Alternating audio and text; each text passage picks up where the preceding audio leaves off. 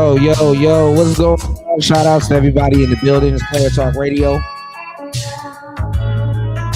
We are back. I'm gonna run that one back. That's my girl right there. I love me some Sally Mata. Hold on. Player Talk Radio. Shout outs to everybody here. Let's go. Closing doors, please.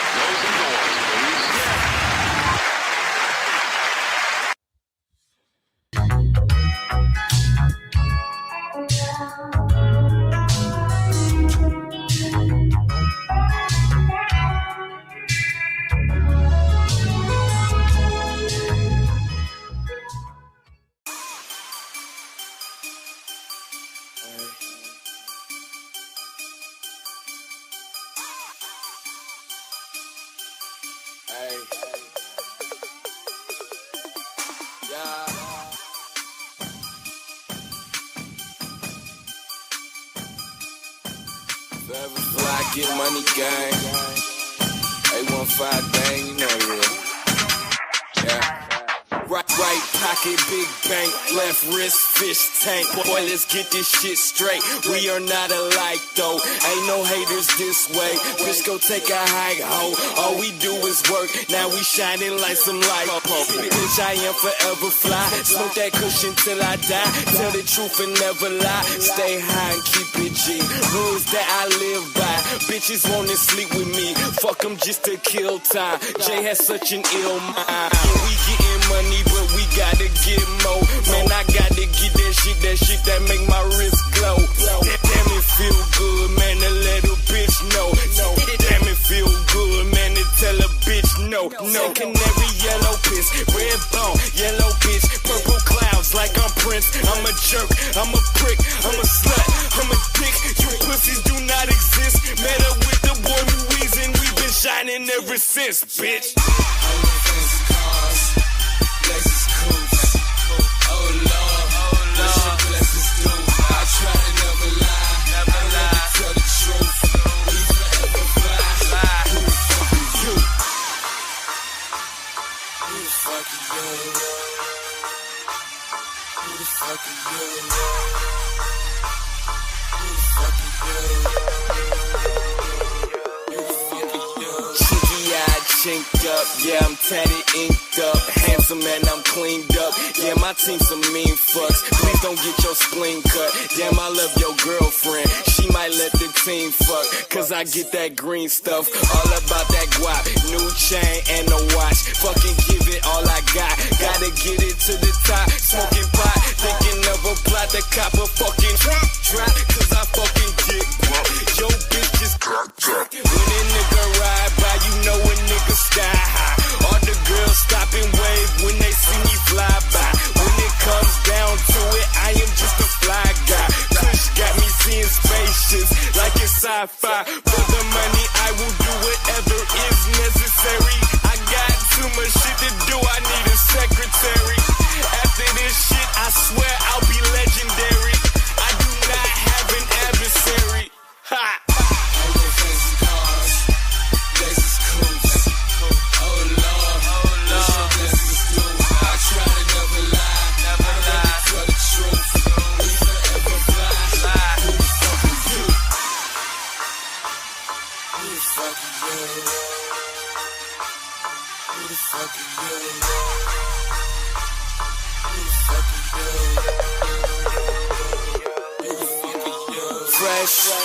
Like a baby in a cradle, trying to get the dollars to just stack them up like Legos. All about my pesos, all about my pesos, all about getting they girlfriends on me webbos. Damsels in distress, in my fairy tale, my fable. Need the double G's and LVs on all my labels. Under no one's legislation, to the top's my destination. Fuck my haters, this is my emancipation. Hypnotize your girl, she just can't explain her fascination. Now her man mad, and he's got me under investigation. Jay's a main topic when they conversate. Party where you congregate. Jay is on some shit you couldn't constellate. They just talking out their ass like they super constipated. Super stupid, mega cannon leaves them discombobulated. When my swag so hard that them copies simply gotta hate it. We are not alike, I'm not human, we are are not related. I want fancy cars, Lexus coupes. Oh Lord, what your blessings do?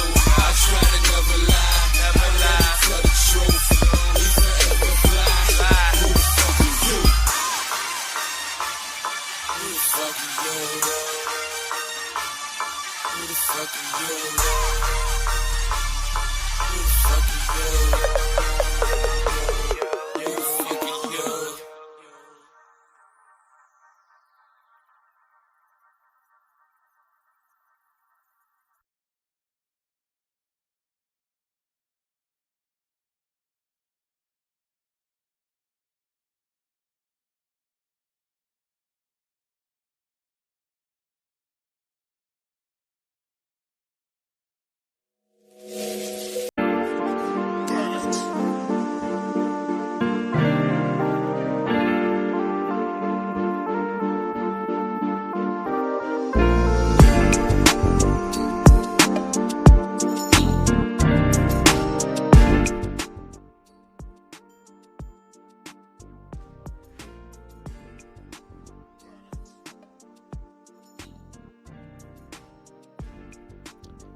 All right, we in the building is Player Talk Radio.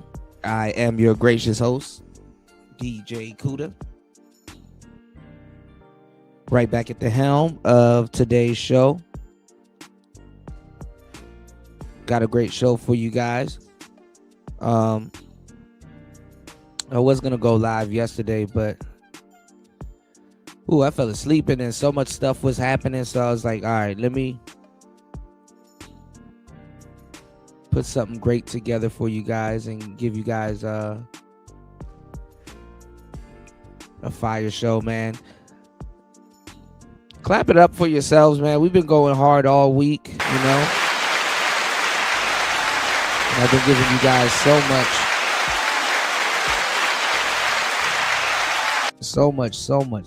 good game. So much information. So much, legendary content, So hopefully you guys, are soaking it up and enjoying it, definitely working hard is really hard. Doing this by myself, so, please share the show so we can get back in the algorithm, and please hit the Cash App and hit the PayPal. We are here. You dig? What's going on, SD? Good to see you. I'm still setting up the show. Wait till a couple more people get in the building. What have you guys been seeing in these YouTube streets? You can comment it in the comment section. And what's your thoughts on some of the stuff that you guys been seeing? 1 second, guys. Shout outs to UFO Kamikaze. Shout outs to Bronze Flat Power God and SD in the building. Yep. Shout outs to everybody here.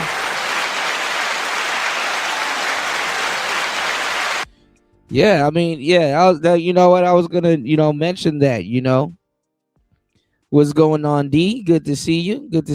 Hold on. Right. For sure, SD. Yeah. Another one like the other one, some more of the same, And remember, I told you guys it's gonna be Anton versus Kwame. Guess what's happening right now? Anton versus Kwame, man. Come on now.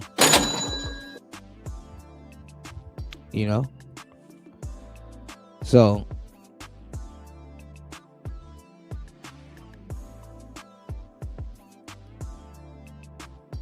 yeah, these folks out here are super obsessive. Like I said, they're gonna blow Anton up. They're gonna turn him into a star. I mean, honestly, that's what if you are about to be famous amongst black people, there's like a boiling point.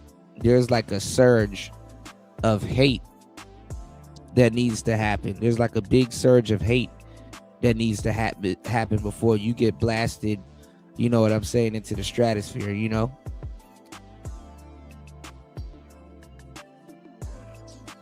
there's like a huge,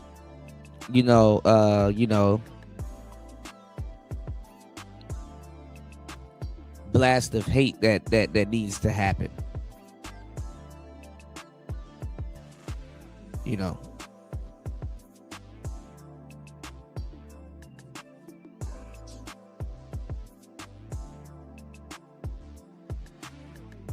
Give me 1 second, guys.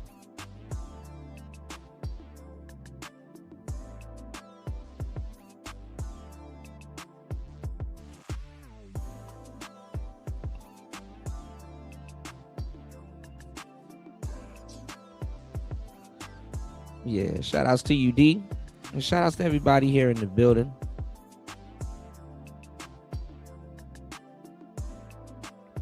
Please support the stream if you rock with the content and been rocking with this all week, month, all year. You know, let me do this poll real quick.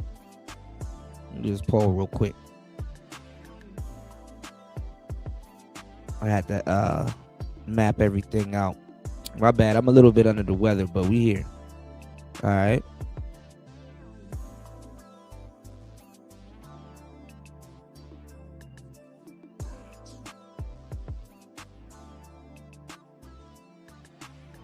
Give me 1 second. So you got a lot of people, man. This Anton hate is crazy. Anton used to do the whole Lapeef thing. He had Fight Club, and there was a lot of different little shows that he used to do.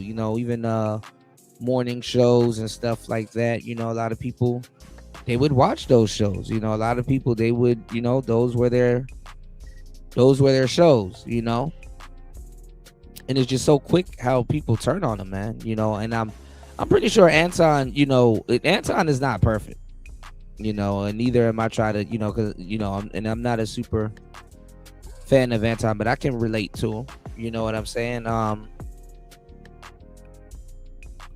lot, for some reason, people turn on you. They turn on you. If you don't do something the way, if you don't do something the way they want you to do it with your platform, they turn on you. If they were secretly hating on you the whole time, they find a reason to turn on you. If you,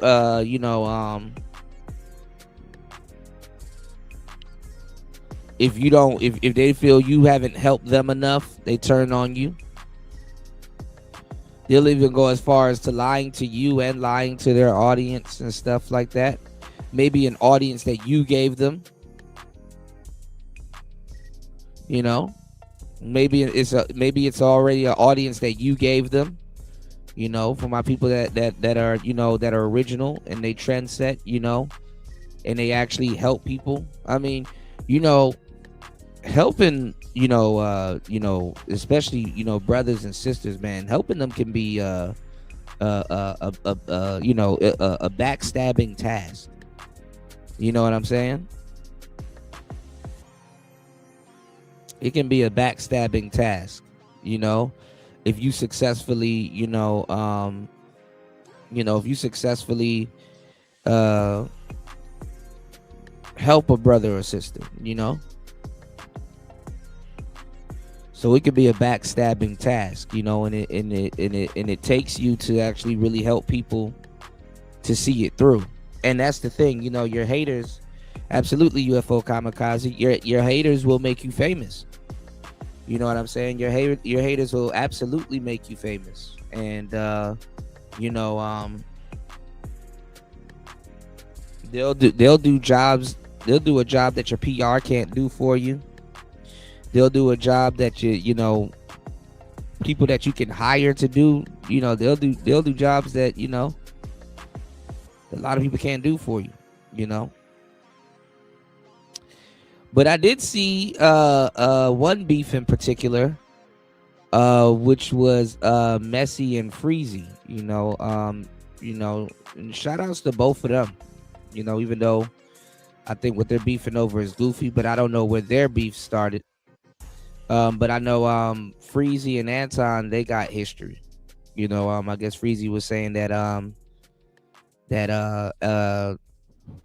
he was doing a show with Anton not too long ago, and then he was like sick, and you know, and he took off from the show, and like Anton stopped messing with him or whatever, and didn't even, you know, inquire if he was okay, if he was doing good and stuff like that, you know, and you know, and whatnot. And you know, I guess it was from a long time ago, you know. Also too, Anton, like all of the people that y'all see Anton over there that he done fell out with, you know. And the reason why, you know, I get it, but the reason why I'm not too quick to say, you know, Anton's the problem and throw him up under the bus is because some of you guys were here for, you know, my story. You know, I didn't do nothing to half the people that tried to throw me under the bus. You know, it damn near none of them.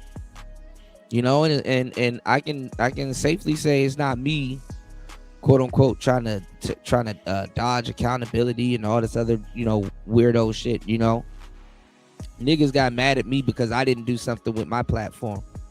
You know, or they have their own platform and they're not doing something with it. You know, and I've, you know, rocket pushed them. You know, if you guys been here for, you know, for everything that I've been through, you would know that I you know, I held the door open and paved the way for a lot of people, you know, that never even sought to look back. You know, I don't even hear from these people no more. You know, they don't come around. They probably Skywatch or whatever. They don't support the platform. They don't come around and, you know,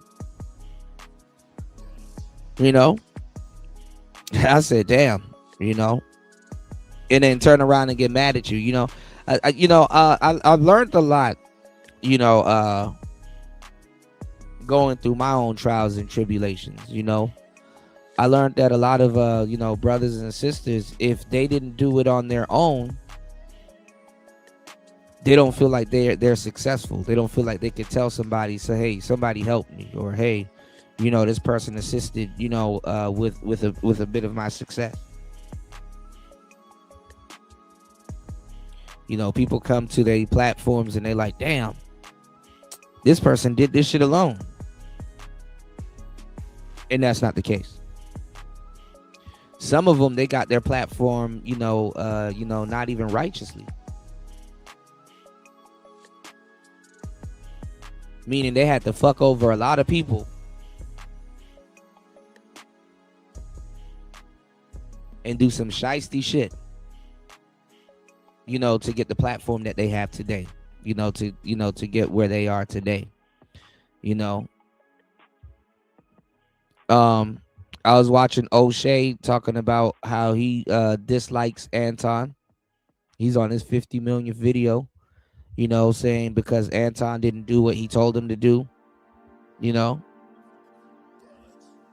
That's another reason why people won't like you, because, you know, they feel like you're not listening to them and doing it on their terms and the way they want you to do it and how they want you to do it and when they want you to do it. And, you know, yeah, that's niggas for you, you know.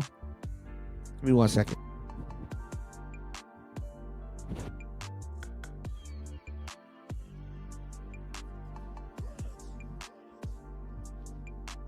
Please hit the like button and support the show.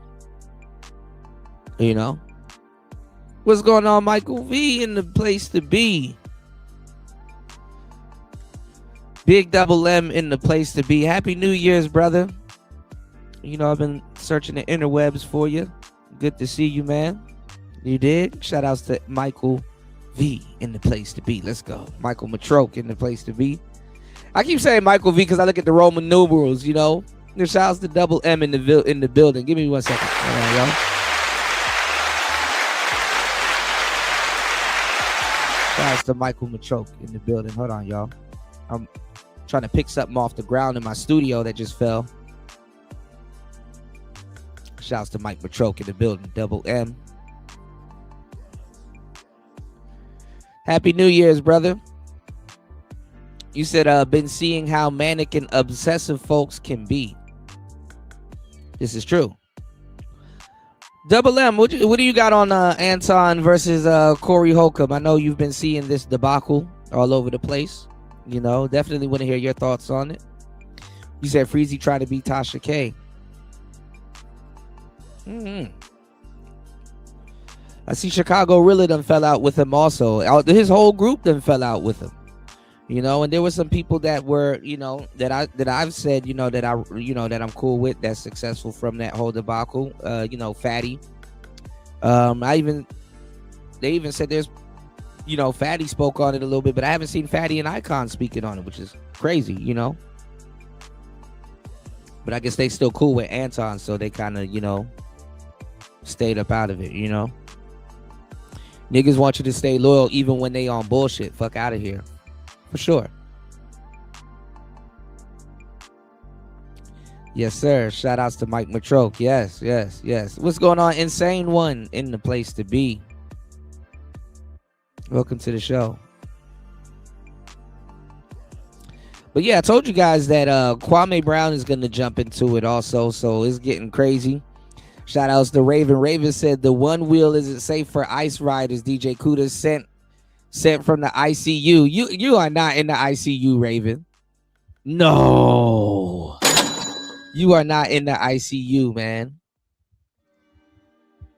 I'm telling you, you know, the GT, I don't know how the GT reacts, but the Pint is the most funniest, not funniest, but the most funnest one wheel to drive in the snow, you know.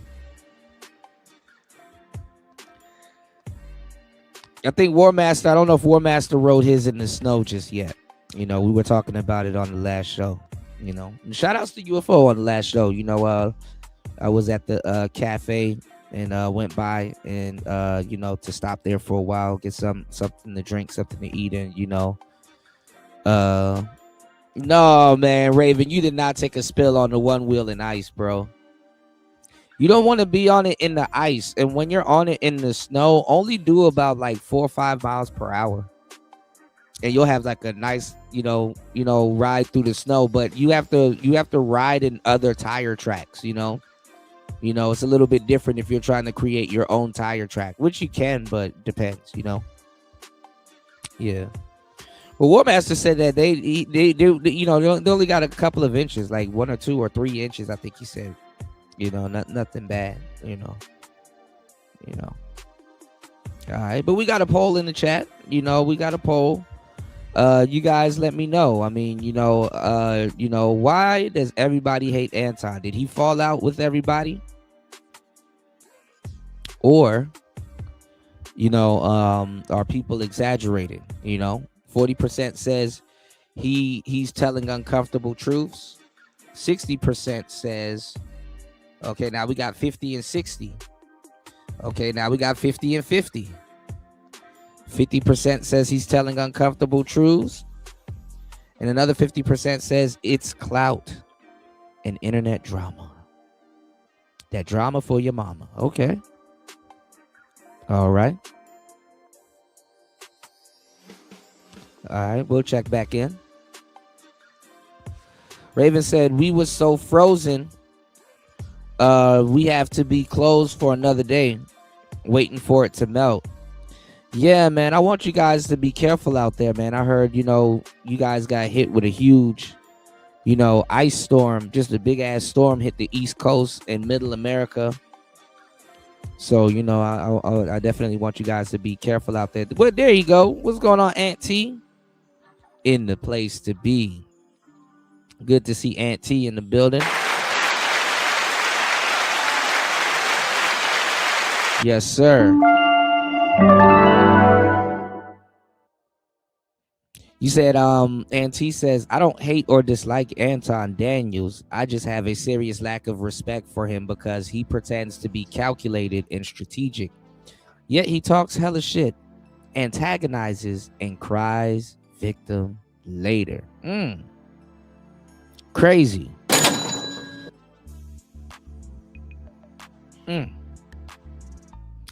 Yeah, he says he plays chess, you know.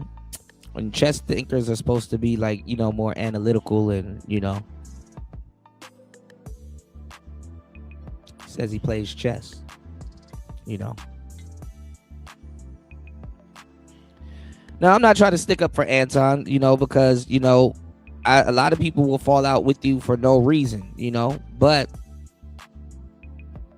you know, you see a lot of black people this week act a fool with the whole Corey situation. You seen Corey move the goalposts and Anton move the goalposts. You know, I think both are hypocrites. You know, I just think that Anton's a little bit more right in this situation. Like I said, before the Corey thing happened, people was going to go in on him that week, you know, and the same thing with Pearl. You know what I'm saying? And, you know, this kind of, you know, overshadowed everything. But now it's going to be him, you know what I'm saying, versus, you know, it's going to be him versus, you know,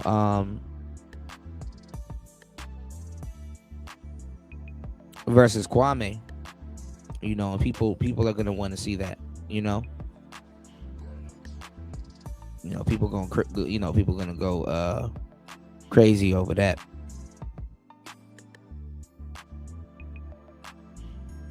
Give me 1 second, guys. Please hit the like button on the way in. Support the show. Please support the show at $PTV 888. That's $PTV 888. That's $PTV 888. So, you know, you had a lot of people saying that, you know, he went up there with like an agenda when, you know, I just saw him, you know, defending himself, you know, because another brother, you know, tried to take it to a violence level. And, you know, then his family got dragged into it. And like I said, you know, there's some inconsistencies there too, but you know, it is what it is. You know, I didn't, you know, respect, you know, Corey dragging his family into it. And, you know, just a lot of little off-bar stuff happens. And, you know, honestly, y'all, this happens, you know, with Negroes, you know, this happens with black people. You know, we dox each other. We don't play by the rule. We don't play by the rules as we should. And, you know, whoop-de-doo, you know. Give me 1 second, y'all. All right, give me 1 second, y'all. I'm still trying to set the show up.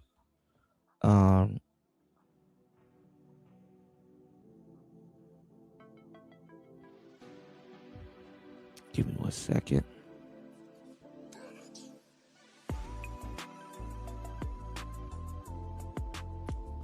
Please hit the like button on the way in. Hold on, y'all.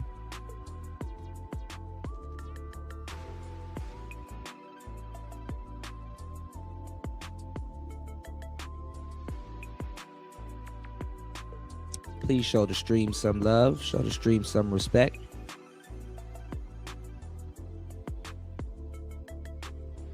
Give me 1 second.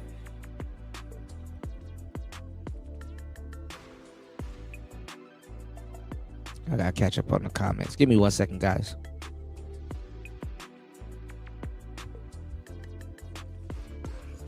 All right.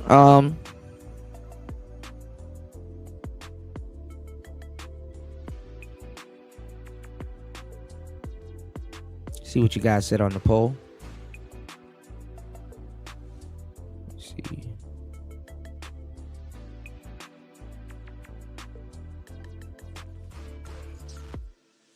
All right, so the poll,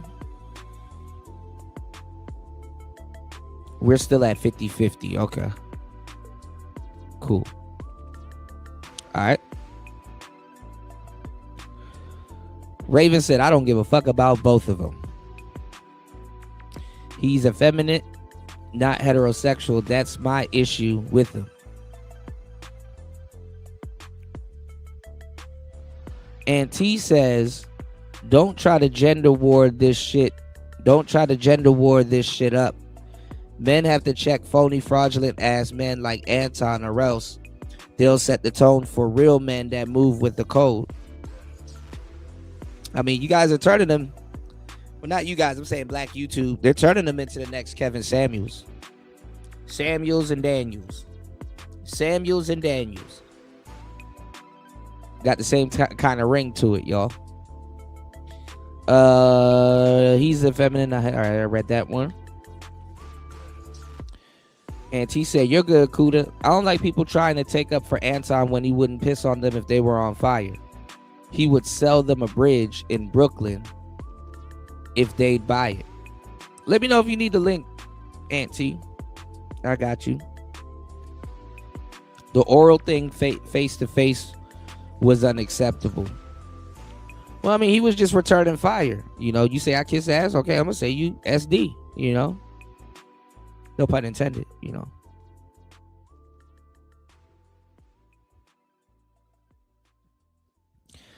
And he said he didn't defend himself though. He just sat there and kept talking when he talked tough and said he would beat the shit out of Corey. But now, yeah, I mean, I'm not gonna lie, you know, people gave Anton, they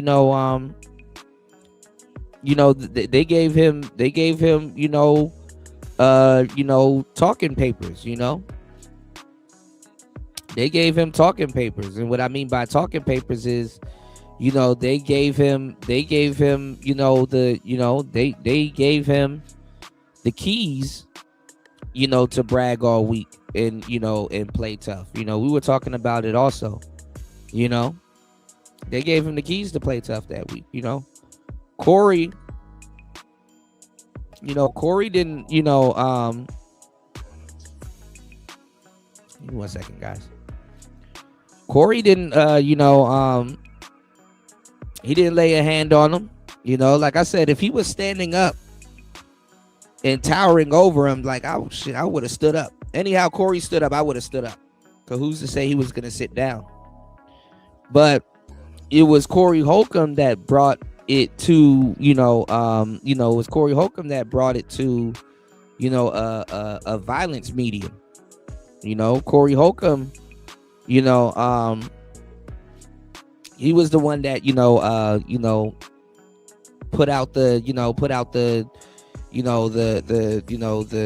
put it in the air that there could be some, it could lead to violence, you know. And, like I said, Anton, to a certain degree, he stood on his two and said, yo, let's go outside. Corey didn't want to go outside, so.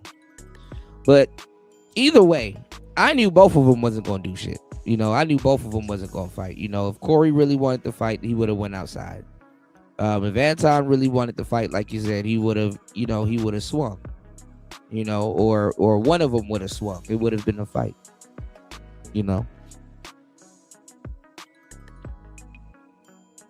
Yeah, but you can't up the ante and say how somebody's going to respond, D.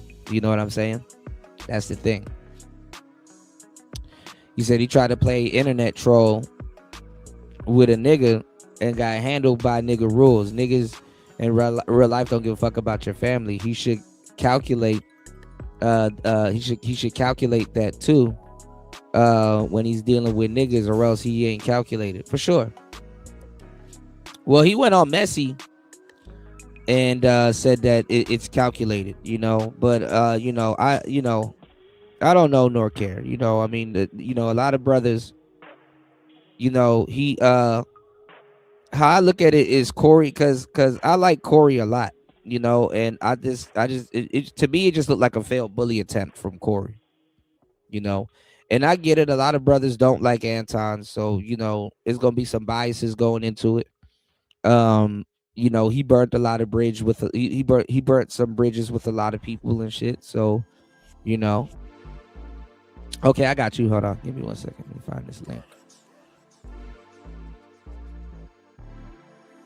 Yeah, he burnt a lot of bridges with people and stuff. So, a lot of people ain't gonna be feeling it,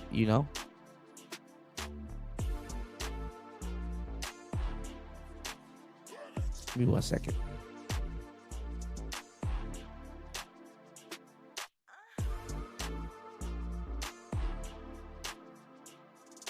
All right. He said Anton tried to flex. I mean, he was answering questions. He was answering questions from Corey. I don't think he went up there to flex or to do half the stuff that people thought he did. But, it is what it is, Yeah, I covered that also. I got clips of that also on this channel. He said he's crying victim and said Corey went too far after he popped all that shit the next day. Yeah, well, I mean, that's the thing. He had bragging rights for the week if he wanted to, but he was running off the Richter. He was out here, on gangster time. So, Corey turned it up a notch. Even though I think it's too far. Corey, literally, what I'm saying is that Corey, damn near could, I don't even know why YouTube didn't do nothing. It's one thing if Anton does something, it's one thing if his followers did something, but Corey damn near nuked this channel by putting that man's child on his put that man's child on his page. YouTube responds better to a fight than a man putting a damn child on his page, in that type of, in that type of settings. Brandishing someone's child on your page, under those circumstances, will get you kicked off of YouTube. He said he's crying victim and saying, okay, yeah.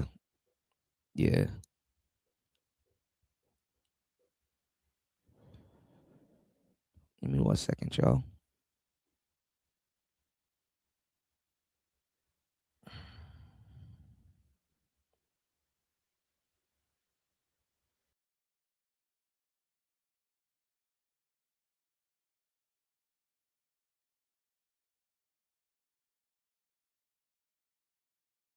Yeah, he's a comedian. It is what it is. Yeah, but I mean, when you beefing with somebody, even though, like I said, a comedian's the last person you want to beef with.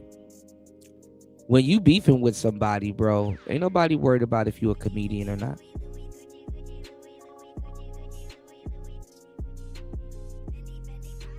Ain't nobody worried if you're a comedian or not,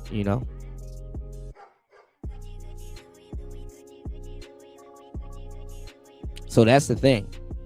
You did. You said everybody's on gangster time until they run into some actual gangsters. Trolls are no different. Everyone thinks they're a troll until they deal with the real troll. Troll will ruin your life. Yeah, that too. And then also too, when audience members trying to beef with content creators, and then the content creators start handling them like audience members, then they get mad. Oh, here go Auntie right here. Shout outs to Auntie in the place to be. Let's go. Hold up.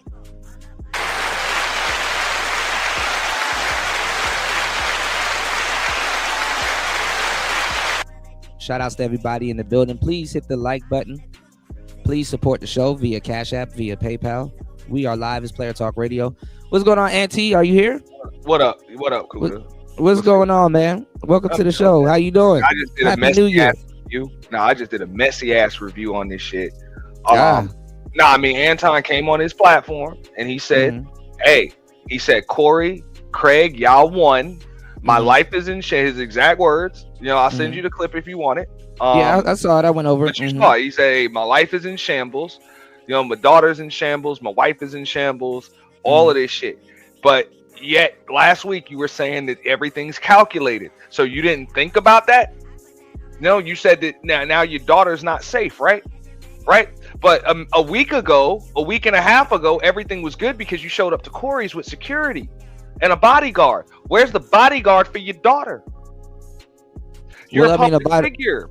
If you're going to do this stuff for clicks and views, cool, I get that. But clicks, views, going viral, that comes with a price, and you have a family to protect. Well, I mean, he showed up with a bodyguard for him and Mika. He showed up with a bodyguard for himself, but in the meantime, you telling me your wife and daughter are at home with no bodyguard? Well, I don't know if they at home with no bodyguard, but I'm saying, he's fearing for his daughter's safety. That's what he said. His words, Kuda. Wait. All right, hold on. I'm a little bit confused. All right. So you said that he got a bodyguard for what's going on, El Nix? Good to see you, bro. Happy New Year's. Wait, you said he got a bodyguard for for himself. He had a bodyguard for himself. He's like, I got security. He was at the show. His exact words to Corey were, "You ain't." Hold on, he was ahead. at the show. He was at the show with Mika and his bodyguard. Yeah. Yeah. So I think he had a bodyguard for him and Mika. Okay. And what happened was he wanted Mika to get on the show. She didn't get a chance to get on the show.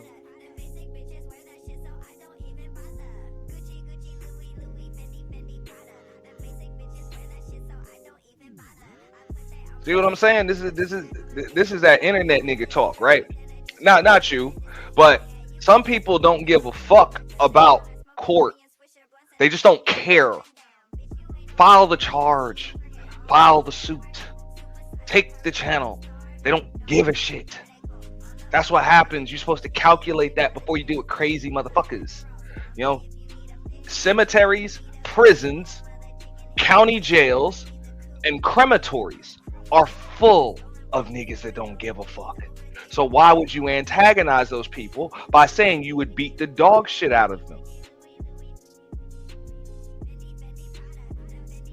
Okay? That's what I'm saying. When you antagonize somebody that doesn't give a fuck, they might handle you like they don't give a fuck. So I agree with you, Kuda. You know? Hey, Corey really can't dictate how Anton responds when he said the kissing white male, Caucasian male, ass. I get that. I agree. 100 on that.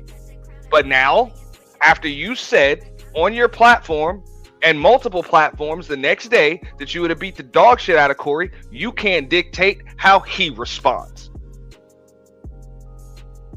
So where I'm from, you don't antagonize motherfuckers like this. See, this is why hood niggas and dope boys don't pump dope out of their mother's house.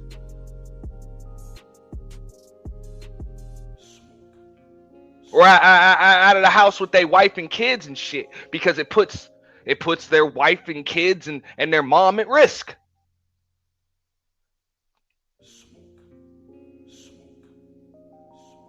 No. Like I say, a wise man knows how to handle conflict, but a wiser man knows how to avoid it.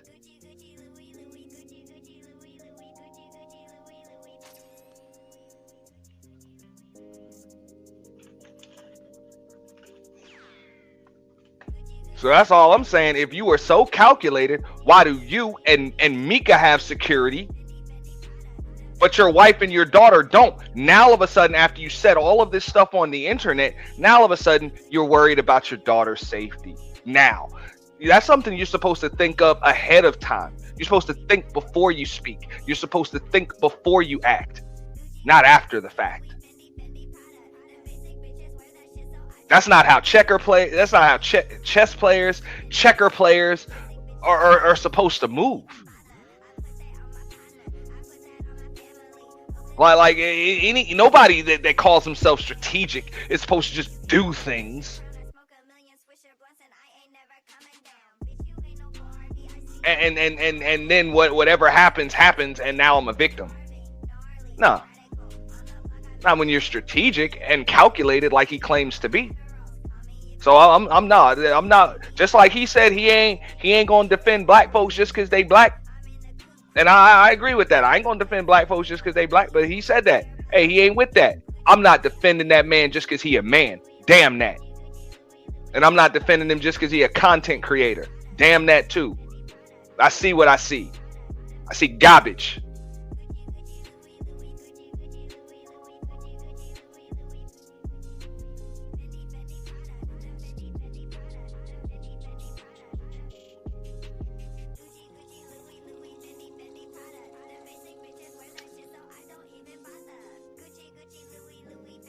Because I get it. Saying all of that stuff, on a panel, I think we might have lost Kuda if you're still up here, bro. I don't know. But, yeah, saying all that stuff on a panel, on a panel, StreamYard link, whatever, I get that, whatever. What's somebody gonna do to you? I mean, unless they actually gonna pull up. But you pulled up live action to a podcasting studio. Yo, you lucky that chick Mika didn't get her head cracked wide open when Corey walked up on you. Like, for real. You lucky some chick in the crowd or somebody in the crowd didn't just bust her head open just to create a distraction. Real quick.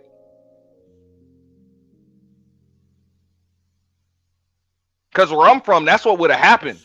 You know, you start talking all tough and your chick is in the room too. Somebody would have just bust your chick in the mouth. And is that logical? Does that make sense? Probably not. But it would have happened.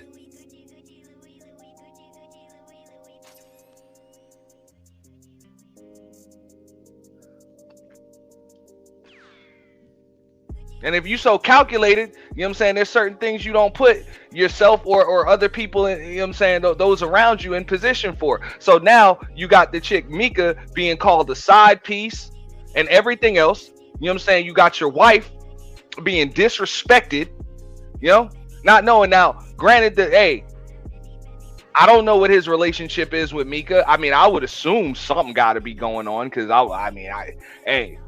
don't know no man that would be who could have a wife that's cool with him flying across the country and around with this Mika chick as fine as she is, and wifey ain't there too.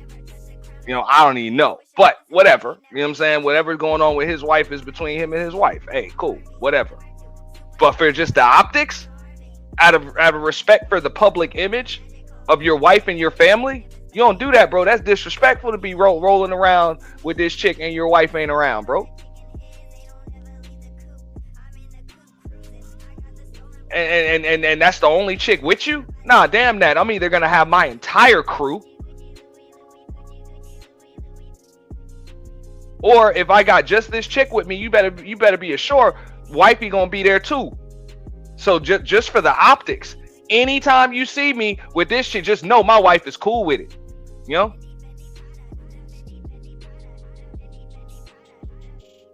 But now, wifey got to answer questions. Mika got to answer questions. You got to think about that before you put them in that position. If you're the boss, if you're the one that makes decisions for everybody, you think about it beforehand, not after the fact. That's all I be saying, man.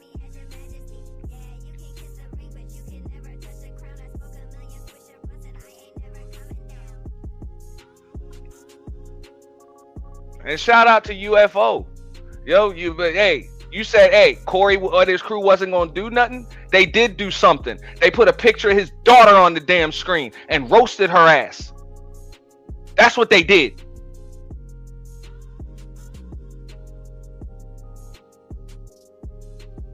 That's what they did.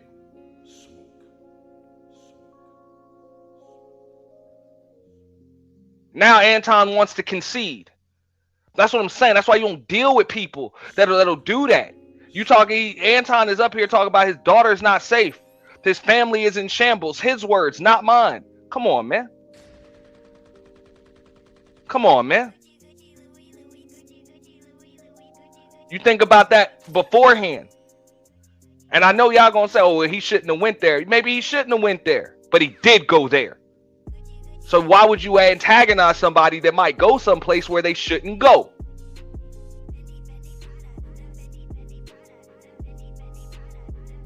Because I know that, you know what I'm saying? We know this as men. There are certain situations that we're not going to put our kids or our mother, you know what I'm saying, or our family members or our wife or whatever in. Regardless, we already know if we get into some shit, yeah, that wouldn't be the real nigga thing to do, for somebody to bust my chick with a baseball bat. But niggas will do that shit. So there's certain situations we just don't put them in. You know?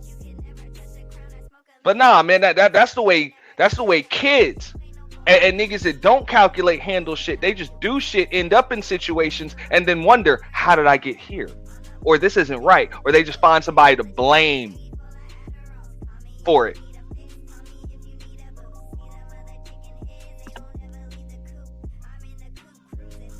No?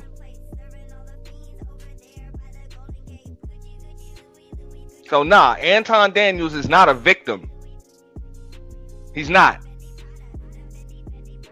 He said it, his words as well. He said this ain't about, he's like, ain't no beef. This is about calculated moves to gain more visibility. Congratulations, you got more visibility. You, your wife, your daughter, Mika, everybody got more visibility. That was your goal, right? Damn shame, man, when you give somebody what they actually say they wanted. Yeah, come on, man. That's what I be meaning, man. When it come to this space, you can't even talk to men like men. Grown ass men want to talk to me like a child would, or like a immature fucking young lady or woman wants to talk to me when she wants to dodge accountability or some shit. Like, the fuck out of here. Men, we don't fucking move like that. We avoid these situations because we got too much at stake. You know, when you got employees, you got a wife, you got kids, there's certain things you don't risk. And you damn sure don't do it for clicks, views, especially when you've already built a platform for yourself.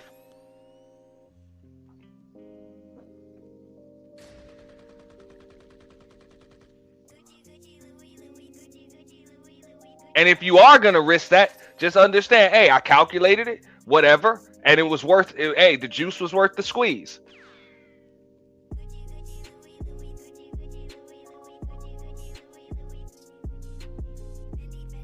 But ain't nobody going to tell me they a strategist and they don't specialize in counter strategy. Like, come on, man.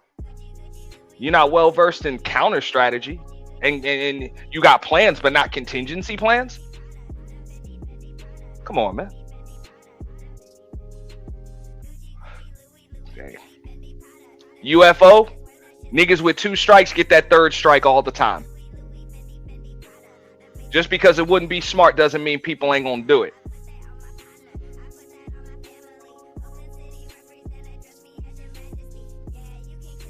You know? So you can play roulette with your life, you know, if you want to, because a nigga got 2 strikes and just assume he ain't gonna risk the 3rd strike on you. But if that nigga decides to get his 3rd strike on you, now you're a victim. Hey, this nigga goes to jail, but you're still a victim. So are you willing to be a victim just to give somebody their 3rd strike? Like that's stupid. And that's what I said this a long time ago. I said it when Fantastic came on live stream and decided to fight. I was like, this is not good, because people getting punched in the face for views. Now, granted, he didn't really like lose any fights or anything and sparring, but I was like, yo, people about to start getting punched in the face for views, and this is not smart. This is not smart for YouTube. Be careful. Somebody going, and sure enough, what did that lead to? It led to a bunch of other motherfuckers starting to come on streams and get knocked out just to be seen getting knocked out. And doing it for free too. Doing it for free just to be seen. Just for visibility. Like, come on, man. So, nah, I'm not gonna, I wouldn't do that. As a man, you don't do that. You know?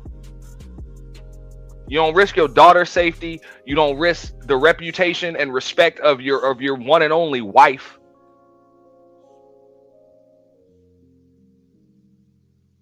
For some views. You don't do that.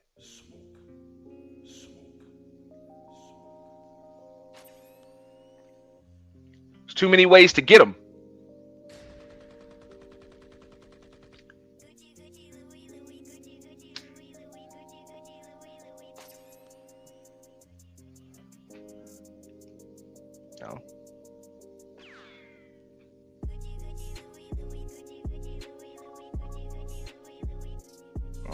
And Corey said straight up, he said, look, man, I'm a dirtbag.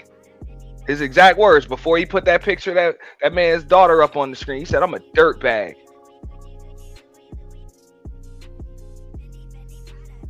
That's what happens when you're dealing with a dirtbag. They might go to a place that you would never go. So you avoid dealing with them people. Like, that's all I'm saying. You don't deal with people, you know what I'm saying, unless you're willing to meet them on their level.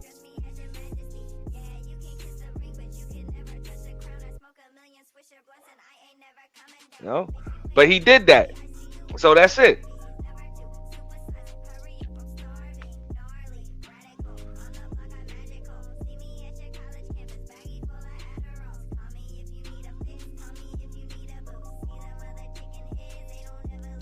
And look, I done been through my shit on YouTube, and I get it. Everybody thinks they a troll dealing with me until I take that trolling shit to a whole nother level, and then they start crying victim. Whatever. You know? Corey just got a larger platform. Anton got a larger platform, and they got a lot more attention. But hey, if he didn't do it, old boy just would have kept popping his damn gums. So do I agree with it? Is it something I would have did? Probably not. I probably wouldn't have did that. But hey, I ain't going to just like I wouldn't tell Anton how to respond to Corey. I ain't going to tell Corey how to respond to Anton. Hey man, that's what you felt needed to be done. Cool. That's between y'all. Whatever. You know? He willing to risk his platform.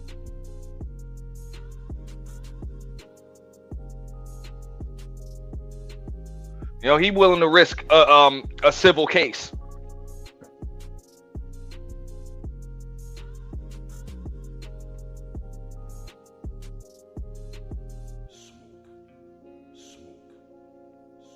So when you're dealing with somebody that's willing to risk all of that, hey,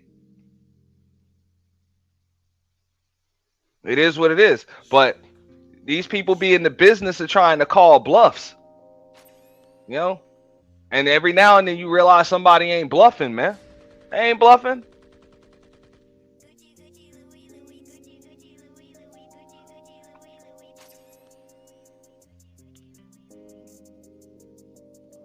So I'm just saying, I get it. You know, people said, "Oh man, well, kids are off limits." Where is that written on the wall?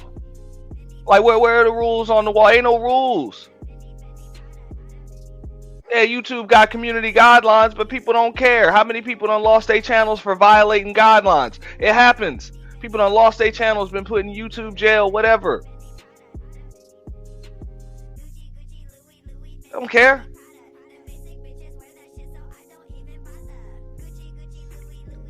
So when I'm dealing with somebody that doesn't care, I either gotta not care too, or I gotta avoid that person at all costs. Anton did neither. So whatever. That's an L. And he even said, hey, I lost, y'all won.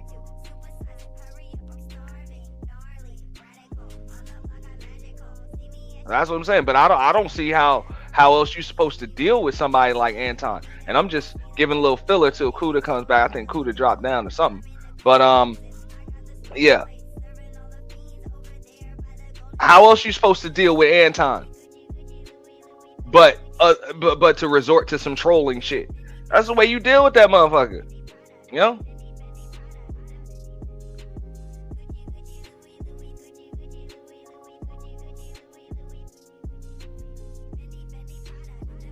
That's how Kamala should have dealt with Trump.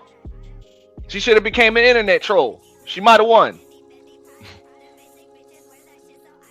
You know?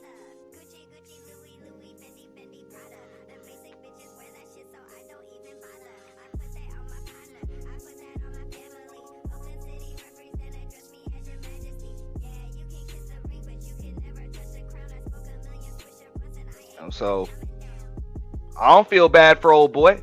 You know, you wanted to go viral. You did that. You know, now you crying and threatening to put cases on people. Welcome to the internet. Whatever. You know, where victim support groups are the new cool kids table.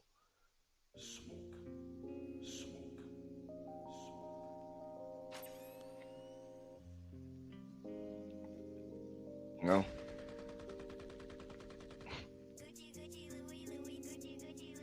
So I said that's the difference between internet niggas and niggas on the internet. Every now and then, you're just gonna deal with somebody that just does not care, and not only are they're not gonna go back to their platform and go back and forth with you. They're just gonna blast your daughter, or your wife, or your mother or something. That's it. Like, damn that, I ain't dealing with you.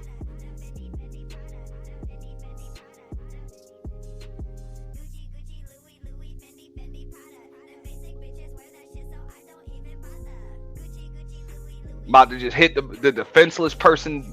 I'm gonna hit the defenseless people around you that you can't protect. How about that?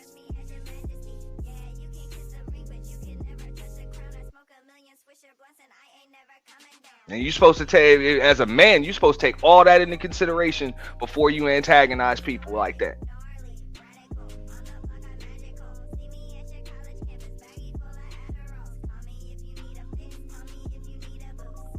As a man.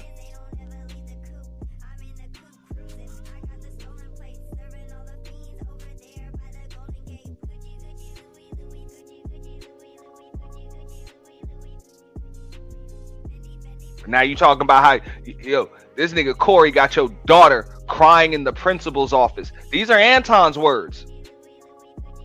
Now, had you known all of this talk, all that tough talk, because I don't even care about the show.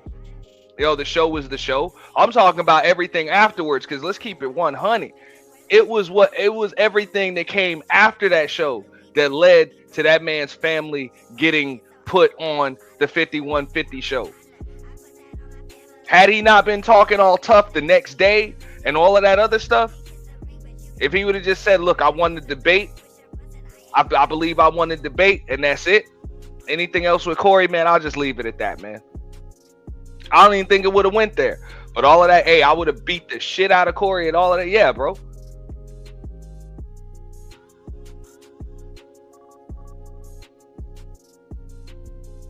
That shit struck a different nerve, man.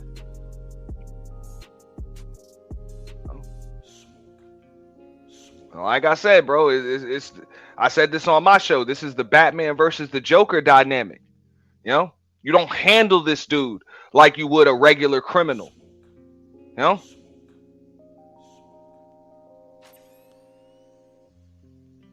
because he might not be a regular criminal.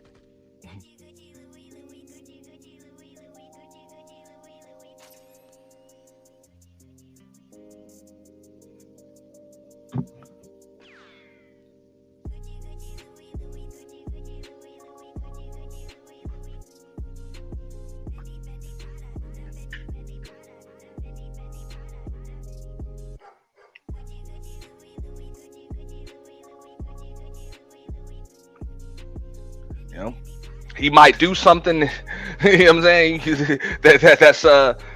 that you can't come back from. So if you'd have known that your daughter would be in the principal's office crying, your wife was going to deal with that backlash, you know what I'm saying, Mika was going to get tried like she did and all of that other stuff, you probably wouldn't have been talking all tough the next day.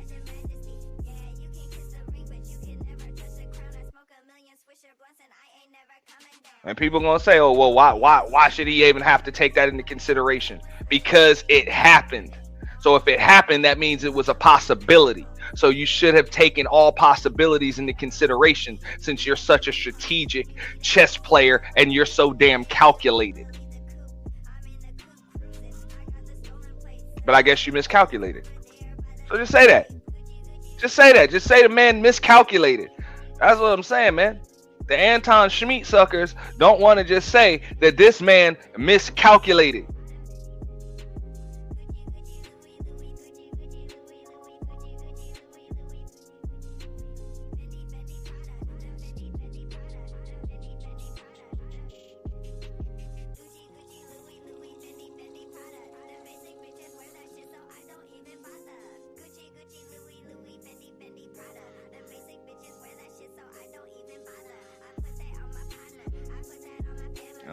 But I get it. Like I say, internet niggas is going, oh, but the talking points in the debate,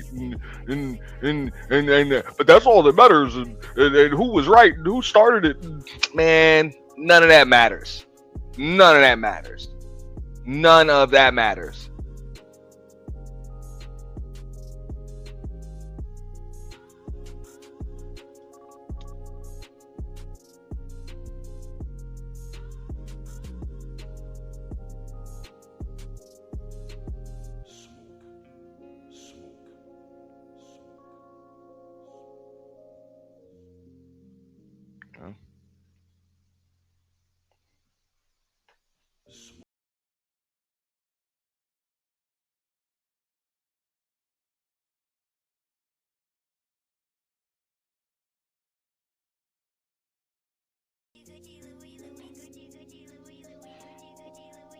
But I would agree with what Kuda said earlier. Hey, yo, you said that man was kissing, Caucasian male ass. And then, Anton responded by saying, hey, you're sucking black folks schmeat. Okay, whatever. That was a rebuttal for what old boy threw at you. But hey, you dealing with somebody that had no respect for you. That's why he said that to you. And then if you said anything to him to set him off, hey, he was going to walk up on you and dare you to say it again. That's the way it is sometimes. When somebody has no respect for you, they will disrespect you and dare you to disrespect them back. It won't be fair. So yeah, Anton was right about that. This is just my take on it. That situation, yeah, Corey tried to bully him. And for whatever reason, whatever, Anton walked in the room. Maybe it was his tone. It was something, the way he was talking to him. Whatever, he sized him up and just realized, I don't like this nigga. I'm about to punk this nigga. He ain't have no respect for him. Hey, it happens like that sometimes. And that's what I'm saying, man. We men, and now we moving as if we don't know how men move. Sometimes you can walk in a room, not show anybody disrespect, but nobody respects you. You either have to earn that respect or you got to leave the damn room. Or you never should have been there in the first place. That's how it works.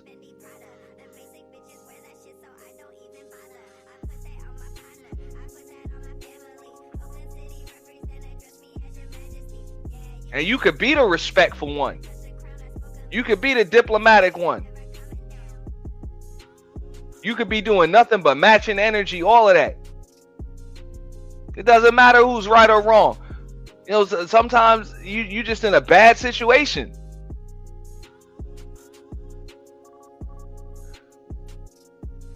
So I don't understand how everybody or all of these people all of a sudden just don't understand the rules of the world. Like the rules of the world.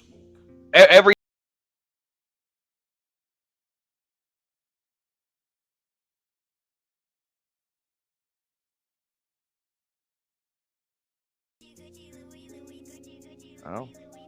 shout out to the big homie. Hey, it don't have to be your fault for it to be your problem. You don't have to do anything bad to end up in a bad situation.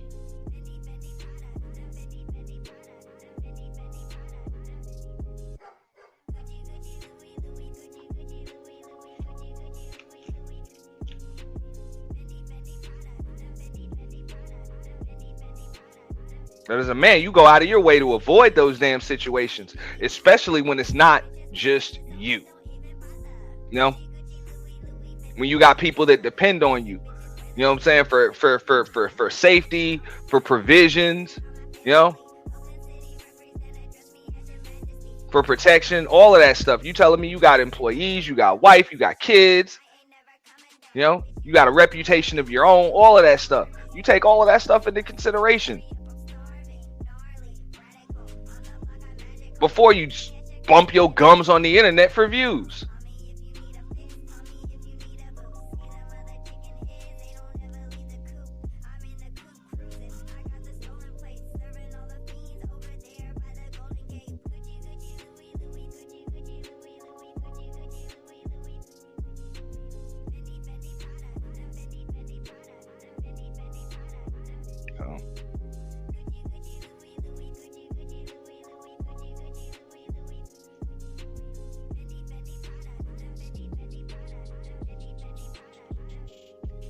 And like I said, for that situation right there, some people, some people see a glass as half empty, other people see a glass as half full, right? All right. So when they bring up the Zoe Williams situation, some people will see that as, look, Corey can see that as, look, I already got enough shit going on, and I don't want nothing else, man. I ain't trying to lose my platform or nothing else, man. That's enough. Boom. No more BS. And then he might see it the other way, like, whatever. I already got enough shit, man. What's another one? Who cares? I'll take another one. Screw it. You never know. But we're looking at it from the a lot of folks on the internet, they're looking at it from the perspective of, oh, well, he can't risk everything. Some people will risk everything because they feel like they've already lost everything. You don't know. That's why you don't antagonize those people. Like I said.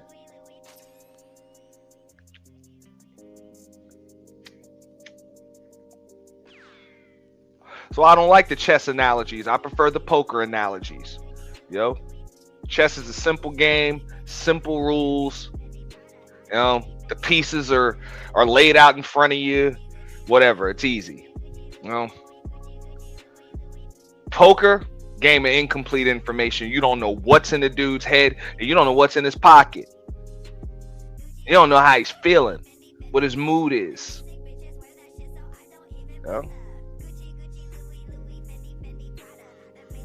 You don't know how he's reading the situation. You might have to assess the situation and make the most optimal play, but hell, you could be wrong. And you might just have to get lucky to get out of it. That's how it works. And sometimes you done went so far with it that luck ain't even a factor no more, because the last card is out. But it's a game of incomplete information. You don't know. No. A dude could have his rent money on the table, or son of a bitch might have hit the lottery yesterday. You don't know.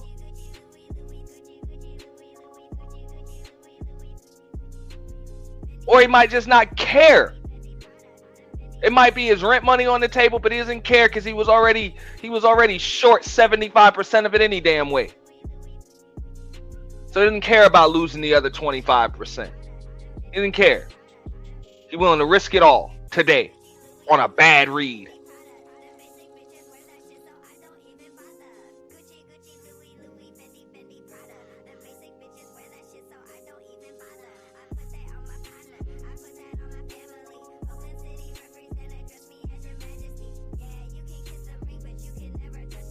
And hey, you can even have the best hand. Doesn't mean you'll still win. There's more cards to come. And you don't know what they're going to be. So ask yourself, are you willing to risk it all right now? Because even if you're a 95% favorite, every now and then you'll still lose. Like it happens like that. So, but I get it, that's going to go over a lot of people's head. But, that's life. You have all the odds in your favor. And still end up a loser.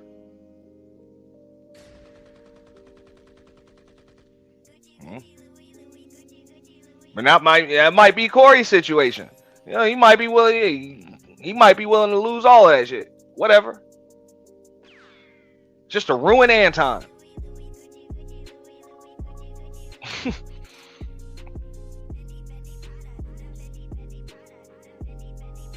Somebody that's really smaller than him in the grand scheme of this whole internet thing. Real. Sounds crazy, right? It sounds crazy when you think about it. Are there people out there that will literally use a pistol to delete a church mouse? Will they use a flamethrower to murk a mosquito that's inside their house already. It sounds crazy to do that, right? But some people will do it.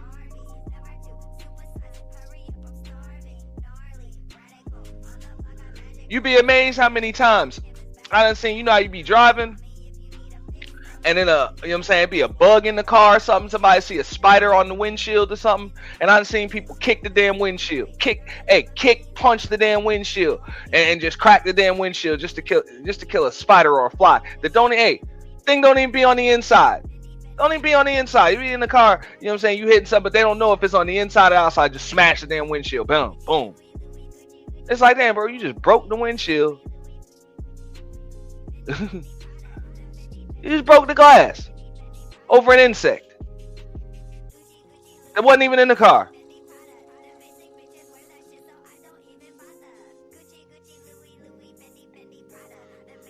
Whatever. Oh.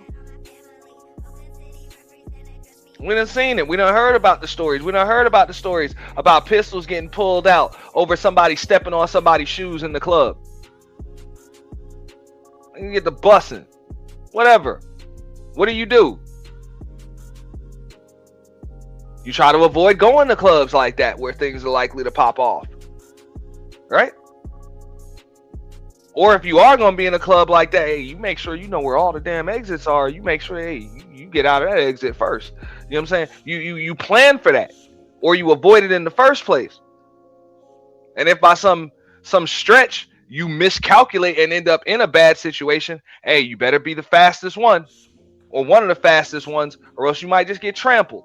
Like, that's how it works. No.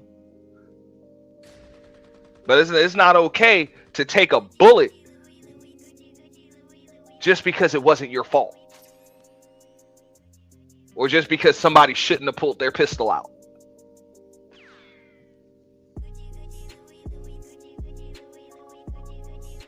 Like, for real.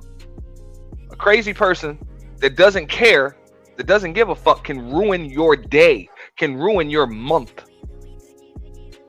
Like, it can easily just be the worst day of your life.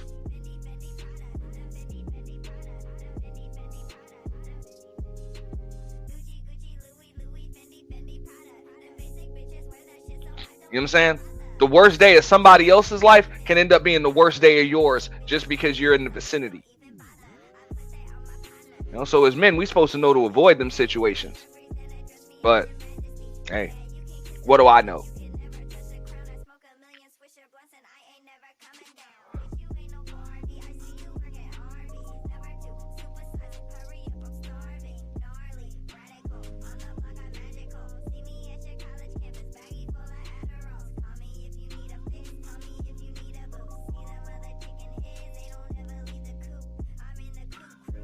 Yo, and UFO.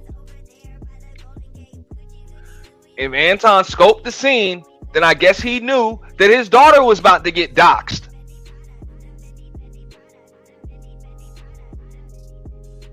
I guess he knew that.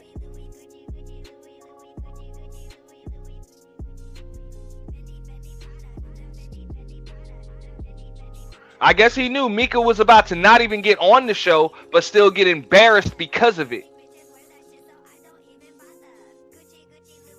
Since he scoped out the scene.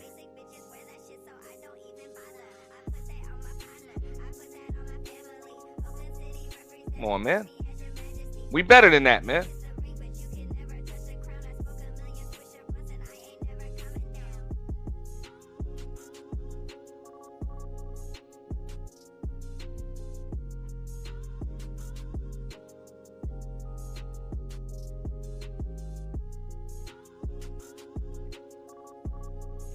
So that part is over. Like, hey, the show, I said it. I'm like, they both took an L as far as I was concerned that day. Anton took an L, you know what I'm saying, by letting a grown man walk up on him without, at minimum, just creating some damn distance.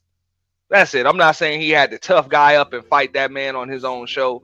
Nah. But when he gets out of his seat and walks up on you, you can't just let a man come up in your face, man. You at least got to back up, create some distance between the two of y'all. You either move backward or forward, but you don't stay seated. So that's an L right there. you got slow reflexes. But Corey takes an L too by walking up on that man with hostility and not actually punching him. You know, yeah, they both took an L, but that's over. I'm talking about all of the fallout afterwards. That's all I'm talking about.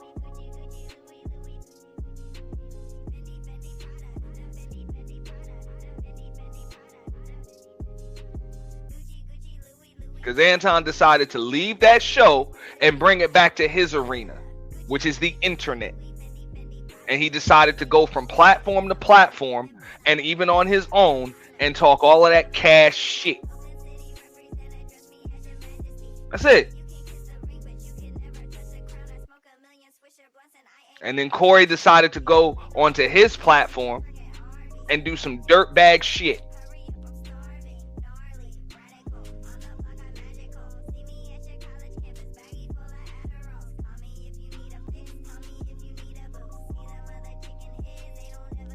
You can't tell me that you calculated, but yet you don't understand the basic concept of cause and effect, or reactions versus actions versus reactions. Come on. And you supposed to be schooling me on manhood? And you don't understand the basics of actions and equal and opposite reactions. Cause and effect. Boom. Repercussions. You don't understand that. Come on.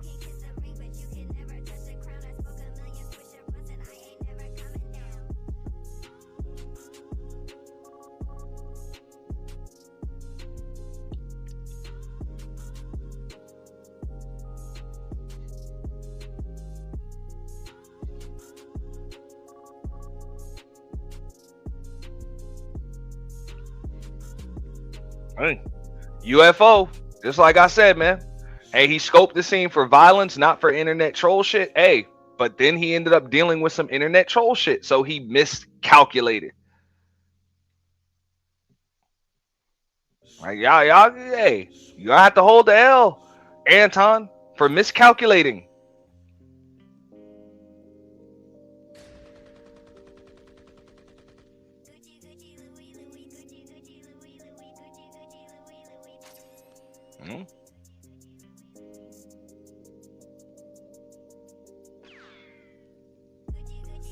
You know, he didn't think Corey would do it, and Corey did it.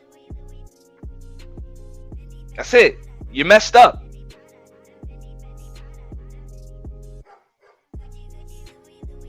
It sucks when you give people options A and B and they choose C. It sucks. It's like, damn, that wasn't even an option. You just made up a new option. Damn. Sucks. But it happens like that sometimes.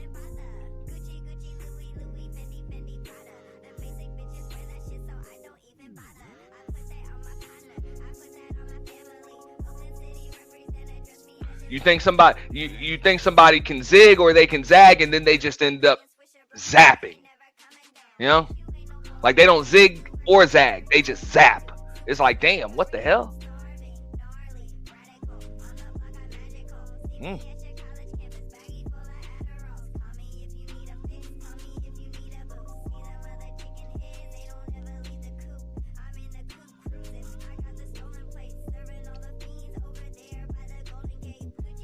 So that's all I be saying. I'm like, look, whether that shit was right, wrong, called for, I'm sorry, whether it was right, wrong, appropriate, doesn't matter. Doesn't matter.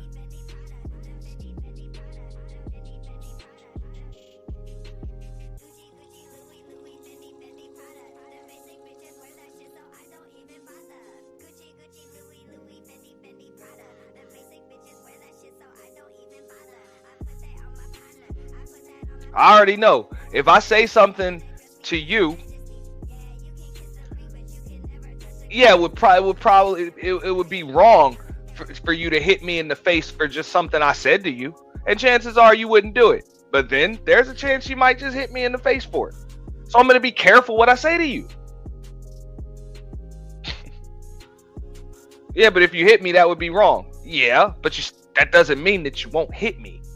You know, like for real. Come on.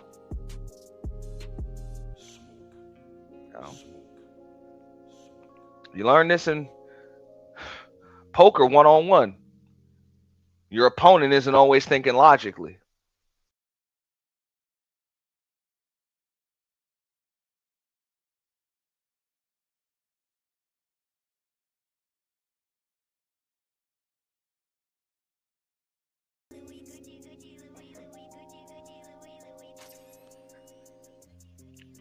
Real shit. Even professional players will tell you the only tougher opponent than somebody that knows what they're doing is someone that thinks they know what they're doing but doesn't have a clue, because it's impossible to plan for them.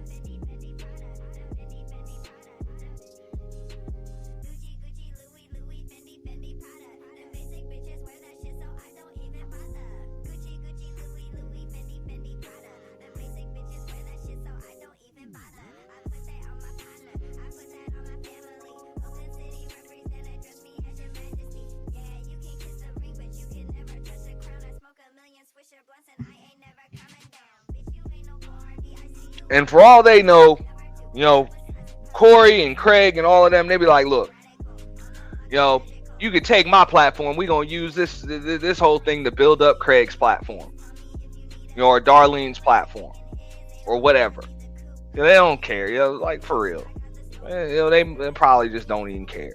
Like when you dealing with opponents that don't care, bro, you can't deal with them like you would deal with other people that care.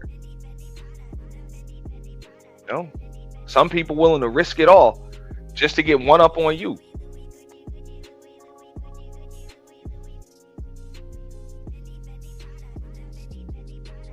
And I agree with that. No lawyer in their right mind would have advised Corey to do that. Absolutely not. You know, absolutely not. But you know, a lawyer is probably gonna make the case of its mutual combat, whatever. You know. And yeah, you might have to deal with some YouTube jail, you know, some social media jail, whatever. Corey might be like, look, man, I make my money doing shows. I don't make my money on you. I don't care. You know, whatever.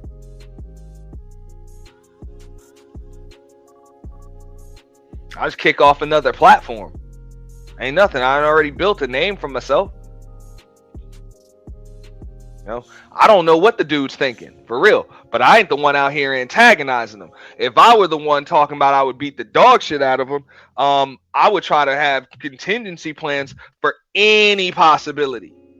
Any possibility. I would try to have a plan for whether or not he ignored me. I would have to have a plan for whether or not he actually, you know, doxed and showed my wife and my daughter. I would have to have a plan for whether or not he just said, hey, he would have beat the shit out of me. I would have had a plan for every single possible scenario if he was the one that I was antagonizing.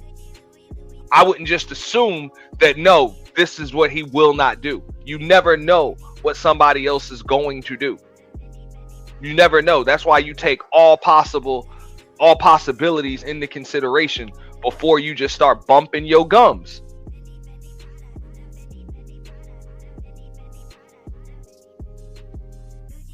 And Anton's supposed to be well versed in this. Anton is a you know what I'm saying? He's a YouTuber.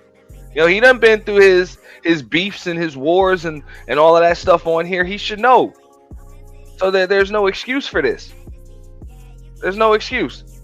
You know, some people you gotta ignore. Some people you gotta go there with. You know?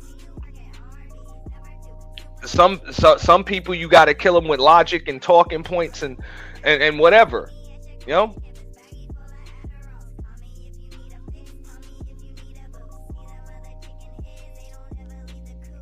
So, hey,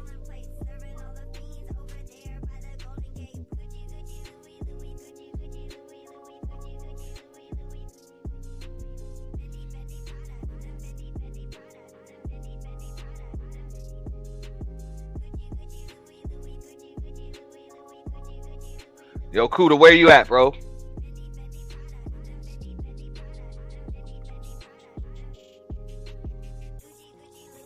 Man, Kuda got me up here. Dolo.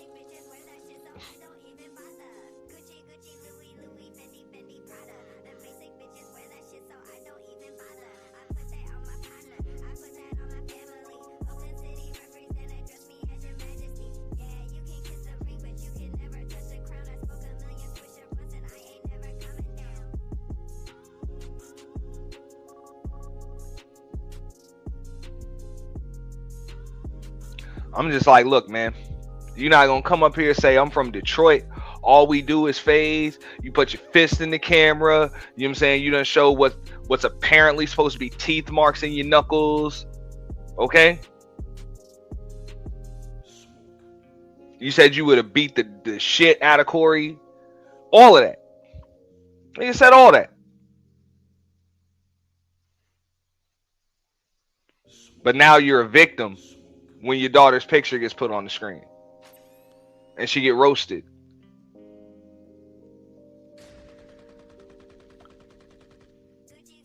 You know, and I said this to Anton a while ago. You cannot use your wife and your daughter as a talking point every time you get into an argument about black women and say that, oh, I have a whole black wife and a whole black daughter. You cannot use your wife and daughter as a talking point, but then cry victim when people use your wife and your daughter as a talking point against you. And Anton has been doing that for years. And a lot of people on YouTube like to do that. They like to put their kids on community tabs and live streams and use their kids and their spouse and their family members to win arguments and debates. But then when somebody decides to go there with their wife and their kids, now all of a sudden, oh, but we supposed to leave kids and wives out of it. Like, nah, bro. You're not just going to use your wife and your kids as a projectile weapon every time your ass wants to win an argument or a debate against me, but then get mad when I use them against you. Not gonna do that. So I've had that. And of course that went over everybody's head. And he ain't the only person. A bunch of people like to do that. I don't know where he's always told people, bro, you don't want your kids, you know what I'm saying, your kids getting slammed or roasted on these damn live streams or these videos. Keep them off of the internet. Keep them off of community tabs. Keep them off of damn, you know what I'm saying, live streams. Keep them out of the backdrop. Don't bring them up.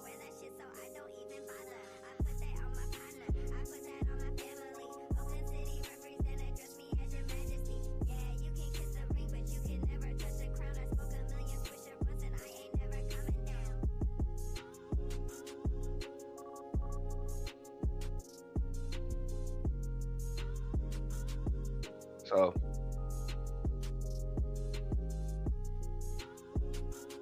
but again, that went over everybody's head. Oh well, you kids are off limits. If kids are off limits, why did you just bring up your kid? You brought up your kid. You know, Anton was going at it with Tyranny and some other women and real shit. We remember this ain't even the first time this has happened. Real life with Yanni punked them like, what was it, a year ago, 2 years ago? When she put wifey and daughter in the thumbnail. And Anton came on the panel and copped a plea to get him off, to get her off the thumbnail, yeah. So this ain't the first time that happened. People done already went there. So to tell me that you didn't calculate that, because this has happened to you before, and you didn't like it then when it happened before. See, the thing is, he didn't know that Corey would go there and do that. Surprise? Surprise! That's why I said on my stream earlier, hey man, You lucky Mika didn't get bust in her face while she was sitting in the crowd, and your bodyguard too.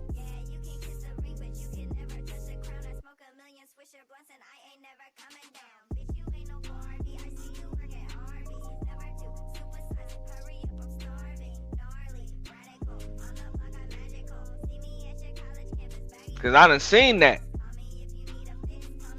I done seen dudes get into it in the club, and the first person to get smacked, get busted in the head is the dude's chick. Somebody just come from the side, just busted his chick right in the head, or his homie or something. You know, you the one that's supposed to be in the altercation, but your homie or your girl get hit. Bam. Yeah, but that's wrong, man. That ain't right. Yeah, but yeah, that's what is. Don't matter what's right or wrong. It just is. You know? You know? I don't deal with right. I don't deal with wrong. I don't even deal with facts and logic. I deal with reality.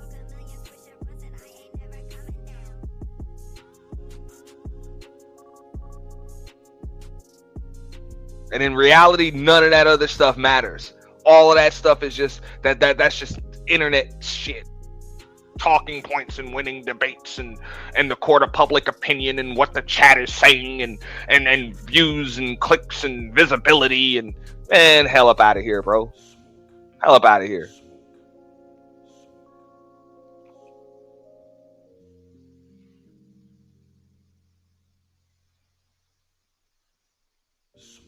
In real life, people will ruin your damn life, man.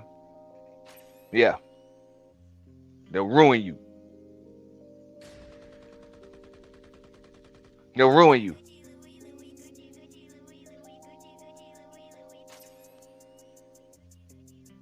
And no, they're not gonna try to go after your platform. They're not gonna try to cost you views. They're not even gonna try to cost you money. They want your sanity. They want to make your daughter cry. They want to harass your wife. They want to turn your side chick into a spectacle, into a joke.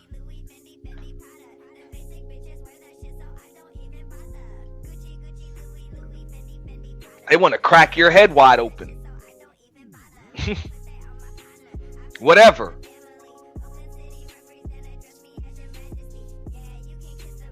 Why? Who knows? And people ain't wrapped too tight, so they do crazy things. Oh.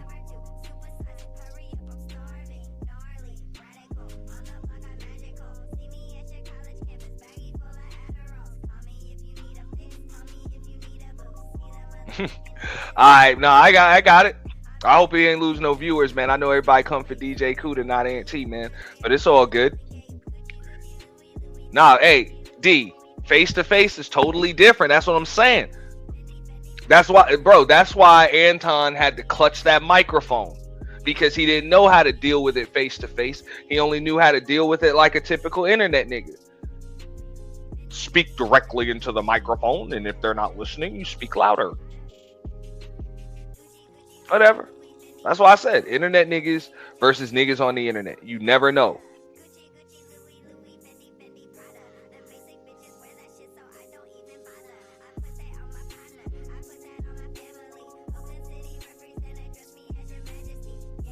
You know? And UFO, man, look, I agree. I don't even think it was worth it for Corey to really even address it. I will agree with you. I don't think it was worth it. But it doesn't matter what I think or even what you think. It really matters. It doesn't even matter what Corey thinks. It just matters what the hell he's going to do in response. Because sometimes people do things without thinking. That's life. That's the world.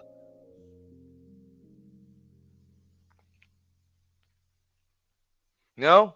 We have all of these conversations about female nature and all of this other stuff. But come on, man.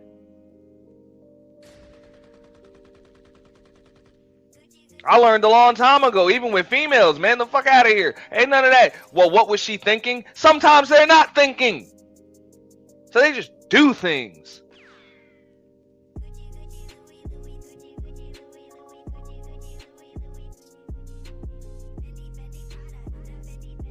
So what's worth it and what makes sense and what's thoughtful and all of that does not matter in life. Because you're dealing with people that do things that don't make sense, they don't think logically, or they don't think at all. So you got to ask yourself, is it worth even dealing with this person?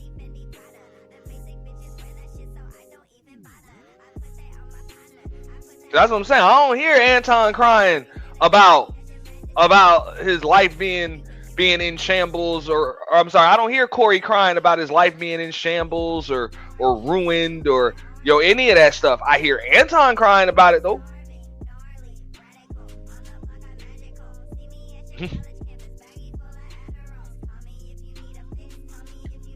And to be honest, I would have to say Anton lost at his own damn game, because Anton's supposed to be the internet troll. So at the end of the day, if you're a troll, that's how you win. That's how you win, when the person that you're trolling says my life is in shambles.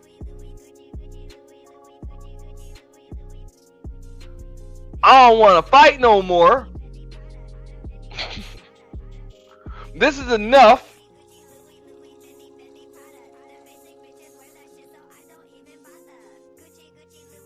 Please leave me alone.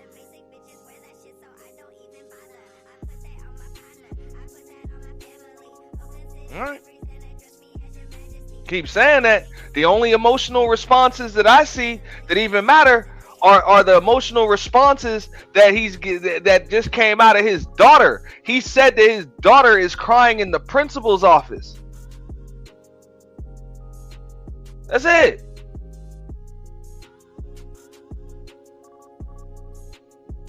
You say your daughter's not safe. That's it.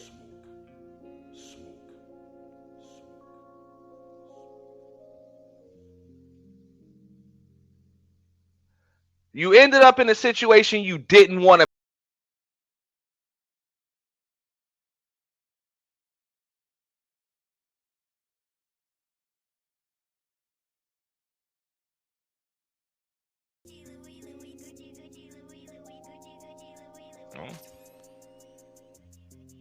You were in law enforcement, bro. You know. There are plenty of people that ended up in a morgue and a crematory because of somebody else's emotional response. Or ended up an amputee. You know? Because they triggered the wrong person's emotions on the wrong day. Well,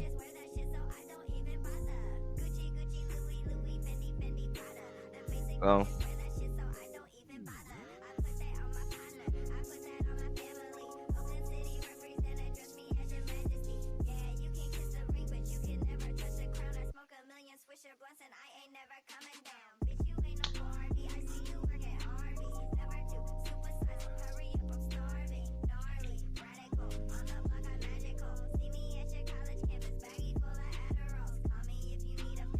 I'm like, yo, if you didn't want your daughter crying and your daughter's picture on the damn on the screen,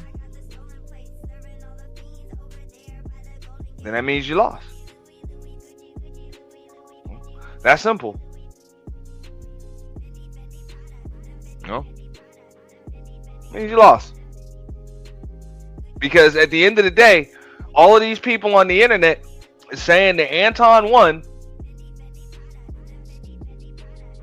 Y'all ain't about to go protect his daughter.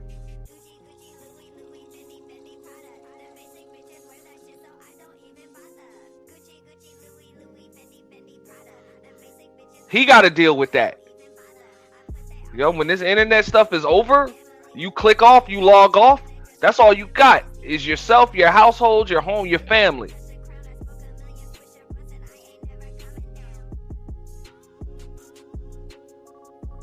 That's what I'm saying. A troll is trying to ruin your life.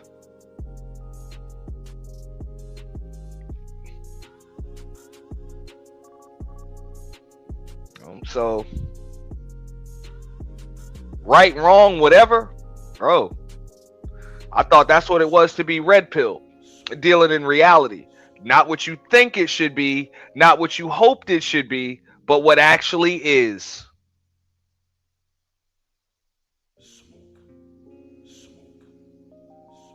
Right? That's red pill, the truth, reality. Reality. And in reality, Anton got a crying ass daughter. Yo. He got a disgruntled side chick. Or, you know, whatever, colleague, whatever the hell you want to call Mika. I don't know exactly what she is. To him. You know. All that speculation. So alleged. You know. You got an embarrassed wife.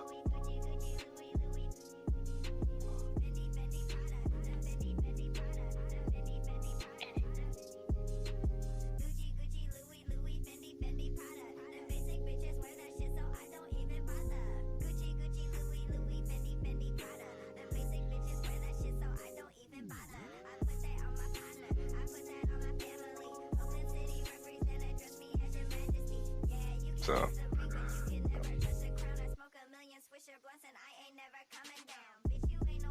now, I said the right thing to do when Corey got out of his seat was for Anton to either get out of his, back up, give his bodyguard the signal, whatever, and just say, look, man, I didn't come here for that. You know, but if we're gonna go there, bro, I got to go there. You know, peace, man. That's it. That was a good time to just drop the mic and dip. Right there. Shouldn't have been no more of that gum bumping, none of that stuff, any of that talk, because you behind enemy lines. You know, just leave the show. Because I don't agree with that. I don't agree with picking a fight with your guest. I don't agree with that shit at all. On Corey's part. At all.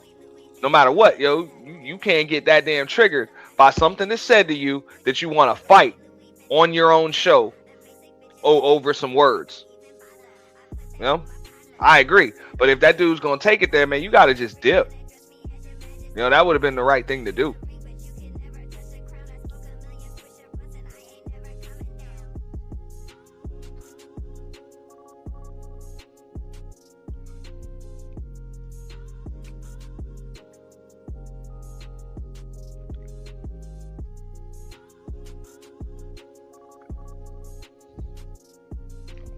And I agree. Right? It's like you said, like a reckless NFL player.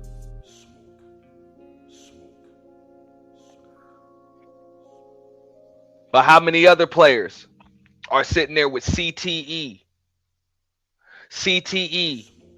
sore ribs, you know, and broken bones, whatever, because of a reckless NFL player? How many players' careers done been cut short? Yo, personal health ended up in jeopardy because of some reckless player, some other reckless player. That's what I'm saying. A reckless NFL player can ruin your day, can ruin your career.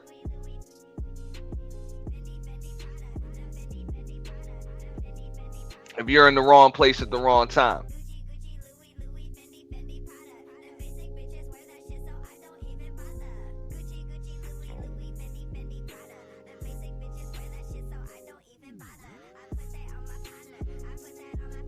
That's all it takes. So as men, we're supposed to take all that into consideration, you know, before we jump in. Before we jump in and we antagonize guys that are reckless.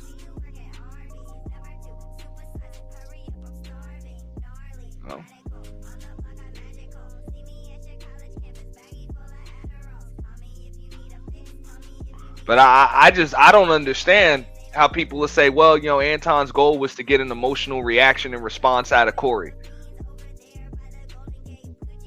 But his goal, but he couldn't calculate his daughter getting doxxed and roasted. I'm like, bro, what did, like, come on. You had to know that was a possibility once you got an emotional response, because anger is an emotion. And people's IQ drops when anger is involved. You know? When emotions are involved, people's IQ drops. So they may do something that's not logical. Thought you were calculated and strategic.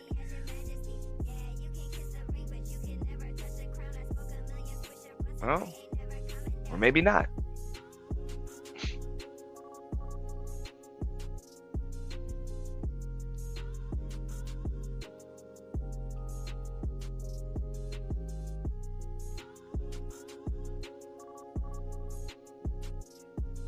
That's what I'm saying, man. We done seen it across every sport.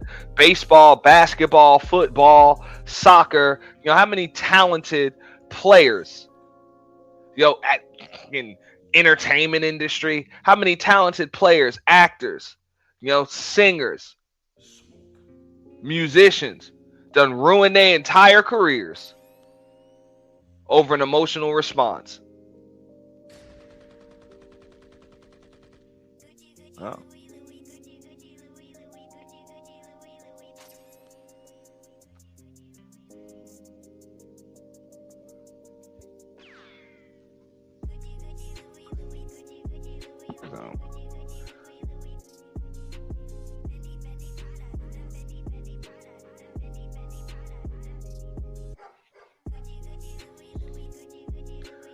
That's why they say before a boxing match starts, protect yourself at all times.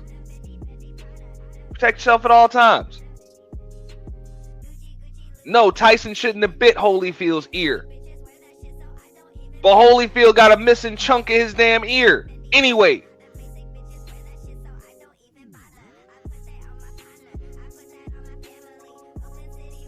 Oh, well, you only bit his ear because you couldn't win the fight. So, you got your ear bit.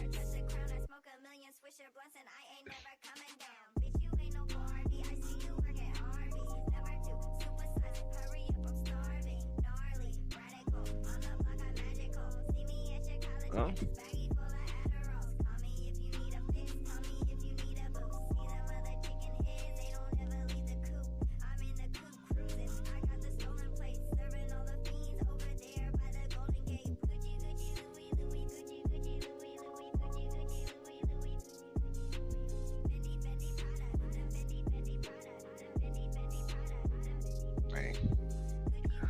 I get it,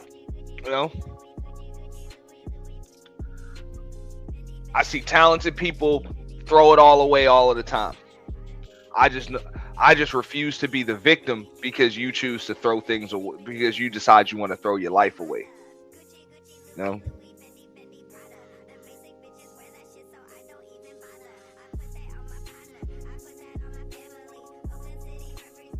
So, Anton was that strategic. He'd have been like, you know what? This ain't even worth me going there. You know what I'm saying? This dude will ruin his own life. He'll blow his own platform the hell up. You know what I'm saying? Just to get one up on me. Messed up, huh? So, yeah, think about that stuff.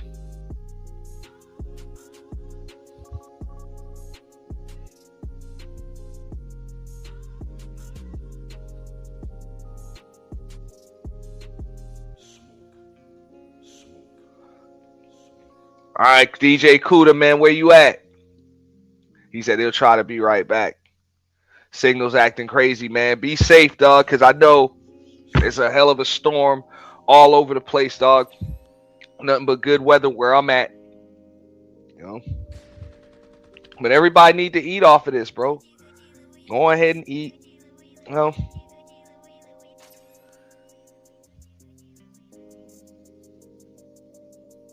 I just got my take on it, and I know the internet dudes are not going to agree because they can only see things in, from a standpoint of logic and talking points and statistics and empirical data and dollar signs and all of that. But whatever. Like I said, I deal with reality. And some people are willing to throw all of that shit away just to fuck your life up.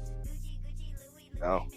So if you're really calculating and strategic, you know, you're not gonna risk your life as you know it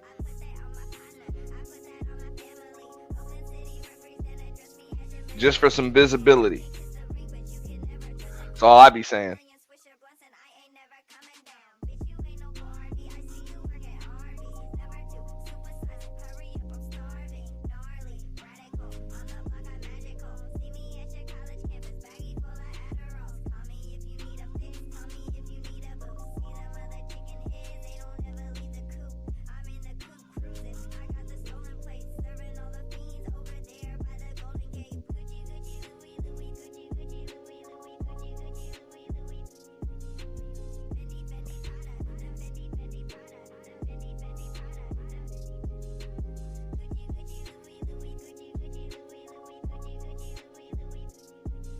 There's people that'll throw millions of dollars in the garbage, just to do some, just to fuck somebody's day up.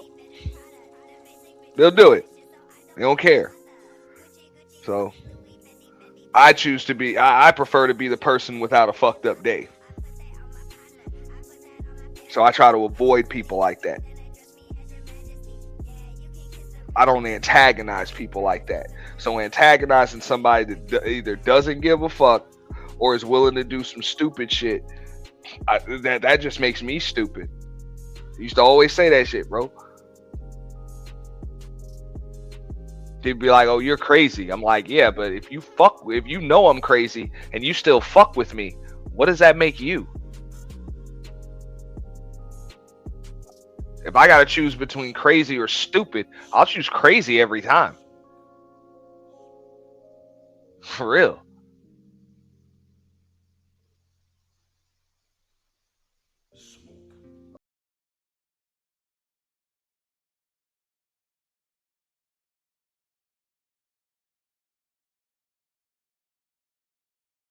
Better than that.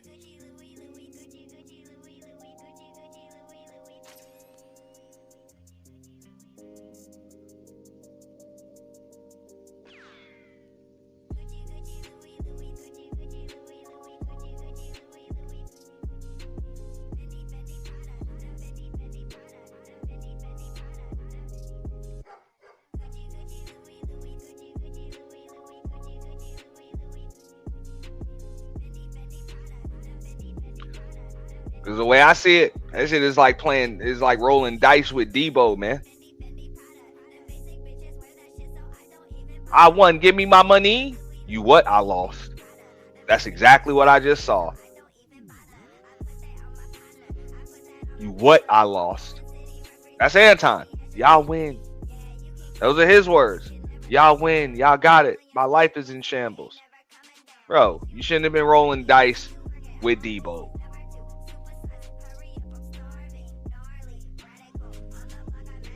That's it.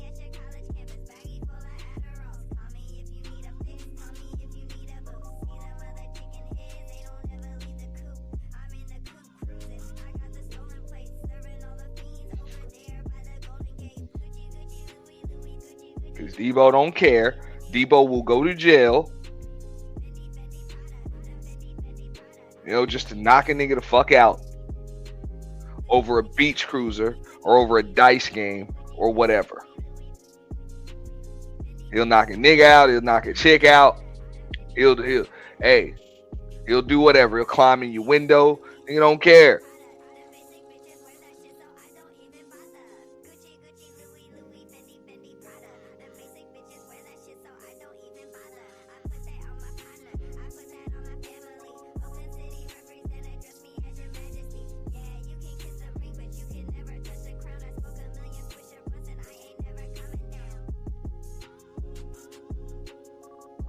And I know what that's like, bro. I done been in the back rooms, you know.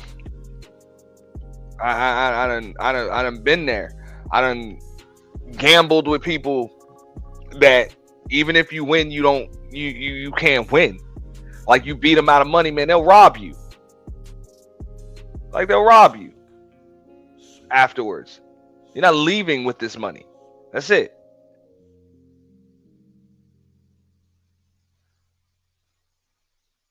So certain games you got to learn to avoid.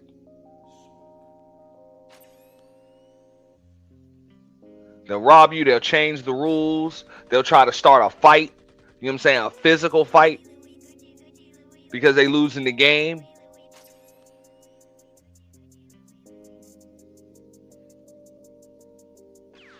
You know, they'll go there.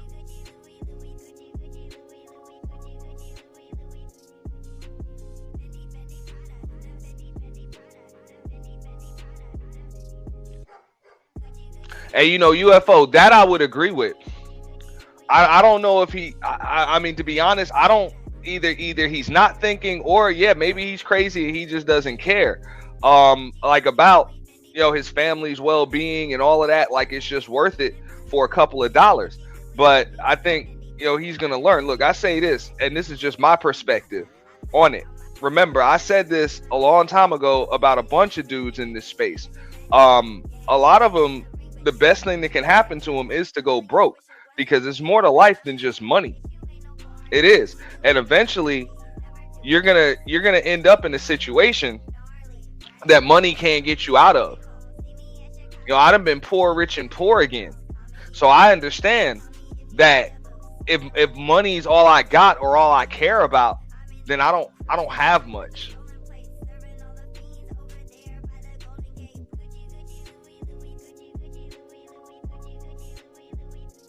Because a fool and his money was lucky enough to get together in the first place and will likely be parted pretty soon.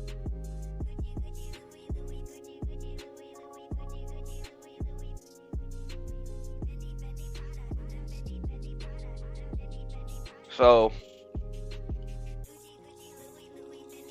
don't trust me, and I know actual millionaires. I know them personally. That would literally give it all back. Like they would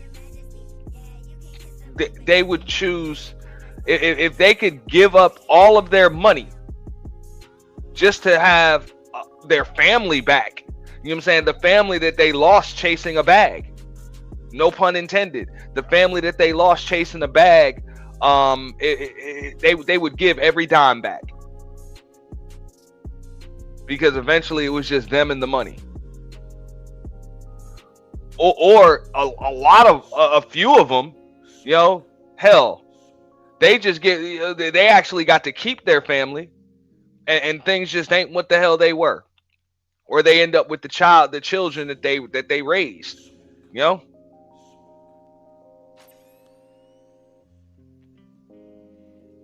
No.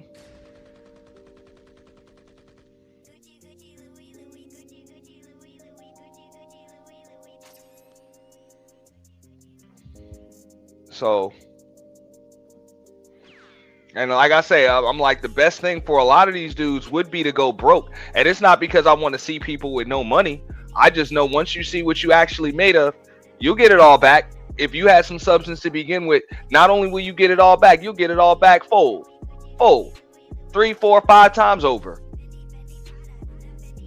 But you'll actually have, you know, solid substance, character. But you got so many people that have money and no substance and no character, that's literally all they have. And then when they're stripped of it, they're the same people that throw themselves out of windows. You know? You know, take the life of their baby mom. You know, the chick that broke their heart, then pull the pistol on themselves. You know? All over a couple of dollars because they valued it so much. Oh. When you actually got that substance, man, you know what actually makes you a man? You realize that, hey, it's only money. Internet clout, hell up out of here, bro. It's too many ways to get it. Too many ways to get it. You ain't gotta risk your family's safety and sanity, or your own.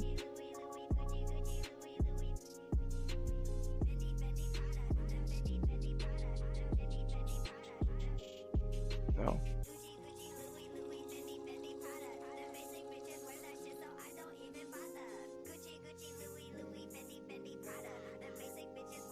So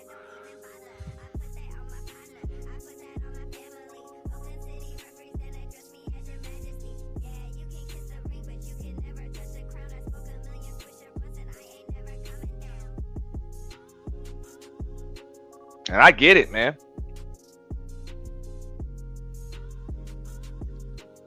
A lot of people ain't gonna say, man, hey, look, money isn't everything. It's the only thing, whatever. But I'm like, nah, man.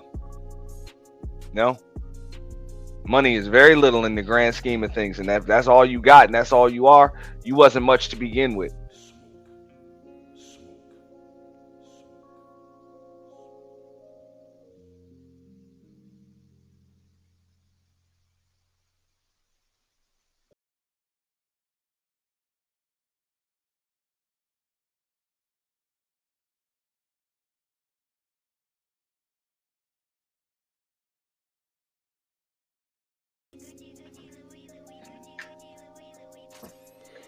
Look, like I said, all millionaires ain't created equal.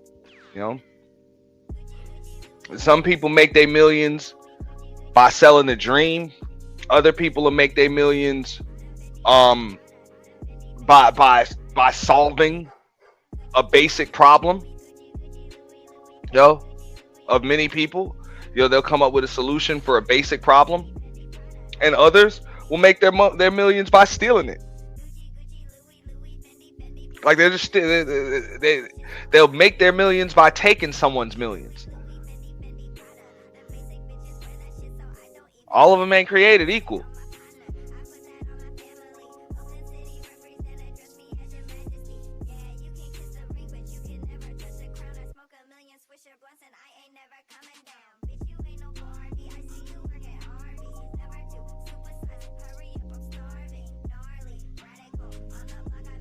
So, as a man, you gotta be able to look I don't care how much money you gotta be able to look yourself in the mirror every single day. So that's all I had to say as far as Anton Daniels is concerned. Like, bro, I'm pretty sure, man, you're doing well for yourself, and I respect, you know, him as far as the platform that he's built, the way he's able to market himself, you know, and his platform and the people he works with and has around him. You know, kudos to him on that. But at the end of the day, are you doing what you know what I'm saying, what makes it so that you can look yourself in the mirror every single day and respect what's staring back at you? Without the money, without the clothes, without all the window dressing.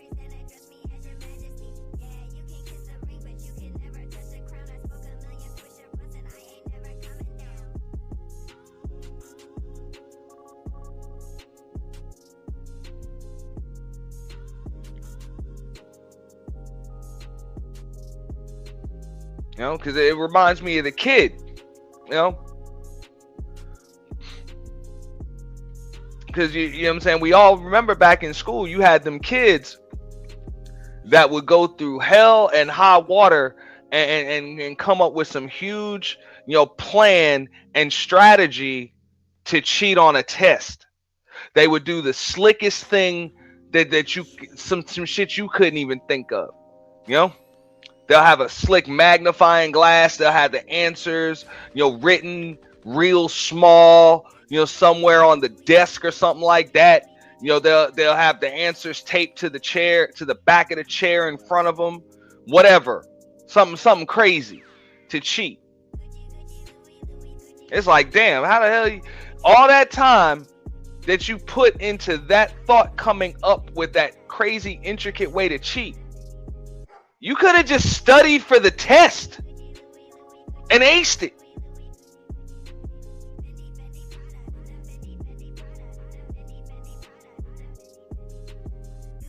It's like Umar. You done put all of that thought and that effort into a Ponzi scheme.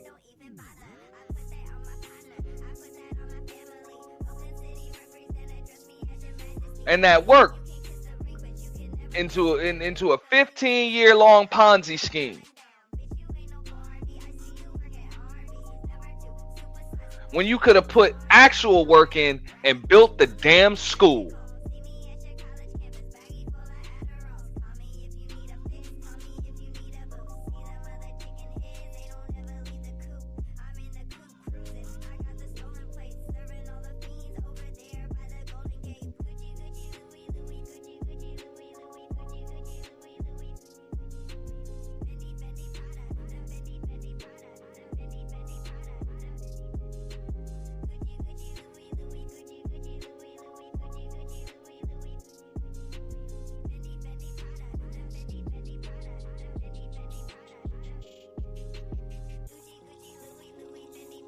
I just be saying, man, I've been there.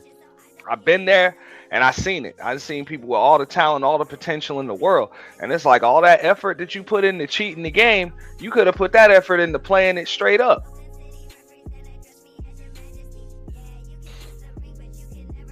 You know? And actually won.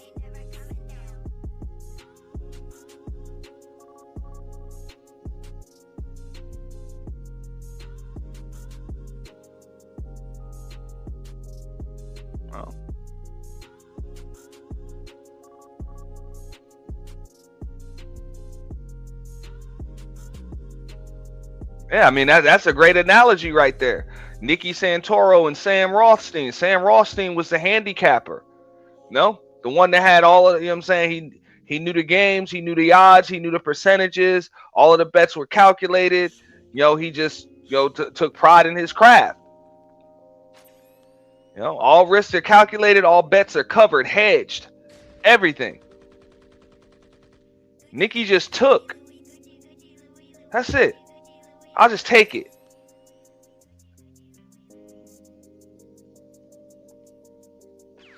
No.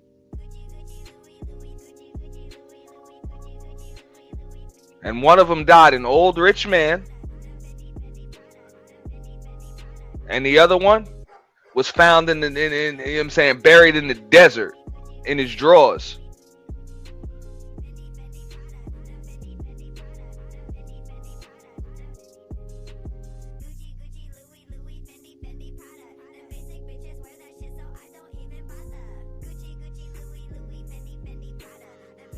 Well, with sand in his lungs.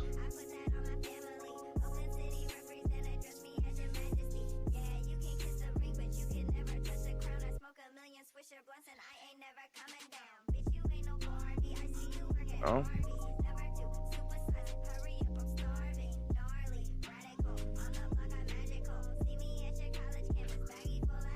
That's all I'm saying, man. The bag ain't always worth it.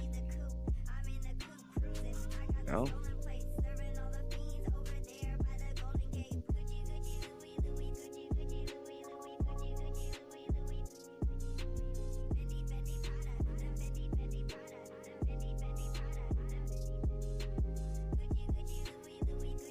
Yo, it's like the Bernie Madoff thing. You know, dude, if dude wasn't focused so hard on running that messed up Ponzi scheme, he actually could have ran a pretty successful hedge fund.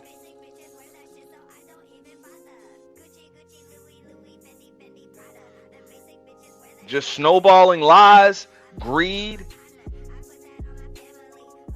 you know, and laziness.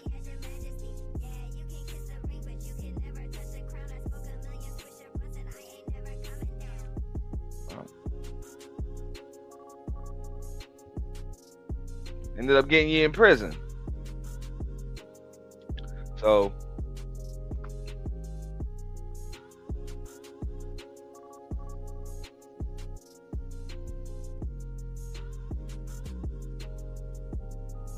that's what I mean. A lot of people will go, you know what I'm saying, they'll go and they'll defend that and say Corey was wrong and this and that.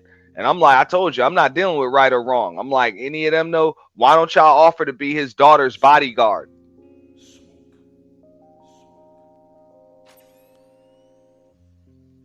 I ain't gonna do that. I want to know, why did you have a bodyguard and your wife and daughter didn't, but yet you're worried about their safety? You Now you're worried about their safety, but a moment ago you was just on the internet saying that you beat the shit out of court. Like, come on, man. You think about your children's safety before you just talk all that cash shit on the internet, man. Not after. And we're men. We're better than that. And we take all those risks into consideration before we end up in fucked up situations. Or, hey, we're human. We gonna end up. I mean, one thing is for certain: we all gonna make mistakes, and we probably gonna make more. I said I done made plenty of mistakes, and I'm going to make more. That's life.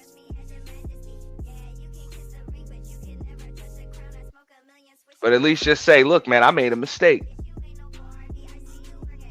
I miscalculated.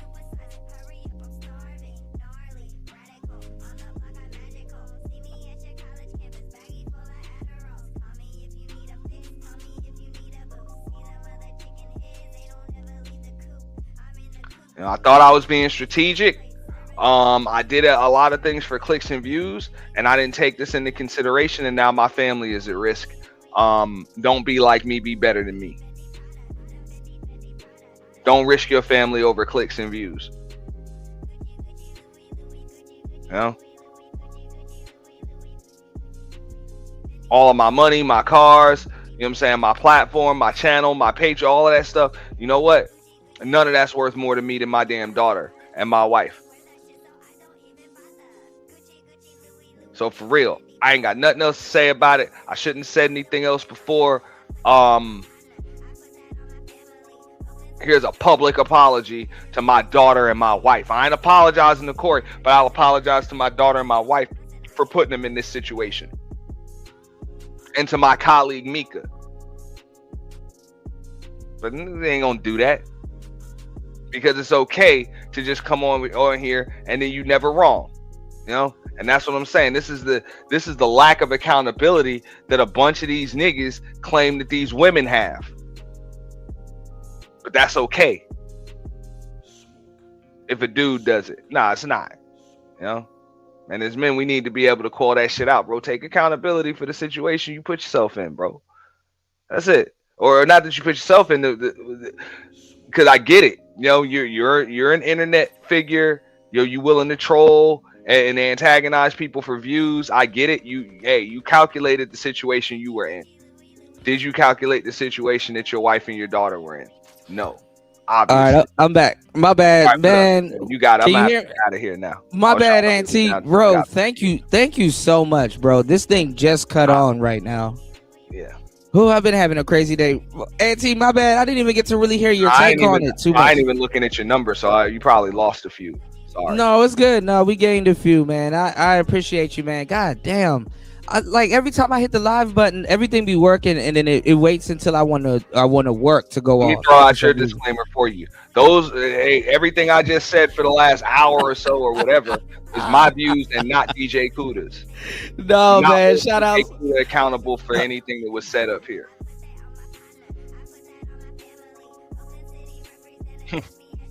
Kuda?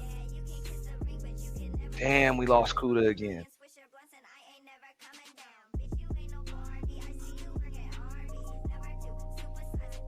Damn, oh, shoot. Son. Okay, there you go. Okay, you back. All right, my bad, bro. Shout outs to everybody here. Thank you so much, Auntie, for holding down the show. Jesus Christ. Like, literally, as soon as I hit the live button, that's when all my problems start. I don't know why this happened, and it usually doesn't happen. You know, everything was going good for like a couple of weeks here, and you know, I didn't have no Wi-Fi problems, and now all of a sudden we had a little whiteout, y'all, and I think they're working on something here, so I don't know if they unplugged something or whatever, so I don't know. But shout outs to everybody here. Shout outs to Auntie. I heard a little bit of what Auntie was saying, and a lot of the pushback that Auntie gives, I gotta give it to him. I even mentioned some of those elements, you know, on the last couple of shows that we've done, you know, and also too, you know, like he was saying that it was a play. Well, hold on, give me 1 second, guys. I need to plug something in. Give me 1 second. It's Player Talk Radio. Please hit the like button. Please support the show. Please hit Auntie's Cash App. Hold on, let me throw Auntie's Cash App in the chat too. Give me 1 second, guys. Hold on, I'll be right back. All right, hold up. All right, hold up.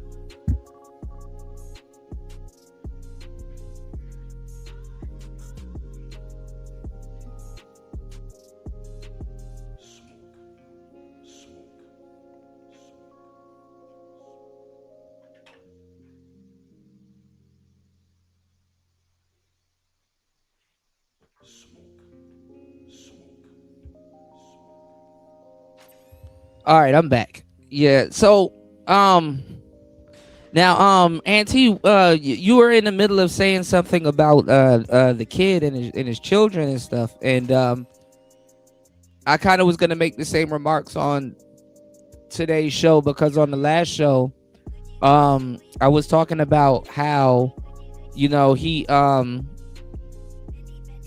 it was less than 24 hours and he pulled his daughter, you know, less than 24 hours then you know, when Corey did the live stream with his daughter and going in on his daughter, his wife, and Mika, and he already pulled her out of school and all this other stuff.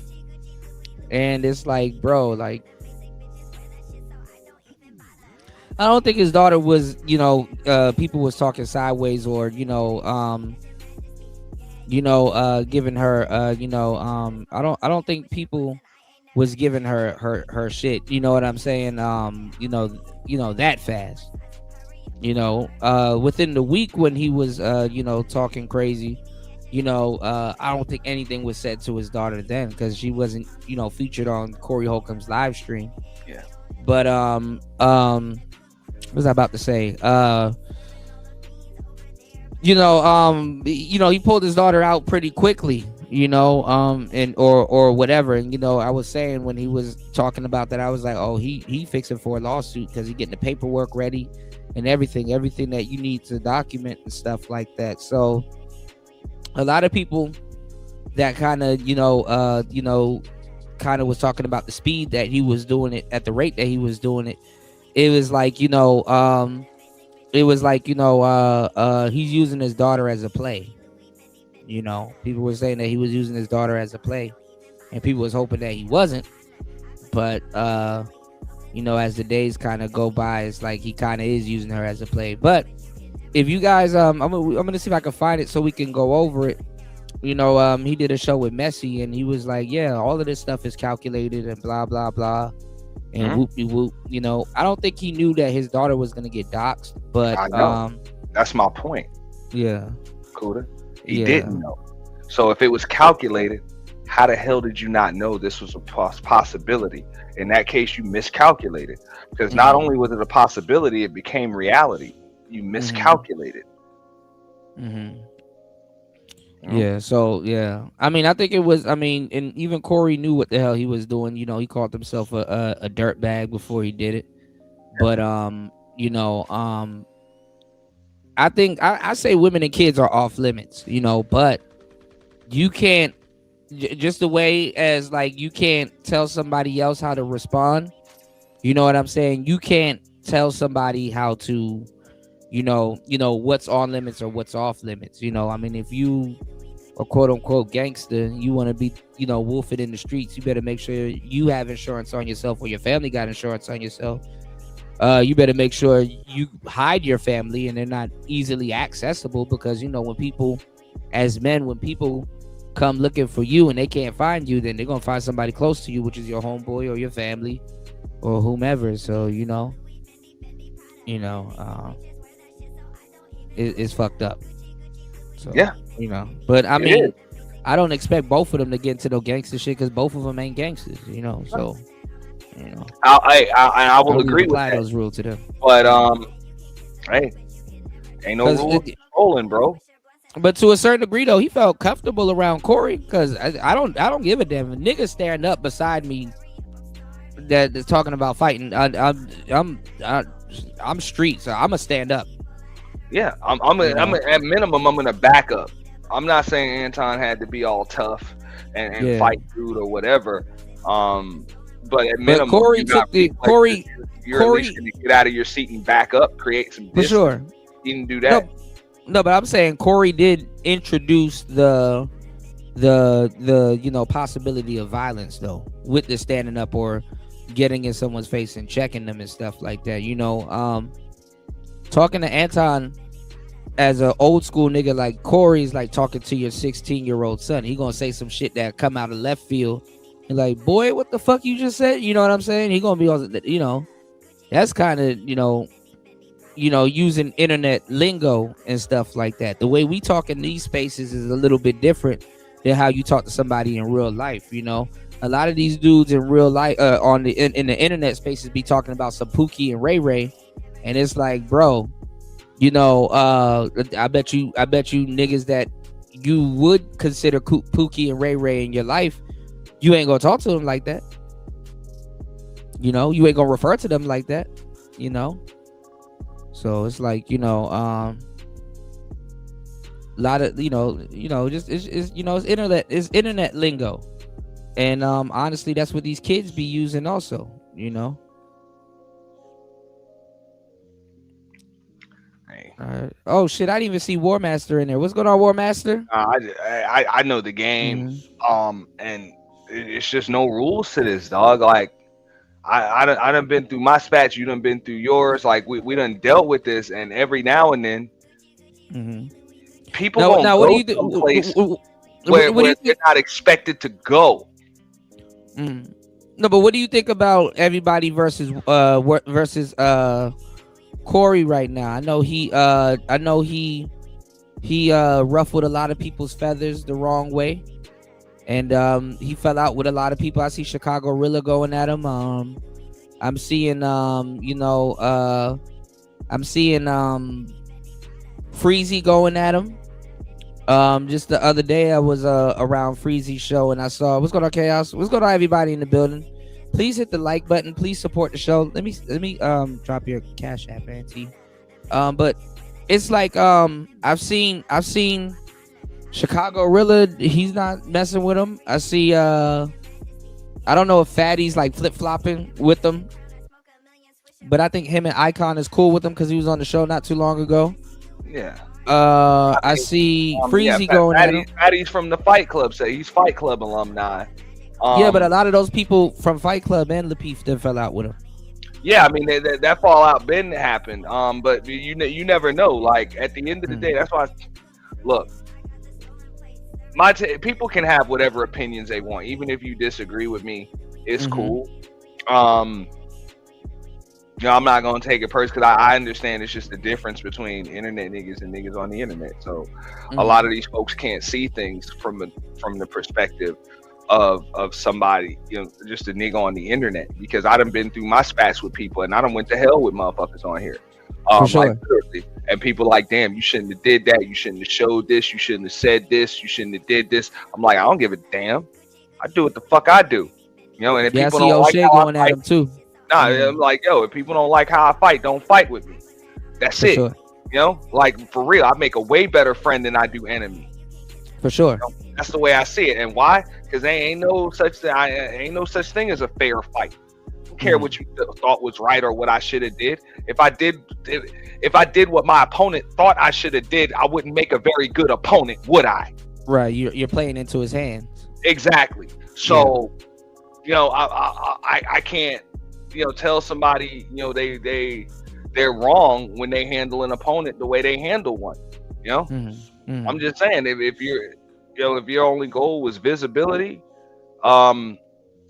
clicks, views, congratulations, you got them.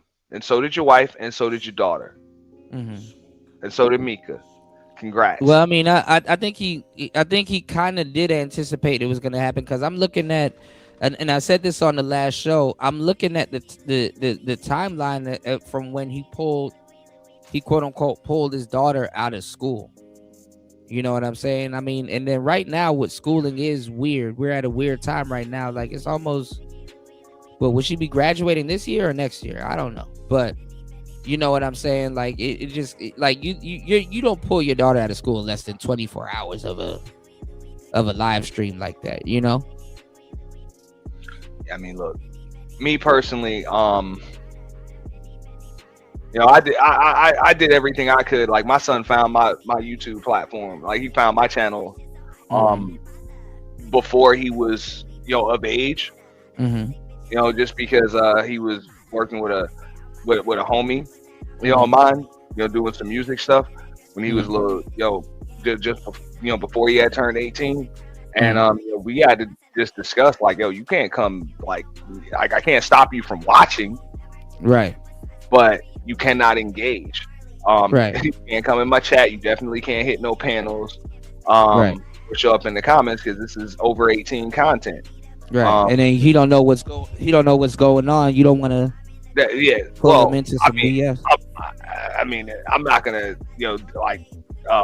insult my own kid by assuming he don't know what's going on because he can't follow along. Because these are kids. They grew up in the day and age. Like they don't know a world without. For sure. You know what I'm saying? They don't. Yeah. So I wouldn't even insult them like that. But I'm just like, look, you can't participate. Right. You can't participate. You can't engage. But once he got grown, I can't stop you from doing any of that. For sure. I can't stop you from doing any of that. Like you got a right to come into chats, whatever. Right. But hey, anything you don't want to know about what's going on is what the hell you know what I'm saying is going on. And I even explained once I didn't, what I'm saying, I got doxed on here and everything else. I'm like, look, hey,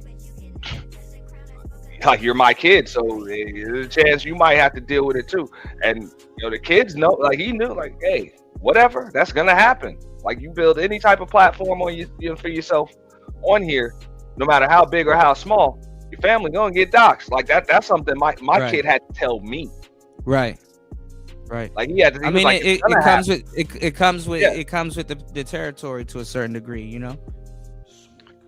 But I know like once he got grown, he was just like, hey, it's whatever, let them come. Them kids don't give a damn, bro.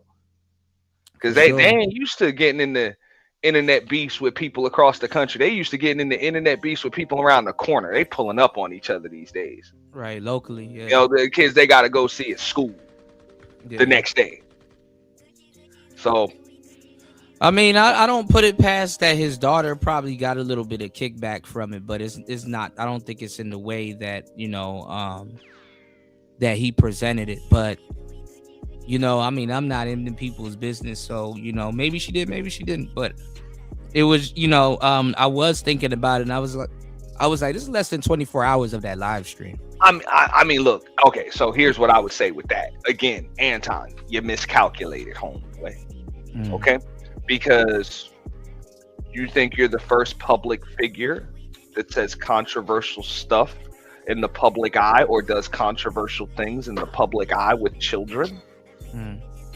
You claim to be a millionaire and so financially well off. You show us your cars and your lifestyle and your jewelry and all of that. Okay. What are those other public figures? What are the athletes? What are the politicians? What are the other social media figures, the big time figures that say controversial stuff and get consistent hate mail, and threats? What do they do with their kids? They find a way to protect them, right? Yeah, I mean, they keep them in a gated community away from people, but and like I said, he did that with his wife.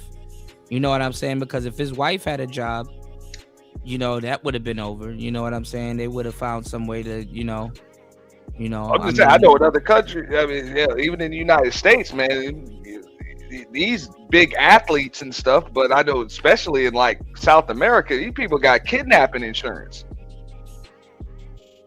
Yeah, that's kind of crazy, yeah. Because kidnapping is big business. I'm just saying it's real. I know they said Manu Ginobili, who used to play for the Spurs, he had to have that with his family in Argentina. Yeah. You know what I'm saying? They know you making millions, bro. They'll get your family and hold them for ransom real quick. For sure. That's real. So, and these are people that aren't just saying stuff. They just out there playing ball. And they make sure their family's protected. So I thought you were a millionaire. I thought you were calculated. I thought you were a chess player. I thought you were strategic. I mean, but we'll see. I mean, Corey is Tuesday where I'm at.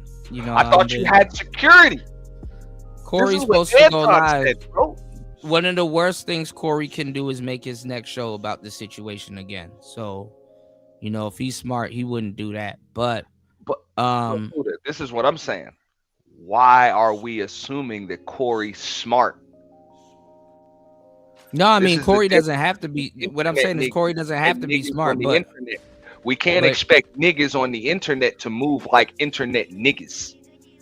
no, but Corey is a comedian that happened to catch on to the internet a little bit late. And what I'm saying is, you know, because it's not even really. He'll be dumb if he make his next show about Anton or have it that theme. You understand what I'm saying?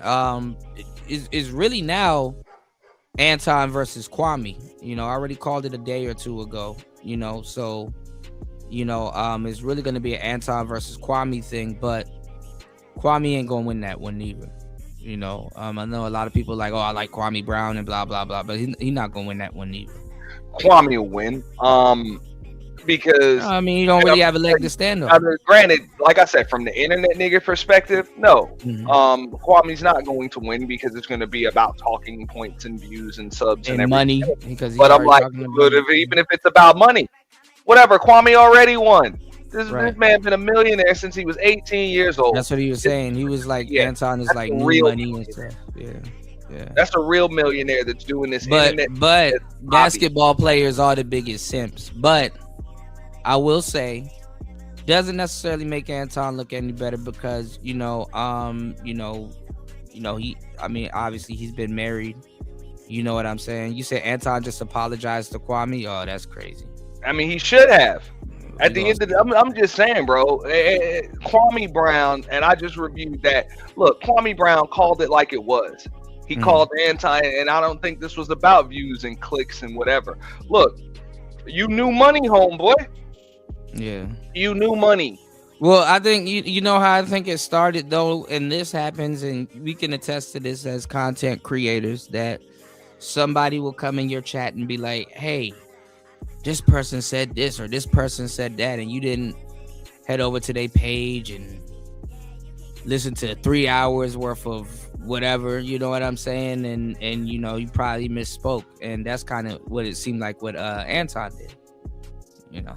Like I say, look, Anton can seem really, really tall in a room full of midgets. For sure. But now, and I'm not even talking about Corey, when you're talking about Kwame Brown or Kenyon Martin, you know, actual real millionaires, they're just gonna sun you. Like you talk about, I flew first class and I had hotel suites and get the hell up out of here, man. These guys stay in the Four Seasons every night, 41 games on the road every season. You know, and they had, you know, decade and a half long NBA careers. Okay, they didn't just, you know, they survived in leagues full of millionaires. For sure. You know, and they've been millionaires. They don't know an adult life without millions. Yeah, I mean that good, bad, right or wrong. Yeah. So you can't sun them. You can sun other internet dudes, but you can say, I mean, I get it. Yeah, hey, if there's gonna be all that, yeah, basketball players are the biggest simps. These niggas don't care. For sure. They don't care. They're already successes at life. You call them whatever you want. They don't need clicks and views. They can never. They can cut their platforms off, and they'll still be millionaires with pensions and names. You know, Kenyon Martin got a son in the NBA right now with his own damn money.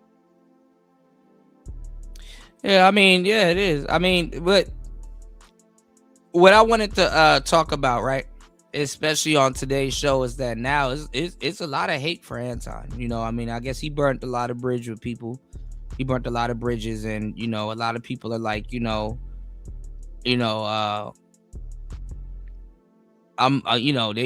going in on him. You know, what's your thoughts on that? You know, I mean, I've been going in on him. For sure.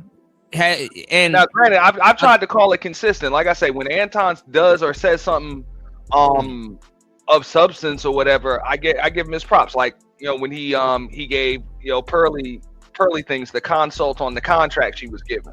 I thought that was a legit consult as far as the independent contractor thing and everything else. The way he broke it down, I thought everything was kind of transparent.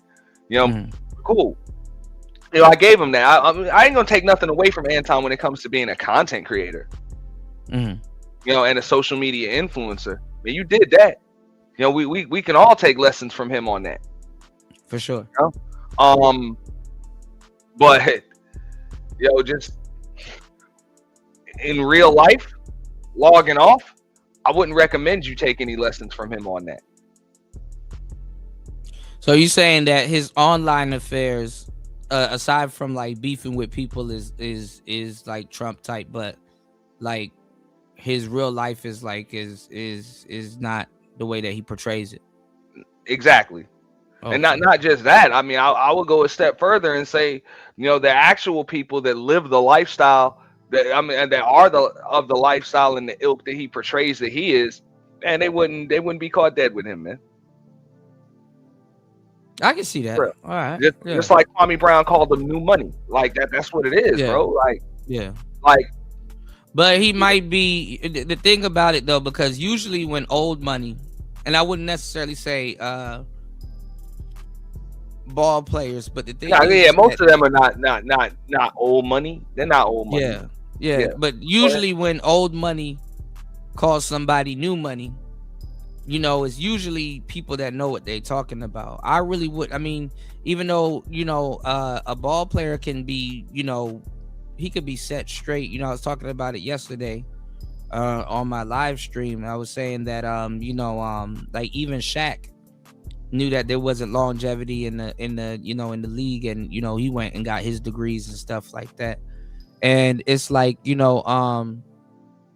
money is not necessarily bad, but it's not necessarily the best. Old money see people come and go in a lot of cases. Like there's a difference between being rich and wealthy.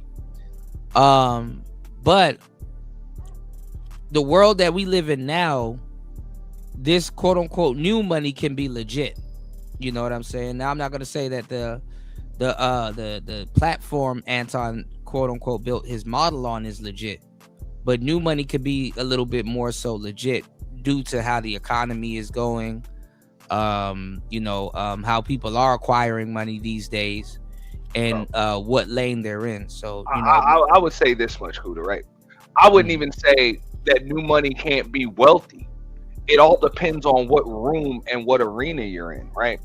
Okay. Yeah, so, for sure. That's what I'm saying. Yeah. Like, if you're, let's say you just made $1 million over the course of the last 3 years, you just hit millionaire status. You can stunt on a bunch of broke niggas like you done seen things, you know what I'm saying, or a bunch of 9-to-5ers.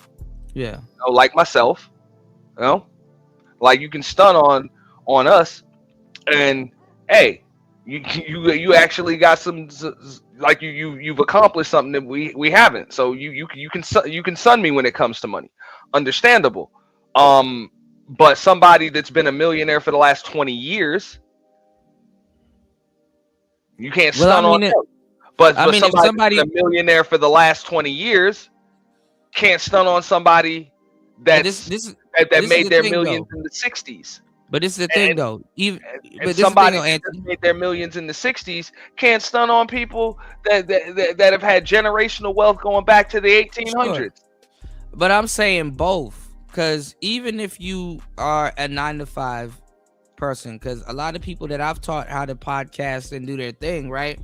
Even if you're a regular 9-to-5 person and you podcast, and let's say that you have people that watch your show, tune into your show, and they enjoy your show, and your show is a big part of their day, not even their day. You know how much we do it and how much work we put in. It's a part of people's lives, and I'm saying that it can be a model where you can, where you can sustain yourself or be good or, become successful. Then you have people that will saturate the culture like and I hate to put him in this position, but honestly, what we're doing is regular. I wouldn't even say regular folk shit, but to us is regular folk shit. But a guy like Kwame Brown or all of these celebrities that have money, that have an audience, you know, that are literally coming into our spaces, because even less than 5 years ago, a Jim Jones or Cameron and stuff like that wouldn't be caught dead doing what we doing right now. You know what I'm saying? And they come into our spaces, and it's like encroaching on regular people, to tell you the truth. And I'm like, okay, well, you know, and I ain't gonna lie, you know, Anton did say something that's possibly true about a Kwame Brown and a lot of the people that's coming into our spaces. You know, they've been in their own world, or they've been millionaires or out the loop for so long, they realize that they can't hold down a live stream by themselves. You know, they're not kind of built for putting in that type of work. They have to have panels. You know, people don't care what they talking about for real, other than, you know, when is the next time you're going to be on the court, or when is your next album coming out or whatnot, you know? And that's another thing with the newer cats coming in, trying to do what we do. They already have a trained audience. You know, if Boosie wanted to start podcasting right now or take the Vlad route right now, people are going to be like, man, yeah, that's nice and all, but when the next album coming out? You know, when the next mixtape dropping? You know, when, you know, are you still beefing with this person? What do you think about this person saying this and stuff like that? You know, so their audience is already trained, but they didn't have to blood, sweat, and tears. I mean, maybe, yeah, in their lane, but they didn't have to blood, sweat, and tears to work to even have equipment or even speak loud enough to be able to be the voice of a lot of people. Or, you know, I mean, aside from music, because, you know, when you do music, you are the voice of a lot of people. But you know what I'm saying? Like they already had a head start coming into this shit. Understandable. You know what I'm saying? Like they they have a head start, but they also earned it. So I wouldn't necessarily say they earned it, but they've earned look, success. I watched Master P get a bunch of attention when he ended up in the NBA and didn't even suit up for a regular season game because of who he was. Could he play a little ball? Yeah. You know?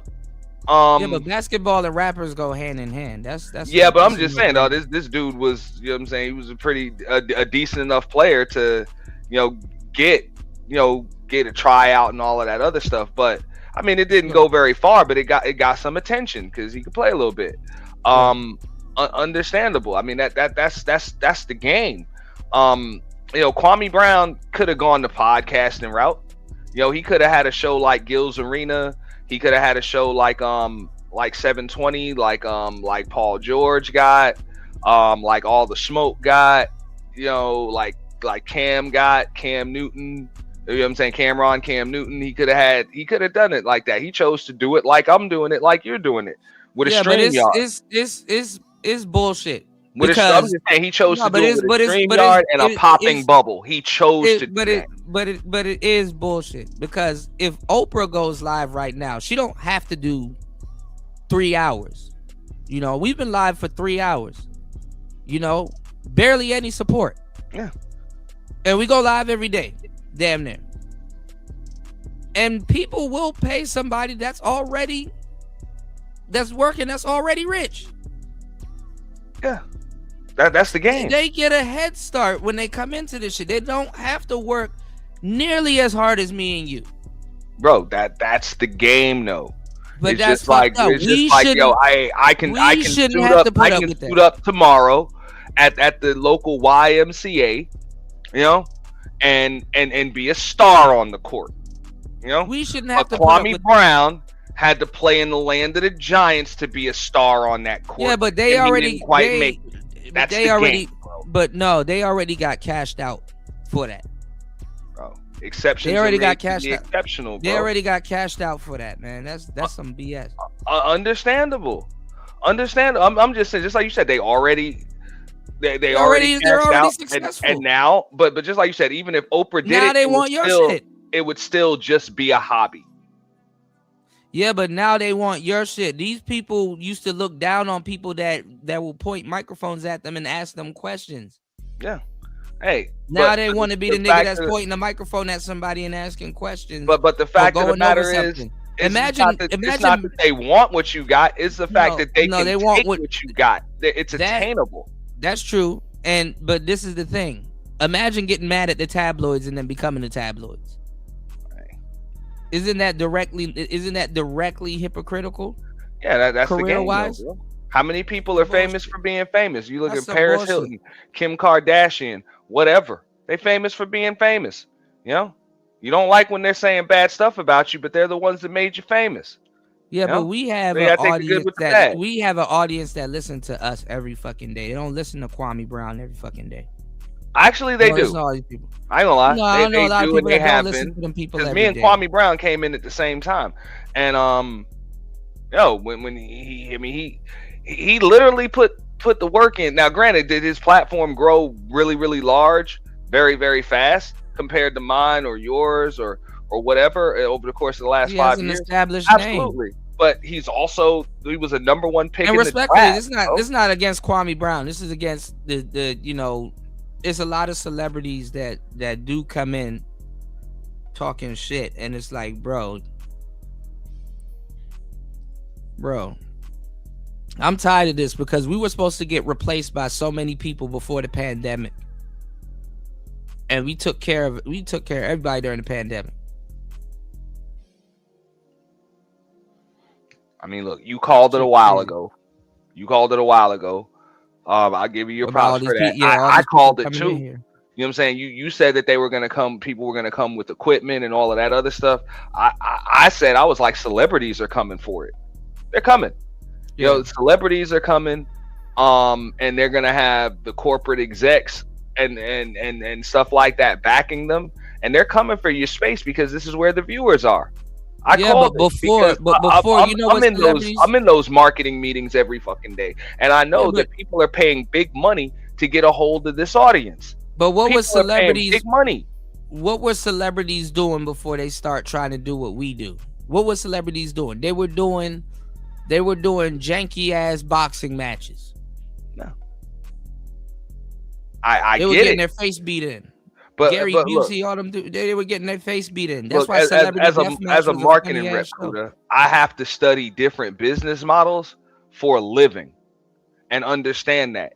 And this was a matter of time. So when you ask, like, what do celebrities do for a living? I'll tell you what they do. They get endorsement deals. They get sponsorship deals. Sure. They become spokesmen for something. You know, but in order to be a spokesman, you got to get an audience. They got to put you, your sponsors, your backers, the people that endorse you, have to make sure that you're in front of an audience. So yeah, they had to come here. It was going like that. That's just, I know what you're saying. It's messed up from the perspective of somebody that but not even that. Out of the mud. But not even that. They came to a place that we already pre-built for them. Yeah. Not even for them. We pre-built it, not for them, but it was a space that got pre-built for them. Yeah. In the end, so. Yeah. And I mean, hey, it's a double-edged sword, just like they were able to come and snatch this audience. We were also able to take a little bit of that new audience that their name brought in.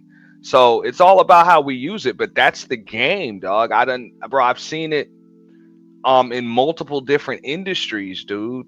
I mean, you want to go back to something like professional wrestling, for example. They're watering this shit down. How many times did Vince McMahon or Eric Bischoff or whatever have a celebrity show up to WrestleMania? But are they watering this shit down with to bump up the views? The guy Lawrence Taylor, Mr. T, can't wrestle for shit. They might hurt somebody out there, but you still got him to put some asses in the seat. You paid a motherfucker. You know what I'm saying? He put some asses in the seat, bring some extra attention. Bam. That is what it is. And yeah, hey, it sucks. Mr. T can't wrestle a lick. Lawrence Taylor can't wrestle a lick, but you get the main event WrestleMania. Ain't that something? You get the main event, but the jobber that's on the card every single day, driving from city to city, having to stay in cheap motels, and pay for their own breakfast and everything else, You know, doesn't even get to open the card. Doesn't even get a check for the night. But this guy just gets to show up, and he gets $100K or whatever, and gets to be in the main event because of his celebrity. We've seen it multiple times. It's sad, man. I'm just using that as one example. How many more are there? Just like you were saying, the entertainer. How many athletes have we seen cut an album and the album go gold? Yeah, but that's music. That's music, though. That's a little bit different. This is podcasting. No, it's a lot different because it's entertainment. No, it is entertainment, but they can get a fixed contract. They can get paid before they even cut that album. So that's not even what we talking about. What we talking about is blood, sweat, and tears. Having to make a regular person having to make a studio wherever they are and literally sit for hours. Kuda. That's every industry, bro. Every industry. It is every industry, bro. Like, look, check this out, right? And I said this, even if you look at even like, you know, Kwame Brown was able to get drafted out of high school, you know, and 20 years before that, very few, if any, people were getting drafted out of high school. Listen, you know, and then you were able to get millions of dollars guaranteed. There's always there's always going to be people like, okay, when me and you got monetized on YouTube, whatever, you needed 1,000 subs. They still cut out of it. Listen, we're not in a league where the NBA makes sure you get sponsorships and put you around them. We're not in a league where we're getting we don't, no homo. We came up in a time where you had to earn your community tab. Okay, now they just get them. They just get it. And we don't, and we're not on no damn YouTube titty. You understand what I'm saying? Other than YouTube facilitating everything, you have to do everything. Look, I had to earn it. You had to earn it. But these people people that showed up from Fight Club, they got gifted platforms. All of them. Yeah. So I mean, I'm just saying that's the game. That's the game. You know what I'm saying? People that came before us. No, people that came before us had to. I can remember when there wasn't no StreamYard. It was Google Hangouts, and people had to build their platforms by uploading videos and editing and building a platform that way. Now people just go live and drop a link. The person and they get 500 subs and bam, they're monetized. The person and not only that, they repeat you. Yeah. That's the person that repeats me makes way more than me. They don't have to say, "Hey, please support the show." Bro. And then when you're delivering actual work, get turned around and people say, "Oh, you're begging." How are you begging? Bro, that's the industry that we're in. I'm just saying, bro. I've seen it in so many different industries, whether it's the rap game or whether it's sports or whatever. We've been live for 3 hours right now. Can somebody come sit down and support it? Can somebody come sit down and entertain me for 3 hours? Bro, Kuda, I get it, dog. I get it. It'd be funny. I've seen it. I've seen it. Hey, it's not right. It just is. No, I mean, come sit down and there's no going back. 3 hours and tell me something that I need to know. Be funny. Show me something. Be entertaining. Put a whole show together for me. Then you need to have good guests on your show and make sure they don't say nothing to fuck up your show. Yeah, you need to do this consistently. In a perfect world.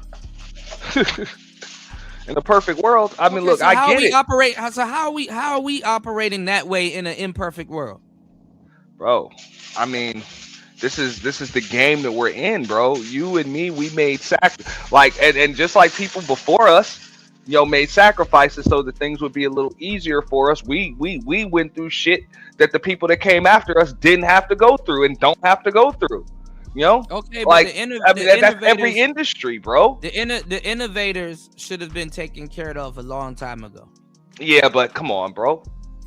You know, come on, man. Like I said, that happens in every industry. You know how many It's a lot of industry where people got their just due. But Kuda, you ain't listening to me, dog. They might have got some their physical credit, but right now there are players, basketball players, for example, with 100 and something million, $200 million contracts, bro, get guaranteed, and they don't even have to play all the damn games. Like for real, there was a time when playing 82 games in a season. You know what I'm saying? That's what you had to do. Now these guys are low managed. And the contracts are guaranteed. Why? Because the players in front of them went struck for it. And you got guys that were way more talented, way more gifted, and you hear them talk about it all the time. Like, damn, I wish we was able to make this money back in the day. And they work twice as hard. We're contractless. We're contractless, and this is. I'm just saying. I mean, look, this happened. I seen it in so many. At least if you take a contract, at least you agreed to something. You understand what I'm saying? So at least there's a security blanket, so you know what's up. Understand? I'm saying, look, these guys had to lock out. They had to go on strike. They had to organize players associations. They you know what I'm saying? They actually had to make sacrifices, take risks, so that way the endorsement deals and all of that stuff, like the business model, can be proven. That was rare that people would put. Believe it or not, there was a time when big corporations were scared. You know, were scared to take a risk on any athlete that wasn't the top athlete in the industry. Now all of these athletes get endorsement deals, like right out of the draft. They get that with association. We get I'm just nothing. saying. I'm just saying, and that's we all get nothing. And those same athletes that got all of that can turn around and do what we're doing. I can do another stream on marketing, bro, where I could tell you there was a time when only you actually had to establish yourself in that industry in order to even get offered that deal. Sure. Now they get it right out of the draft before they even play a game. And like when you do a live stream on that, which is exclusive, I already did. Look, Michael Jordan got $250,000. Okay, $250,000 right out of college to sign with Nike. All right, LeBron James got 90 million out of high school. What we're talking about is something that's a completely different structure. And I'm talking about this is after winning a AA title. Yeah, but it's a complete. What we're talking about here is a completely different structure. And being the number 2 player in the nation. But this is a completely different structure. What I'm saying, Auntie, is that cool. They got their contracts and whatnot. They get the support, even if nobody damn near supports them. Even look at the WNBA. It doesn't matter what you call it. The Angel Reese broad. She knows what the hell is going on, and even when people don't support her, she's good. You don't have that safety net here. That safety net is not even thought of. You can do that marketing stream, and guess what? There's a bunch of niggas that don't even care about it. I know. That's not gonna tune in, and the ones that's tuning in, they're halfway listening to you and want you to talk about some other stuff. And it's like a lot of times, you know, in these spaces, with the exception of the people that do support and the people that do look out, you know, for great content creators, you know, you're entertaining ungrateful people. Yeah, that's the game. So I hate to say it. You're entertaining. We watched this in the rap industry. Remember when Joe Budden had to check Lil Yachty? Like, yo, like, you don't even know about your D. You want to know why you're able to make all this money? Because we made it like that for you. Lil Yachty don't care. He didn't know, didn't care. But he richer than Joe Budden. Yes, he is. Why? Because guys like Joe Budden made sacrifices to make it like that. Like, it wouldn't even be like that had it not been for guys like Joe Budden and an entire industry ahead of time. I'm not trying to be Joe Budden. I'm just saying, bro. These industry. I'm not trying to be Joe Budden, respectfully. And I like Joe Budden. I was just talking about mood music the other day, but I don't want to be no damn Joe Budden. I feel you, but believe it or not, all the work I done put in, I don't want to be no damn Joe Budden. I shouldn't have to ask for support, honestly, at this point. I say I watched somebody like Michael Jordan. You know what I'm saying? For him to hit billionaire status, not only did he have to do all that damn that's winning. The thing. Michael Jordan can go live right now, and his whole chat will light up. Understandable. My point is this: Jordan had to retire. Okay, had to retire. Had to learn business.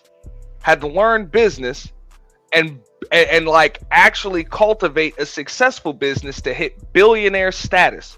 LeBron James is a billionaire now, and he's still playing. So I mean, the list goes on and on. You know, like you talking about, you know, there was a time when to build a multi-million-dollar news media network. Yeah, but he still had the league and stuff behind him. Obviously, he had critics and stuff like that, but you still had to fucking focus on just balling. You know what I'm saying? It would be easy if I could just, hey, you know what? Let me just focus on balling.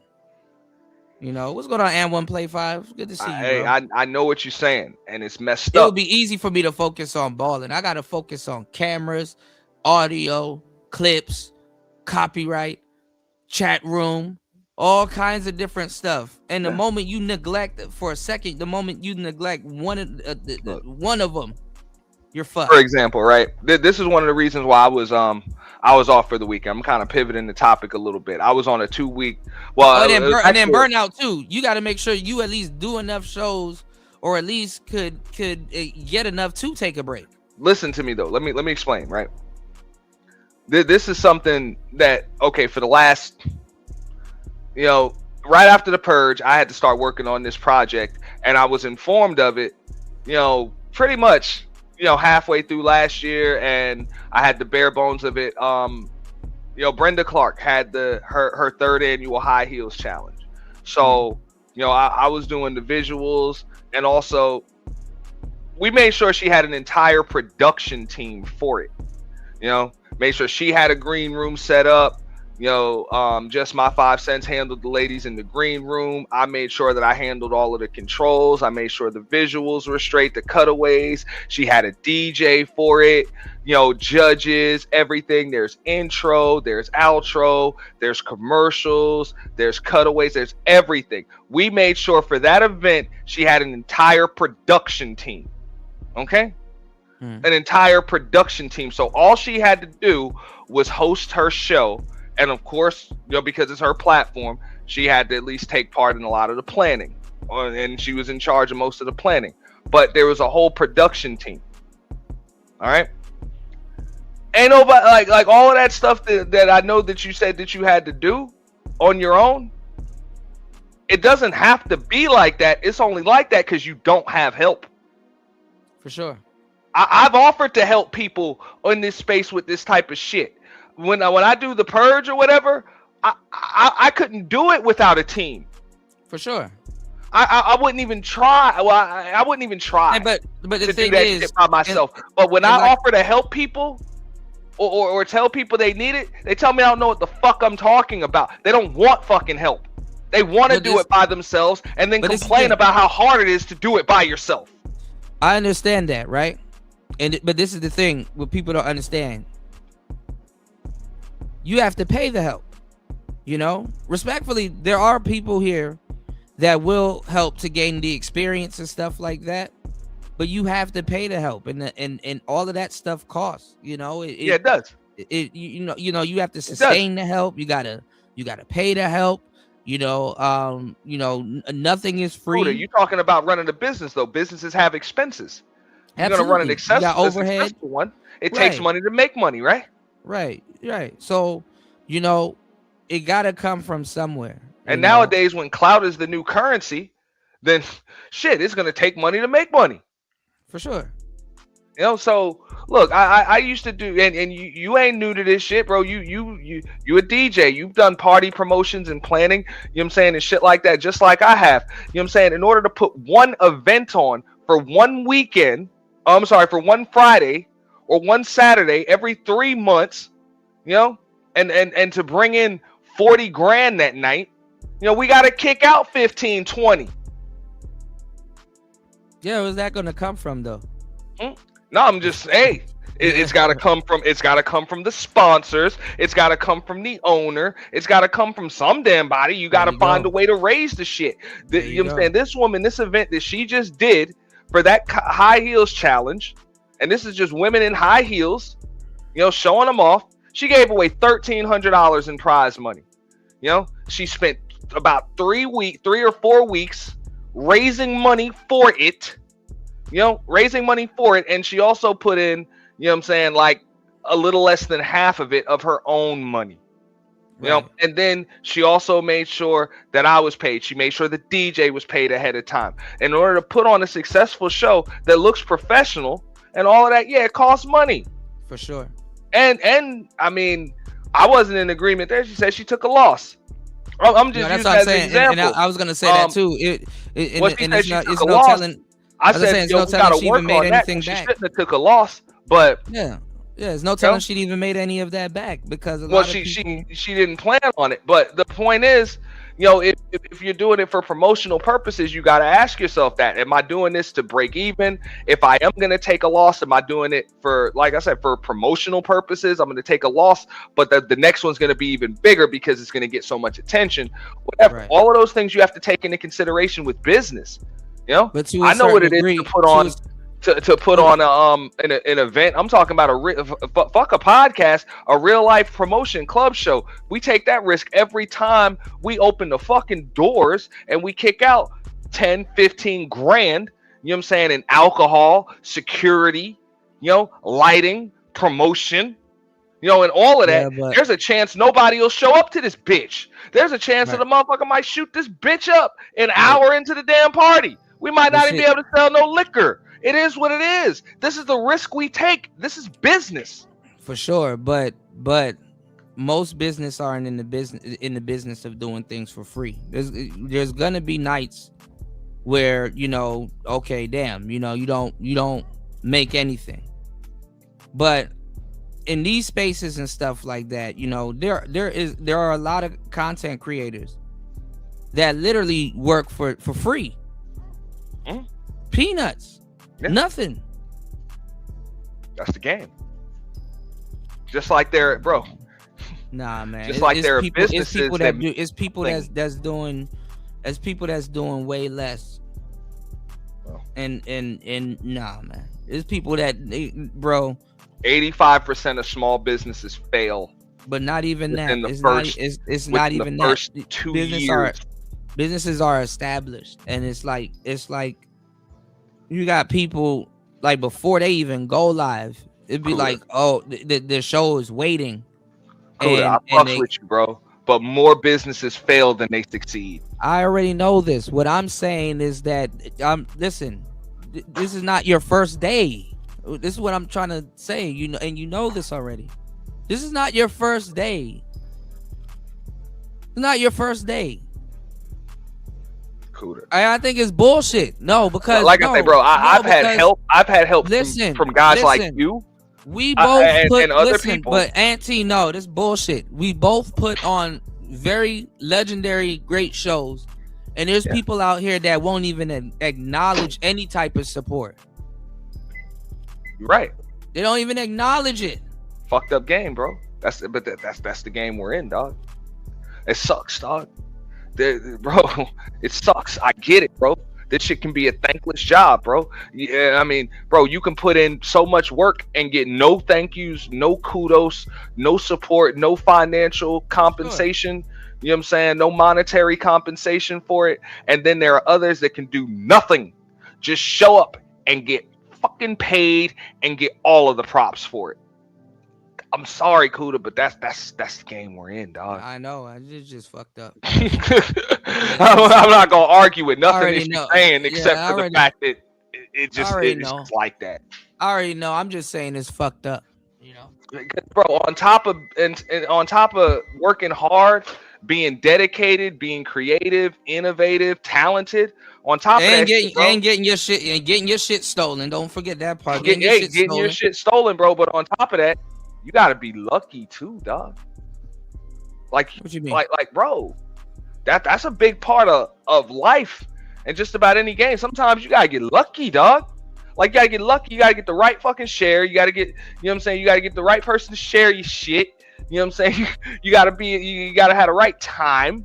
You know, you gotta have, you know, the like. Yeah, like, but I'm tired of new niggas. I'm tired of new niggas that's watering down all of our shit, stealing all of our shit, come in and act like they work as hard as us or have worked as hard as us, bro. I've been tired for years, bro.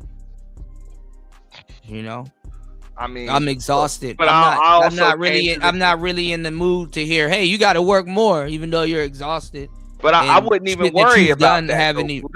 I don't get the luxury to worry about that. No, I'm only talking about it now because I slightly get the luxury to worry about it, but I don't get the luxury to worry about that. I wouldn't even be hot about it, bro. And I'm going to tell you why. Because keep in mind, right now their boy is viral, right?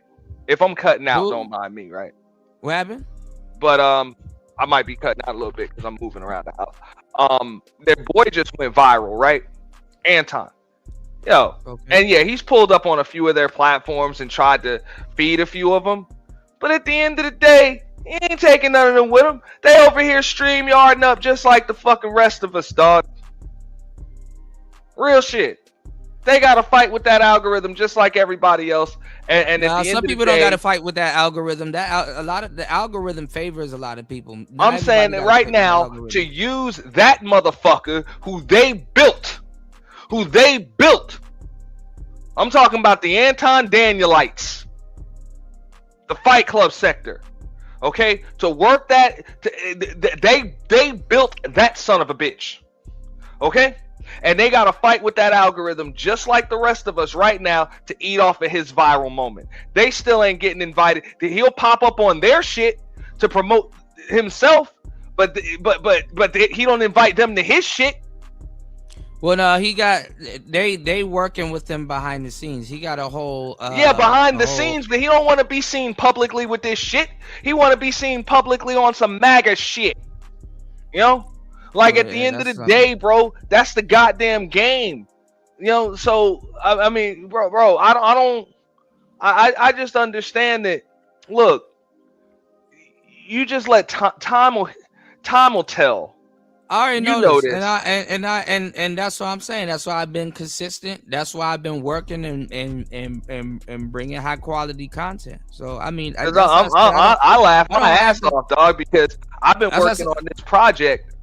You know, which is over now, but I was working on this project for the last 2 weeks, and all I see is these motherfuckers going like literally have nothing to talk about, and all they can do is react to shit that Anton's saying and what Corey's saying and what O'Shea is saying and all I see is these motherfuckers reacting to what other people are saying, and they supposed to have the inside scoop on this shit, and I'm like, the fuck, what a joke. Like, y'all are a fucking joke. Like come on, y'all are literally chasing the algorithm. I mean, but people are just watching. But all of you guys should be able to have one-on-one interviews with this son of a bitch now. But people are just watching and guessing. Like, a lot of the suggestions people make, I've already did it, and it don't work, and they don't support it. For you know, it's a lot. Give me 1 second though. Let me go to the comments real quick. Shouts to An1 Play 5. What's going on, Everon? An1 said you need to be using AI to increase your workflows. AI can help, but anything that can be made with AI can be copied by a better AI. And to tell you the truth, it takes money to be doing all of this AI automation stuff. And honestly, I'm not gonna use too much AI in what I got going on, because guess what, y'all want real authentic stuff. Certain things I might use AI for, like thumbnails and stuff like that, but aside from that, I'm not gonna use AI. I purposely don't even use it for my thumbnails. I've been offered but AI programs and stuff like that. It'll water down content though, because people can tell. Now don't get me wrong, I use it for like a few images, but I still try to do whatever I can with the images, because my creativity is pretty much, it's all I got left. So and I then try to use as to a much certain degree too, when you try to use AI with what we got going on, it'll have you work more. AI cannot run a live stream. AI cannot run a live stream. Oh, Makuta, I said this years ago, bro. Live streams are the toughest way to grow on this bitch, bro. Come on, they're the toughest way to grow. I mean, they can be without we chose support. to go the toughest route that you could possibly fucking go.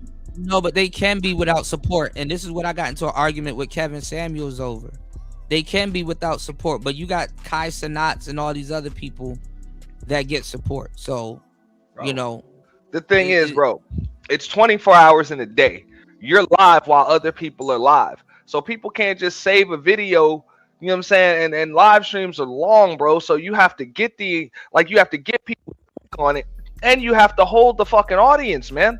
And just like you said, this support now, it's tough without support, but how do you have YouTubers making 15, 20 grand, 30 grand a fucking they month have support they don't get super chats because they're not live.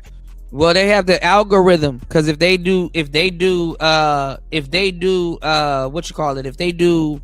pre-records, then it's like basically like a deal with YouTube, but they got to make sure their videos are heavily edited and stuff like that, and they got to play the guidelines. That's what I'm saying. We chose to go a different route, bro. We chose to do this. But this is the thing: YouTube can pull the plug on them at any time, because YouTube can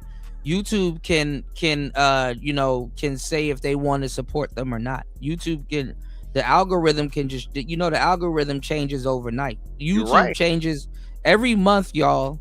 YouTube changes. So they'll put out a video, and if they shadow ban or some type of weird switch in their YouTube settings is not flicked, is game over. And the reason why most of the people know that I'm live now to a certain degree, but not when I go live here, I have to have Discord or another outside source let people know that I'm live because of the algorithm. So if y'all don't hit the bell icon and do all again, and YouTube be unsubscribing people and all kinds of stuff, y'all have no earthly idea what YouTube puts content creators through. All right. Shout outs to Evron. Evron said, Kuda, my guy, but you haven't had a wingman since Sexy Red violated. I never needed a wingman. And Sexy Red didn't violate anything. She nuked her own channel, and she turned on a lot of people that helped her, just like any other person around here. So why you mention that bitch or allow anybody else to mention that bitch name in your chat? Everyone's good. No, everyone's cool. That's one. I mean, I fuck with him too. I'm just saying, hey. So whatever. She nuked her own channel. Sometimes, and that's because I guess she got this. Fuck that bitch, bro. But I'm saying, I know that, but I'm saying this is what they don't understand. They, like I said, a lot of people are just speculating. What I'm saying is, she nuked their own channel. Some people, what y'all don't realize is that some people, when their channel gets discovered, that's not a good thing. That's not a good thing, because let's say you'll cover a topic on politics, but you're not a politics channel. So when people that know what the hell they talking about discover your channel, and you're just like floating around, you'll end up sabotaging your own damn channel. You know what I'm saying? So she's not even around. And then she got to get back into the algorithm. A long time ago. All right, when they don't fuck with you, or they really, what I'm saying, when they don't like you or they don't want to give you any fucking shine or clout, they don't do streams. Hold up, they don't. Yeah. Let me finish real quick. They don't do streams about you, and they don't talk about you. You know what they do? They move as if you don't fucking exist. Right. That's it. That's how. So fuck that. I'm not mentioning people that don't exist to me. For sure. I'm not. No, but I mean, but when people turn on you and do some of that stuff, I let them nuke themselves. When Ism pulled that bullshit last month or whatever, his own channel is nuked. That's it. Oh, okay, that's why he did that. I saw him on, he went live one day and it was like 0 people in it. I'm like, damn. That's what happens when you know. I'm just saying, I watched them do this shit to you, Kuda. All right. For sure. And people did it to me too. Bro, you don't exist. That's it. You don't exist. That's it. Because they can say your name multiple fucking times or put you in titles and shit like that, and that can get you back in the algorithm, and they won't do that for you. Yeah, but see, these newcomers though too, Auntie and Evron, they're nuking themselves right now. Like, if I wanted to move on from this Anton content, I absolutely can move on. I got different content coming. I've been doing this, but a lot of these content creators that y'all listen to, they don't have nothing else after that. This is holding them. So, well, they didn't have content to begin with. That's what it proves. Well, I mean, they took our content, and people would rather hear your words coming out of other people's mouths. Yeah. Yeah. And that's sad. That's sad. But it's reality. Yeah, for sure. I know that. It's just every so often I don't get the luxury to vent and express that. Damn, that's fucked up. But when it actually is fucked up, it's beyond fucked up. Bro, you're never gonna get the props that you deserve, in these spaces. I would like to live to see it. Shit. I mean, the thing is, bro, it's just like the fucking rap game, bro. You got a bunch of new motherfuckers in it that think they invented it. There you go. But yeah, this is true. But I'm not wrong for wanting to live this to get my props, man. And you got a bunch of people that look. That's it, bro. If it wasn't for and then it wouldn't be as bad if we wasn't in a space where everybody has like this fake sense of morality.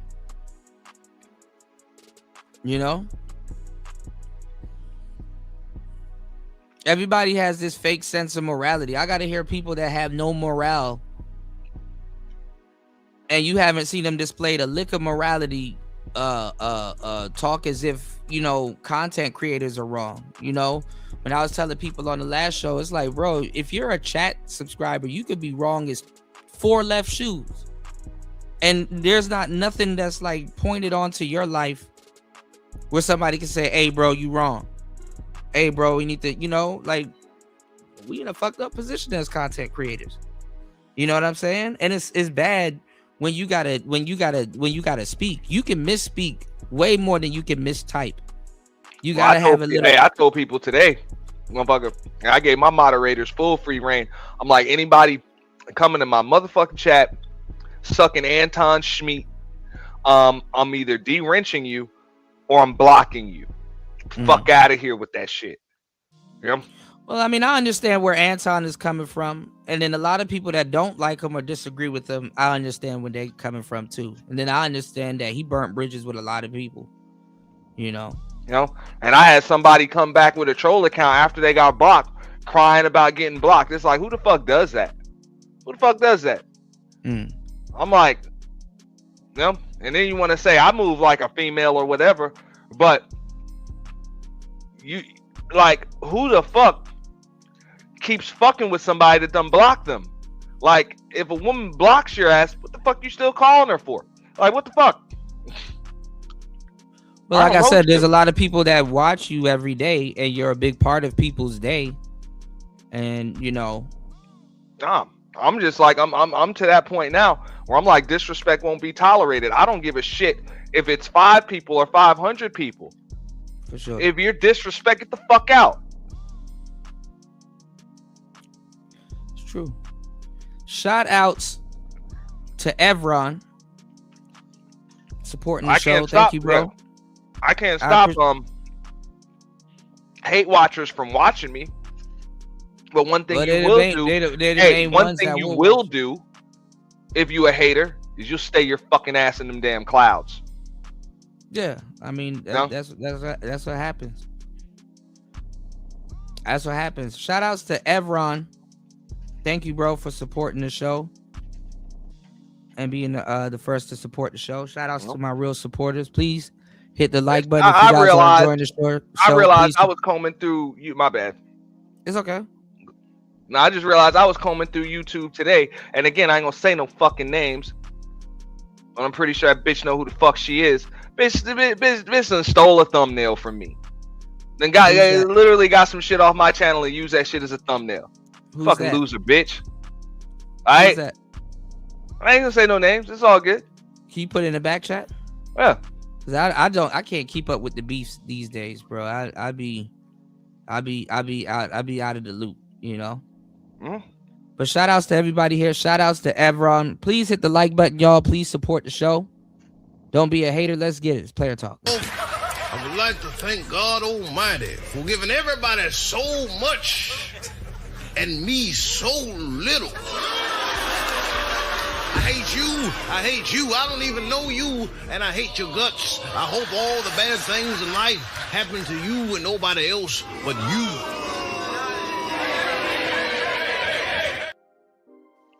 Yeah, I feel you. Yeah, but I mean, them people done nuked their own channels, man. Like nothing good will come to them when you try to slash the face of people that help you and stuff like that. You don't gotta agree with everything somebody says, but you don't have to try to throw them under the bus for your own, quote unquote gratification. So, and honestly, nobody will listen to half them people if they're not talking about you. I done put on so many people and stuff like that, and they once they separated or call themselves severing themselves from me, they done nuked their channel, or they nuked it right before they started trying to beef with me. One of the things that I've noticed, especially with black people, when you help them, but anybody can do this, all right? Anybody can do this, y'all, not just your own people. But one of the things that I noticed is that a lot of times the last ditch effort is to screw over somebody that helped you. You know what I'm saying? Because a lot of times, first of all, a lot of people don't want to say, hey, this person actually helped or had a hand in my success, or helped me get here or whatever, because the thing is that they want to be able to tell somebody that they came from nothing, or they got it out the mud, or they did it by themselves, number one. And then number two, the thing is that, for them to loudly say it, you would have to hear it or catch wind of it. And they have this ego where it's like, oh, but if I say this person could say something. So what they got to do is, the person that put them on it's an easy fix. All they got to do is just beef with you, and then it cuts you off.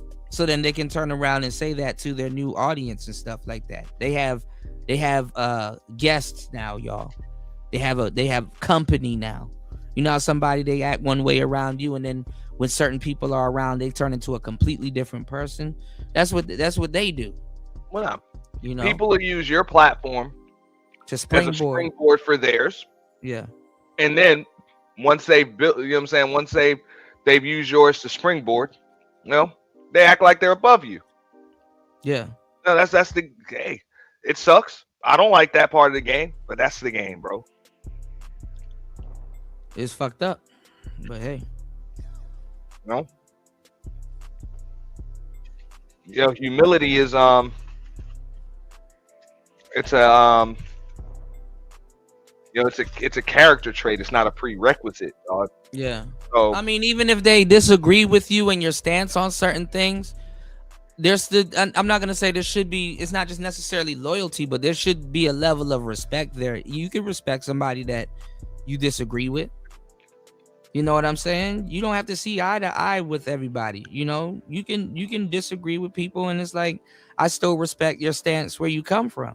Or where you're coming from when it comes to that particular thing. Sometimes I disagree with people that haven't been through some of the stuff that I've been through to come to a more not rationale, but a more experienced conclusion. But it's like, you know what? I respect that person enough to say, you know what? Let them grow, instead of just, arguing with them. That's why I say humility. It's a character trait, right? Yeah. So I understand people more so than anything, but I also understand the effect that I have on people because I had it on people. I had the same effect on people even long before I came to the internet, even as a fucking kid, bro. A lot of times, you know, people see in you, but they see in you something that's lacking in themselves, and because of that, they would prefer to fail by ignoring your advice or doing the opposite than they would by succeeding with taking your advice. Sometimes people just want to prove you wrong because you are literally like a mirror to them. Like, well, I mean, some people feel like they heard mirror, but some people feel like, well, no, hold on. When I say a mirror, it's not like a, it's not a copy, but it's like an inverted, it's an inverted reflection, and it shows them their own flaws because they see in, like I say, they see in you what they're missing, you know. So or they're by low-key taking competing your with advice, they would have to look in the mirror and say, I was missing something. And a lot of people can't do that. So they would want to just say, fuck that. I don't need to do, just like you had these motherfuckers saying, oh, I don't need an equipment. I don't need equipment. I don't need a microphone. I don't need a camera. I'll do this shit from my cell phone. Right? And now look at them. Sure, SM75Bs, 4K fucking cameras, all right? Kissing ass on other people's platforms and in other people's goddamn sectors, spaces, and crews when they should have their own. And they shall remain nameless too. I think I know who that is. You should have your own by now. You know? Or at least be doing your own thing. You don't have to really kiss up. But I mean, it was a couple. You know? You know what a Rhodes Scholar is? But I mean, but even and the now people come on camera all the time. Come on, man. But even the audience was siding with them, like, oh, you could do your cell phone, you can do this, that, and the third. Like I single-handedly changed the whole sound of this space. Single-handedly, damn near, and brought the space to a new level. But now I sound crazy if I say I did that. Did you even get as little as from these motherfuckers? Did you even get so small as a CUDA? You were right. Yeah, I didn't even get. There's some people that'll never talk to me because they would have to say that first before they can say anything. Welcome to Earth. Yeah. Welcome to Earth. That shit pierces people's skin. Yeah, and I'm not even holding a grudge against them, but it's like, it's the truth. Some people would never speak to me again. That's what I'm saying. Like, you could be the asshole that wants to get that "I told you so" out. But you know, I mean, what is that gonna? That's not gonna help you.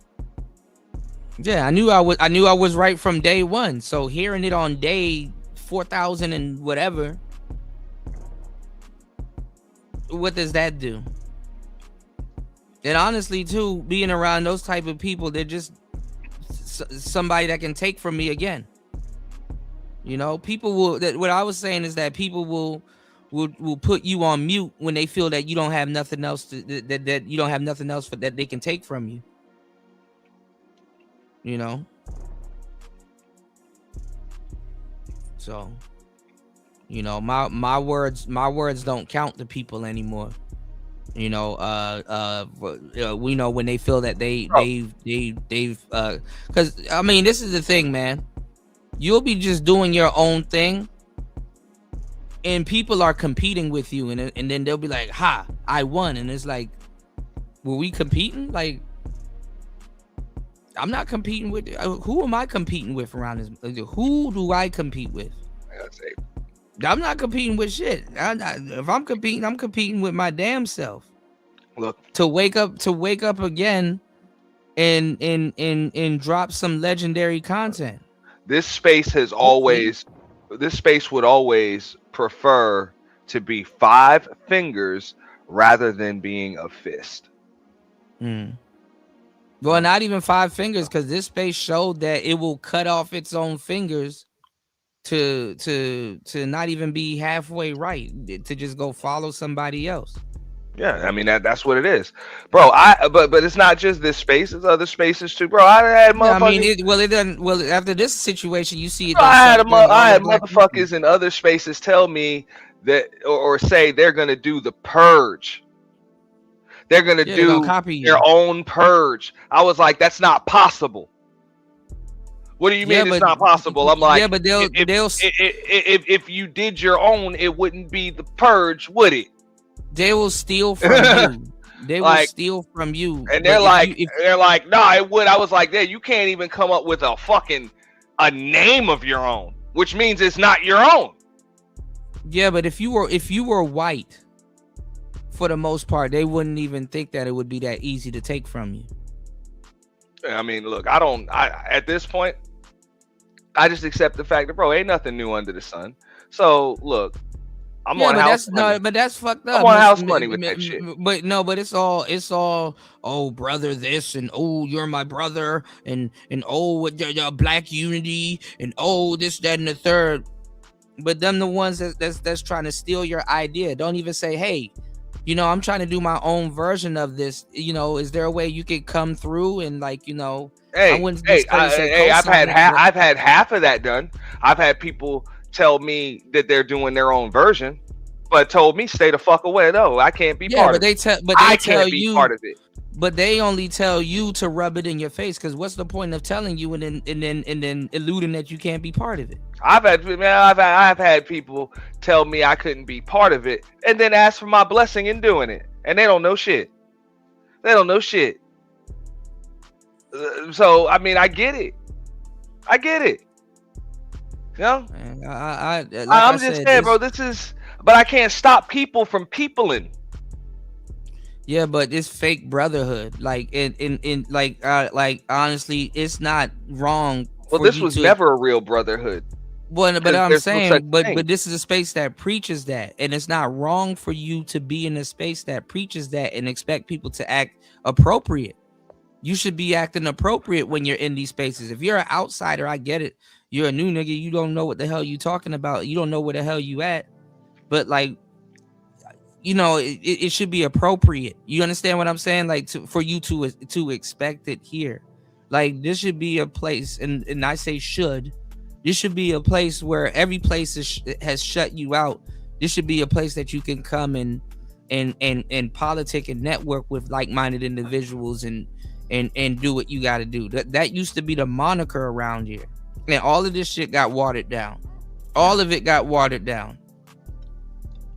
And what does that say?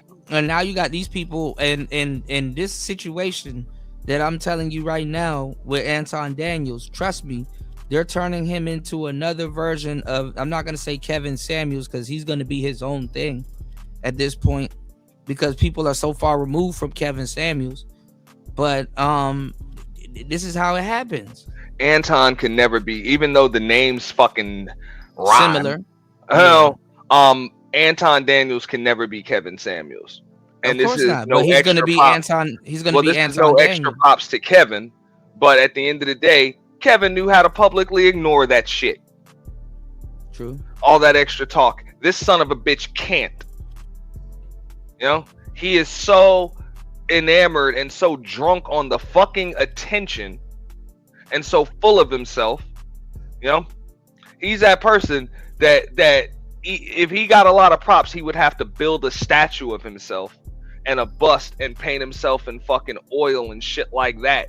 And also he has to embroider his initials on his clothes and shit. Yeah, to feel like something. It's branding. I'm just being real with you. Yeah, but it's all branding.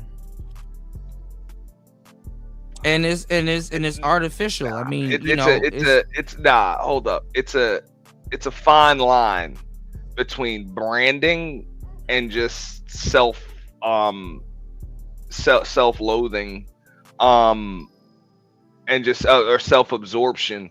So, like, it's a fine line. You never saw that from Kevin. Kevin didn't have to embroider KS on every fucking suit. or have custom made handkerchiefs or have a backdrop. That's it. He had a symbol. That's the difference between having a logo and having a symbol. You had that pendulum. That's Well, it. I You had was that saying at some pendulum. point, You had that vibe. You had the catchphrases. Anton doesn't have that. I was saying at some point, he should make suits. And trust me, I know branding. He don't have that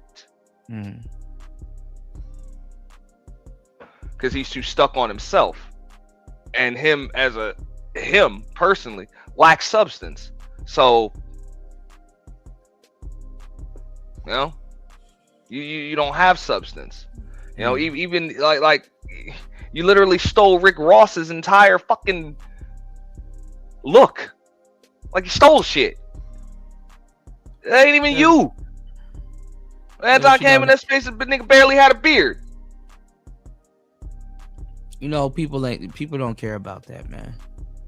You can steal somebody's whole get up and nobody gives a damn. Like I said, people are only as loyal as the next nigga to go live. They're only as loyal as the next nigga to go live. You can give people a 4-course meal and they'll be like, that's nice. But let me see what this person is talking about. Literally, somebody will learn. I've seen it. They'll learn a bunch of shit from you and then go watch a live stream that will squander all of the great information that you just gave them. But Kuda, look, I move around. And then not make a move on both. I move around to a lot of the different sectors. Okay? These motherfuckers ain't doing shit. If they can get 100, 200 motherfucking live viewers, they think they fucking did something. I watch these other sectors and these motherfuckers open up a fucking panel or just sit up there and they're live for 10, 15 minutes. Channel's not even fucking monetized. They got 500 or 600 people in that bitch because everybody comes through. Everybody comes through. That's a real sector. They move like that. Okay? They move like a real fucking sector, even if they don't disagree, even if they're beefing. You know what I'm saying? They don't just pick a topic and everybody talk about the same topic. They rather the topics be each other. Yeah, but they get support. So even if they're beefing with each other, they'll make each other the stars. For sure. These motherfuckers don't want to make you a star. They rather talk about somebody that's already got a platform that won't fuck with them.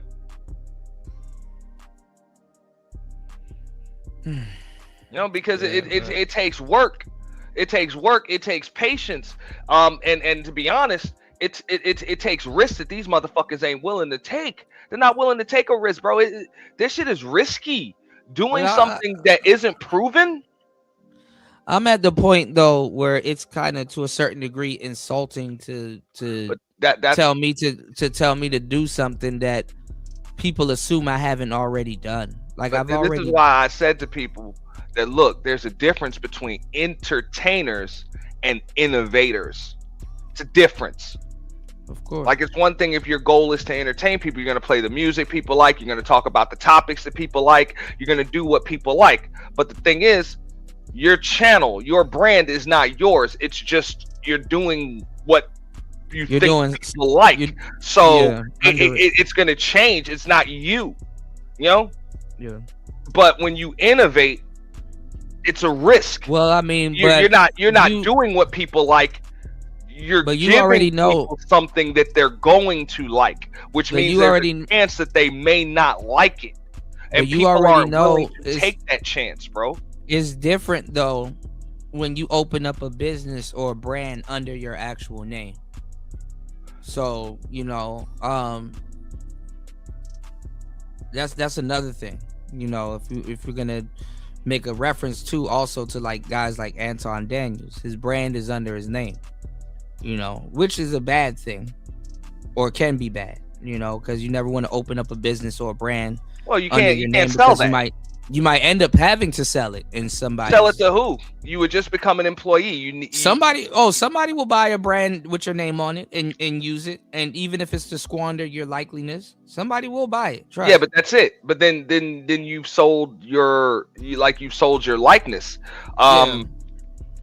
Some people get forced to do that. That was strategic of me to wrestlers to make sure that shit was the home of the official YT purge, because I'm not necessary for it to run. Yeah. I'm not necessary anymore. No? Yeah. So but I understand that's how a business works. I don't have to put my fucking name on it, because you would need me to do it. Right. Like, fuck that. If I sell it, I want to fucking sell it. I want to sell, because I was taught that's a rule of business. A business isn't truly successful until you're not necessary for it to run anymore. It has to be able to run on itself. It's like the founder of KFC is long gone deceased, but they still selling chicken with their recipe. Mm-hmm. No, because the brand name is already there. You know, the brand is already built. You know, the logo.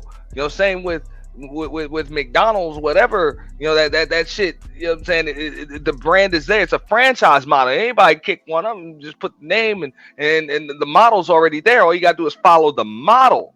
Yeah. But you don't need the McDonald's brothers to run it. Which they already have in place for you. That's already it's already in place because it's already proven to work. So I don't even talk business with people that don't understand it. Just because the motherfucker got a few viewers and they making a couple of dollars don't mean that they understand business. Yeah. Or branding or even marketing. Like I say, there's a difference. This was something that Steve Jobs said when they asked him, like, "Oh, when you come out with this or you come out with that or whatever, what if the people don't like it?" Steve Jobs said, "Look, I don't give a fuck." He was like, "The people are gonna like what I give them. Right. I'm not gonna give them what they like. They'll like what I give them." And also too, Elon Musk,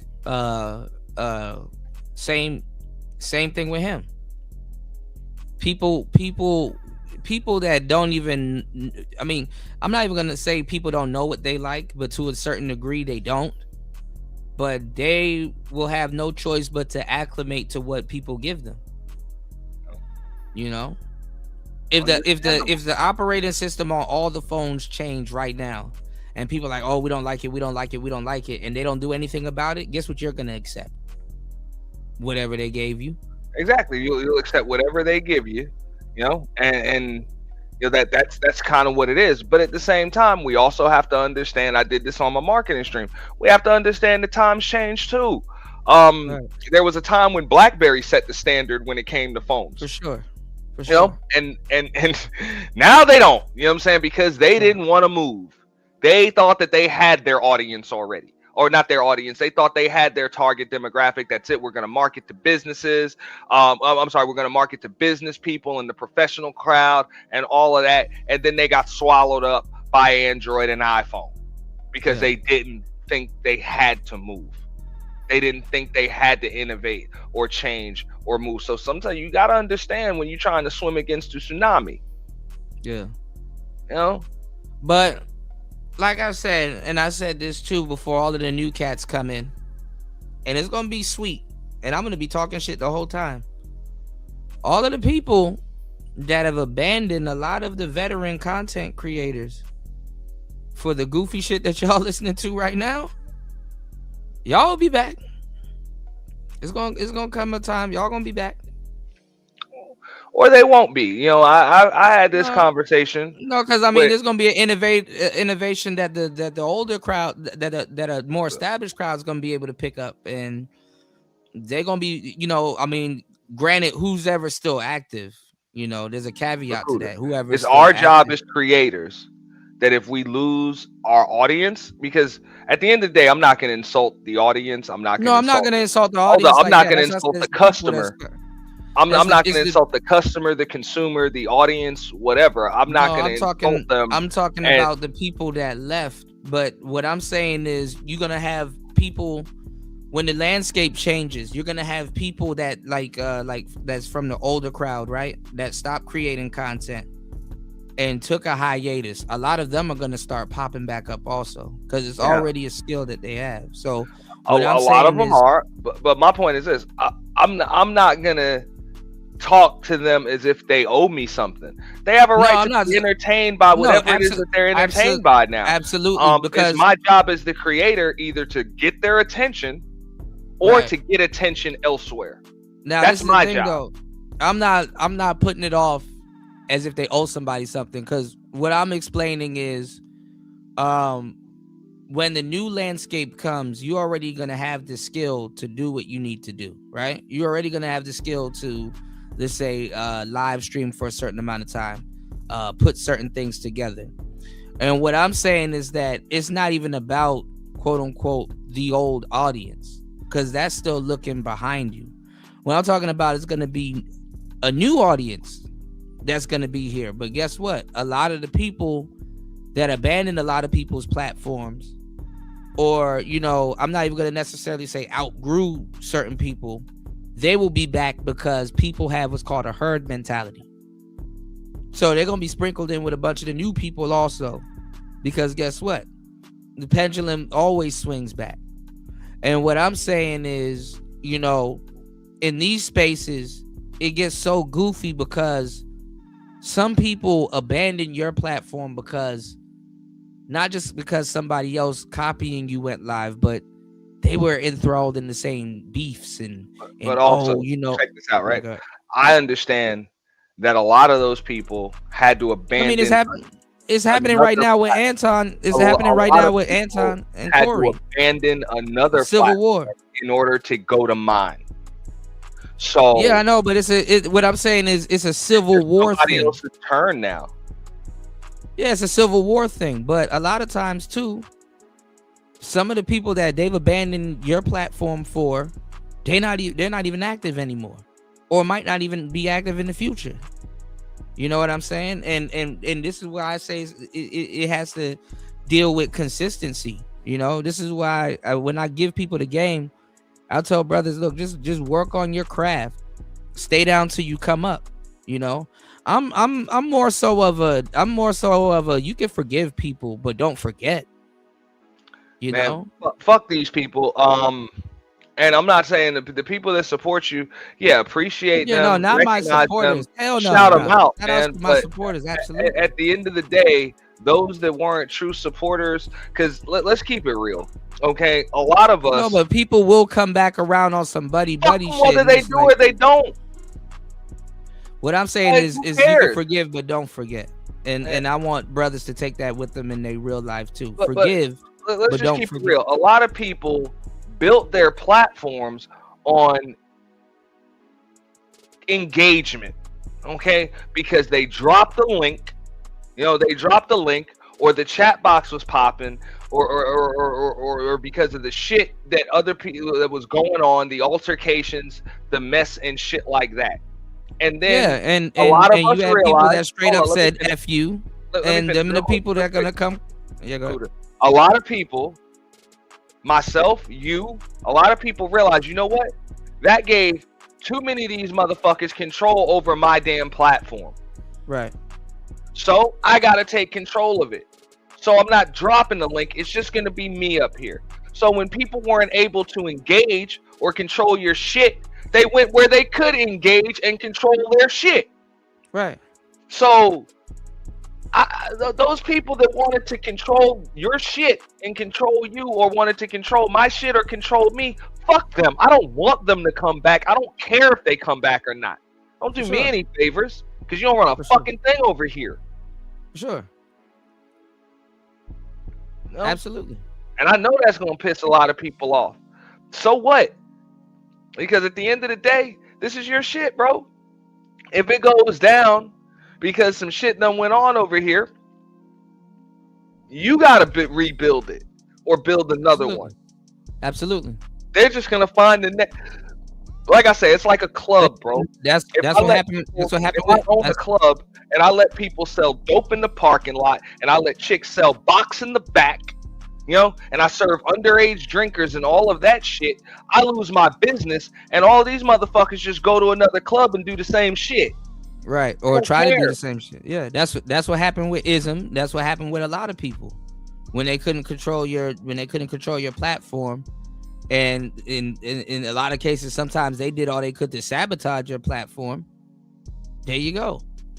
There you go. And then they try to tell.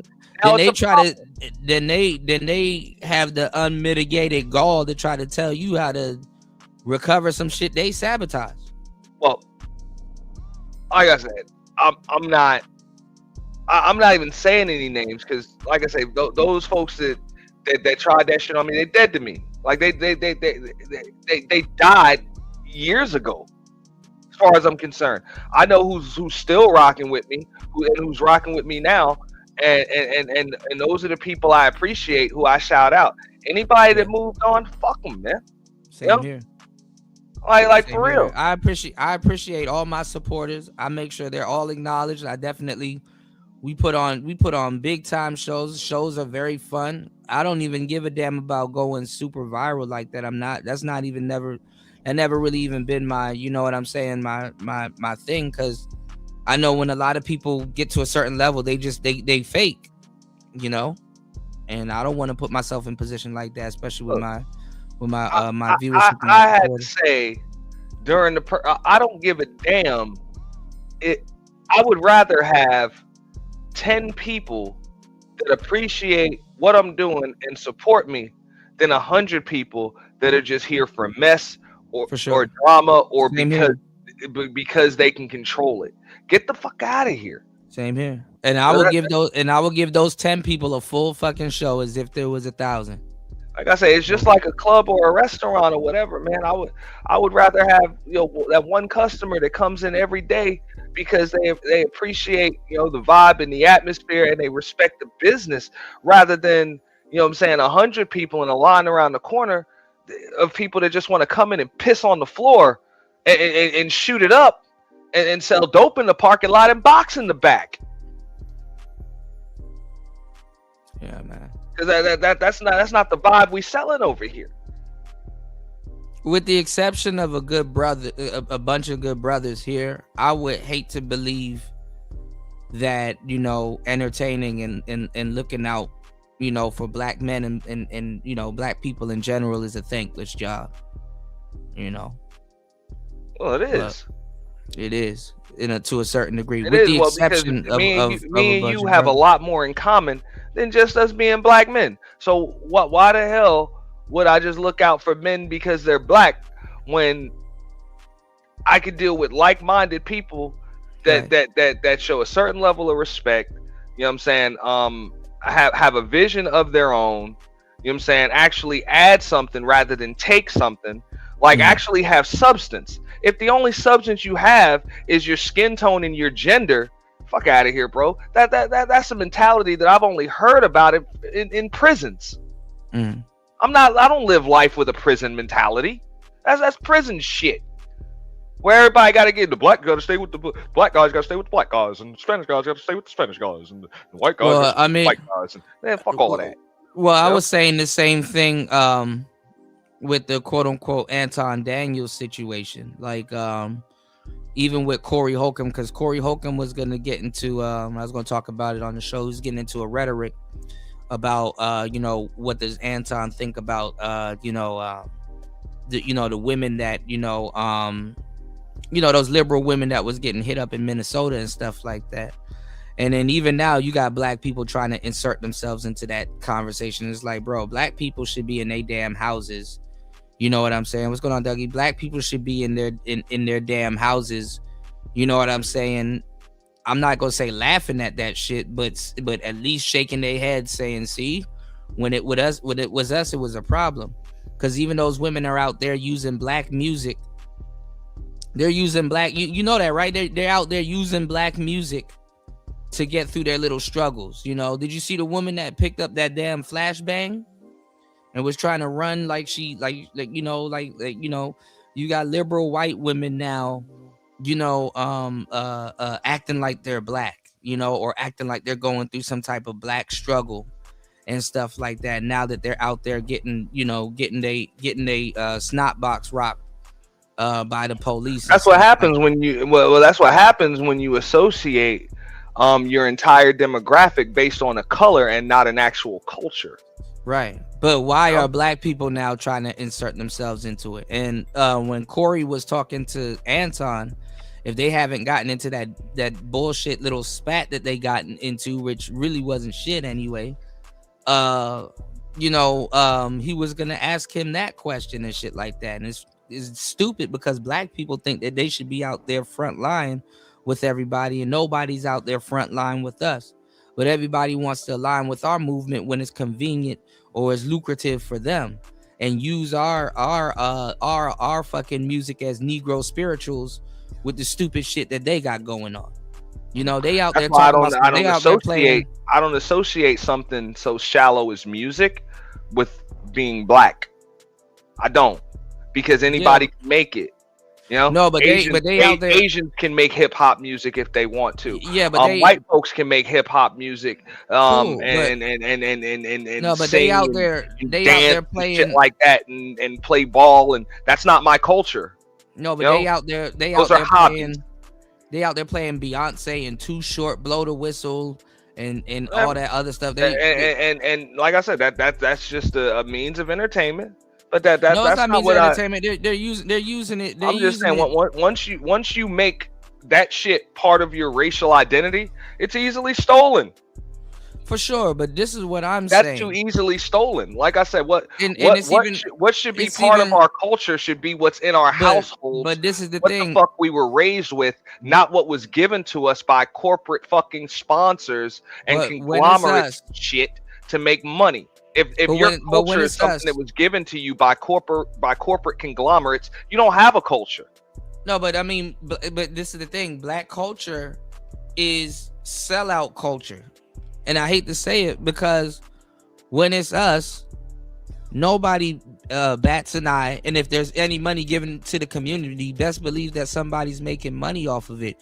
It's so bad to the point that if I said, damn, well, at least if they're going to be out there using our shit, we should at least get a checkup out of it, which is true.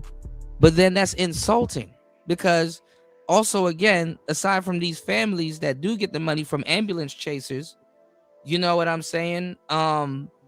It's like either you're gonna sell out for a check in the beginning or the end. Let me just address the chat real quick. The check don't even count. I never said we don't have a culture.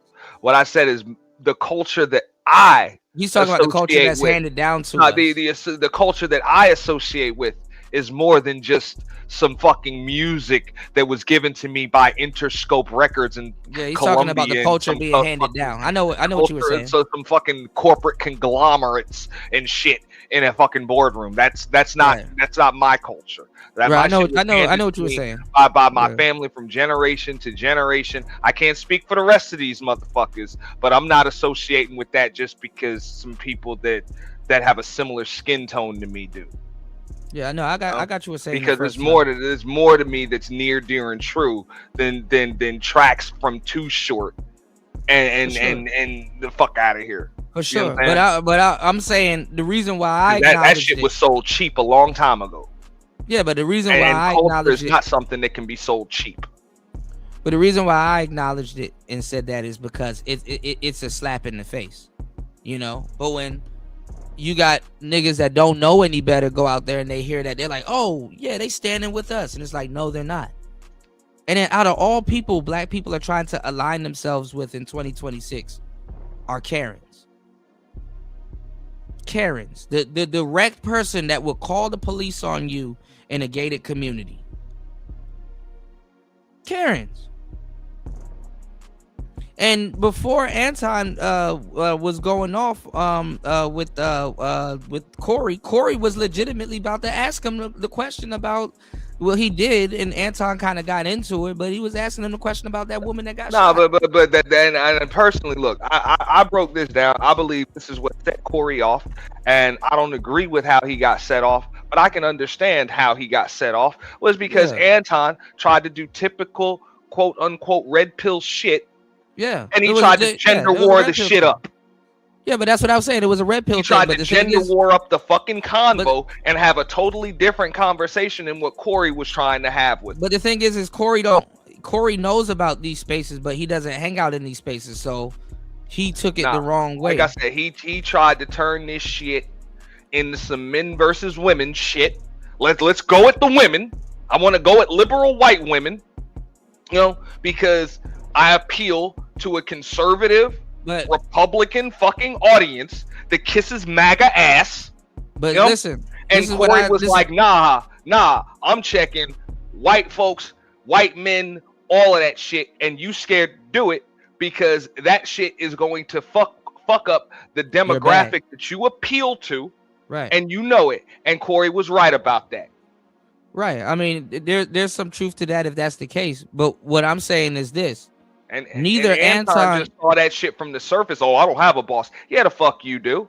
You do. But this is the thing. You might not have a physical boss that signs your checks, but you are a slave to that goddamn algorithm, and you know they will cancel your motherfucking ass as soon as you go at any of them crackers. Neither Anton or Corey has the power to cancel.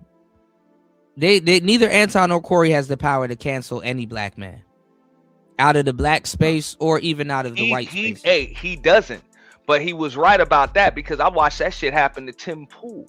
Yeah, okay? But you don't get canceled. As soon as Tim Pool said that shit with Carmelo Anthony was self-defense, they tore him a new asshole on on fucking X, and he had to come up the next day on his own channel. And as soon as you take black over white in them damn conservative spaces, they will tear your ass the fuck up. Sure, they will. But what I'm talking about is the black community. That's what I'm saying. But even Corey is on the cusp of some. The only reason why Corey's quote unquote black solidarity had any type of validity is because he had Anton in there. Because honestly, you get kicked out of the black community by not worshiping black women. You can't say shit. You can say whatever the hell you want about black people, but you get kicked out of the black community by your lack of worshiping black women or doing something to black women. Because look how easily they're trying to kick Corey out right now because he put his hands on a quote unquote black woman. Yeah, but Anton leaked that video, so it's all good. Yeah, but people can't see past that because now I've seen people flip flop. 1 week they're Corey, and then they see that and now all of a sudden it's so tough to cancel a motherfucker these days. It just is. I mean, and just like you said, folks ain't even worried about that. But wait, hold on real quick. What you mean? Like this was fucked up when they tried to associate red pill with conservative with Republican. What do you mean by I'm trying to be anti? I'm not trying to be anti nothing. What do you mean? But you feel me? That's what I'm saying is now all of a sudden all these motherfuckers that were supposed to be what I'm saying is a pro-black stance, pro-manosphere. They were supposed to be red pill. Now they have to fucking kiss Trump ass. They have to be MAGA. They have to vote Republican. They have to do all of that shit. They don't have to. I mean, I've seen a lot of black conservatives that aren't MAGA get lumped into black MAGA. And the thing is that everybody has been wrong about the red pill because you have a lot of Democrats in the red pill space. You have a bunch of Democrats in the red pill space. Actually, the conservatives are the minority in the red pill space. I don't even get invited. Even as a conservative, you have to argue with niggas in the red pill space. But Kuda, this is why I don't even get invited to these shows, these political debates anymore. Because I used to be invited, now they don't. Because I'm a fucking independent. These assholes don't even want to talk about the difference between liberals and Democrats as opposed to the difference between conservatives and Republicans. They think conservative and Republican is the same thing. They're fucking idiots. These son of a bitches that claim that they do political content all fucking day don't even understand politics or how the shit works. Right. But I mean, everybody's now a political commentator since the election. Conservative and liberal, that defines ideology. You have people, Republican and Democrat define political party. But you have people now, Auntie, that don't know what they're talking about, that has been somewhat covering this stuff for north of eight years now, since the first election. But they don't know what the fuck they're talking about, just like I you know, said. but And the point is, and I even said, I'm like, over the course of history, and Corey couldn't even check Anton on that. That's where he fucked up. I'm like, yo, you want to talk about, oh well, Republicans were the party different. All both of those parties have flip flopped. What Republicans used to be the party that was pro illegal immigration, all of that shit in the 80s and 90s, and it was the Democrats that were doing all the goddamn deporting and everything else, and then they flip flopped. Both of those sides have flip flopped on everything over the course of the last 150 years. They flip flopped on all of it. So to think that a political party is associated with ideology, they'll flip flop again. But this is the thing, though, and a lot of people won't admit it, but Corey was in over his head to try to have that conversation with Anton, and that's another thing. Like when you he could have had the conversation, just not the debate. I agree. Yeah, not the debate. Yeah, and then that's another thing too. It's like I wouldn't say he doesn't have the audience for it, but having a political debate like that on a comedic platform. When they tried to ask the question, Darlene was the one that asked the question, or somebody. I think I heard a woman ask the question to Anton, which he never answered, or he did answer. He said, she said, "Are you an independent?" Because that's when you're supposed to give him a kick in the ass. Because unless you can tell, if you associated yourself with either of those parties, then I can debate the fuck out of you. Like, for real. You ask me what I am, because people tried to associate me. Oh, you're a liberal. No, I'm not. Oh, you're a Democrat. No, I'm not. Oh, you're a conservative. No, I'm not. Or you're a Republican. No, I'm not. I'm none of those things. Well, I mean, half these people, they really can't debate half this shit because they're going to get into their feelings, number one. And they're quote unquote, none of those things. None of those people can have my vote until unless they earn it. Yeah, but a lot of those people, the party that they think they belong to is like ingratiated in their fucking identity. So it's like they can't differentiate their party being attacked from their ideology and identity being attacked. So. I mean, it makes no sense. And then first of all, people are looking at debates the wrong way. Debates are a learning opportunity. Shout outs to everybody in the building. What's going on, Degenerate? Listen, we got more than 32 people in the building. Please hit the like button. Please support the show. Cool. We're chopping it up, giving y'all some great game. Please support the show at $PTV 888. That's $PTV 888. You can also support the show via PayPal through the coffee store. Please support the show. Definitely, the channel needs your support. It's Player Talk Radio.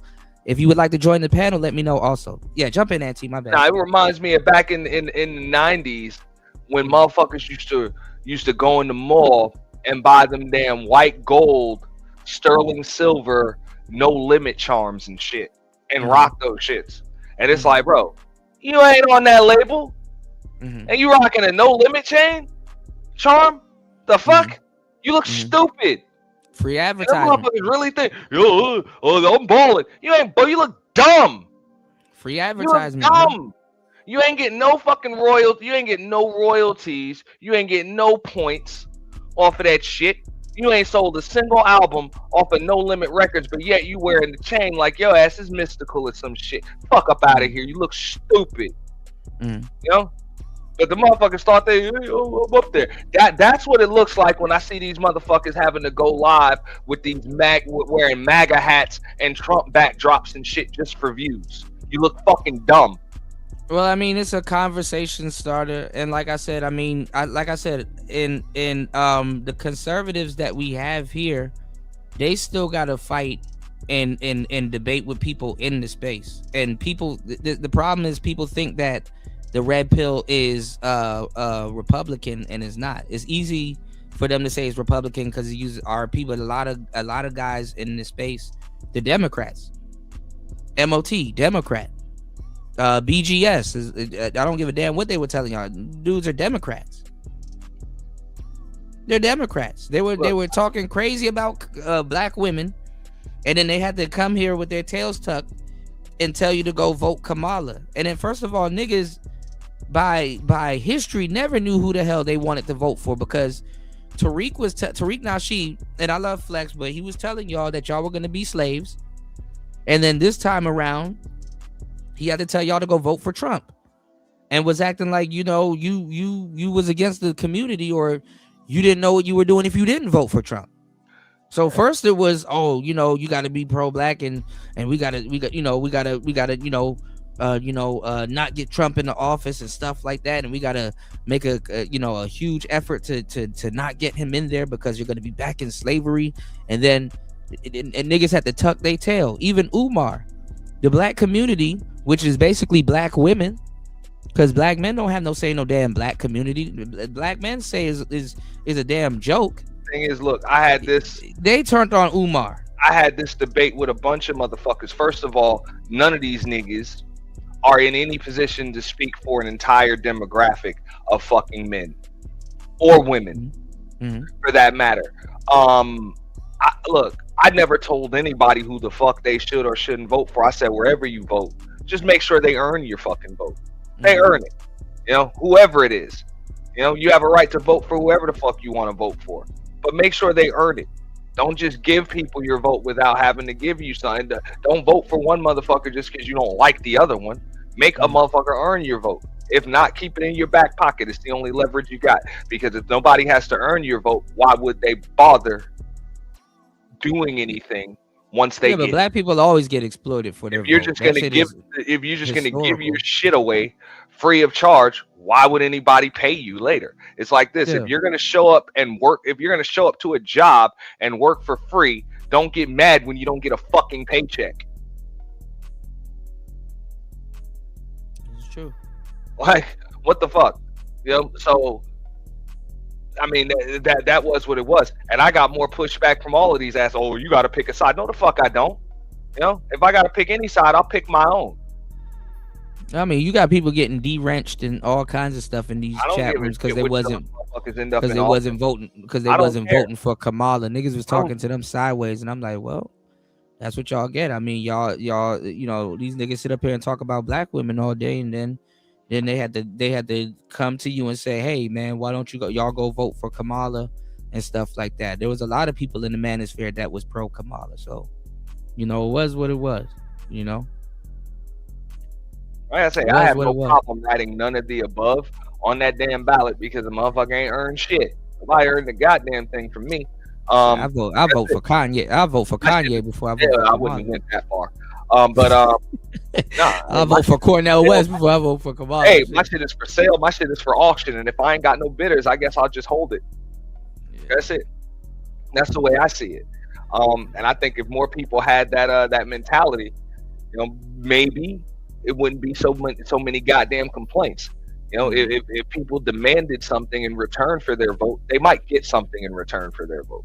For sure. But because you don't demand anything, hey, every now and then, I mean, in some cases you're going to get nothing, and every now and then you might get a few crumbs that fall off the table. But for the most part, you're probably not going to get shit because you're giving the shit away for free anyway. So why should anybody give you anything? Yeah. Oh. I can't blame them. I mean, if you're going to give me something for free, why should I pay you for it? For sure. You're going to give it to me for free any fucking way. And I'll be damned if I sit here and I debate with you over which of these, you know what I'm saying? Over which of these masses have better butter biscuits. Mm-hmm. Fuck up out of here. Fuck them both. That's my thing too. With the black community, like I'm not gonna get duped into some fake race loyalty. Like I kind of find it offensive if somebody that don't know their history question my loyalty to my people or the work I've put in, and it's like who are you to question that and stuff like that. So like I'm not even gonna lie, even if like I'm around people like that, sometimes I don't even I don't even really acknowledge them. I try to keep the conversation short because I'm not even going to go down that rabbit hole. And then half these people, when you talk to them, you got to be teaching them. And it's like, well, unless I want to, but like they're not paying you, they're not paying you, for me to even sit down and talk to anybody. Sometimes I'd be like, bro, I'm not even getting paid for this, I say it like this, and even look, I'm like, it's gonna be tough for black folks to band together on anything because black folks can't even get together and determine what the first order of business is. Like, you got people saying we want reparation, but it's like, yo, what do you want? But they don't even. I can give you a list of shit that you should be demanding as a form of reparation. They don't care. But yeah, motherfuckers can't even agree on whether or not you want land, you want money, you want tax breaks, incentives, you want gaming licenses, you don't even know what the hell you want. Well, I've always said though, and I know it goes over a bunch of Negroes. Tax breaks, incentives, free education, health care. One of the worst things you can give black people at this point is reparations. Especially with this generation. I believe black people are owed reparations, but the way niggas behave and stuff like that, if you give them reparations, honestly, a lot of niggas don't know how to act if people don't have that guilt on them. That's the problem, because people assume reparations means money. Right. And I agree with that. That's the worst thing that you can give a financially illiterate person is fucking money. Right. Because they're just gonna give it back. They're just gonna give it right back where the fuck they got it from. But not even just that. It's not even that. It's to the point where now, because one thing that I think you can give black folks reparations right now. No, but it can't be just in the form of money. No, but it's not even just that. It's to the point right now that Negroes don't know how to operate around people that they feel that don't have a chip on their shoulder. So if you give them reparations and be like, all right, now fuck off, don't ask us for anything else. Now even society for the most part and people just in general, now they have a green light to treat you any way they want to now. That's fine. That's fine. I would have no problem with that. But you would have to give me the reparations that I'm demanding. All right, which means I don't want a dollar amount. Right. I've said this already. I said I want this. Because there's a wealth gap now. First and foremost, I want the same path to wealth that y'all motherfuckers got. I want the free and the cheap labor. Right now, you got an illegal immigration problem. If these people, if these undocumented, wait a second, Kuda. If these undocumented migrants want their citizenship, they should be forced to work for a black-owned business for less than minimum wage through sponsorship and get a path to citizenship that way.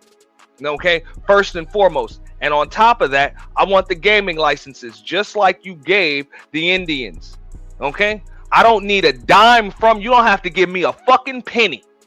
I want those incentives right there. Yeah, but see, okay, and also hold on, wait, and I want tax exemptions for the next 2 decades.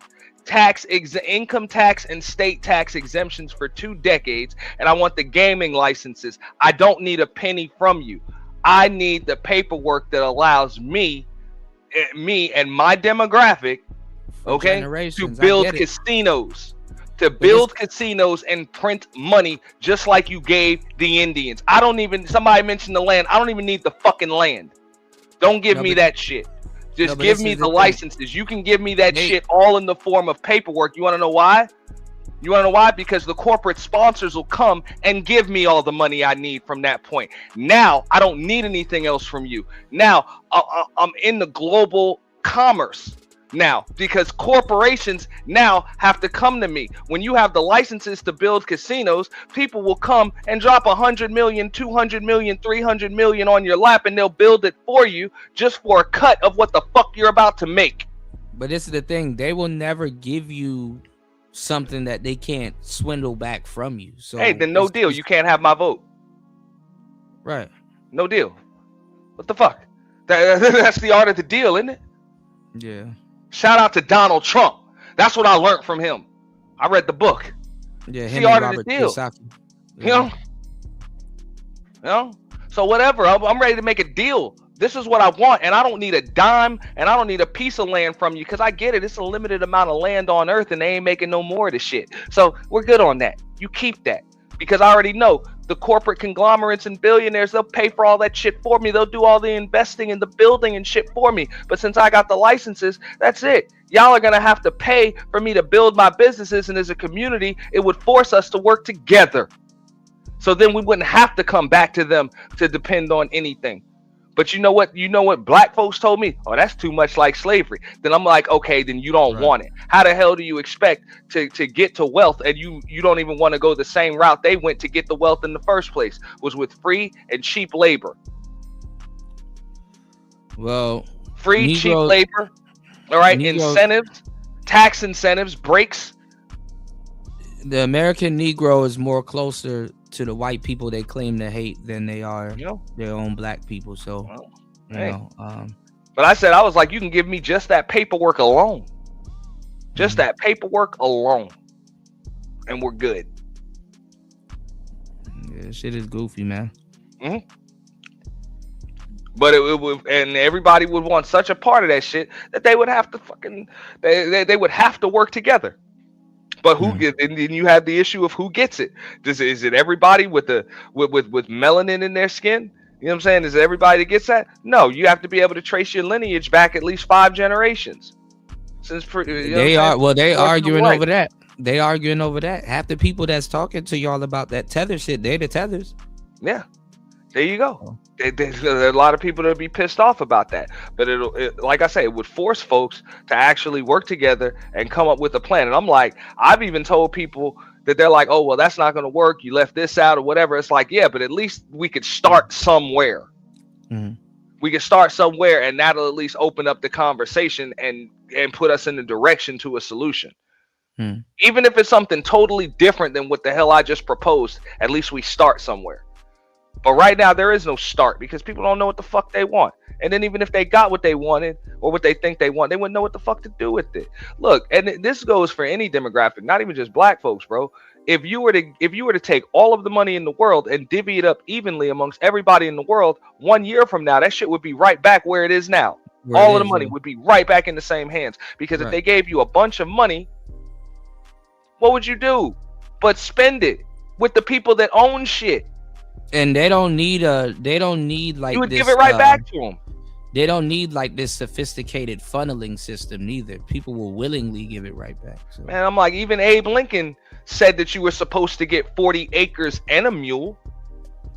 You know, because the land means nothing without the means and ability to cultivate on it. To till it. Yeah. That's what I'm saying. So you can get the land. What are you gonna do other than live on this shit? Not even just that. When you buy land, when you become a homeowner back then, when you buy land, they gave you a pistol to protect said land. So. And that's another thing. Insane one. The licenses are plenty. Casinos exist on the internet now. Bam. They exist on the internet. I think if black people opened up a casino, like you said, a casino, you could have your own. I think they would make more. I think they will make all of that shit. I think they will make more money off of black people than anything else. No, they would make money off of everybody. That style, people that will culture, go out of their way not to. That style, that culture, that entertainment that we say that black folk cultivate. People would come from all over the world to get a piece of that area. Just like Vegas was a preferred destination, just like Monte Carlo, Macau, right? All of those places are now preferred destinations when it comes to gambling in the world. Black folks would have that, you know? But what do I know? I think the best thing you can do as a black man, and I said I'll do that, which is an indicator y'all know I made it. I will hire a white man as the face of my business. My American right. But that's what I mean. If you have it as a community, you gotta go into business and let people know that it's not a black. For example, the moment you let people know your business is black, that's where I am. I watch the Seminole Indians with just those licenses and worthless reservation land, build that, like become one of the largest fucking conglomerates in the now they have a blank check to pretty much build any fucking where in the goddamn world because they made billions on top of billions. And now you have the internet. You don't even need a city and worthless desert land to build on and shit like that. You can put you can make billions online, and then you go purchase the fucking land. You know, you say whatever you want. The business model already exists. Walt Disney did it in the fucking 50s. Benny Siegel did it earlier than that when he did it out in worthless desert land. But Walt Disney did it in the late 60s, early 70s when they fucking built Disney World, bought all that goddamn swamp land. You could create an app. You could create an app nowadays and make sure it's right there. When you got the money, you build whatever the fuck you want on it once it's yours and you got the licenses. So as far as acquiring it, the shit exists. You know how much uncultivated like land is considered worthless. Yeah, somebody owns it, but you get the shit dirt cheap. You know, the land that Walt Disney World in Orlando, Florida was built on was purchased for a total of $5 million. All of that fucking land. But hold on, but what you're saying right now, in all honesty, what's stopping black people from doing that now? Other than the ability to work together. Yeah, other than the licenses and stuff. Yeah. No, I'm just saying the ability to work together. Yeah. I mean, well, without the licenses, you can't do shit. Yeah, but that's what I'm saying. Other than the licenses, yeah. Yeah, you have to. You still okay. You still have to have something that the other demographics don't have, because right now you're trying to get into a race where the other demographics, not only do they have a head start, but they're also riding in jets and you're riding a bicycle. Mm-hmm. So you got to be able to catch up. Mm-hmm. You know, like you're gonna need a head start and you're gonna need a jet. Right. You know, you're gonna need a head start and you're gonna need a jet just to be able to catch up. So that's the purpose of not just the licenses, but you're also going to need the tax breaks and incentives, and you're also going to need some free and cheap labor. And I was like, it all exists already. You know, tax exemptions and shit like that. You can demand that income tax and state tax in multiple states. You know, demand those exemptions, and then the free and cheap labor, man, that shit comes from all of these fucking undocumented migrants that are begging to come over here and work for less than minimum wage any fucking way. We can do it. I mean, it's the American way to outsource work. Yeah, outsource the work. And, I'm just saying, you got people begging to come over here to do it any fucking way. You know, and it's not even, and people are like, that's too much like slavery. I'm like, no, it's actually indentured servitude. Right. You know, there's a term for it. There's a difference between slavery and like, I don't own you. You just have to work off your debt. That's it. And then you become citizens after you've done it for a certain amount of time. But you should only be able to do that if you work for a black-owned business for X amount of time. Well, I mean, when you do that, people are gonna. So that would incentivize black folks to start their businesses, work together. Okay. Yeah, but I mean, they're gonna have selective memory with that shit and be like, oh, see, this is what the slaves in Africa did, you know, to the other slaves, you know, and got them to work for their indentured servitude. Yeah, most black people here that don't do their history, they think they didn't know you can buy your way out of slavery. That's the part that they leave out. You know, that you can buy your way out of slavery. And usually the people that have you doing the work, they're not the ones enslaving you. They're actually just giving you a means to buy your way out of slavery. I'm just like, I don't see how the hell I'm going to get to where you are without taking the same path you took. Yeah. Like, it doesn't make sense. How the hell you going to tell me to go a totally different route that you went? Andre, I didn't where you are. I didn't say I need a white man. I said I will have a white man. You know, I will employ a white man to be the face of my business while I'm running it from behind the scenes. So my business will be my business will be Negro proof. I'm just saying you can y'all build don't your like own. doing You can businesses build with your own niggas businesses. anyway. You can build your own cities, your own infrastructure. And not only that, that would acclimate you into the global, the global Like commerce and like if I trade. open up a black Asian carry out, I will have an Asian man as the face of my business. And you would have to know if a black person Look, owns you it. got so many people that even think people want to start businesses, but they don't understand, what it is to manufacture and then what it is to distribute. There's research and development, there's manufacturing, and then there's distribution. Yeah. Okay, so you want to be able to cover all bases when it comes to these things, and this isn't even the service industry. Right. Like service industry, I'm talking about actually being able to distribute. Yeah. And this is the difference. Like how are you going to get, even if you are able to develop your own products, even if you were to get farmland and shit like that, how do you get it into the supermarkets? How do you get it into the big box retailers and shit like that? Some like you want a handle on distribution. This is one of the reasons people are like, the small hats controlled the music industry. You want to know why? Because they control the distribution. Right. That's why they control the contracts too, but the contracts have dominion over the distribution too. But that's the distribution deal. But then because of that, just like you said, they ended up controlling the publishing as well, or purchasing the publishing too. But either way, once you control the distribution, you've always got a handle on it. Yeah. So, you need to be able to distribute your shit.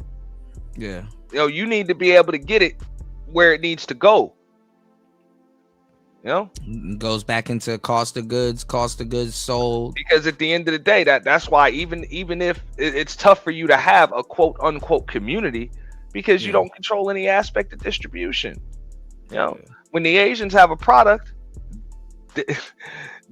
they distribute that shit to you. Yeah. That's what I'm saying. They distribute it as well. Same with the supermarkets in your community, all of that shit. Those are your distributors. Yeah. So you don't control any of that. Therefore, you're fucked. Well, I mean, it's hard to do even commerce with Black America, because like we don't really have a bargaining chip on the table. Also, as a race, our labor damn near is our bargaining chip. But it's not outsourced. It's tough to not be conquered when you're already divided. Right.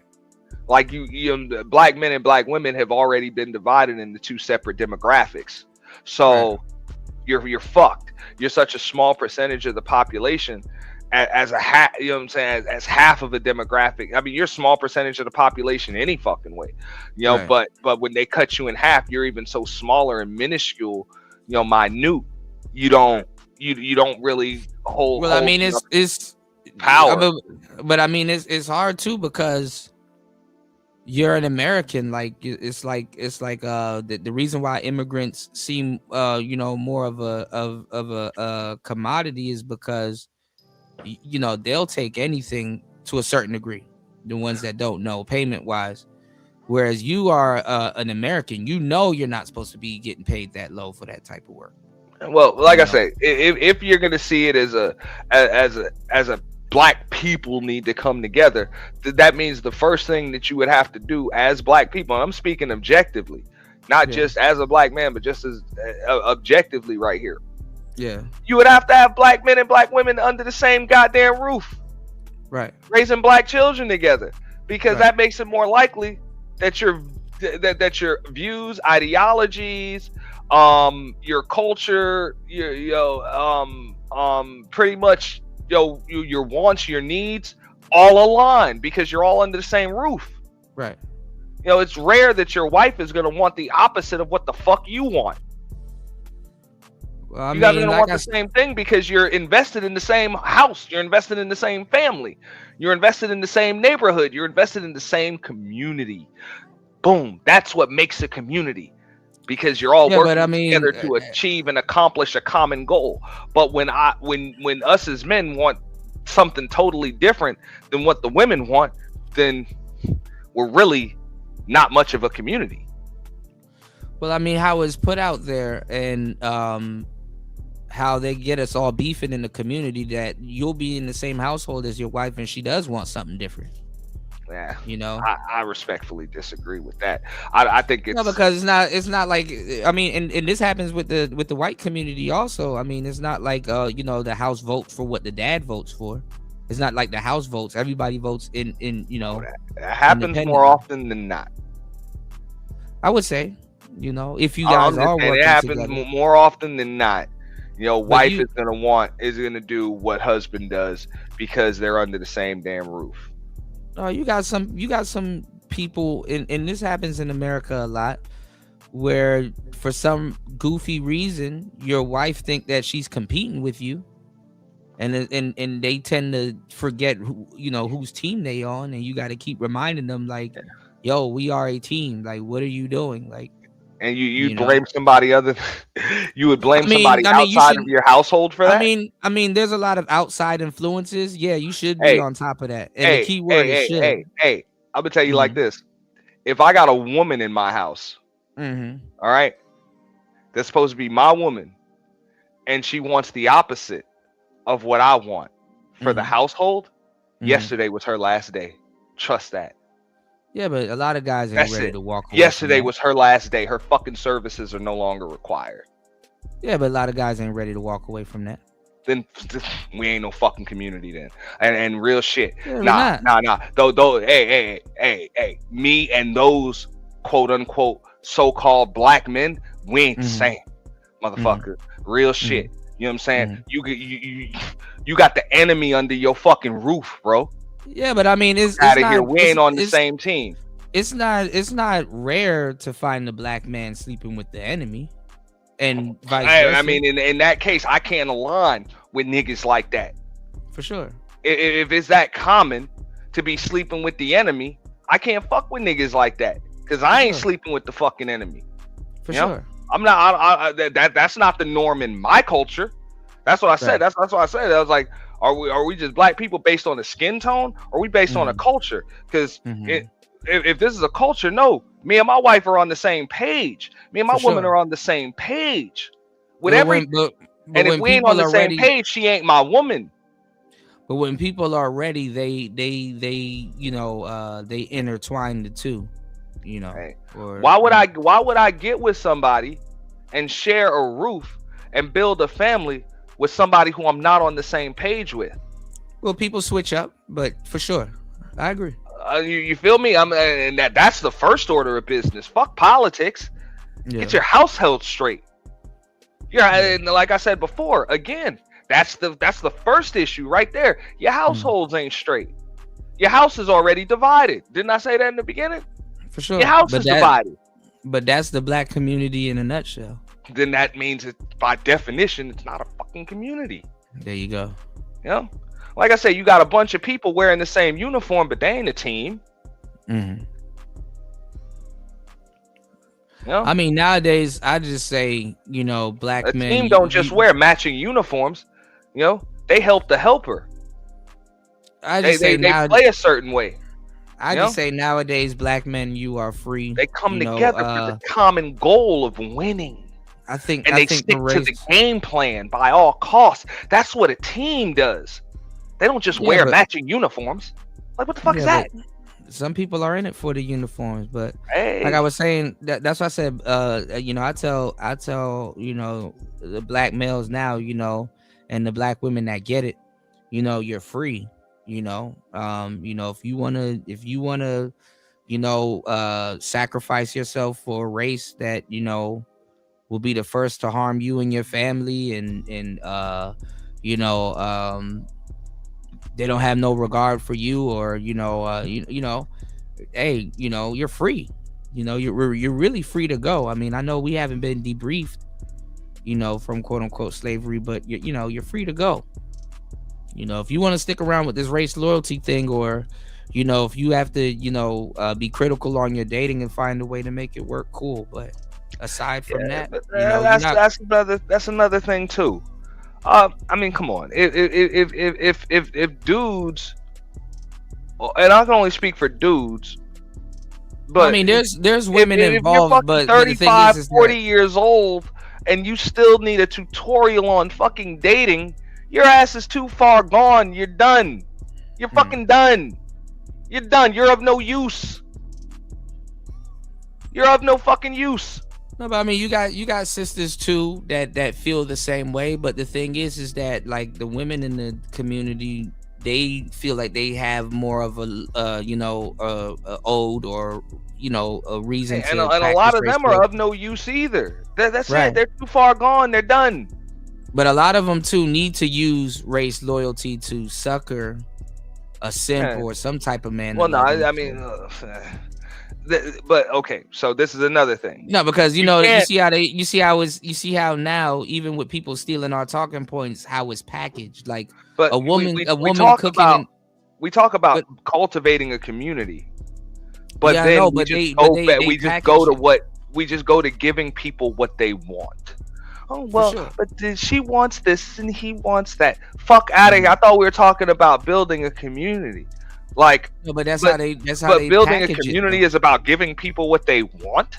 Like, well, no, it's Well, that's how about they what's package good for the community.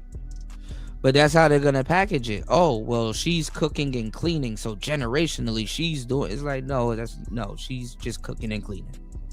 Like it's not rocket science. She eats too, she farts too, and she, you know what I'm saying? She needs to wash her ass also.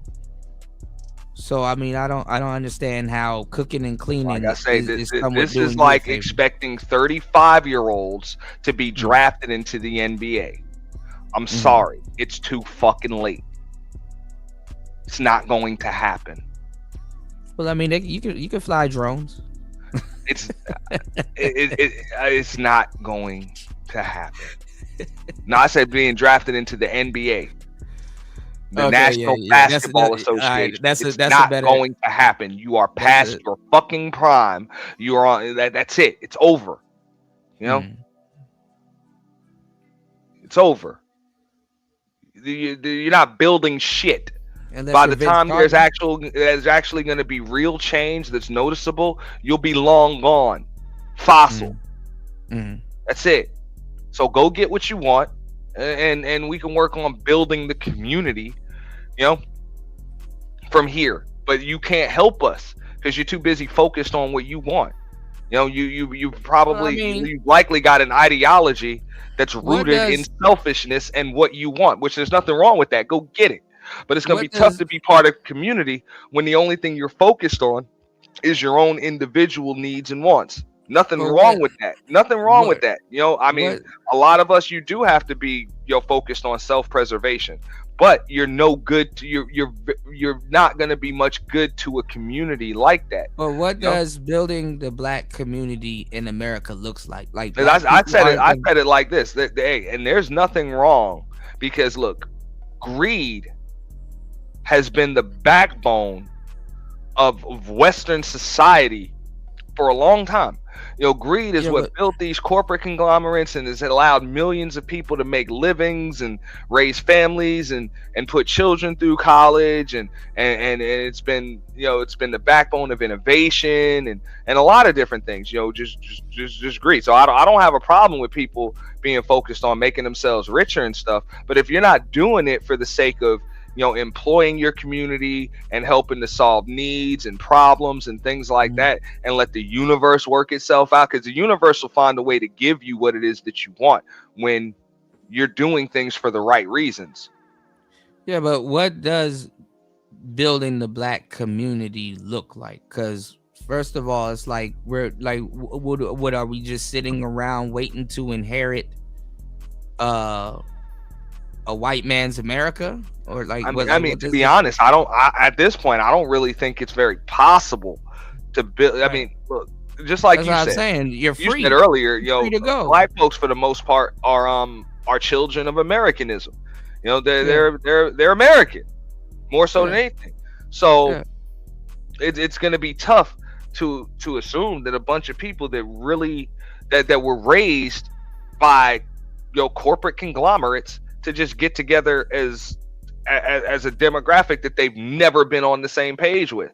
Never been on the same page with each other. So to just expect people to do that shit, tomorrow or out of nowhere is, like I said, it's like expecting a fish to climb a tree. Like, come on. What's going on, Black Manosphere? Good morning, everybody here. Please, y'all, hit the like button. But I said there are things that you can put in place to help it along, and like I said, I'm not saying we should just sit. I'm not saying we should just sit around and not do anything and not work together. Well, but like, expecting folks to come together for a common goal without something catastrophic to happen, and it sucks to say that shit, but it is what it is. Like, something catastrophic is gonna have to happen where people are gonna be forced to lean on each other. Something catastrophic or something extremely epic. But right now, though, we shouldn't have to be out of necessity. Well, I mean, bro, we're children of America, just like your average person. So you can even go back to shit like 9/11. That's usually the time when you saw Americans get together and all on the same page, is when something catastrophic happens. And look how quick we forgot. Yeah, look how quick we forgot. And remember, that was the slogan too. We will never forget.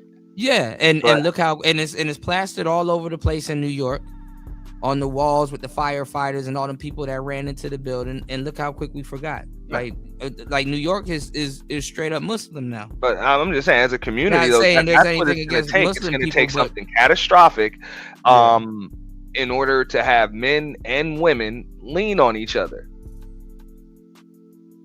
And look, I've seen it just even on a smaller scale. Like, I've seen, storms come through, hurricanes and shit like that. And what I'm saying, a block, a neighborhood be without power for 2 weeks. And then next thing you know, everybody is, they're carpooling to the supermarkets. What I'm saying? They're making sure that everybody's making sure that each one has ice. Nobody's stuck in there boarded up, before food spoils and shit.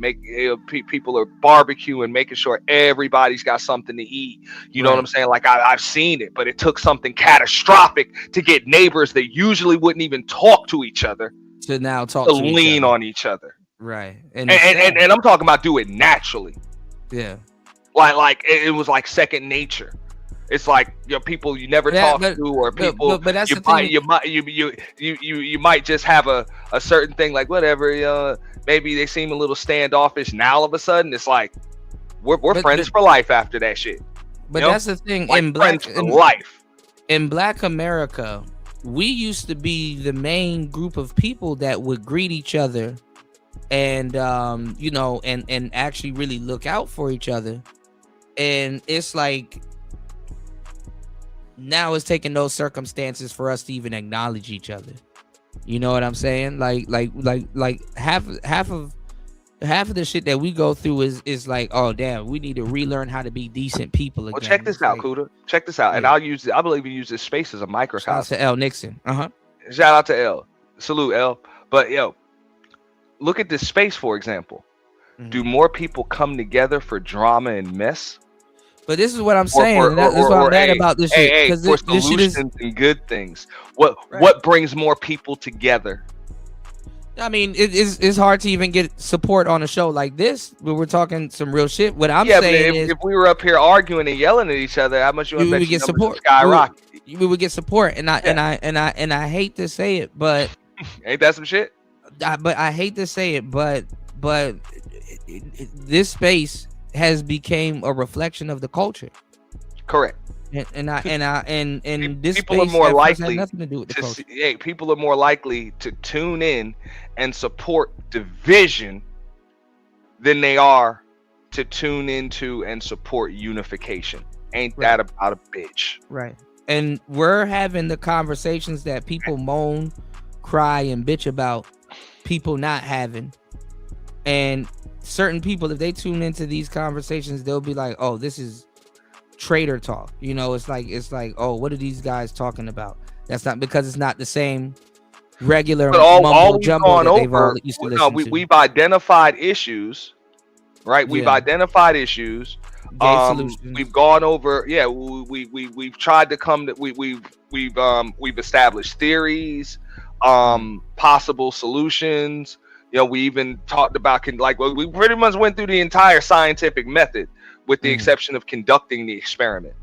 You know, when it comes to this conversation right here, which is a productive conversation that I think more people would have, or more people should have, but why bother doing that? People would rather hear you arguing and beefing and your disagreements, and that's one of the reasons why I say fuck Anton Daniels, because that's all he built his platform on talking about how fucked up black folks are. How fucked up, not what's best. But I mean, there's some truth to it, but I see what you're saying. Not what's best, because you can't come up with solutions, because if so, there's nothing to talk about tomorrow.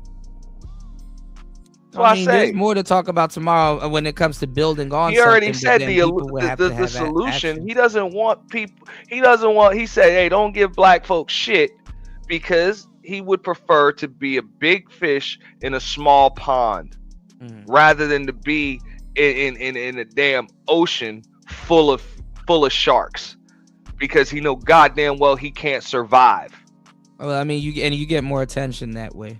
You know, he couldn't even believe, he did a stream a while ago when he was on the Fresh and Fit podcast talking about how he couldn't stand Miami because Miami wasn't real, because so many people were out there balling, you know, and he's used to being in Detroit, where he's one of the few rich niggas out there, you know. And like I said, a lot of these niggas pride themselves on being the world's tallest midget. I mean, and they don't want to be in a room with a bunch of other tall people, because it'll make them feel small. Like I say, some people want to get up. Some people want to build themselves up, or actually get up because they climb, and other people just want to step on others to get higher. You know, that's it. Or they don't even want to be. They don't even want to ascend. What they just want to be a little higher than the person next to them. That makes them feel good. Yeah, I mean, I've talked about that with like pairs and stuff like that. But like, you know, I've always said that if I'm the smartest person in the room, I'm in the wrong room. Yeah. You know, so I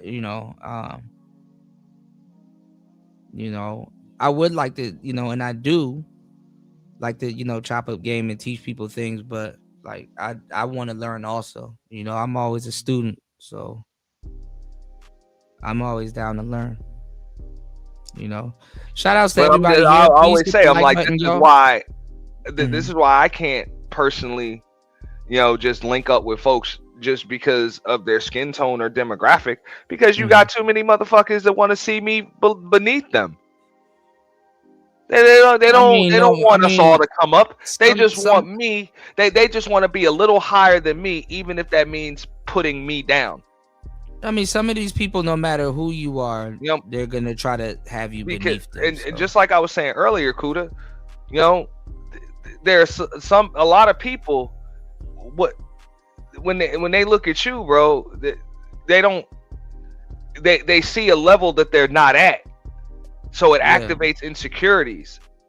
I mean, to make them feel better about themselves, they gotta try to cornhole you, or. But that's what I'm saying. Just like you said, if you're the smartest person in the world, in the room, then you're in the wrong room. So when you're in a room with smarter people, you know, people that are more accomplished or whatever, that motivates you to learn more and accomplish more. But other people, these Anton-ish motherfuckers, you know, no. That irritates them. That activates fucking insecurities. You know, that means you got to step on somebody. You got to step on. That's it. That uppity Negro is a little. Bring them down a notch. But that's what black people do. Black people usually acquire knowledge to go argue with other niggas and shit like that. That's just like that's the only way you can really get them to really learn. That's why I said I'm not even fond of the debates. I don't even. Black people don't have. Yeah, I don't even really like doing the debates really anymore, because the fuck, I'd rather have a conversation. Yeah, I mean, I'd rather have a conversation. I don't have to debate you, because you know there really doesn't have to be a right or a wrong, and a lot of these people aren't worth debating. But I mean, you'll end up arguing with somebody that don't even really believe in the shit that they're talking about. The thing is welcome that to the they just internet. need. That's true. But the thing is that they just need something to take up space in their head to make it seem like they know something. It's not necessarily if they give a damn about what the hell they talking about. You know, most people don't give a damn about what the hell they talking about. Honestly, you know, they wouldn't bank on it to the grave. So. And then they want to debate you about it, and then it's sad because they'll debate you about it like it's so ingratiated in their spirit, and it's like, bro, it's like you don't even believe that shit you're talking about, you know, or haven't lived it, you know. And I see it all the time with guys trying to debate about women and certain things, and it's like, bro, like it's not even that serious, you know. Well, women hey, don't even sit around. Hey, that's your lane. I get it. That's player talk. But I don't even want to debate player talk because it's like, bro, I'm not talking to no damn players. So I mean, what's the whole point?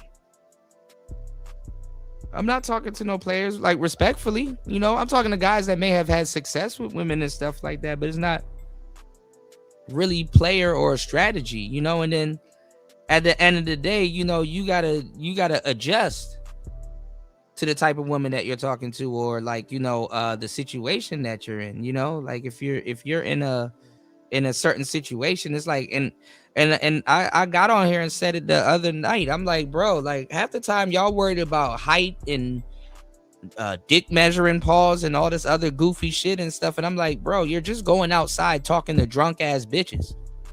After a while, they don't even give a damn. Both you and her drunk. But again, I'm not going to talk to a bunch of kids in kindergarten about trigonometry, bro. I mean, half these niggas here, they're not talking to sober women like that at the clubs and stuff. They're like I talking say, to drunk half of these niggas here, you're not talking to grown men. You're talking to fucking 35 and 40-year-old teenagers. I'm good. Yeah, because I'm saying half these niggas here, they talking to bitches that smell like they uncle and shit. Like, it's like, bro, like, you know. Oh, yeah, fuck the niggas talking to. Like, these hoes fuck out of here. Like, they smell like blunts. Yo, like, but I also understand, like, again, if I'm a cat, I can't tell a fish how to climb a tree. Like, that's it. You know, most of these niggas don't live like you do, and they haven't, and they don't have the ability. It's like this, man. You can get a lesson in a tutorial from LeBron James on how to play basketball, but at the end of the day, you know, you're not 6'9", you're not 270, you don't have that IQ, and you don't have 22 years of league experience. Like you don't have it. You don't have the muscle memory acquired that guy. Even if you do have the genetics, you don't have the muscle memory acquired that man has with all of that shit. So it's very little that he can teach you. But I mean, they would appreciate, even though they're not gonna do half the shit that LeBron would tell them to do, they would appreciate his message. I mean, his message is what? You know, his message is what? Work hard. I remember Michael Jordan even had to say that shit on, I forget which documentary that shit was. You know what I'm saying? When it's like, oh, even you got cut from your high school team. He's like, yeah, but between 10th and 11th grade, I also grew X amount of inches and this and that. And you know what I'm saying? Like there were a lot, like I got lucky too. Right. Like I got lucky too. There was a lot of shit that went right for me. They leave that part out. Yeah, they leave that part out. There's a lot of shit that went right for me, and then there's a work ethic that I can't coach. This is why guys like Michael Jordan did not coach. You know, this is why Magic Johnson didn't make a very good coach. You know, because it's tough for a guy like Magic Johnson to teach guys how to play like Magic Johnson. The guy had a gift. Right. Like, he had a gift. You know? And DMX couldn't teach people how to rap like him. Mike Tyson couldn't teach people the peekaboo style. Yeah, because he had a perfect size and his speed. Now, granted, there were mechanics that were taught to him. They had to introduce it to other fighting styles. Yeah, absolutely. But he also had a size and his speed and he had other gifts. It's getting worse now because that were unique to him. So I'm just saying, bro. It's getting worse now because of social media. Like people don't have an imagination no more. Like you have kids now that are watching kids use their imaginations playing with toys that they would like to have, but the imagination is sold separately.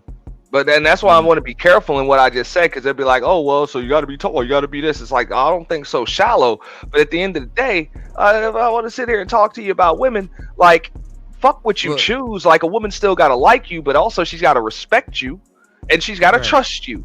Like, those are things I can't teach you how to be respected. I can't teach you how to be trusted. You have to be a respectable person.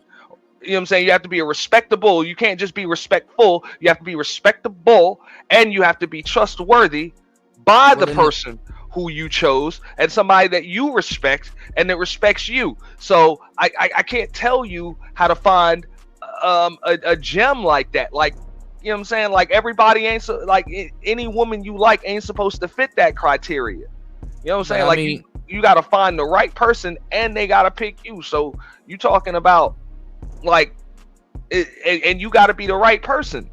You know, you got to be the right person for when you find the right person, and all of those things. Like I say, respect got to be there, trust got to be there. You know, you were saying consistency got to be there. All of that shit got to be there. So you're talking to people that got to use Chat GPT to understand that shit. Like, it's which means like I personally can't teach you nothing. But see, Dougie said imagination is still there. Just got to turn off the internet. It's like this. I've been a salesman for almost 26 years now, something like that. Okay, hold on real quick. Dougie, when you say stuff like that, that's like Captain Obvious. That's obvious. Even if you go to Chat GPT and say, hey, how do I use my imagination more? It's going to give you a whole paragraph. It's not really going to tell you to turn off the internet. But if it tells you to turn off the internet, that's obvious. People ain't going to turn off no damn internet. Like I say, it's just like a salesman, right? Turn off the internet. A salesman can give you. Oh, it's like. Oh, we already. They can write down a sales pitch. We already thought about that. Like, people thought about that, but they're not going to do it. They can write out a sales pitch, tell you where to pause, you know, what response to wait for, everything, right? But they can't teach you tone. They can't teach you inflection. The internet is a drug, if y'all haven't picked up on it yet. The internet is a damn drug. Okay? It's a drug. If y'all haven't picked up on it, the internet is a damn drug. First, you could have lived without it. Now people can't live without it. You know, the internet is a drug. You get little dopamine hits every time you use it. Go look at y'all screen time. YouTube don't really advertise it to y'all. It's a thing you got to turn on. How much times, even on your phone, how much time you spend on this app or that app, doing this, that, and the third. The internet is a drug. It's a drug. You know, for those who haven't caught on to it yet, you know, pretty rough. But like I say, there's some things that you can't teach, you can't coach. And I'm sorry, a lot of niggas ain't never gonna get it when it comes to that. I'm sorry. You know, and I know that's gonna hurt a lot of people. That's gonna rain on the parade of a lot of these damn pickup artists and dating coaches, because y'all think y'all can teach anybody. You can't. Like, you know, that just is what it is. And at the end of the day, you know, there are a lot of women that ain't gonna fucking respect, you know, some niggas no matter what the fuck they do. You know, no matter what they do. And you gotta be okay with that. Well, they gotta be okay with that. Well, I mean, like I say, it's just like you know, just like sales, man. Sometimes, you know, motherfucker ain't buying shit that you selling, even if they need it. Then they're not saying yes to a salesman. They're just not going to. They're not buying shit. You know, so what's your goal? Don't waste time with them. That's it. You know, don't waste time with them. You know, you're not looking. You're not trying to turn all of the no's and the yeses. Like, you're just trying to make sure that the yes, you're ready to deliver when it's time, and make sure you got the right fit. So I mean, that's really all I can say. When it comes to that, I'm not a dating coach, I'm not a pickup artist, I don't fucking know. I mean, you're dropping knowledge that you had to pay for. Honestly, half the stuff I had to pay for shit to experience, but I paid dearly for some of the stuff that I just be giving away, and it's a small thing to say, hey, please support the game, because I paid a lot of the stuff that I just give to y'all. I've paid dearly, like lost friends, lost a lot of shit, behind it, and no, I mean, it's like you got these niggas saying, oh, well, she better make me a sandwich. It's like, yo, if you don't have a woman that wants to make you a sandwich, you lost. If you got to demand that a chick feeds you, you lost. You lost. Because the right woman for you ain't never going to want to see you hungry. She wouldn't allow it. If you tell your mother or your grandmother you haven't eaten, it's like they drop what the hell they doing. It's like you broke a law around them. For real. I mean, come on. Oh, she be cussing me out all the time. What? Women don't respect you. What the fuck? Like, you lost. Like, you lost already. So I'm not even gonna say you should have chose better. A lot of motherfuckers really shouldn't have chose at all. Embrace solitude, man. I mean, them believing that them being nice people and doing something nice for somebody that they like and they feel they're doing a favor for you. It's like, all right, I'm out. But I would say the same thing to women. The same exact thing to women. I don't think this is specific to men. I would just say, look, if you with somebody that don't respect you, you're the problem, not them. Yeah. You're the fucking problem, and you're not the problem because somebody doesn't respect you. You're the problem because you're with somebody that doesn't respect you, and you tolerate it. That's it, right there. And you teach them that they can disrespect you. Because if you know your worth, you can name your price, and that's in all aspects of life. But you obviously don't know your own damn worth, so you might want to spend some time by yourself. that's why they stick around you. It's like, if you have it, or either you don't know your worth or you don't have any. Yeah, that part too. Yeah. So the only way you're gonna learn that shit is through maybe a little solitude. But there's no one person out there that's gonna be able to give you something that you should be able. You gotta find. You gotta be self-validated before you can get validation from elsewhere. You gotta be self-validated first. I would say the same shit to women. Same exact shit. Shout outs to Insane One in the building as always. Good looks. You know what I'm saying? Real alumni in the building. Shout outs to Insane One. Insane One says all the stuff that I know, it's a lot of time spent to learn it, for sure. I could have been doing something else with that time, invested into some other woman with that time to learn women, with that time to learn. Women not going to change, for sure. For sure. And I hate to say it, but if you figured out one of them, you done figured out thousands of them. And if you figured out thousands of them, you done figured out millions of them, Just got to find the ones that are already in that mode and leave the ones that won't change, for real. And I'm not gonna lie, sometimes before you find any of them, you got to find yourself first. Yeah, but sometimes you get a better woman than than what they ex got, So women are fair weather, they fair weather, man. They change, they change, and I hate to say it like this, no homo, but sometimes you're not even dating the girl you think you dating. Sometimes you dating they ex. You know what I'm saying? Because they ex may have taught them how to really do something. I mean, if you that guy, I'm gonna tell you the truth. One of the biggest indicators is that you've made great wives and women for other men.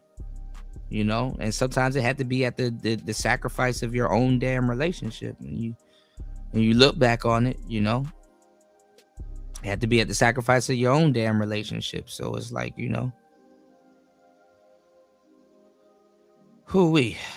You know. All right, Kuda, man. I got to get up out of here, man. Yes, sir. Yeah, man. Thanks for having me up. Thank you again for rocking with me, man. You know, and thank you again, man. I didn't expect that to happen. And I appreciate you for holding down the show. No, it's all good, bro. It's always a good combo, dog. Yes, sir. Much and respect. I appreciate you, bro. Everything you done for me, everything you done for the space. Same here. Yes, sir. I appreciate that shit, bro. But hey, you stay the course, stay consistent, it'll all work out. I absolutely will, and I definitely will. I appreciate the gesture and the kind words, because, you know, like I said, man, you know, it's gonna come back around, you know, and I can't wait to see how this thing plays out, you know, with the whole Anton thing. And definitely, man, you know, I gotta return the favor, man. You know, I gotta come through. You know, every so often I catch you live on the Boiler Room or the your original channel. Yeah. So, you know. Well, yeah, I'll probably be live from the Boiler Room a little bit more now. Yeah, my algorithm's all jacked up, bro. You know, I'm getting bombarded with other stuff like. That's all good. You know, gotta diversify the fuckery, bro. For sure, for sure. That's what it is. All right. But get some rest. You, fam. I appreciate you, man. Shout outs to Aunt T. Make sure if you guys aren't subscribed to Aunt T, make sure y'all subscribe to Aunt T, and definitely, you know, head over and, you know, support Aunt T, you know, just as you would support me, you know. All right. Oh, let me add Evron to the banner. Shout outs to Evron. And shout outs to everybody here. Please respect the platform. You can show your support at $PTV888. That's $PTV888. You can also support the show via PayPal. Both of the links are in the chat. Let me see if I can, you know. And shout outs to War Master. You know, War Master was on one of the last shows that I did, and we were talking about how Anton was definitely going to get into it with Kwame Brown, and that should be very interesting. You know what I'm saying? That should be very interesting because you know, let me see. Shout outs to Evron for the $5 on the Cash App. Give me 1 second, guys. That should be interesting because we've used basketball players for the longest time. You know what I'm saying? As our examples. You know, basketball players are some of the biggest. You know, athletes are some of the biggest simps on the planet. You know, and it's sad because of the simping that they do, because the thing is that any woman, even regular people, but for them particularly, being on TV and in certain rooms and stuff like that, any woman should be happy to be around them. Any woman. You know what I'm saying? And you know, Kwame was, you know, talking crazy to Anton. You know, oh, you're married and I'm not. You know, I'll take your wife and blah blah blah. Which you know, I don't, you know, put it past, you know, a nigga wife running off with a basketball player and shit. You know, like I said, I've dated girls that got Shaq number in their phone. Shaq be in a lot of bitches' phone, bro. Shaq be, you know. Like, god damn. You know? But basketball players are some of the biggest simps. And they and for some goofy reason they pay for women to be around them. You know what I'm saying? I had one of my friends, I gave her the game on how to pick up a basketball player. And they'd be like, you know, and it's some easy shit. It's like, just pay for your meal. They'll trick it off on you. Basketball players be and they don't, and they not no low level tricks neither. You know, for real. They some of the biggest tricks on the planet. A basketball player will buy a woman $250,000 to $500,000 card like it's nothing. You know.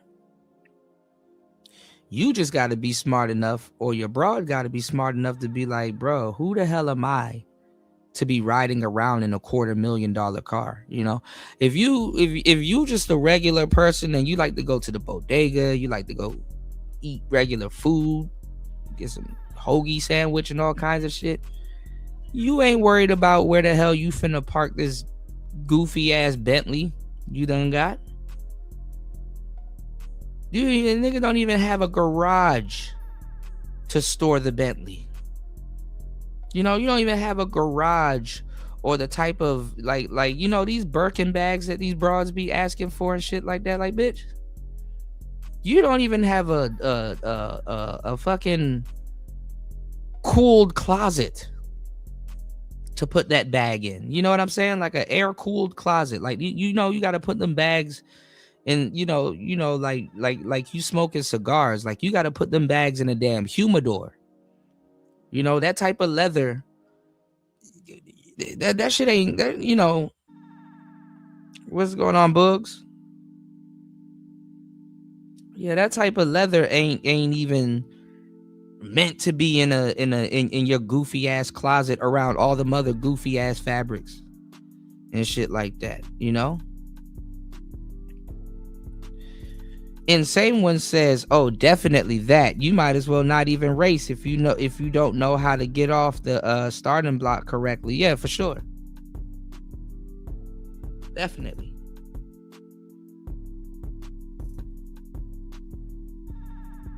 So it's like, you know, even competing with them niggas for a damn simp off is not even worth it.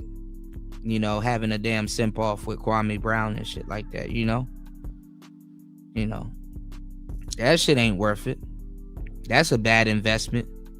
And let me tell y'all something. I mean, I know y'all love basketball players and shit like that and shit, but them niggas are some of the worst investors on the fucking planet, you know? And I'm not saying, and you know, just like I was saying in the last live stream, you know, I'm not saying like guys like Anton are, you know, behind the 8 ball because they're new money, because you never know. You can't always judge, you know what I'm saying, new money. You know what I'm saying? Because new money sometimes can be on point with the direction where the world is going and set the model of, you know, what's to come. You know what I'm saying? So new money isn't always bad, you know? And old money to a certain degree isn't always like, you know, sustainable. You know, some of these guys, that old money shit is laughable because they gotta jump into podcasting, or they gotta jump into another lane that they normally wouldn't be in, you know, to keep that old money, you know, to mature that old money, to keep that old money coming in. You know, I mean, if it's worth it, you know. So a lot of these, a lot of the NBA players like Shaq. Speaking of Shaq, like I said, he had to, go get his degree and stuff like that, because, you know, you always got to have like something that you can always fall back on. You know what I'm saying? You know, I mean, the NBA will take care of you till they don't want to take care of you, or until, you know what I'm saying, until the well runs dry. So that's why you had like guys like Allen Iverson having like that, you know, that weird deal that Allen Iverson had, where he had to put away, it's like a CD, you know, it's like you put away a certain amount of money and you can't touch it, you know, for a while. So all you do is you just graduate it, you grow it and stuff like that. You know, I was watching an interview not too long ago of Birdman talking about Nicki Minaj and Drake, and he was like, all of the money that he made from them, he couldn't touch it. It was in like, you know, with like an escrow or something like that. So, you know, that's why when he was on them videos rubbing his hands and shit, he's like, oh yeah, I'm finna what? You know, some of that bread, you just got to live long enough to see it. You know, that's going to be your job right there. You know. All right. So, yeah, man. But make sure you guys, you know, subscribe to the tribe if you guys are new here. Make sure you guys support the show.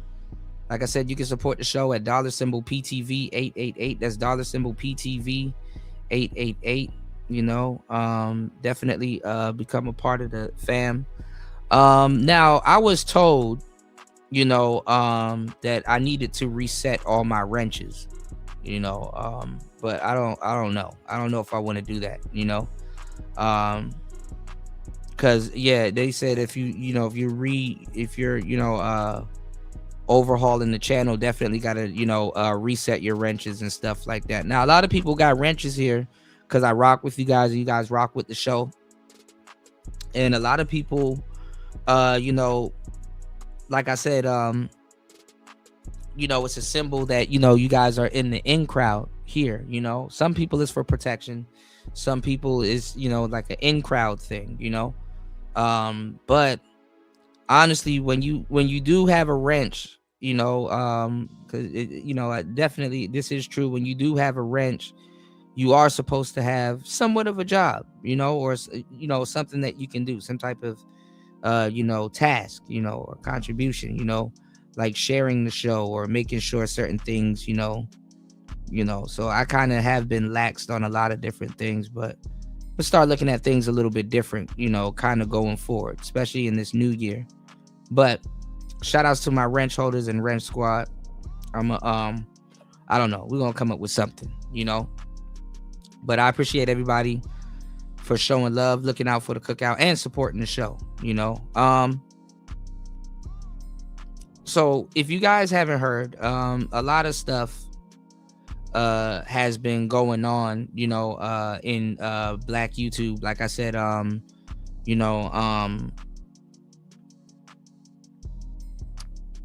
we have a civil war going on. You have Messi and Freezy going at it.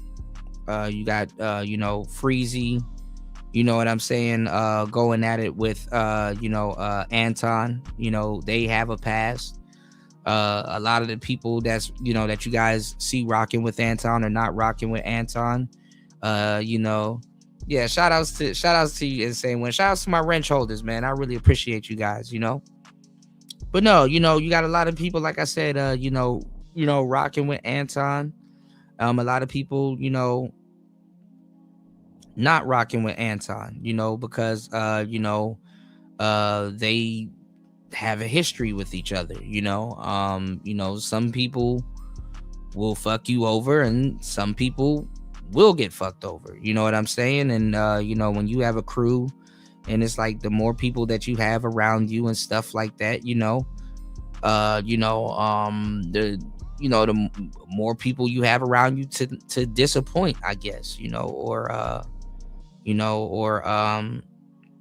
like, oh, I don't like this person, but you still hanging around them, or I don't like that person, why he keep coming over to the show, or I don't like this person, why does he do this, and I don't like that. People always have their discrepancies with people, and sadly, one can say, oh, well, if you somebody's friend or you somebody's mans and you rock with somebody, don't put people in position to to have to make a choice. But you know how black people are. The first thing they're gonna do, because now all of a sudden they want to test everybody's loyalty like they some type of loyalty tester and know what the hell they talking about. They're gonna try to put everybody in position, or if something ain't going the way they want it to go, they want everything to fucking perish. And these people, you got to watch when you beefing with certain people, because guess what? They'll turn around and be friends next week. And when they friends again, people ain't going to forget the goofy shit that you said out of what, whatever it is, some of y'all may say it's loyalty, but damn near you listen to certain people, I can show you where it's not loyalty, and people don't give a damn, they'll come to your house if you throw in a party. Them niggas will go all up in your refrigerator. They will track dirt on your couch. They will be very disrespectful to you and what you got going on, and they feel that they can be that way. for some reason. You know, some people only do it because it's you. You know? So in the black community, you know, we have a lot of, you know, we have a lot of problems that even get put on us by our own people, or people that you would consider your people. You know, a lot of people was, you know, looking at Anton on Corey Holcomb's show as if, oh, he's a traitor. But a lot of people missed when he said that, oh, you know, black people are going to be the first ones to, you know, try to fuck you over and screw you up and stuff like that. And later on in the show, another black man tried to put his hands on him, you know, and took it to a different level. But then again, some people are going to say, you know, well, Anton took it to a different level. You know, he took it to a different level by saying, you know, you suck D. And it's like, well, that's kind of the verbiage that gets used in these, you know, in these online spaces.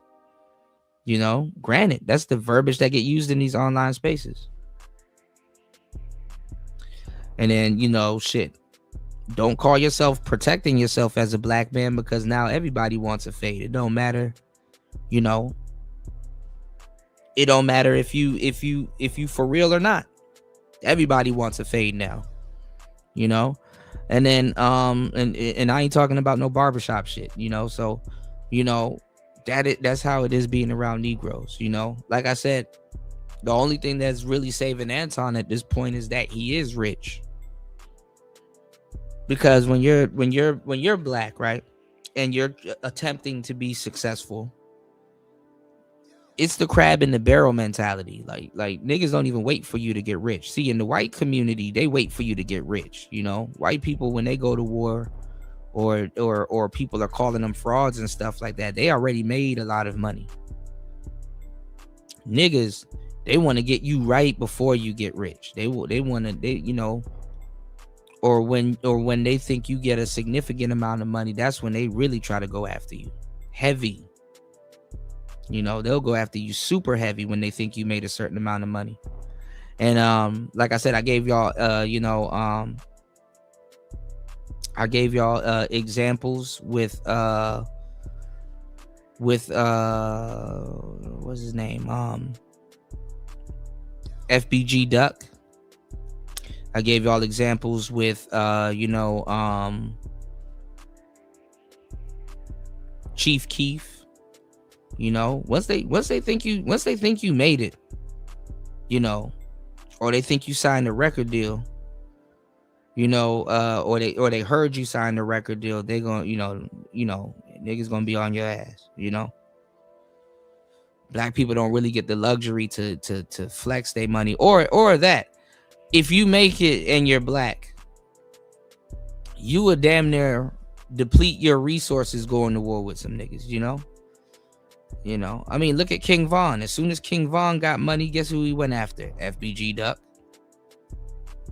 You know, and that's like, you know, and honestly, I don't even really mean to use them as an example, but that's like on some hood shit. Because, you know, the person that got the money, he can put a hit on you. You know, he can now flood this. You know, he can now flood the streets with drugs or guns or whatever he want to do, you know, if he wants to spend his money like that. And you'll be surprised who will spend their money like that and on that, you know.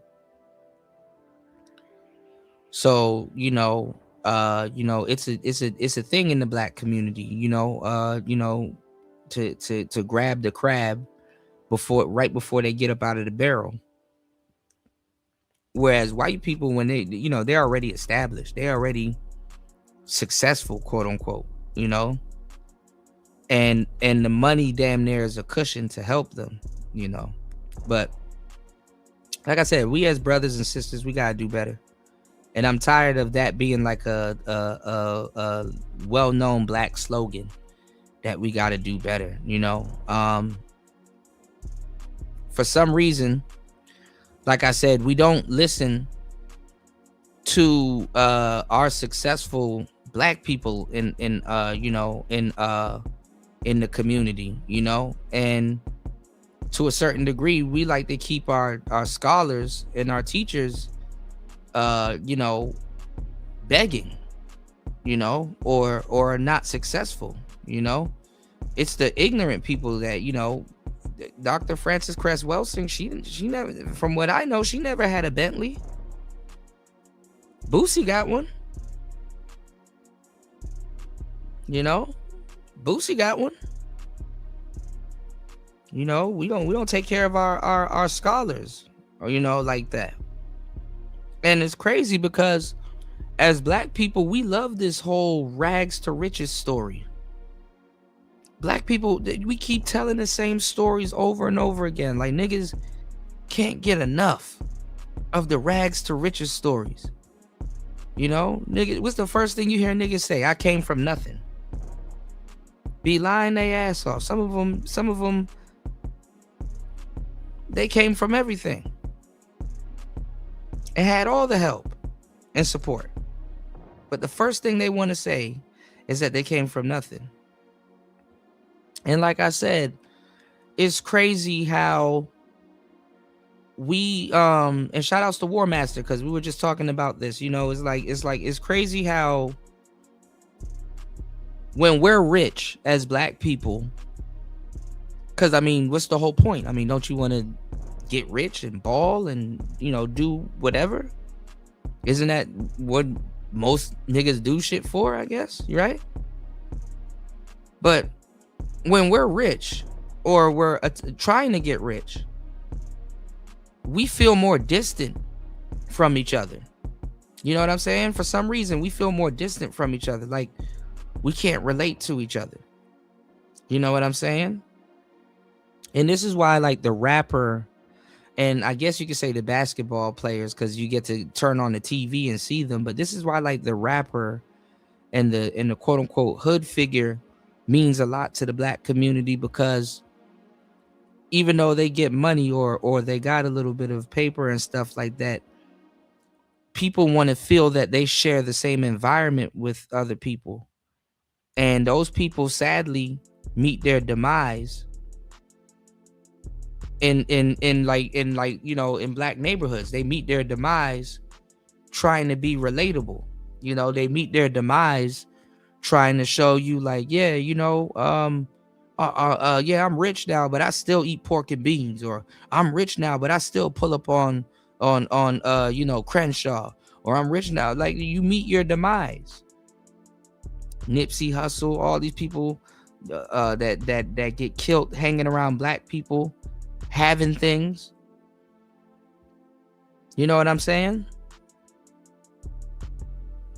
And I gave y'all the example of, like, the Fresh Prince of Bel-Air. Do you think black people would have connected with that show if you didn't have somebody like Will Smith? Like, if the show was was about, you know, Carlton and Hillary and Philip and you know, their whole, you know, the whole, you know, if the show was just about them, black people wouldn't really watch that show. You know what I'm saying? Black people wouldn't really watch that show. That show wouldn't be, you know, because it's like we feel that we don't connect with quote unquote rich black people.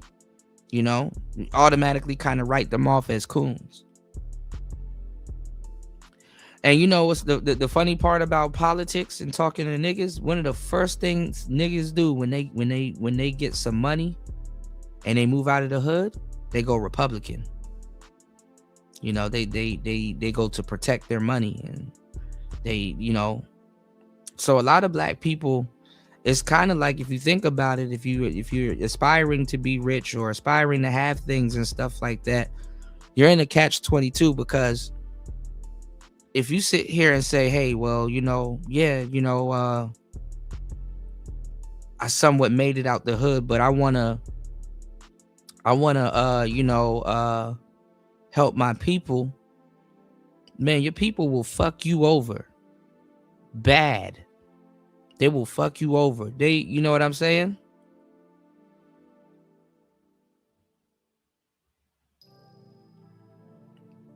They will rob you. They will leave you. You know. Well, what Waka Flocka said, I was playing some Waka Flocka for y'all the other day. Rest in peace, Slim Duncan. What Waka Flocka say? Some of my niggas be dead broke. Some of my niggas be dead broke. They leave your ass dead broke. Huh.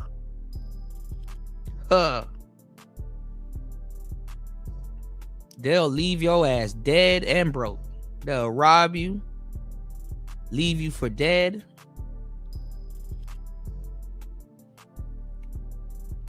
And listen, it's noble to want to save your people. You know, it's a noble act. It's a noble thing. You know, more people should be commended for that, but that's not the case. It's a noble act to say, hey, you know, I want to make a change, but that's not the case. It's noble to say, hey, I want to help my people make it out of a certain situation, you know, but you got to go through a bunch of fucked up people before you get yourself around a bunch of good people, or people that's going to really, you know, look out for your best interest. Or sometimes you're going to find yourself around people that will help you get to the top.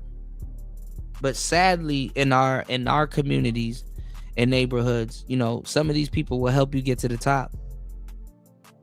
And once they know you're there and it's solidified that you're there, they will make sure you lose every cent of it, you know. And the quote unquote hood should teach you that. It don't matter if you have a red bandana or a blue bandana. Both of y'all drink, both of y'all smoke. Y'all probably have families that care about you, you know. And y'all gang banging, right? Smokey Robinson voice. Y'all gang banging. You got to say, you know, and you see, if you in that type of lifestyle, you've seen or have done drive-bys, or you see other people get ran up on and shot and stood over, and then they get dissed in records and stuff like that. Think about it, right? And you got people out there that do that, and know people that do that, or see that happens, right? And those people think to themselves, like, you know, some of the stuff that those people are doing to other people, it's their like it's their biggest fear that happens to them. Does that make sense? You know, they fear somebody running up on them doing the same thing that they've done to others. Now, I wouldn't even say probably. In this case, we're talking about gangbangers have done to others. And it's like, damn, look at how this person fears that happening to him, but he out of nowhere will inflict that on somebody else in their family. And it's like, when did we as a race become so evil? Black people. When did we as a race become so fucking evil? You know? Black Manosphere said, protect their money. Key word. Yeah. Not every class black watches Fresh Prince. A lot of people want to get out the hood, but a lot of people stay in the hood, you know? And what does making it mean nowadays? You know, most people to a certain degree, even look at the responsibility of being rich. Most people to a certain degree don't even really want all of that responsibility. They just want to be comfortable, for real, for real.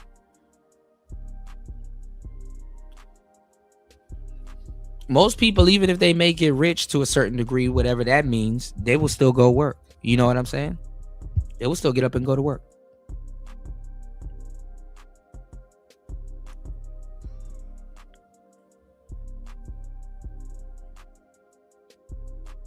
Just like I'm working right now. giving y'all some great information, some good game, giving y'all some mental chewing gum.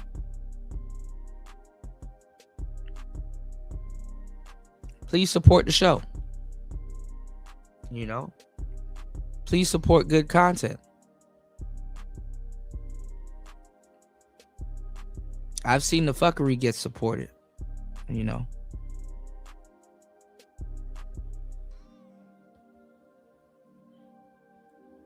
You said, we of God, not the devil and evil. Shit. I don't know. I can't tell, you know. I don't know. Some of the stuff that you see black people get themselves into is like you can't tell, you know. But there is a saying, and it's funny because it came up with some of the stuff that you know, I've been kind of binge watching lately. And there's a saying that says, you know, you could either blame yourself or blame God.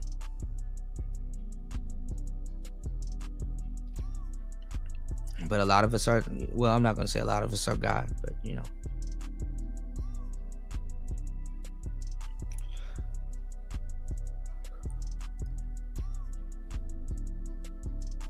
But let's take a look at this real quick.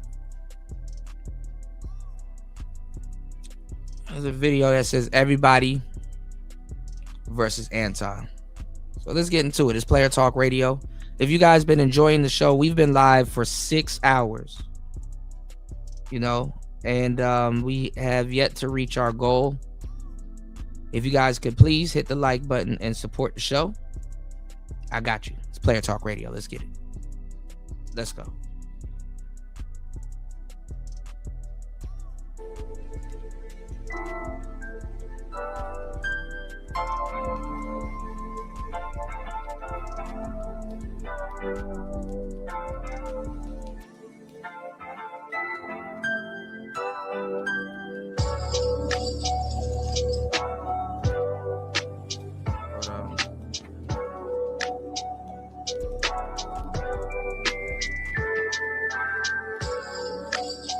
Give me 1 second, guys.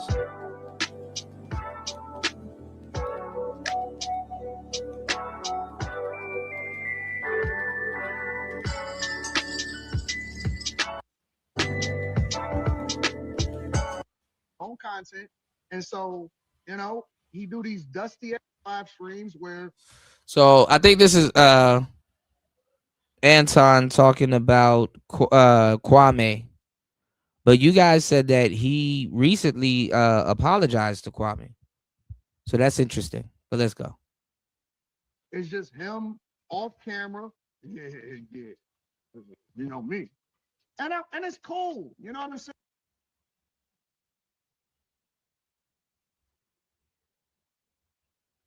All right. I guess his thing cut off. All right. Hold on, y'all. All right. So you heard what he had to say. Y'all. My thing is this. My fault, y'all. My thing is this. Why you always gotta be why everybody else gotta be dusty? Just because they state their opinion. Why the man gotta be dusty? And I'm gonna tell you the truth. Some of the commentary coming from the sisters is like, bro, y'all call everything dusty. Some of this commentary that y'all are hearing, it's like, okay, we get it. You know, a lot of people don't like Anton, or he's wronged a lot of people. But don't go out of your way to make yourself a hypocrite trying to prove somebody else is a hypocrite. That you know, what part of the game is that? You know, that's like the obvious part of the game. It's like, bruh, like just like don't destroy yourself don't obviously destroy yourself trying to destroy somebody else, bro. It's like it got to make sense. You know? Because it's just some people it's just too obvious. It's like you're only saying this because this person is saying that. You know? Y'all got to remember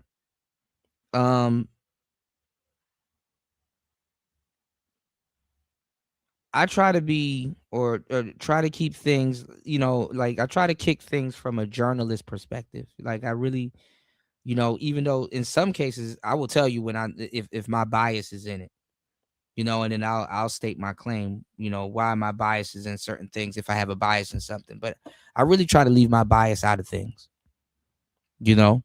And I'm not gonna lie, I do play the morality, not necessarily the morality card. I'm not necessarily playing it as the morality card. I'm just, being fair, which, can involve a little bit of morality, but I'm more so on the fair side of the game, or try to be fair, you know.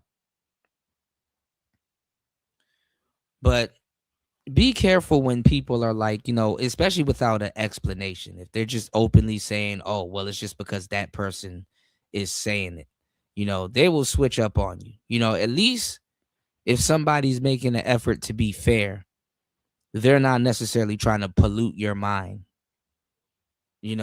with whatever agenda that they have. For whatever reason, they may not like somebody, But anyway. Yeah, he one of them dudes. If you don't agree with him, basically you beneath him. You dusty. You know what I'm saying? And he just one of them type of people. Like when he went on Corey's show, when he told Corey, "You liberals or whatever," and this man don't even care about neither party. He was just stating how he felt. He felt about the American history. Was the topic they were supposed to have been talking about. Mm-hmm. But now we go to Kwame, and this man he was just like everybody else on YouTube, just giving their opinion on the matter. And it became all this. Now he had to go call the man Dusty per usual, and he was on his nuts and all of that stuff. Yeah, and that's another question I have. Why, like, as a grown man, and you're having a difference of opinion with another grown man, why does it always result back to talking about sucking D on nuts? Like, you would think, he prides himself on being so educated, but yet your vocabulary is so low class. I mean, that's how black people talk. And niggas been talking like that for the longest time. So, I mean, it's not like this isn't new. This is online, meets, the quote unquote real world. And it's not even the real world. This shit is online. Like, is that the best comeback that you come back with? Is sucking D? And go ask people at your job. Did you see Anton Daniels versus Corey Holcomb? Then niggas gonna be like, who? And be about to write your goofy ass up. Is that what you watching when you on the clock here? They don't know. But I have seen online rhetoric pour into real life. And so have you. Every so often, if you pay attention. Let's go. On nuts. Like, that's the best comeback you can come with. Obviously, I guess it is, and that's what people trying to check them on, Yeah, women stay calling people dusty. And right, black manosphere. All right, let's get into this. I'm gonna show y'all something too, real quick. All right, y'all hit the like button, support the show. 6 hours plus into the madness. All right, let's get it. Calm down with all that, with the, and that's what Kwame came back and said. Yeah, actually, I have the clip. Excuse me, I have the clip. Now we can actually play Kwame Brown's response to. The funny part, though, people aren't tapped into the space, but they be using, they sure do be using our talking points in real life. They sure do be using our talking points in real life. High value man and all these other goofball terms. We've already influenced pop culture, urban pop culture, and Urban Dictionary. All right. Let's go. What Anton had to say. So let me go ahead. Play tough. I'm not you. You are a fool. But if you said that I'm like a chick, but if I get upset with you, I'm a doer. I'm gonna handle it myself. You get upset with me, you got to call another grown man. What is you talking about? You got to call another man for me. All right, hold on. What's going on, Shaka Nulu in the building? Good to see you, bro. Now, give me 1 second, y'all. Like I said, y'all hit the like button. Please support the show. We're in 6 hours. I guess this is Anton apologizing to Kwame. And then we're gonna get to something else that's interesting real quick. Give me 1 second, guys. What's going on there, guys? We back with another one. We got to talk about it. As Anton Daniels has issued an apology to Kwame Brown because somebody came into his live stream this morning and said that he misconstrued what Kwame was saying and doing because people in his chat misled him to believe that he was only criticizing Anton and not calling out Corey. But the pieces of Kwame's content that I seen, he was criticizing them both, saying he didn't agree with the daughter and all of that going on the screen. He still hasn't criticized his daughter, to this point. Now he's had some jokes about his wife and himself because Anton had invited Kwame to it, or he said that Kwame was on his job. I'll say it like that for YouTube. He said he was on his job back What's going on, in the Aqua day, Dragon? but now he's rocking with Corey. And that was just based off some comments somebody came in and said. He didn't even watch Kwame's content, to confirm it before he jumped out the window. So this is what he had to say in response to that. LeBrack. Let me see what LeBrack talking about. First of all, let me say I appreciate you, LeBrack. Thank you for the 50 ball. There are some foul people in your comment section that need to be checked. They set up the Kwame Brown thing. He didn't say anything about you. He critiqued the video of you and Corey. Your chat came in and lied to you. Now Kwame is beefing with you.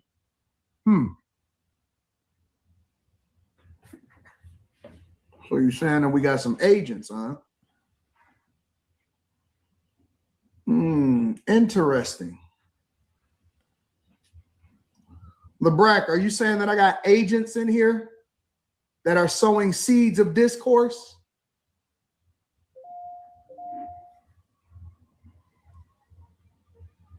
Now, see, this is the thing, though, because this happens to us all the time. And the problem is a lot of times you will see, and I don't know, Anton should know this because he's been around for a minute. And he does he does a lot of what we do. But people going to be coming into your chat room talking crazy about other people all the fucking time. And honestly, they're going to say, that's why sometimes I just bring it up or I go look for it before I respond. Because I ain't gonna lie. I mean, sometimes y'all might be beefing with people and you might have something on your mind and you just waiting for somebody to jump out there, or you just stressed and you like, man, you know what? Let me tell this person about themselves. You need to go look for the truth, or go, or say, yo, send me a link, or whatever, because, people will, say somebody said something just to see you crash out, or they'll know you at odds with people and they just want to, and some people they'll clip you. They want to clip you, or they'll say something to you, get you to crash out, and then they'll send a clip to that person and boom, there you go, instigating and stuff like that, So yeah. But it's good that Anton got, supporters that will, support his show and actually try to,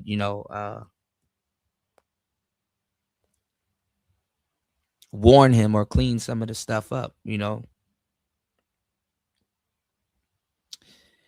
I don't know.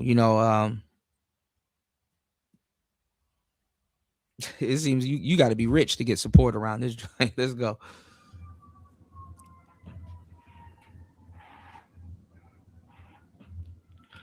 If that be the case,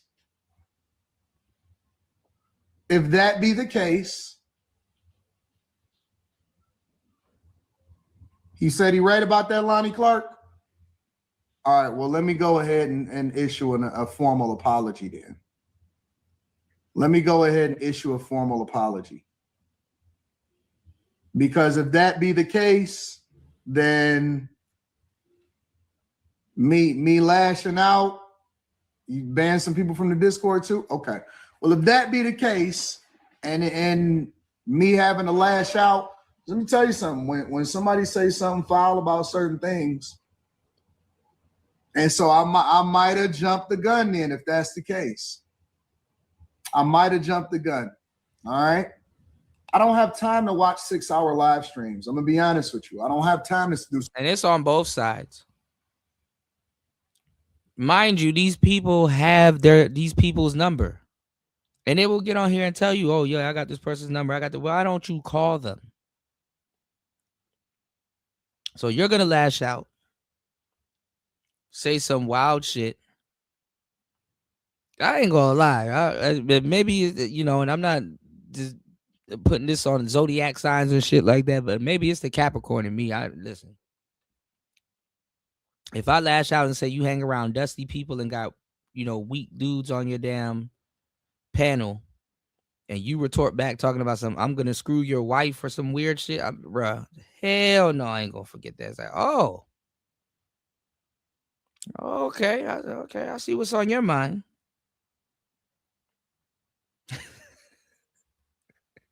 You know how you go from that to, man, I'm gonna fuck your wife. It's like, whoa.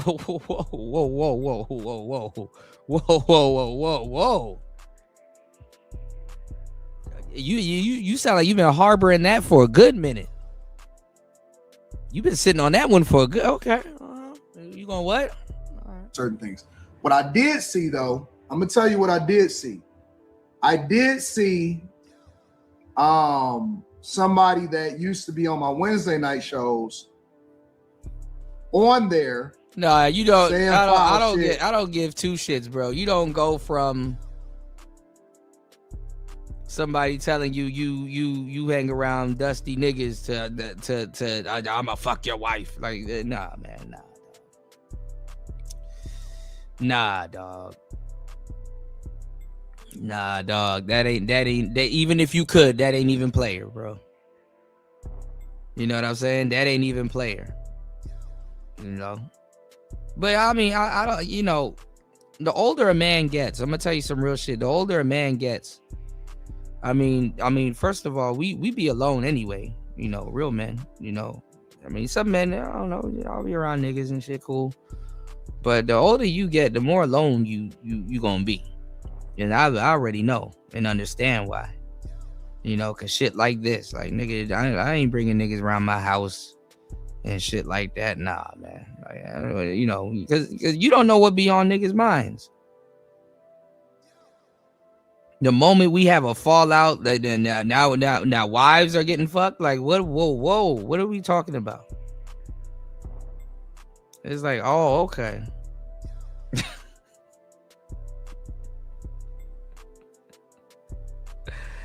Don't let that nigga back in the house. Fuck you talking about? Oh, I'm not gonna.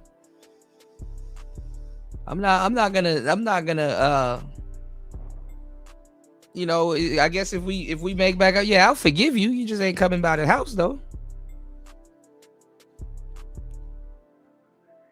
Definitely really ain't gonna talk to my broad anymore neither. That's gonna be a limited conversation. Hell no. You don't go from we got a slight disagreement to I'll fuck your wife. No. Nah, doggy. Nah, bro. You've been sitting on that one for a good minute.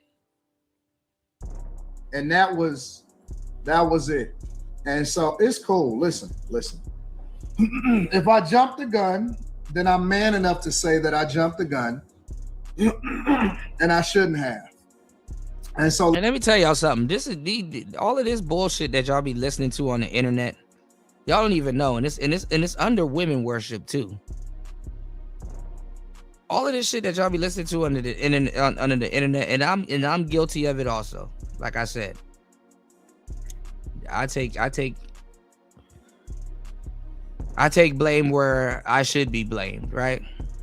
This whole I'm man enough to say this and blah blah blah, bro. Like y'all niggas be treating masculinity like it's sport mode or some shit. Like it's a fucking it's fifth gear or something. It's either you're a man or you're not. You know what I'm saying?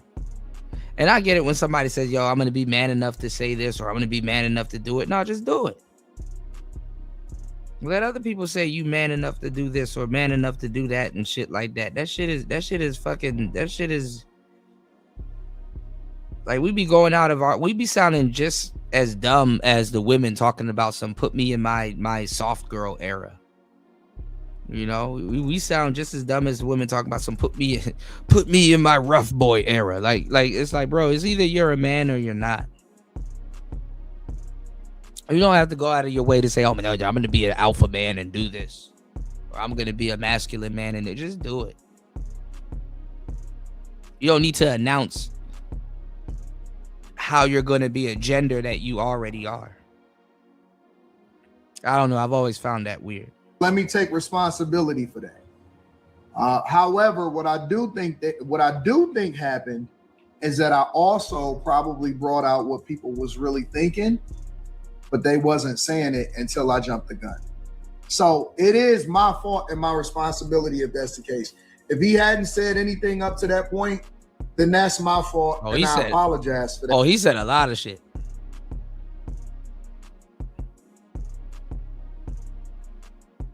He said a lot of shit. But what I also noticed is that people, this is the thing that I don't like. Let me tell you what I don't like.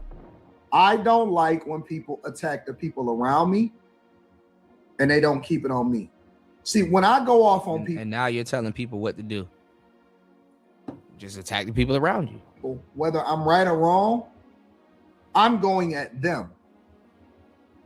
When I go off on people, I go at them. When somebody attack my daughter, wife, any of that type of stuff, it don't matter what I did. It don't matter what I did, because that's for me, the rules of engagement is you keep family out of it.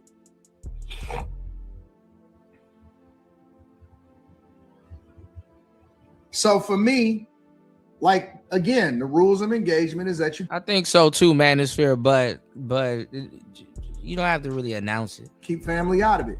Unless they are a content creator or unless they doing all of that, then, you know what I'm saying? If they just regular civilians, you keep regular civilians out of it. So for my part, LeBrack, based off of what you're saying, I apologize for that. But I'm not cool with people saying the wildest shit that they say. And so I'm gonna just leave it at that. All right. It's a new week. I'm trying to be nice guy today. You said my rules, not everybody else's. Yeah, I got some rules that I'm gonna implement on some people too. Oh, trust me. Listen. If you thought that I was playing this cool, and this don't have nothing to do with Kwame, whatever. If you thought that the rules that y'all, the streets said was the rules that we were supposed to play by, that those was the only rules, cool. Listen, every reaction has another reaction, has another reaction, has another reaction. And so at some point,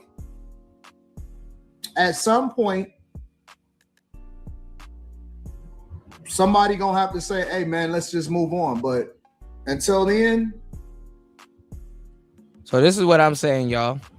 For my next 3 acts. If Corey Holcomb does a show, because you know they're gonna hound him about Anton all over again. If Corey Holcomb does not move on, and he does another show about Anton, he's cooked. You know, like the most attention that Anton should get on a Corey Holcomb show at this point is like a segment, and then that's it. Because that's the quickest way to sabotage your brand. Like if you're gonna sit up there and talk about Anton again, it's like, you know, because your audience is not familiar too much with this side of YouTube, even though we all kind of watch the same people. You know what I'm saying?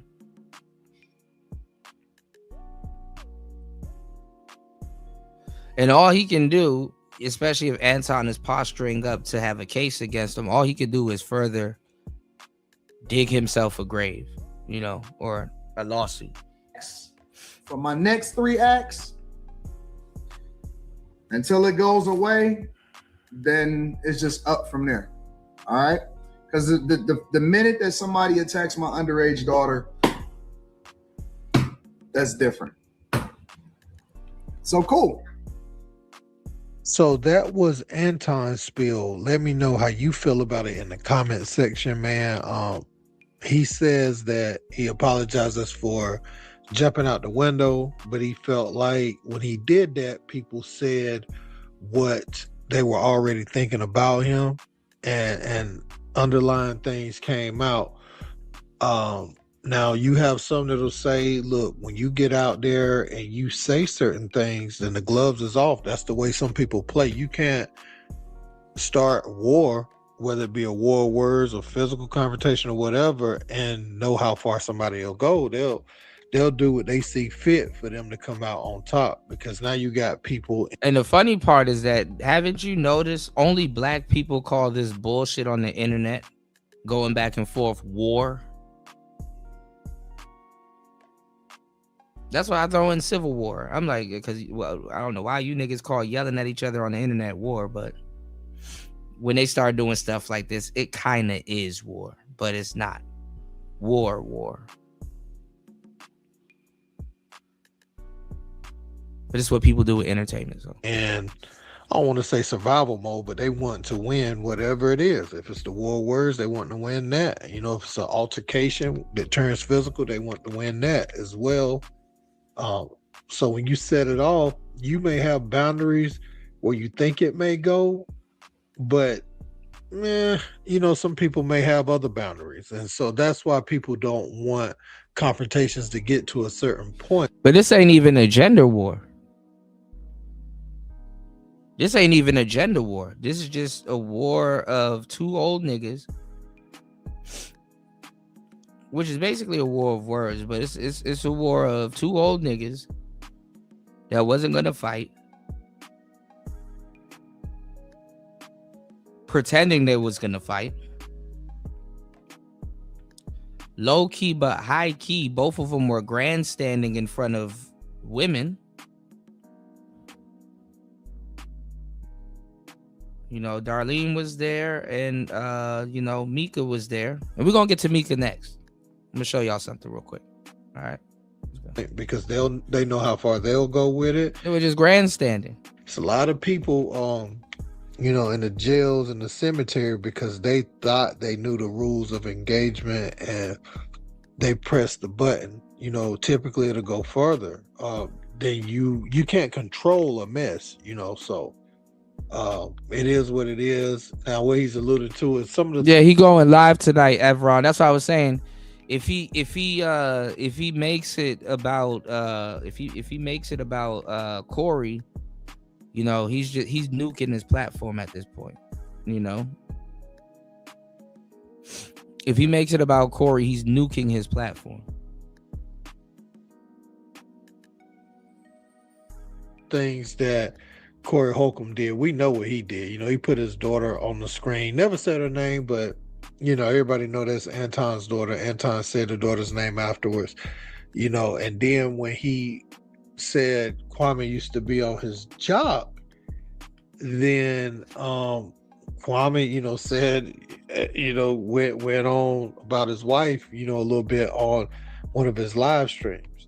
And so that's what Anton's alluding to. At the same time, you just can't start these things because people play by different rules than you. And Anton alluded to what people are saying could be legal action against Corey Holcomb. He said once his daughter is involved, he not playing by no street rules. He playing by the legal system. And that's kind of what he's hinting at. He said his next 3 moves. And so Corey's got other things to worry about with that video coming out on him at this time. Where you got the comedian, the lady, the Payne, what's her name? Payne. Her last name is Payne. She's doing interviews. She did Tasha K. She was on TMZ, and it shows the video that's contradictory a little bit to what Corey was saying as far as she was stalking and going at him. And she was just talking. Should have walked away from that. There was no need to engage, and he's got that going on. Now, I'll be interested to see how Kwame responds to this, because Kwame in one of his lives said that you didn't even watch to see what I said. You jumped out the window. So we'll see, man. But I did want to show this because he said he apologized for his part in it, and we'll see where this will go, man. Let me know in the comments how you feel about it. Don't forget to like, share, and subscribe. I don't even think Kwame is gonna accept his apology. I mean, he probably accept his apology, but what he gonna say stands. Sometimes you gotta be like, look, I understand niggas is stressed out, because Anton is stressed out. He trying to act like he not stressed out. He's stressed the hell out. Going off of assumptions and stuff like that, reasonably he's stressed out.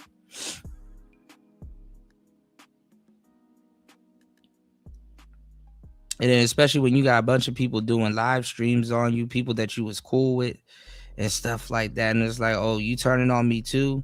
Well, fuck all of y'all. You got a fully loaded clip for anybody,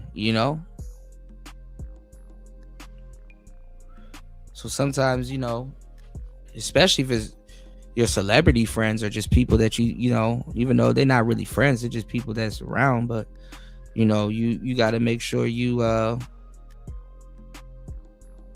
to make sure you check.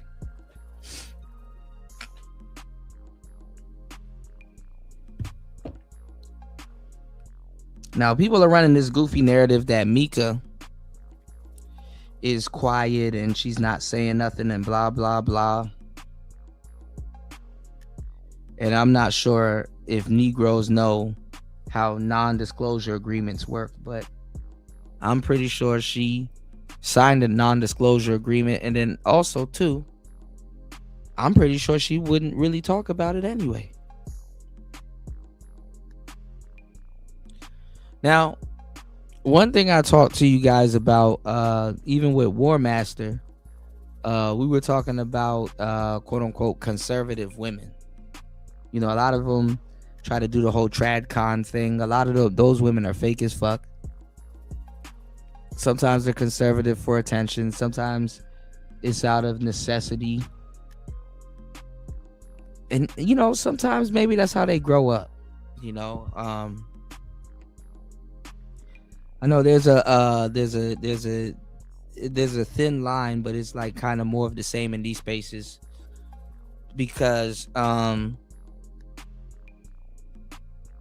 don't know. It's up to the channel holder, Dougie. But what was I about to say?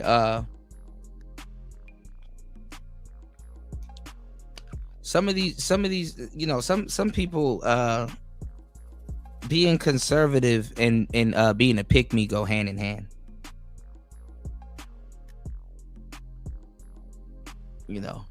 Some people are like, like I said, a lot of people, they think that the manosphere and these spaces are all conservative, and even the people in it, but they're not. A lot of these spaces, you got Democrats, you got Republicans, and you'll be surprised, how much Republicans are running around this space.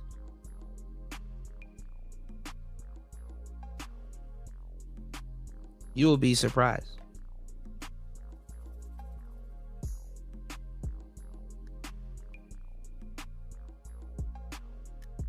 And then when you have like crazy elections, like the last couple elections that we've been having, it's really hard for people to mask it.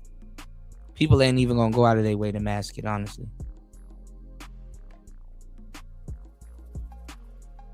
You know, hit the like button, y'all, if you haven't. We only have one contributor to today's show. Please support the show.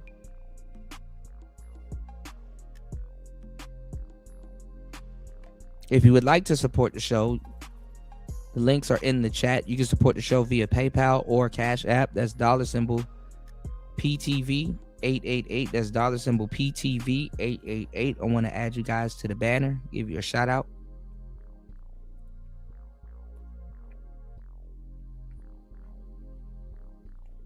Six hours and 35 minutes into the madness. Give me 1 second. Nas and Jay-Z are black Republicans, but they pretend that they are Democrats for the black audience because a lot of black people can't tell the difference. And basically, if they say they're quote unquote Republicans to y'all, it's just making it seem like, oh, well, you know, I'm going to be the bad guy.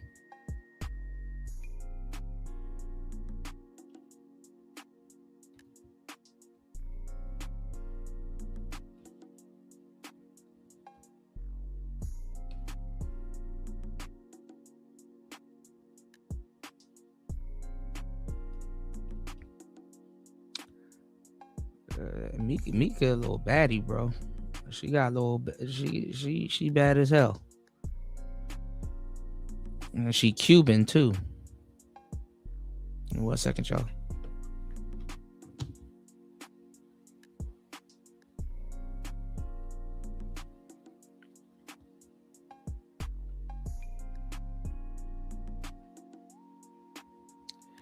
So like I said, we'll get to Mika real quick. It doesn't sound crazy. Rappers be playing the bad guy. Why would that sound crazy?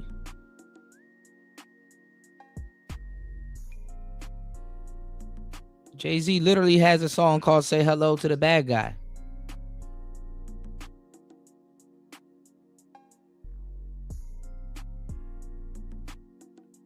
No, those are the channels that y'all go to. There's a lot of Republicans in the manosphere. If y'all want to hear that Republican shit, you can go to BGS, you can go to MOT, you can go to not Republicans, I mean Democrats. A lot of the guys that got daughters, a lot of them took a Republican stance. They said Kamala is supposed to save their daughters and be a good representation of their daughters and stuff like that. A lot of the fake FBAs running around here, they didn't know what to do because they were singing "They Not Like Us" all year, and then, you know, come to find out Kamala is like mixed and stuff like that, so they couldn't really super co-sign her the way they wanted to. So I mean, y'all can go hang out with them. You know, they love to play dumb. Conveniently, they will psych themselves out if it came down to it. They love to play dumb. They're all over the manosphere. They're not hard to find. Just keep your ear open. I'm gonna tell you the truth though. I'm gonna tell you the straight up truth though. And I've talked about it on here with a bunch of conservative brothers and stuff like that, and they've openly said it. Yeah, I saw that. Yeah, I saw he was suing Pharrell. That's crazy. Yeah, I saw that. But they've been at odds for a minute, so I've heard, you know. But, you know, that's the end of the Neptunes. But And maybe it's just to reconcile some stuff. You never know, because sometimes y'all be hearing people going to court and it seems bad and they're just reconciling stuff. But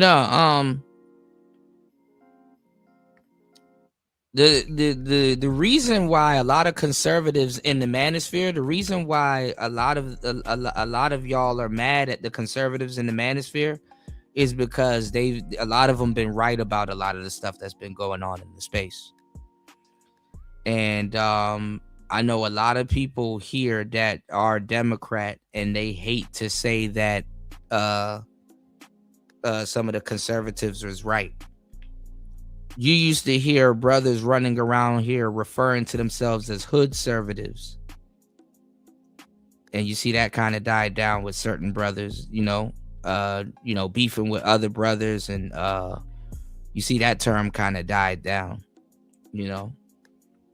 especially this last election and stuff like that. And listen, a lot of the conservatives that I know, and even that be on this channel, they're cool as hell, and they open to have dialogue, and they agree with a lot of what Trump does. They say what they don't agree with, but they not like MAGA'd out, so I'm not gonna lie on brothers in this space and say, oh, they're all MAGA, when a lot of them are like, nah, I don't rock with this, or no, I don't rock with that, or Trump is kind of losing me here, or sometimes they like, yeah, I agree with everything he's doing right now in this situation. Shit, at the end of the day, if you're in America or you're an American, bro, you better make sure you on the winning team. Because giving yourself up and fucking yourself over for countries that don't give two shits about you, that's really in a rush to do the same thing that America does, most Americans don't know what the fuck they talking about. Most of them are sedated. You have no earthly idea to a certain degree what's going on the floor here versus the story that I know y'all hear back in the States. I was just talking to a bunch of American, not expats, but people living outside of America, and it was funny because we all sat there. A lot of them were Democrats too. They hated Trump, and they're like, oh, Trump is making it harder for us outside the States and blah blah blah, and he probably is. But one thing we realize is that Americans get lied to, and most of them, even with all the technology in the world and the internet, this is beyond the litmus test, but even with the technology and all the world and the internet, and no matter how much game that I give y'all don't, there's people that do, and I appreciate y'all, but a lot of y'all don't give a fuck. A lot of y'all don't care. The number one person that wants to buy a lie and that needs you to lie to them is an American. That's the American way. You know what I'm saying? The government has to lie. It's out of necessity that the government lies to y'all. I agree with the government, to lie to the American people. It must be done, and if you don't, Americans will force you into doing it, Now, you'll have a lot of brothers that'll be like, well, Kuda, what are you talking about? And that's not such a good thing to say. And you might be right, but guess what? You have to realize that you're not the only American that exists. You're not the only American that exists. That would like to be lied to, by the way. You understand what I'm saying? A lot of times people be like, well, if you love somebody, don't lie to them. That's bullshit. To a certain degree, the person that actually loves you will lie to you like a motherfucker.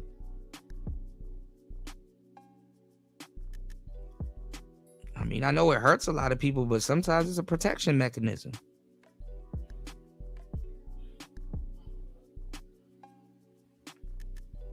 Black Manosphere says, say you are right, which I am. What does that mean now after that? What it means is that Americans would like to be sedated. They would like to be lied to, and they would like to enjoy the lives that they live. They don't want to be burdened by the truth of things. America is a fucking isolated incident. there's a lot of things that before somebody can even begin to tell you the truth, they have to educate you on. You have to be in a theater of mind to accept that. And a lot of Americans are aloof. They're not in the theater of mind to accept that. They don't understand how war really works. They don't. What's going on, War Master? I just gave you a shout out. Good to see you, bro. I was giving you shout outs throughout the whole night. A lot of the stuff that we were talking about, you know. But like I said, if you go look for it, you can go find it. You know, do you know how much Americans, like when we get into conflicts in the Middle East, they don't even watch CNN and all that other stuff. They go watch Al Jazeera. And then they go watch like CNN or like another, you know, because all of those channels are on YouTube. You just got to go find them or have a willingness to go find it. You know what I'm saying? But Americans are the first people to get lied to. And like I said, I know a lot of conservatives in this space that will do their due diligence and go look for other shit. You know what I'm saying? Like now, with the Democratic Party, they keep trying to overly convince you that Trump is an evil and horrible man. And let's say you believe it. There's nothing wrong with believing that he's an evil, horrible man and he's power hungry and all kinds of shit, right? But you don't have to keep going out of your way to convince people somebody that's bad is bad. Yeah, I feel you, War Master. I am too, bro.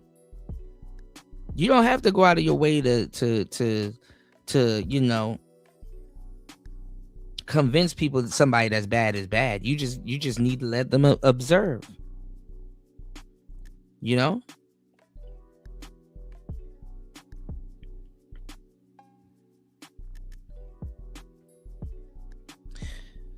Hell, I was even talking what was it the other night, you know, I was talking to my mother, and she was telling me about the guy, and we're gonna talk a little bit about him you know, before we get up out of here. But we're talking about the guy that got shot in Minnesota, and like people was trying to make it seem like he's like this war hero, and they were trying to make it seem like he you know, he was, you know, unarmed, and they just shot him and stuff like that. I didn't get a chance to really look at everything, but you know, they were talking about how he left the house. He didn't have his ID. You know, he wasn't, you know, everybody's out there trying to be a damn martyr. And you keep having, like, I saw this fat dude get like it was funny. I don't know. I got some shit to show y'all real quick. But this fat black dude, and black people are trying so hard to try to get like attention and align themselves with this shit. And it's like, bro, now niggas are just willingly drinking the Kool-Aid, bro. Like black people look dumb as fuck sitting out there with those male feminists and those Karens. You understand what I'm saying? They look dumb as fuck sitting out there with those male feminists and those Karens. And I don't even know if it's like one of those things where black people want to be like white people's favorite punching bag or something like that. But you need to learn to not insert yourself into certain, like, why do you have to tell black people to not insert themselves in some bullshit like this that does not concern them? Why? Like, why is that something that is like that people have to inquire? Like, why? Like, black people, what the fuck are you doing?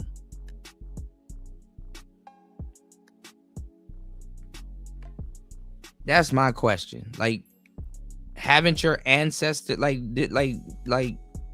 we keep hearing about, oh, well, my ancestors died for this and my ancestors died for that. Good. Sit back and watch. Didn't you complain about that's what everybody does? Black people be in the streets getting fucked over and slaughtered, and people just sit back and watch. Sit back and watch.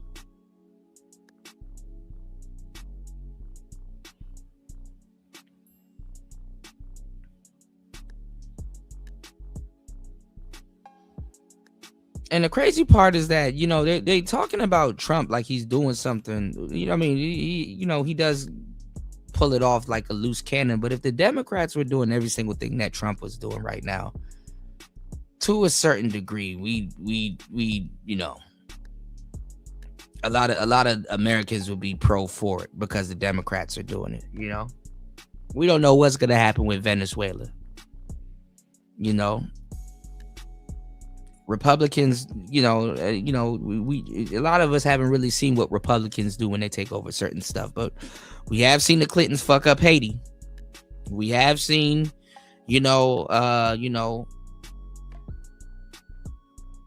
one thing I will say Republicans were very guilty of back in the day, they can't really run from that, is selling weapons. You know, niggas will sell weapons to motherfuckers that will turn around and, but anyway, we're gonna get into it, all right? But let's see what Mika has to talk about. War Master says, what the left did to Bush 43, they're doing to Trump on steroids, for sure. For sure.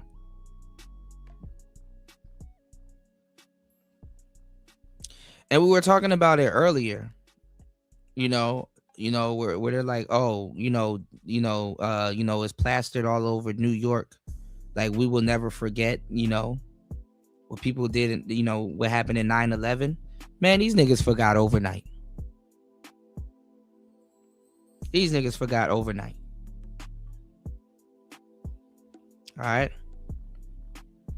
Almost 7 hours into the madness. Please hit the like button and please support the show. It's Player Talk Radio. Let's get it. Oh, War Master said, leftist black folks are leftists. It's not about skin color. It's about ideology, aka is politics. Yeah.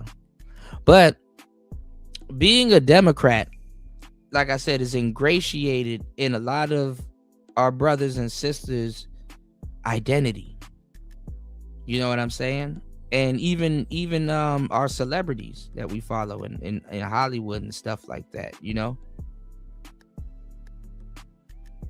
But now it's not fashionable to claim Republican because of who's in office. And they're not even sure if he's a Republican or not, But a lot of the stuff that's going on, they have to agree. And like I said, that's why I said a lot of the guys that claim that, they don't like conservatives and stuff that's in this space. Because, shout outs to Auntie. Auntie was saying that, there's a, that the manosphere is conservative. And it's like, it comes off that way. But there's a lot of Democrats and there's a lot of, even what Auntie is, independents. There's a lot, there's a lot of those people here. Like literally, with politics, the manosphere is at a big ass clash with each other. If the manosphere, there's a lot of conservatives in the manosphere, but if the manosphere was pro-conservatives, then the conservatives didn't really, aside from just talking politics, they really wouldn't have, a lot of people to argue, to not necessarily argue with, but to debate with in these spaces. And conservatives are debating left and right during political times in these spaces. And the crazy part is everybody, even people in this space, runs with that narrative like, oh, well, Fresh and Fit are, they're this, so the red pill is this. Or, oh, Sneeko is this, so the red pill is this. Andrew Tate said he's this, so the red pill is this, and stuff like that. Like most people in the red pill, they're not MAGA.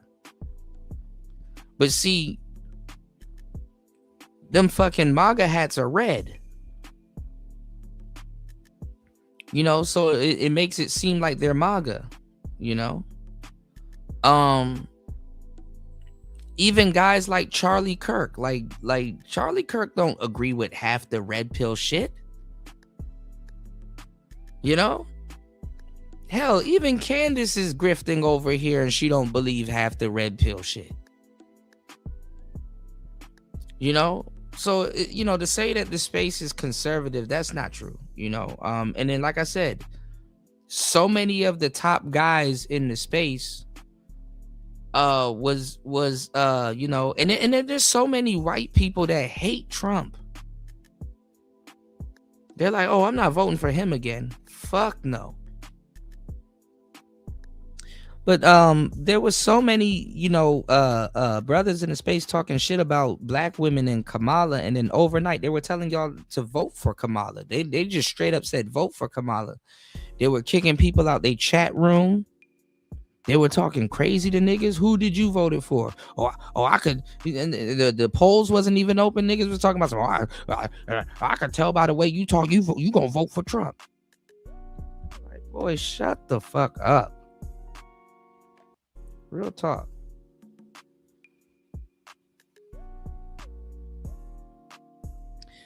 All right, y'all. Please hit the like button. Please support the show. We already 6 hours into the madness. Only one contributor. Are you not entertained? Have you not been soaking up the game? It's Player Talk Radio. Let's go. Let's get it. Hasn't been on his podcast in 7 days. We haven't heard a peep. She hasn't. I'm just saying. These Chicago, you don't even be knowing half of what you talking about. No, they're not, bro. You done disappeared for a whole show, bro. Welcome. You done disappeared for a whole show. I told you that Corey doxed Anton's daughter, and you was like, no, that's not doxing. No, that's not doxing. Lead attorney got on here and said the exact same thing I said. He doxed that man's daughter. I don't want to hear a damn thing you gotta say, bro. You be wronger than two left shoes, man. Yes, he did. All right. Anyway, you said independent since May 4th, 1993. Oh, so you was independent during Daddy Bush. All right, let's get it. I haven't got a notification from her since then, since this live stream. Boy, you don't sit your stupid ass down. Who the f you think you is? Here I go.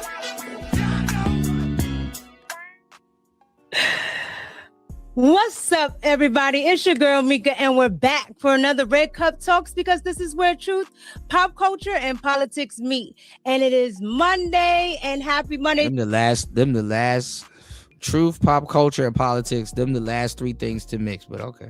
To everybody, thank you guys for showing up in the chat. I hope you're feeling fine. I hope you're having fun. The only reason why I'm playing this is some people say they do like her political takes.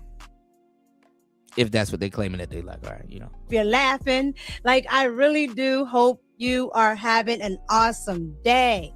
How's everybody in the chat? Thank you for pulling up. I appreciate everybody in the chat. All my mods, what's up? What's up? It's been a week. Y'all, what's up? Thank you so much for pulling up. I do appreciate you. And to those of you that are using me for content, for your slander and your lies, I see you.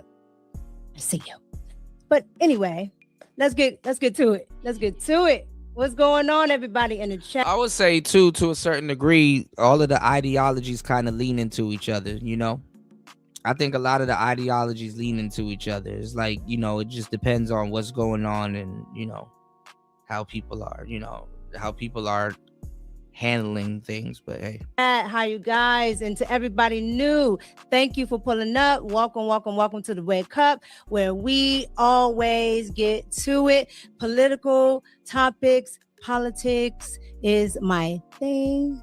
Okay. And of course, pop culture. All right. So you're not a content creator, D Chicago. You don't know what you're talking about, bro. Thank you guys so much for the early super chat. Thank you so much. I appreciate you. Welcome back, Mika. Glad you're back. Glad you're okay. I'm okay. They was looking for me. I'm okay. Thank you guys. I do appreciate you. And everybody in their studios enjoying their microphones. Ain't that crazy, yo? I saw all, of you guys' nice comments and emails, and I will be responding. It makes no sense arguing with him. He's not a content creator in the same one. He wouldn't know. All right.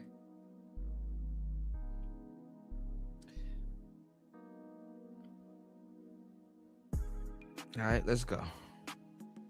But thank you guys for all your positivity and all your great comments. I know I was looking at it. I'm like, bro, all of these people, like I saw people with like a red SM7B, and it looked good too. Like it was like it wasn't like it was kind of like the same type of red, even though this red kind of looks scarlet.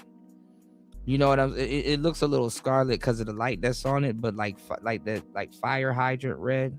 Yeah, I ain't gonna lie. I love red and black. Those are my favorite color combos.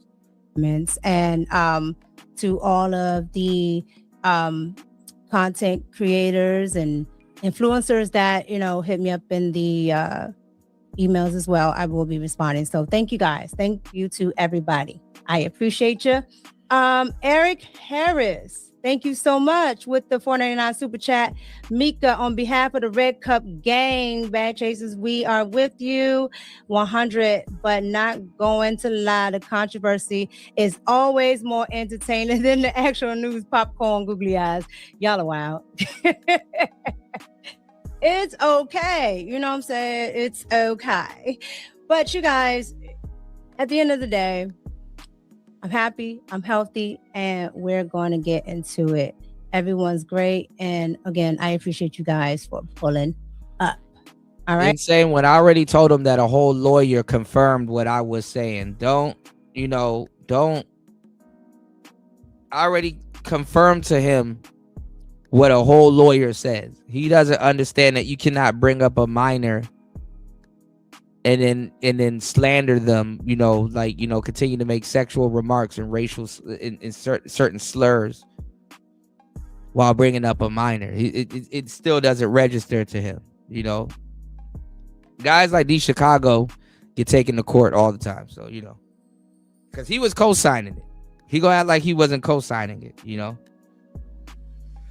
Okay, what is this term, War Master? What is waffling? What is waffling? That's an interesting term. Hold on, y'all. Hold on. Let me update.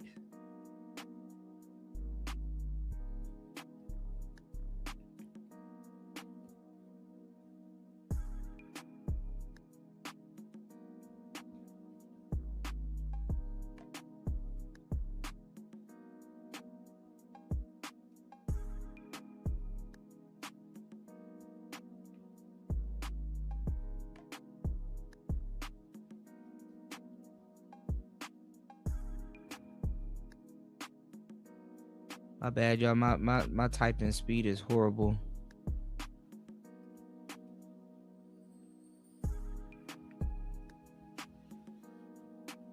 My typing speed is bad, y'all. I should really have this shit pre-typed. Stop. Just so I don't have to pause the show for a little bit. Waffling sounds crazy. She could waffle shit around me though. She little fine shit. I don't know. I really don't trust fine shit talking about politics. There's always like some weird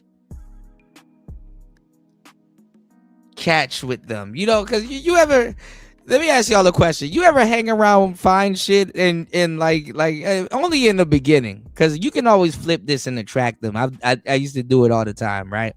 I still do it. You ever laugh at her little goofy ass jokes and it's like this bitch really not funny, but yeah.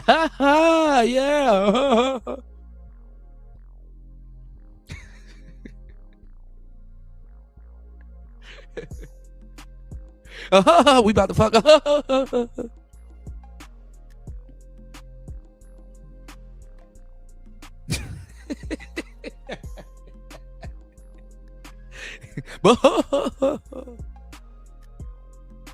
Oh, you're so funny.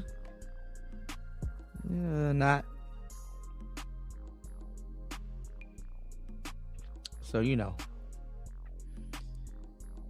waffling. All right. Shout outs to War Master sponsoring today's show as always. Dropping the huge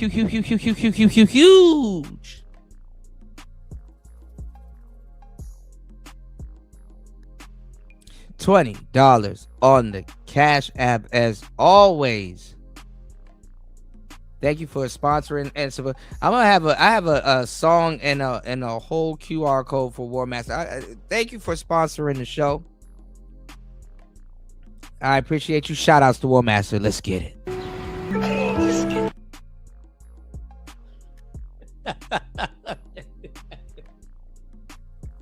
Chris G said, I know this fake. Man, listen.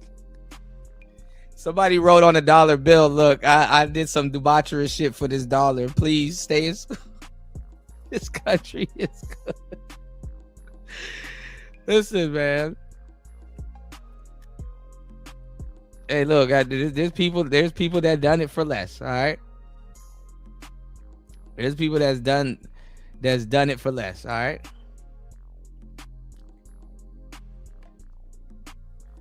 There's people out here that's definitely done it for less. All right. All right. Shout outs to War Master for supporting the show. Let's get more. Wendy? Thanks, Chuck. We're standing here in front of the Olympic Liquor Store in Queens where scores of African Americans have been lined up for hours. We spoke to a few of them earlier. Ladies, may we get a word? Hide the money, y'all. There's poor people around. With your broke ass. Now, War Master, you missed Raven. Raven was here earlier, and he was saying, "Do not ride your one wheel in the ice," alluding that he may have taken a fall. I hope Raven is okay. You know, I was telling him to be careful. So I was telling him that we was talking about it yesterday in the snow. And I was telling him you probably haven't tried it in the snow yet, you know. But shout out to the One Wheel Gang. Let me catch up on these comments real quick before we get into it and get back into the waffling. Okay.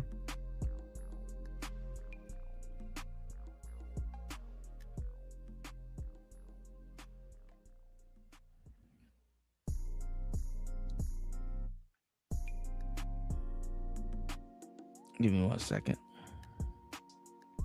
UFO Kamikaze said that video of Corey hitting that chick happened in public, but Corey was in no rush to share that shit. That's true. And a lot of people are going to say Anton shared it, but no, I mean, the woman actually came out of nowhere and started doing an interview with Tasha K. And I really don't want to go over that interview because the woman is a liar. And honestly, too, Tasha K can get fucked up in the game by trusting her, just like how she trusts that other woman with Cardi B and got fucked up in the game. And look at how black people just took that news and sided with Cardi B and just left Tasha K out there to rot. That's why I'm like, bro. That's why I don't really like doing gossip, fucking gossip content. I don't even do gossip content. If I do something that's kind of aligned with gossip content, I'm just giving y'all the game. Hold on, give me 1 second, y'all. God damn it. Hold on, y'all.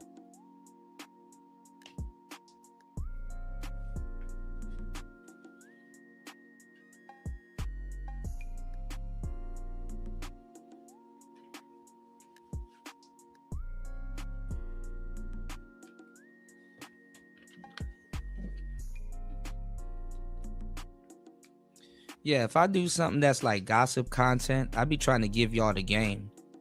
You know, it's not for the shock value of gossip. It's really to drop some knowledge you can't get in college, you know. Please, y'all, hit the like button, support the show. Yeah, these Chicago is cooked in court. And also too, the fact that he's defending it, that lets you know. Okay, it's from Replicant Fish. Okay, he be disappearing, man.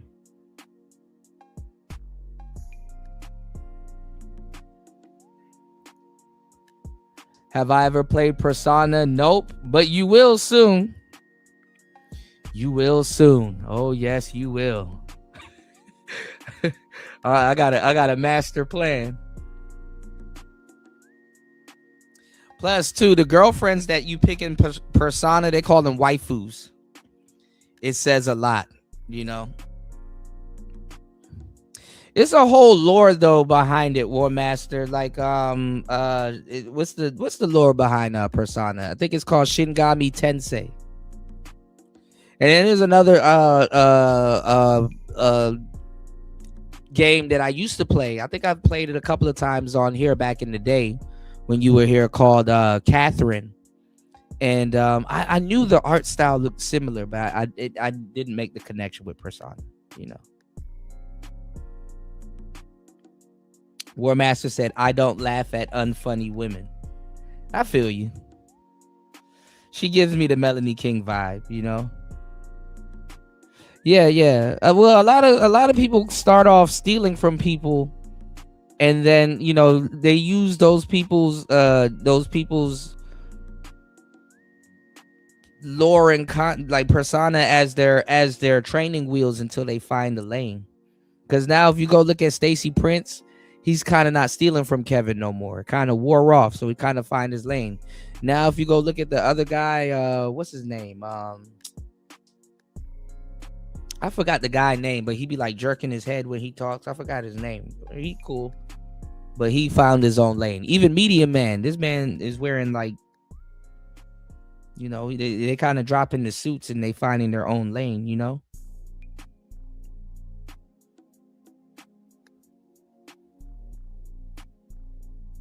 You can lowball a fucking hoe. You can lowball. You can, man. You can haggle the shit out of a hoe. One wheel is life. I'm a ride today. I'm telling you, you're gonna trust it more than your legs, man. Good luck walking anywhere.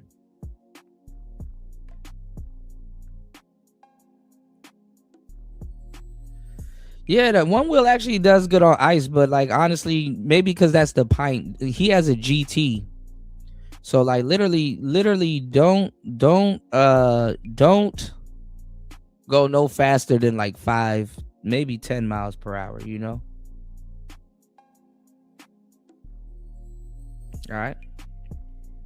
No, I was actually going on soft white underbelly. He gonna make Raven spawn back up. I hope Raven is okay. I hope he didn't hurt anything on his one wheel, man. You know. Shouts to my one wheel riders in the snowstorm. Let's get it. Hey, let me know where you're calling. I'm calling from. Let me know where you guys are watching from. Okay, put it in the chat. Let me know what part of the country or the world. Yeah, it can be flying in the snow, but you get enough traction. Like literally, I was getting enough traction on the bear slicks, and I was creating my own tire lane. But if you don't really try to create your own lane unless the snow is soft, but literally riding other people's tire tracks, you know.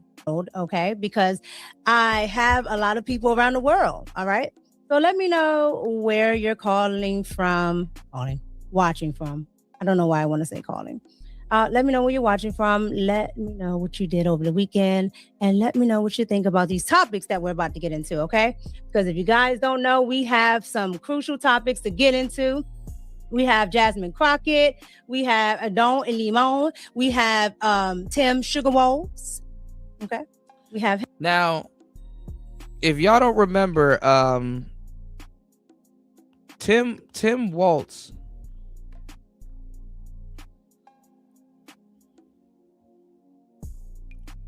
is from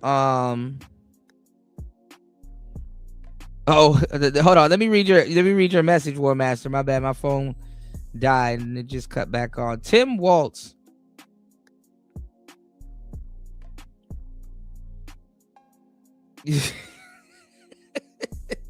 I don't want to say that, but I don't want to say he's going to jail, but you know, War Master with the 20, he says, someone tell D Chicago to buy a one wheel and shut the fuck up. All right. I think a lot of people are going to agree with that. All right.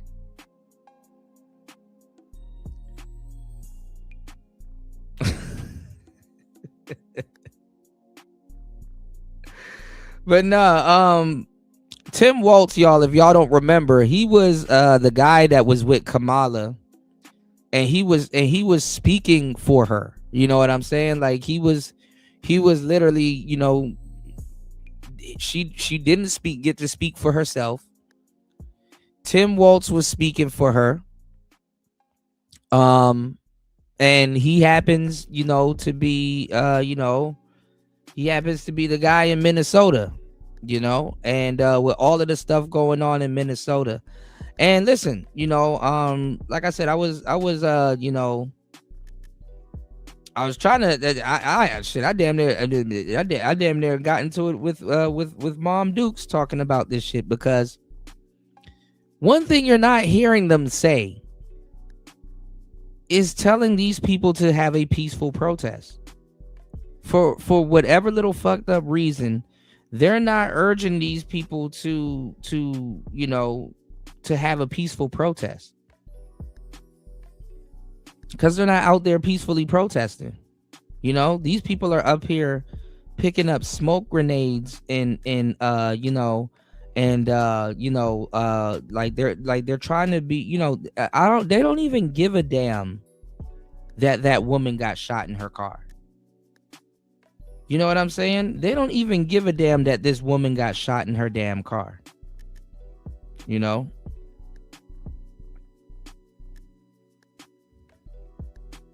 They don't even give a damn that woman got shot in her car. Like that shit is like yesterday's news.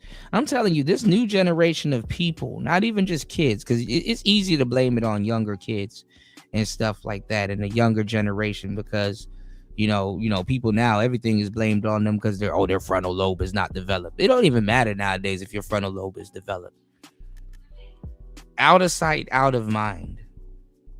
You know, out of sight, out of mind. Like I get it if like certain black people on here, or like conservatives, or people are on here like, good, serves her right. She shouldn't have been trying to use her vehicle to destroy a officer of the law. You know, some people are gonna be like, yeah, you know, she fucked around and find out. You know, she played a dumbass game. Now here's her dumbass prize. You know, people are gonna be making those remarks, right? But the people that should be, quote unquote, fighting for her and caring for her, and you know, and whatnot, they don't give a fuck. And they don't even give a fuck to say, hey, you know what? Let me stay up out of these people's way, and not you know, impede on an investigation, you know. And hey, let me not catch a federal charge, because these people are catching, these are Fed charges, man. You know what I'm saying? These are Fed charges, you know. So the people that need to care, they're not caring. And then also, it's funny because they're Karens, but they don't care. See what I did there? They need to be the ones, they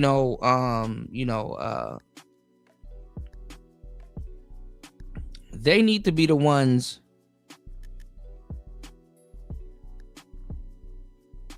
that give a damn. You know, they need to be the ones that care. But they don't care. Like, you know, I think even deep down inside, they know that they're like literally dying for nothing, you know. All right, but let's go. Let's player talk. Him and Minnesota might as well just stay on the docket. Okay. I thought it was going to be California, but Minnesota has turned into the ratchetness that I never thought it would turn into. Okay. Between the Somalis and Tim Sugar Walls, and, you know, now these, you know, protesters, and they're clashing with ICE. I mean, it's just all a ball of confusion. So we are going to get into that as well.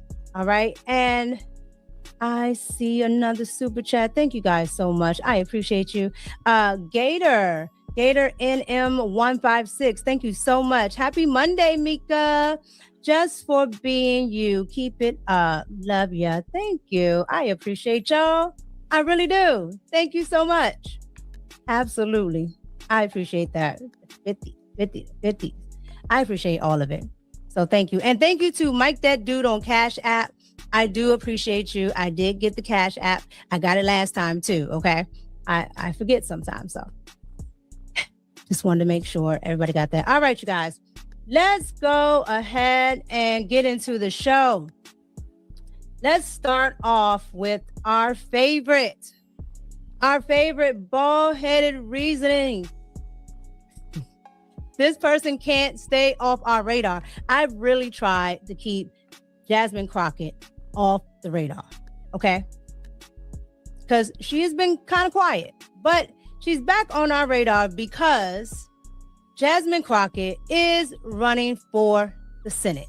And she finally had a debate. I don't really know how much of a debate you want to call this, because this debate was, I mean, she's running against in the Democratic primary, another progressive, because she's very progressive. And the guy, Todorico, he's even more progressive with his stance. But I want to get into a little bit of their debate. And we're going to go down the rabbit hole on some things because people are mad. And I do mean mad. But let's go ahead and get into the debate first. And then we'll come back and talk about it. Let's go ahead and get into it. All right, before we get into that, the poll is up. We have 30 votes. Why does everyone hate Anton Daniels? 43% says it's clout, internet drama. 27% says he's telling uncomfortable truths. 23% says his delivery turns people off. And 7% says, I don't hate him. It's exaggerated. All right. I'm going to put something else in the chat since we got to turn up the engagement. We got to turn up the engagement here.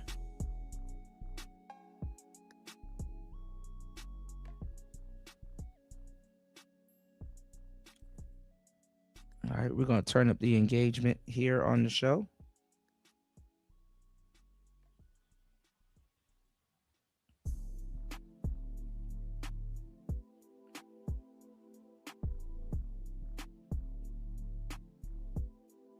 I'm going to let this play. Give me 1 second, y'all.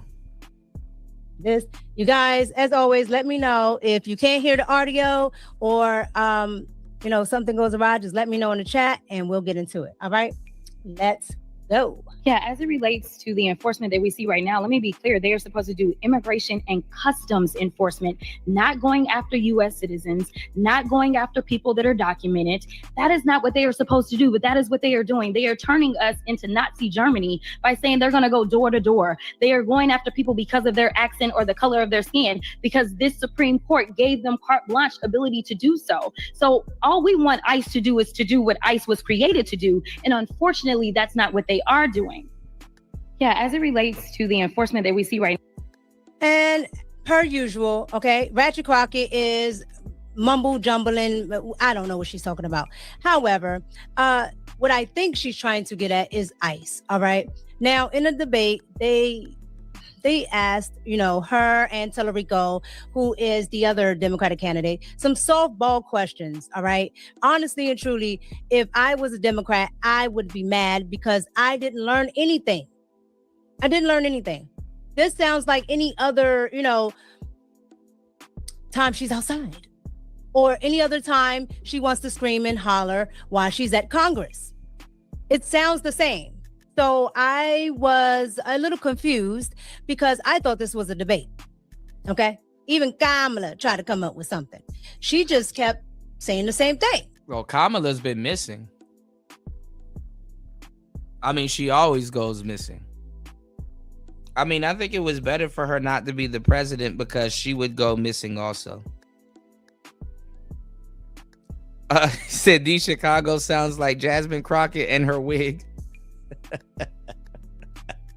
And so,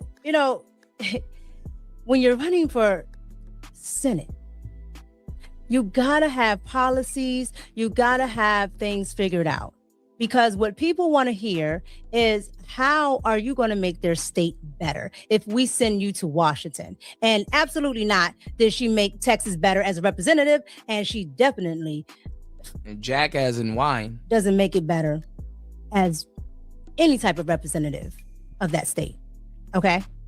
I don't care what she's repping. Whether it's Congress, her hair, anything. It's just all over the place. Always. So she wants to go to the Senate. Okay, well, if you want to go to the Senate, then we need to hear some policies. And I can assure you, I watched this hour-long debate and there was absolutely none. Just Trump, Trump, Trump, Trump, Trump, Trump. All right, let's get into this part of her debate. All right. When I tell you, poor Tellerico, he can't win. But let's get into this next part of her. All right, y'all. I'm gonna come up with something. I'm gonna enact a bounty. I'm gonna call it Shadow Realm activated. I'm gonna put a poll in the chat. Y'all let me know. Give me 1 second, y'all. Okay, here we go.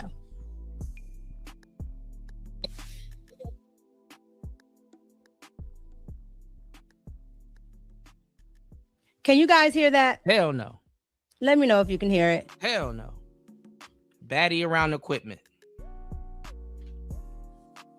Let me know if you guys can hear that. Yeah. All right. Let me take it down. Give me 1 second, you guys.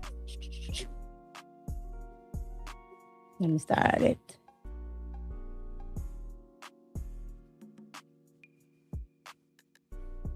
All right.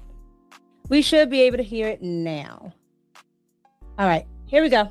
Down in the streets in Minneapolis. And so for anyone that believes that we are going to be able to respond to this in a normal way, I think that they've got it wrong. But more importantly, when we talk about electability, how many of you have heard things like we are the party of the educational elites? We've heard that over and over. We've heard things like we are losing African-American men. We are losing Latinos. We have heard these things. Right now, we know when we look at our polling, when it comes to working class people, I am leading by 20 points. We know that I am leading when it comes to African-American men. We know that overall women are going to play a really big role in deciding who gets elected, and I am leading amongst women. So at the end of the day, when we look at the numbers are there. This is about whether or not we have the will. And right now, people are not happy with the Democratic Party down in the streets in Minneapolis. And so that's probably the only thing that she said correct. She said people are not happy with the Democratic Party. Absolutely, they're not happy with the Democratic Party, including registered Democrats, okay? Now, what she is talking about in this part of the debate is the numbers, because the progressives, the white liberals, okay, they don't want her. They want Mr. Federico, okay? Mr. Federico, I've been telling you guys for months, is who they wanted. I have been telling you guys this. They want Federico. They don't want Ratchet Crockett, aka Jasmine Crockett. All right. She has the name recognition. Okay. She has, all that sass that, goes at Donald Trump and looks cute. But when it comes down to it, they want something that's more of a moderate. I don't think he's a moderate. I think he's just, far left as anybody else. But I guess compared to Jasmine Crockett, he would fare better up against a Republican in the state of Texas. All right. And so she's trying to make an appeal to say, I'm winning women. I'm winning Latinos. I don't know how you're winning Latinos when you said, they had a slave mentality, but I digress. I'm winning this. I'm winning black men. I'm winning. They are not buying it. They're not buying it. The white liberals do not want Jasmine Crockett. Now, I want to also get into Mr. James Federico. I want you to hear his part of the debate. All right? Because when I tell you, these people are just about as far left as you can get, especially with ICE, all right? They didn't have any problem under the Obama administration putting kids in cages, but all of a sudden, it's a moral high ground they have. It's absolutely insane, but... Because people forget that they have morality because Trump is in office. People, let me tell you something, man. And I said this with women, but honestly, this is people, right?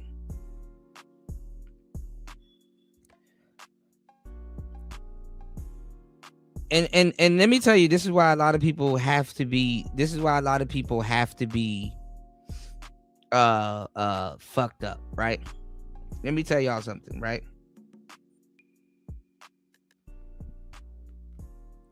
Well, they don't have to be fucked up, but people are fucked up. Let me tell y'all something. Fucked up people hide behind what would be more fucked up people to look like good people. Does that make sense? Fucked up people hide behind way worse people to look like good people.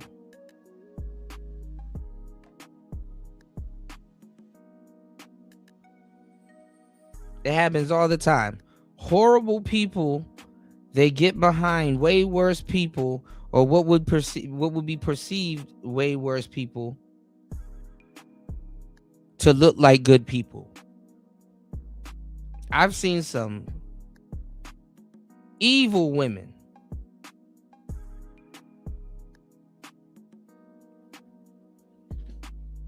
hide behind would be perceived evil men to look like good men. I mean, to look like good women. And it's like, yeah, compared to them, yeah, but you know. Okay. Give me 1 second, y'all. Let's go. Nevertheless, let's get into Mr. Tarico. Talk about ICE. Here we go. ICE shot a mother in the face. ICE kidnapped a 5-year-old boy. ICE executed a man in broad daylight on our streets just this morning. It's time to tear down this secret police force and replace it with an agency that actually is going to focus on public safety. We need to impeach Kristi Noem. We need to prosecute agents who've abused their power. We have to haul these masked men before Congress so the world can see their faces. We should be cracking down on the cartels, not our communities. We should be prosecuting gang members, not small business owners. We should be hunting down human traffickers, not moms and babies. We need comprehensive immigration reform in this country. We need to remake this broken immigration system in our own image. And once we win a Senate majority, we will do exactly that. Let's be clear. Okay. He is far left. All right. But let's address some of the things he said. Mothers and children. Again, the Democrats didn't have any problem when they were busing mothers and children all across the country in secret under Barack Obama. No problem. They act like it didn't Democracy happen. Now! Showed that. That was on their program. The ACLU sued Barack Obama and the Obama administration about that. Okay, the kids in cages, they sued about that. They also sued about not being able to enter the ICE and detention facilities. All right. They had no running water. They were sleeping on the floor and cardboard, all of that good stuff under Barack Obama. And lo and behold, Tom Homan, who they hate. Okay, the border czar, they hate him, but they didn't hate him under Barack Obama so much that they gave him a medal. But here we are talking about ICE. Here we are talking about ICE and how bad it is or how awful it is, but yet you guys had no problem. See, I don't mind the criticism of anything that the Trump administration does, whether I vote for him or not, right? I don't mind the criticism of somebody I vote for. But what I do mind is the hypocrisy. I mind that. Get used to because if you are going to say this is bad now, well, he didn't have to change one policy. You know why? Because it was already there. Absolutely. Now, for the last 4 years, they suspended it, letting everybody across the border, okay? You had everybody from all across the world. But yet, we're supposed to feel some type of way. And let's be clear. I keep saying white liberals You got to stop sticking your Gucci boots in certain spaces. Because now you hear all this, say her name, say this, say that. Absolutely not. That's who they were biting off. They were playing Too Short, Blow the Whistle, and they were out there playing Beyonce, Say Her Name, Say My Name, but Say Her Name, which was the lady that got, unsubscribed in her Honda. Not. Okay. Now, again, you can criticize and you can, go back and forth about the way things are done. Maybe, you should do it like this. I should do it like that. But absolutely not will we get rid of ICE. Why would we do that? We need the enforcement.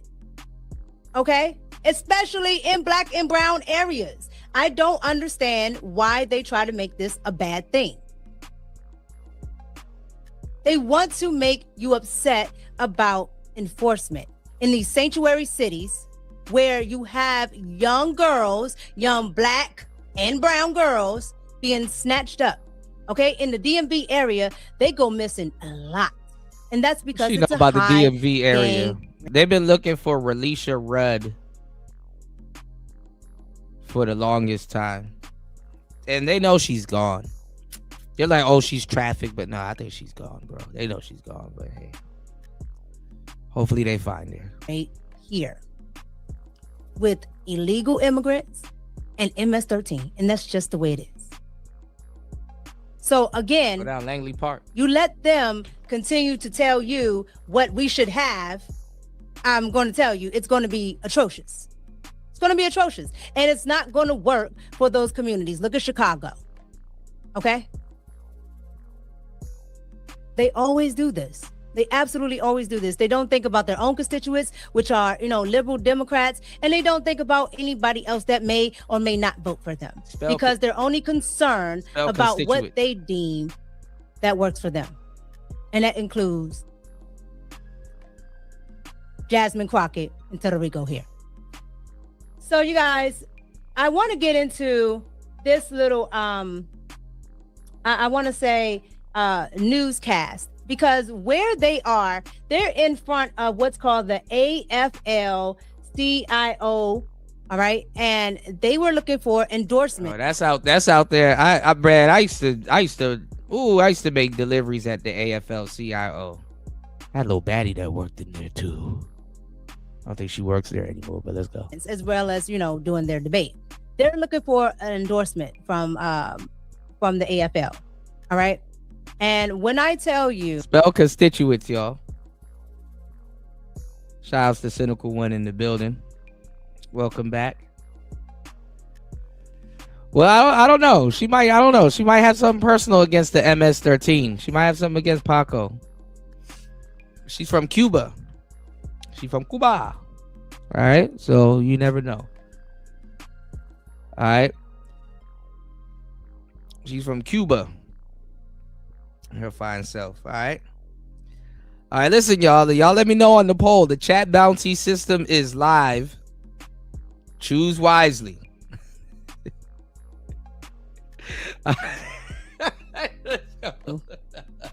After that debate, the AFL was supposed to vote and make a decision.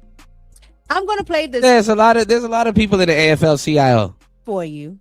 And then I'm going to show you. You got to get clearance to get in the building, but I get clearance everywhere. Oh, all right. And we'll go down that road. Let's get into what the AFL had to say about all of this. Here we go. I want to zoom out a little bit and talk about the convention that was happening. The debate was playing in front of the Texas AFL-CIO's membership. The members are going to vote tomorrow on who to endorse in so many different races, including the U.S. Senate primary.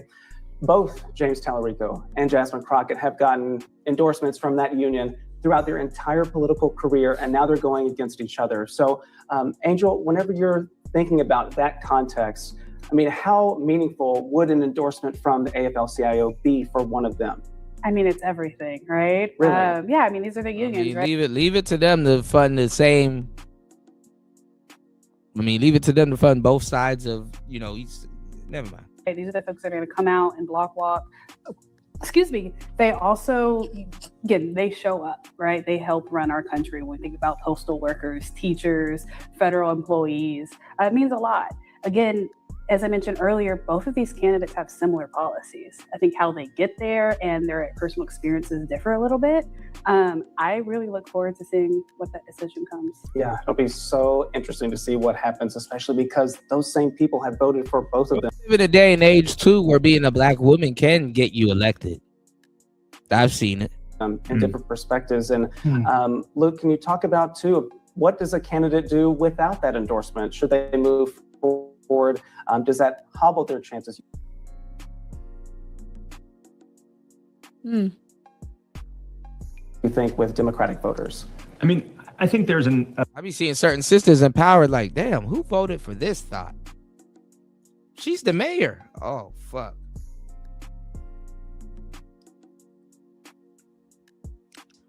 A world where the AFL-CIO endorses both.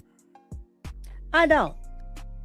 I absolutely don't think the AFL is going to endorse both candidates. All right. And the reason why I say this is because Jasmine Crockett initially wasn't supposed to be in the sit-in race. All right. When she got scribbled out, during the, whole gerrymandering thing. Now, I'm not a fan of gerrymandering. However, Jasmine Crockett, I don't care. She got scribbled out of her district. All right. And so once she got scribbled out of her district, she decided to take her liberal Gucci boots and step on the toes of a black gentleman, okay, and push him out of the Senate race. Now, that gentleman was more suited than Jasmine Crockett, but they can't go against, the 92%. Forbid you go against the 92%, right?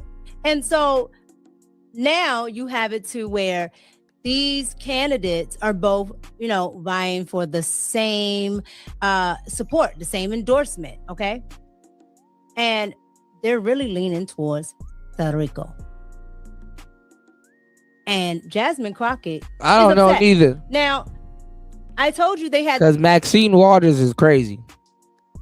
They had an old woman in was it Maxine Waters? Is she still alive? What is going on with her? Hold on, give me 1 second.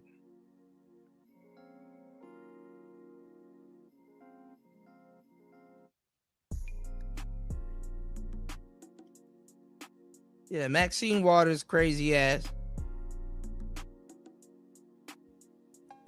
87 years old. God damn. God damn. All right, shout outs to everybody in the chat. We got 3 votes. Which chat bounty should be activated? Listen, all of them are activated. Y'all don't go too crazy now. All right. Let's go. Let's play Talk Radio. Let's go. The vote, right? Look at this. I don't know if you guys can Mad Maxine see it. So let me try to pull it up a little bit. All right. So they had to vote. What do you guys see there? U.S. Senate. No action. They couldn't bring themselves to vote against Jasmine Crockett, okay? Ratchet Crockett has them running scared. They cannot vote against her. So no candidate received the endorsement under, the Senate race. It's absolutely insane because they don't want to anger a base that may vote for Jasmine Crockett, but they don't want to vote for Jasmine Crockett. The progressive left does not want her, because they don't think they can win with her. All right. Now, to each their own. I mean, why you guys think that she can't win? Okay. And I'm talking about liberals or independents that, swing back and forth, that might vote Democrat. Why do you guys think she can't win? Well, it doesn't matter what I think, because Roly Poly, aka Rolling, Ratchet Crockett, decided that he was going to put his thoughts. Ratchet Crockett. You might have to say Ratchet Hatchet. And he was going to express himself about why you white liberals don't want to vote for Jasmine Crockett. All right. So we're going to let Roland Martin. I can't with Roland. Don't.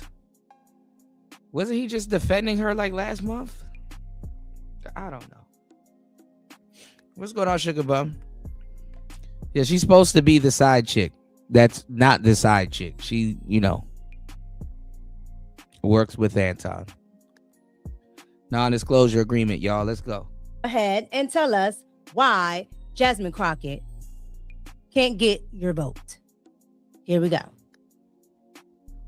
It's been quite hilarious and shameful to watch these attacks on Congresswoman Crockett about a U.S. Senate race in Texas. Oh.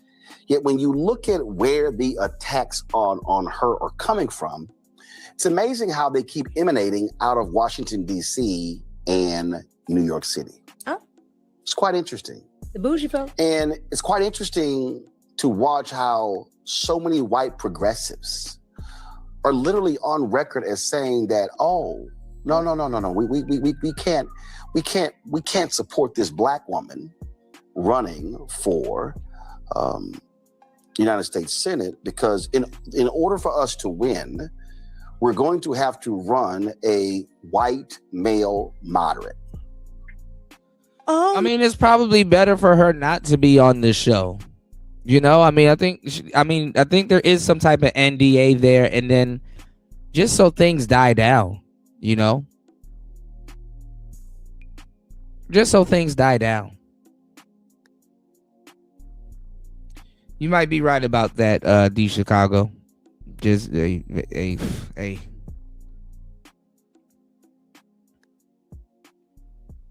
You might listen. I've seen a couple people do that. Mika is a loser, married side chick. Nobody taking her seriously. She a baddie.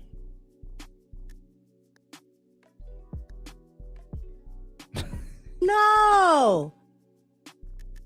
The white liberals said they can't run. She's supposedly from our area. What you talking about, Sugar Bum? She said she's from the DMV. Black woman. You don't say.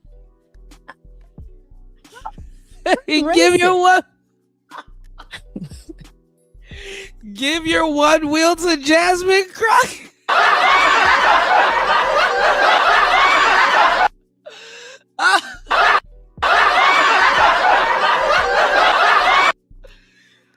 Is she no black? When I tell you, nothing surprises me. I absolutely don't even, even though I do believe that liberals, tend to be, white liberals tend to be, a lot more, that way. I absolutely almost don't believe that this had anything to do with it. I actually think that she's just an idiot. Okay, she has no policies. I've gone to that website just like I went to Kamala's website every daggone day. Okay, It took that woman almost the time that she ran, the 107. I'm going to say about 90 of them. She had no policies. Okay, it was Trump. And Ratchet Crockett is no different. Okay, Ratchet Crockett. You guys don't run qualified women, let alone qualified black women.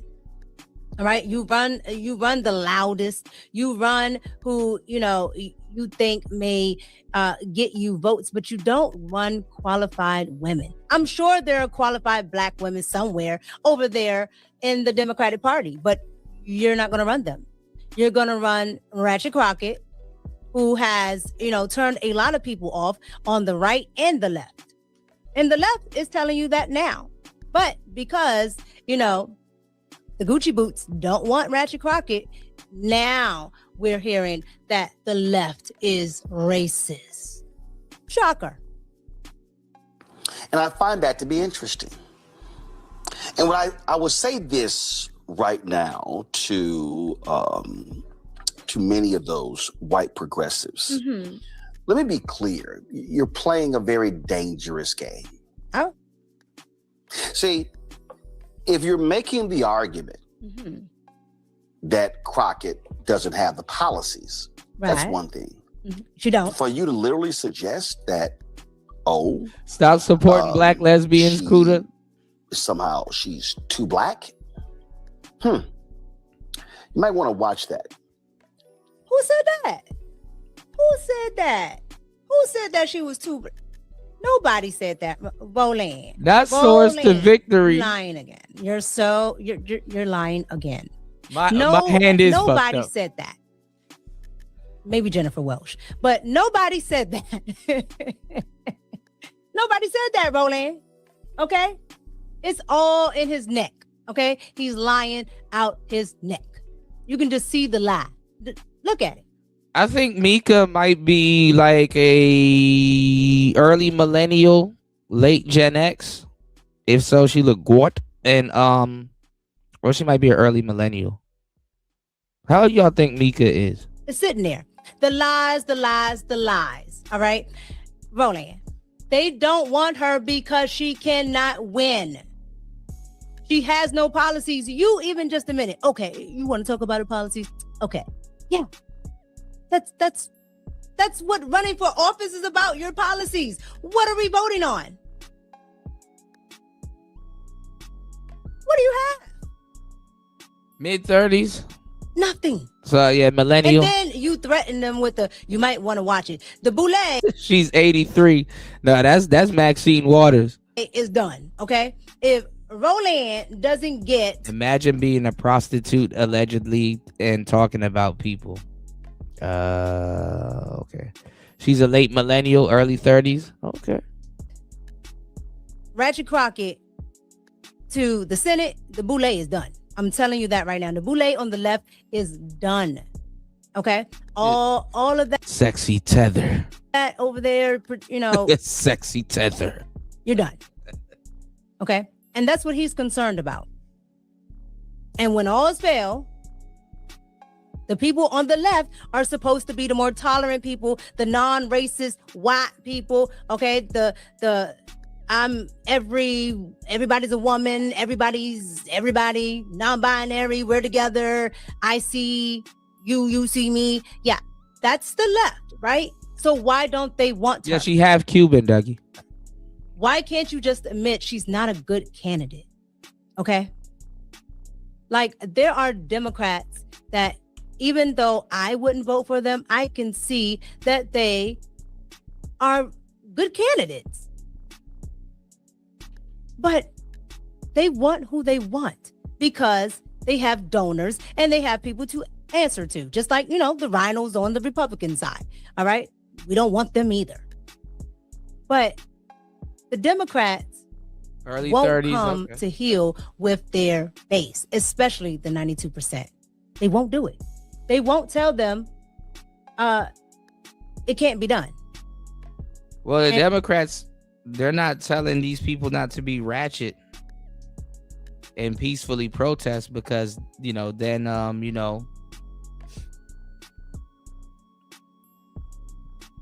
it will kind of go against their whole narrative, you know?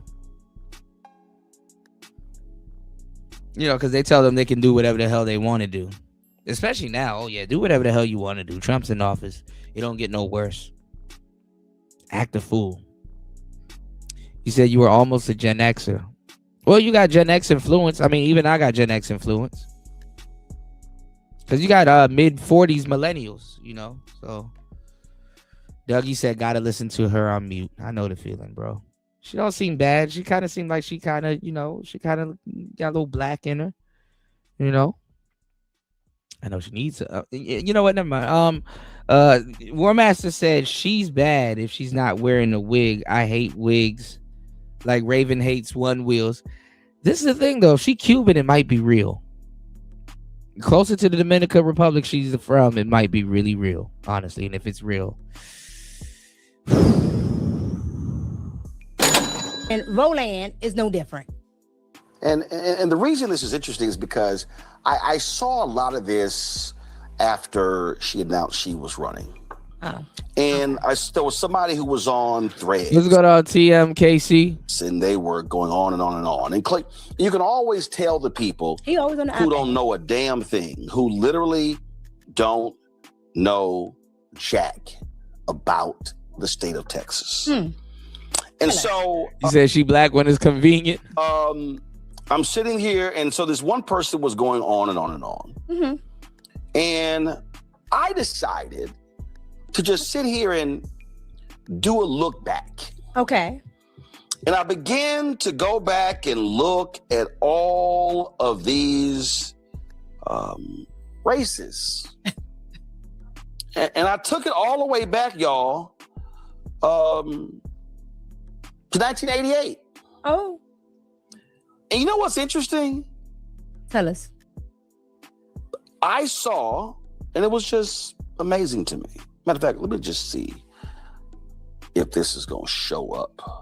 Don't go to that If this is gonna iPad. Well, now, because D Chicago and a lot of people are saying that, well, she's criticizing people, so she should be open to criticism, and people talking crazy to her because of these takes, right?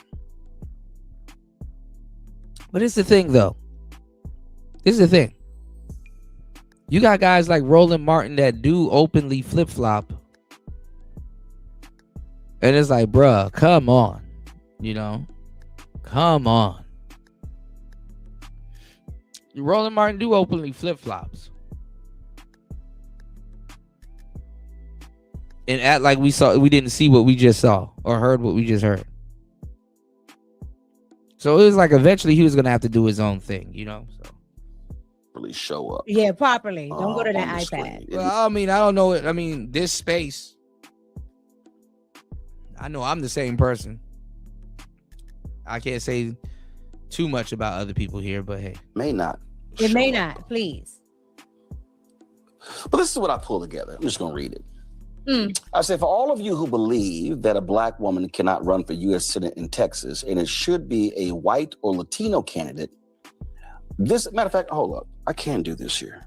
Give me 1 second. Get it together. So I'm going to download this chart, and then I just want to show y'all.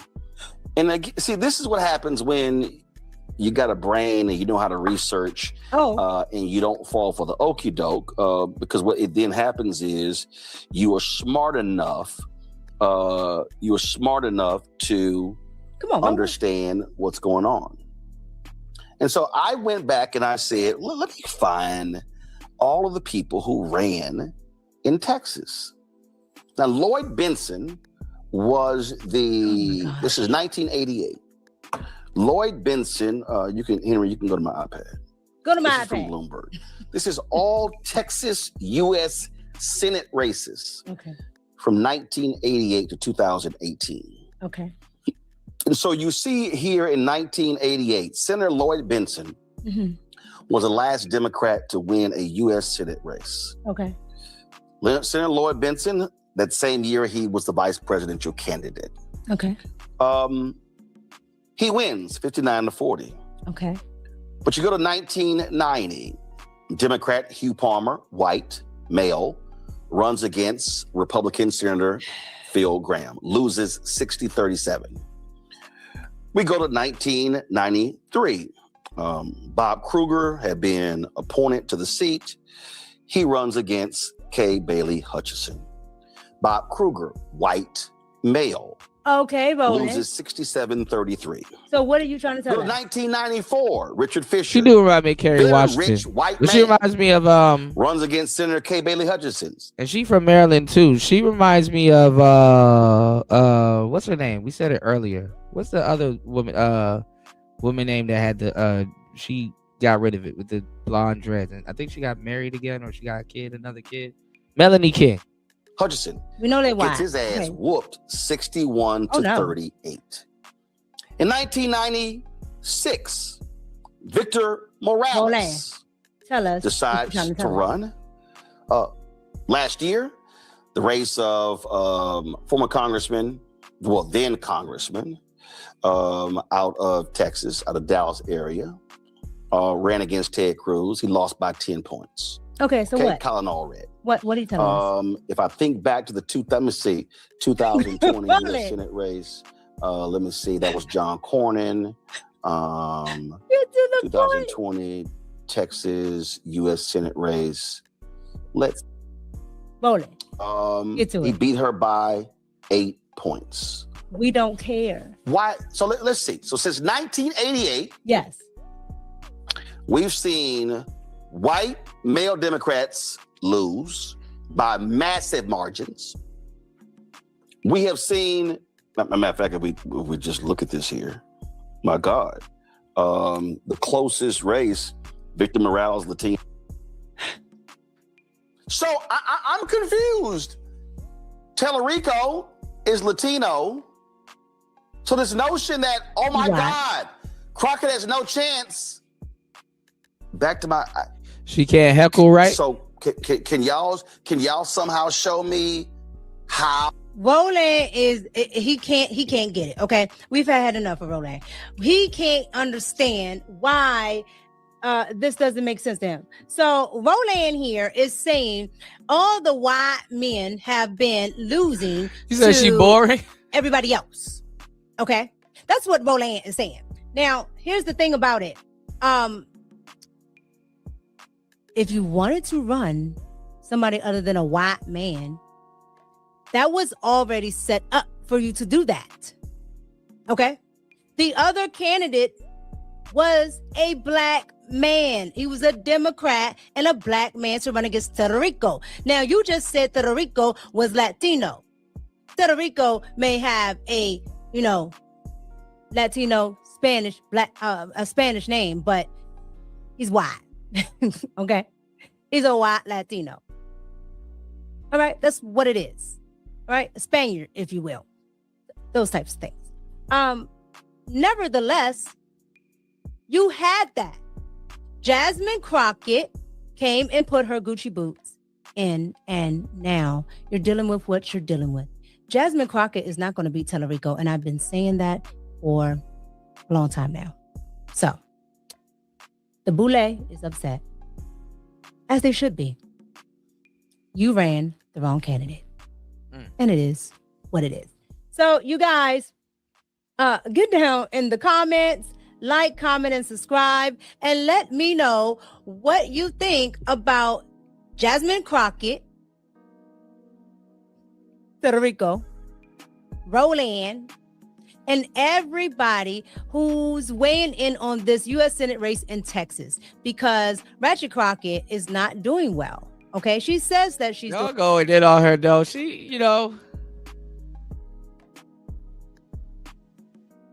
she's cute. Oh, come on, little microphone and shit. Like, come on, y'all.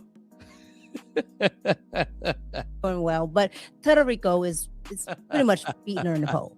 All right, and at the end of the day, if you wanted to run a candidate of color, you had it. Y'all cold as hell, man. Y'all wait till the weekday to throw pretty privilege out the window, huh? But you decided to throw Jasmine Crockett in. That's on you. Shame on you for not checking the air. You guys get down in the comments, like, comment, and subscribe, and let me know what you guys think about all of that. Let me go. I give it up to women because usually when they're smart, it's like stay in school. It's like go somewhere and dance. Yeah, that boom arm red is fire. I fucks with the color coordination for real. I didn't even know they made pod mics in that red, but hey.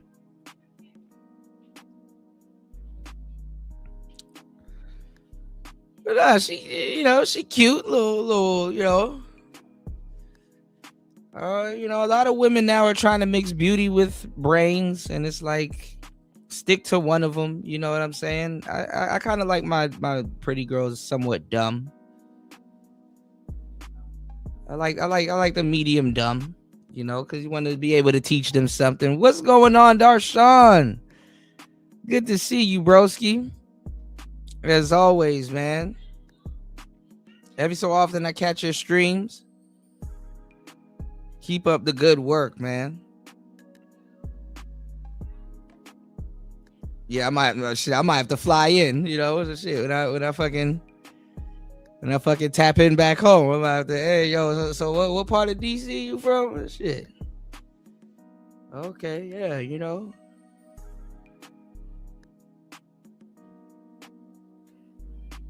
I don't know what she called the male listeners to her channel, and I'm a Miko. Shit, fuck it.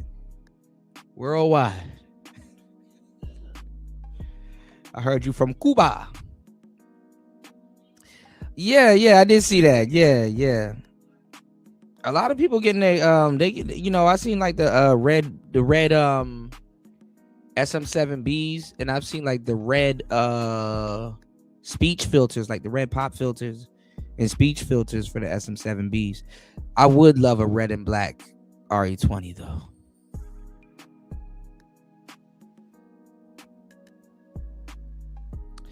Yeah, a lot of guys was like, "Oh, she not even that cute, fighter." I'm like, get the fuck out of here.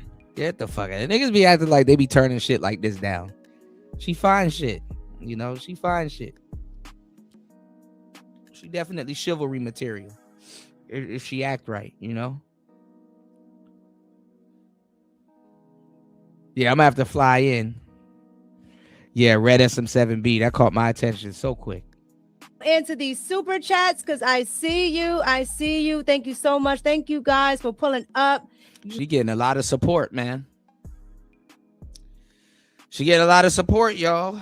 Good Lord, Y'all please hit the like button. Please support the show. She don't even have to ask. That's crazy. No, I appreciate you. Yeah, she's hot. I appreciate it so much. All right, let's get to it. I mean, she carry herself well, and she do got a body. That's all like a kind of full body thing. I said, oh. My homie, you God, thank you so much. I appreciate you, and you're a wonderful mod. I appreciate you. You've been here the year I've been on YouTube. Okay, it's been one great, fun, hard year. She got a MAGA hat in the background or something similar, And I appreciate you for being a mod. Thank you so much for the $100 super chat. Salute to you, Mika. Damn. The Bad Aces, we up. Thank you so much, Yakar, for that 100. I appreciate you. I really do. Thank you so much. I appreciate she getting thousands a show. I know she getting thousands a show. This is fucked up. This is some fucked up shit. Yeah, this is her. This is her War Master. I don't know. She's from Cuba. Cubans, they don't really have to get that BBL shit, Let's go to the next one. The Genius CEO, $2 super chat. In Mika, we trust. Thank you. I appreciate you. I don't think the Cubans really don't get BBLs like that. Hell no. Thank you. Let's get to, I want to say this is Case MD. Okay, if I pronounced it wrong, let me know in the chat. Okay, I'm sorry. With the $9.99 super sticker, thank you so much. I appreciate you for pulling up and for supporting me. Thank you.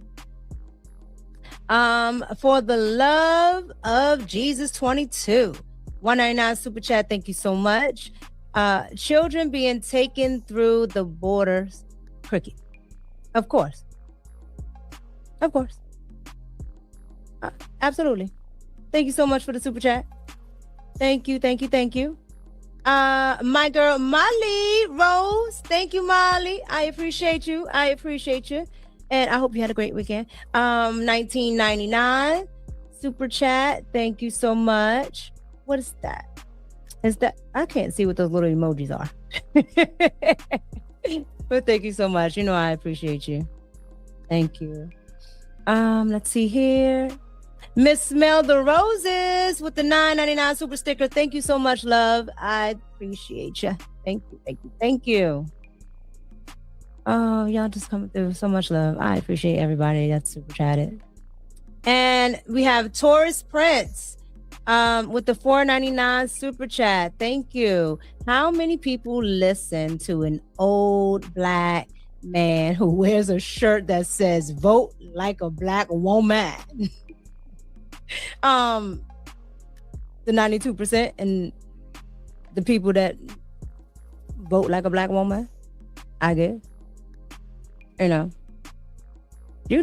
Martin. I told y'all, you niggas, you black men think y'all own the fucking black community. You don't own shit in the damn black community. For somebody to wear a shirt like that and see how they dupe y'all every election year into voting for some stupid shit. The funny part is that 80-something% of black men voted for Kamala and still got cursed out. Still got cursed out.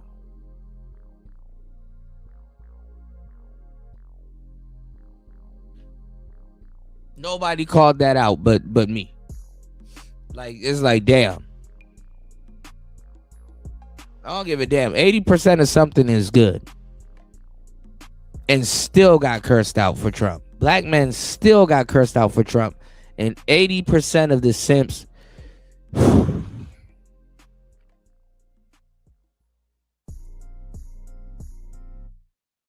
Y'all support the show, man. God damn. Please support the show. Hit the Cash App. Hit the PayPal. Please support the show. Fine shit don't even have to ask. God damn. Lord have mercy. Yeah, she had the FBAs in a damn conundrum because they were singing "They Not Like Us" all year, and then it's like, hey, vote for Kamala, and it's like, well, you do know she's half Indian and blah blah blah, and it was that shit was so funny. Yeah, go ahead, vote for that tether.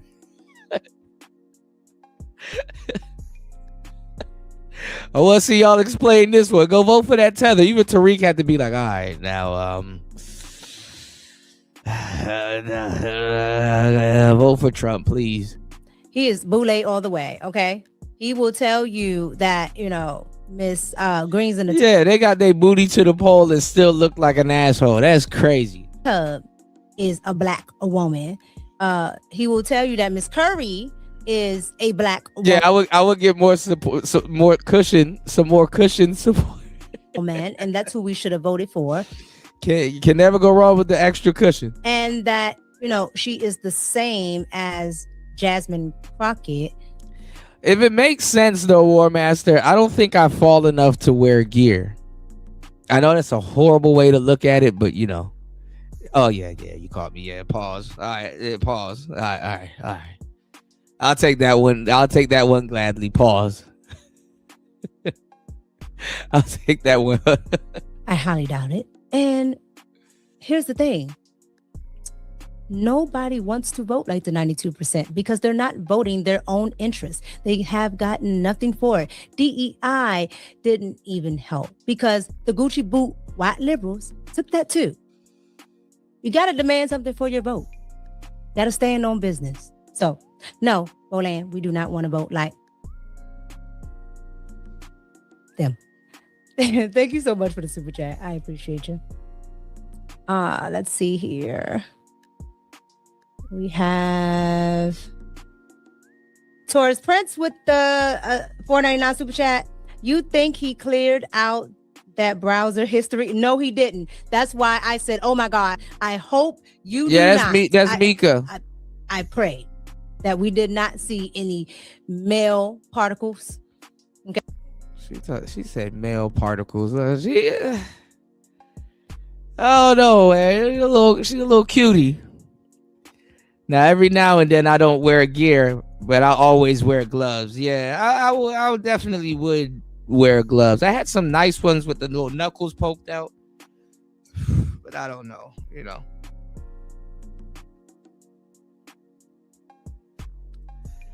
Oh Lord! Shout outs to Shaka Nulu. Shout outs to Shaka Nulu Co. Sponsoring the show. Thank you, bro. Shaka Nulu dropping the huge $20 on the Cash App as always. Thank you for supporting the show. Shaka Nulu said, "Stop jocking that girl. She's a badina. She's a badina." But shout outs to Shaka Nulu. Black men did vote it like black women. Black men did vote it like black women and got their booties to the poll. And still got cursed out. Shout outs to New. This one's for you. Get your booty to the pole, get your booty to the pole, get your booty to the pole, get your booty to the pole, get your booty to the pole, get your booty to the pole, get your booty to the pole, get your booty to the pole, yeah. Did we get your attention? Good. So, you're really not gonna vote? You know it's more than just the president, right? Check it. A district attorney decides who to prosecute, Including whether or not to go after dirty cops. Do you know who elects the DA? We do, but you don't want to vote. Can't make it rain if you locked up on some bullshit. Want trades and coding taught in our schools? Then vote for the school boards that will prepare us for the job market. Want to end cash bail? Well, then vote for the sheriffs and county officials that feel the same way you do. But you talking about, oh, they gonna pick who they gonna pick, shawty. Ferguson just elected their first black mayor. You know how that happened? It's clear Black lives don't matter to some of our current elected officials. If they matter to you, Then don't let other people decide who's going to run your community. get your booty to the poll. Get your booty to the poll. Get your booty to the poll. Get your vote, yeah, vote, stretch. For information on how and where to vote, as well as resources to find out who's running where you live, go to getyourbootytothepoll.com. To the pole, get your booty to the pole, get your booty to the pole, get your booty to Yes, that's exactly what I want to do. I want to take political advice from a stripper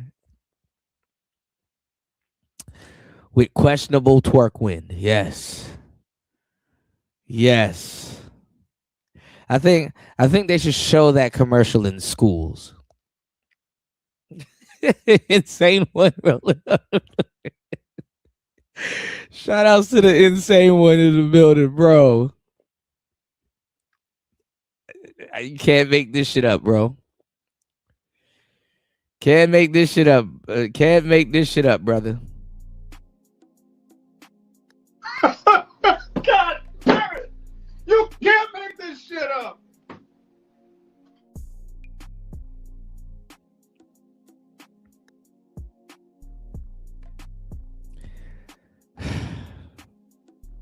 I'm not gonna lie. War Master had a point during election year saying, I'm never voting for somebody that sucked the Johnson before.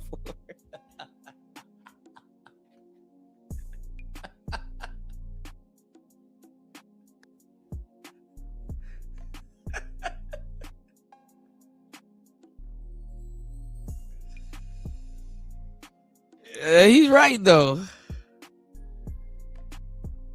Fuck. You had to sit back and think like, a point well taken.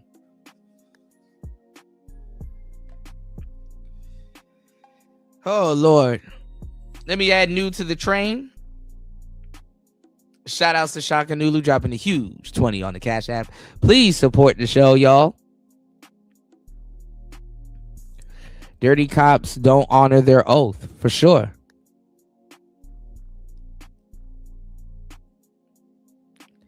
They ain't never gonna put trades back in school. Yeah, like whatever happened, not home ec, even though home ec is technically a trade now. I see more guys with their own clothing line. I see more guys with their own clothing line knowing how to use a sewing machine more than women. It's like, damn. Whatever happened? Like women used to sew you sweaters and hats and gloves and shit. And you would keep it because it came straight from the heart. Because she made it for you and shit like that. Bitches, they didn't buy you that shit from like Target or Marshalls from Christmas. They made you one and shit. And the collar is like some weird letter like I love you from such and such. It's like, damn. Yeah, niggas be sewing nowadays,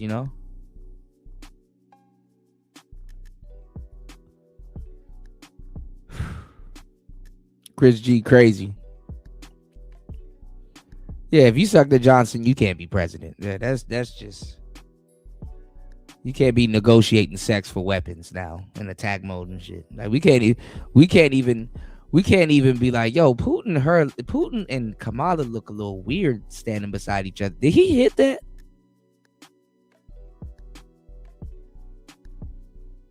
Did he hit that?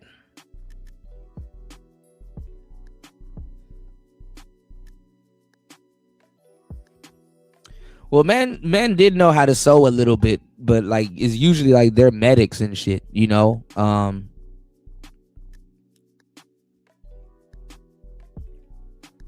You gotta, stitch yourself back together. But hey, get your booty to the pole, y'all. Okay. Because he don't know how to work that iPad. Okay. You know who Mika looks like? Those memes. She looks like a lighter skinned version of the black girls that they be drawing in the memes. Roland from. Yeah, they're called tailors. Yeah, for your suits and stuff. If you want to hem up your suits. We don't want to see it. Okay. He needs to have that. He needs 2 iPads at all times. Thank you so much for the super chat. Alexis Dog 83. Oh, Alex Dog 83. I'm sorry. 99 super chat. Thank you so much. Showing some support. Thank you so Lord much. have mercy. This woman done made her whole rack in less than 40 minutes. I do appreciate you. Thank you. I do appreciate it. Let's see here. On her first year of streaming. This is crazy.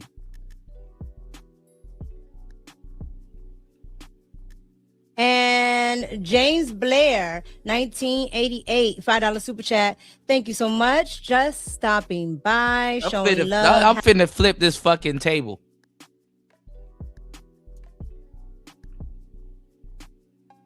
Happy to see you back, Miss Mika. Thank you. I'm back, but I never left. But I appreciate you guys. All right. I think I got through them. Yes, I did. All right, you guys. So let's get into really quickly. I want to get into her name is Yeah, but she's not saying nothing. She's just there. Y'all support the show. I'm finna get surgery. I'm just gonna go buy some titties. At this point, I was just talking to Auntie about this. What's going on, Auntie? You see the shit? Damn near a whole rack in less than 40 minutes. Bro, I'm about to go buy some titties. I just came to say what's up, bro. I mean, I'm about to go buy some titties, Auntie. I'm convinced. Yo, real story, dog. And then you get back. I'm gonna be real quick, dog, bro. I was in Vegas a few years back, dude, and a motherfucker lost a prop bet, in a poker tournament. It wasn't like lost a prop bet. Pretty much, motherfucker paid him. It was like $200,000 to get implants, bro, to get breast implants. It was a dude, and he had to keep them shits in for like a year. Oh hell no! Yeah, bro. Now I didn't see when the bet was paid. I got there. He had him in for like 8 months or some shit. They were legit. They were legit titties. Yeah.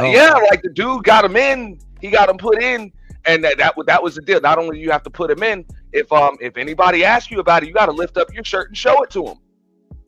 Oh my Look it up, y'all. The shit's probably on YouTube, bro, and they don't even blur it out because it's a dude with tits. I don't even want to see that. Even in it's crazy. Yo. Damn. Crazy. And it's pretty fucking weird, dog, because of course it was a boob job. You know what I'm saying? It's a job. So I hate to say this because I'm a man, but they were actually pretty damn nice tits. But I understand because they were store bought. You know? It's like the fuck. And I'm like, I ain't supposed to say that shit. Not a fucking dude. That's ill.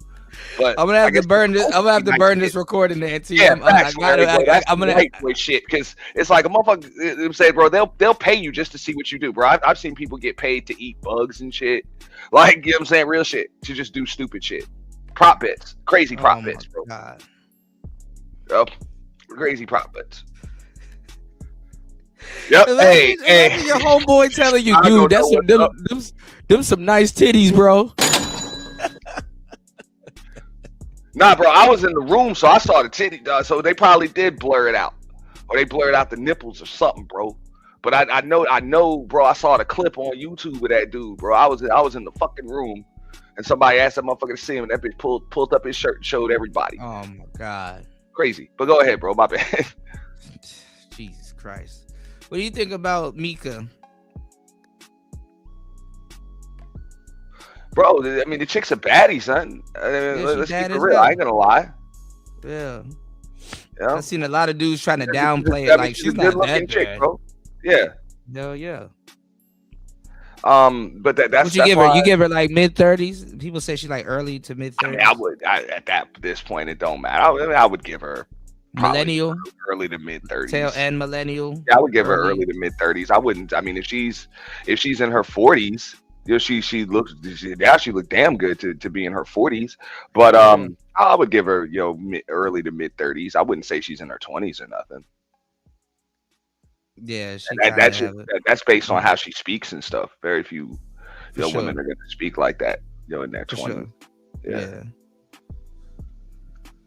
Do you think she's Anton's side chick? A lot of people fell for the banana in the tailpipe, but yeah. You do? I mean, yeah, I do. I mean, you think she slept with him? Yeah. And I mean, come on, bro. Come on, bro. Nah, like put yourself in Anton's spot right there.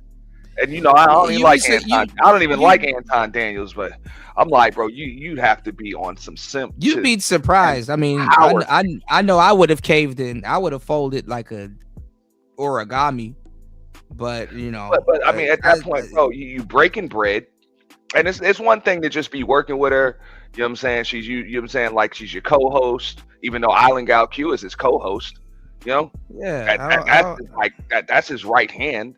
You know, right? And everybody thinks that they got something going, which I don't know, but just I would think Island Girl Q more than I saw her. the video of him with Mika's. You know what I'm saying? Him with his hand on Mika's ass. Yeah, but that was a picture. Like that happens. Some fine shit coming take a picture with me, you might get groped. Bro, you flew out to California. Some fine shit. You some fine shit. You come take a picture with me, you might get groped too. But nah, you flew out with Mika, your bodyguard, and not your wife, bro. Come on, bro. Now, hey, you can't take your wife everywhere. I would believe that platonic shit. You know, you can't take your wife everywhere. I agree. I'm not saying she's the prettiest, but bro, if come on, bro. You can't take your wife everywhere though, and then honestly, your wife is not gonna want to go everywhere with you. Kuda. I speak on behalf of all currently and formerly married niggas. No way in hell your wife is cool with you going anywhere with this chick right here, and she ain't there. No, for real. I mean, she, you know, I know some. There's no way in hell your wife knows that you like pussy, and she's okay with you going anywhere with this woman and her not being there. True. So I've seen it and done it a couple of times, but I didn't cheat. So I mean, that doesn't matter, bro. Your wife ain't cool with that, bro. And even if, and that's why I said, even if Anton's not screwing her, like his wife met her. You know, his wife met her to the next. I'm talking about to the 10th power shit, bro. But Anton, bro.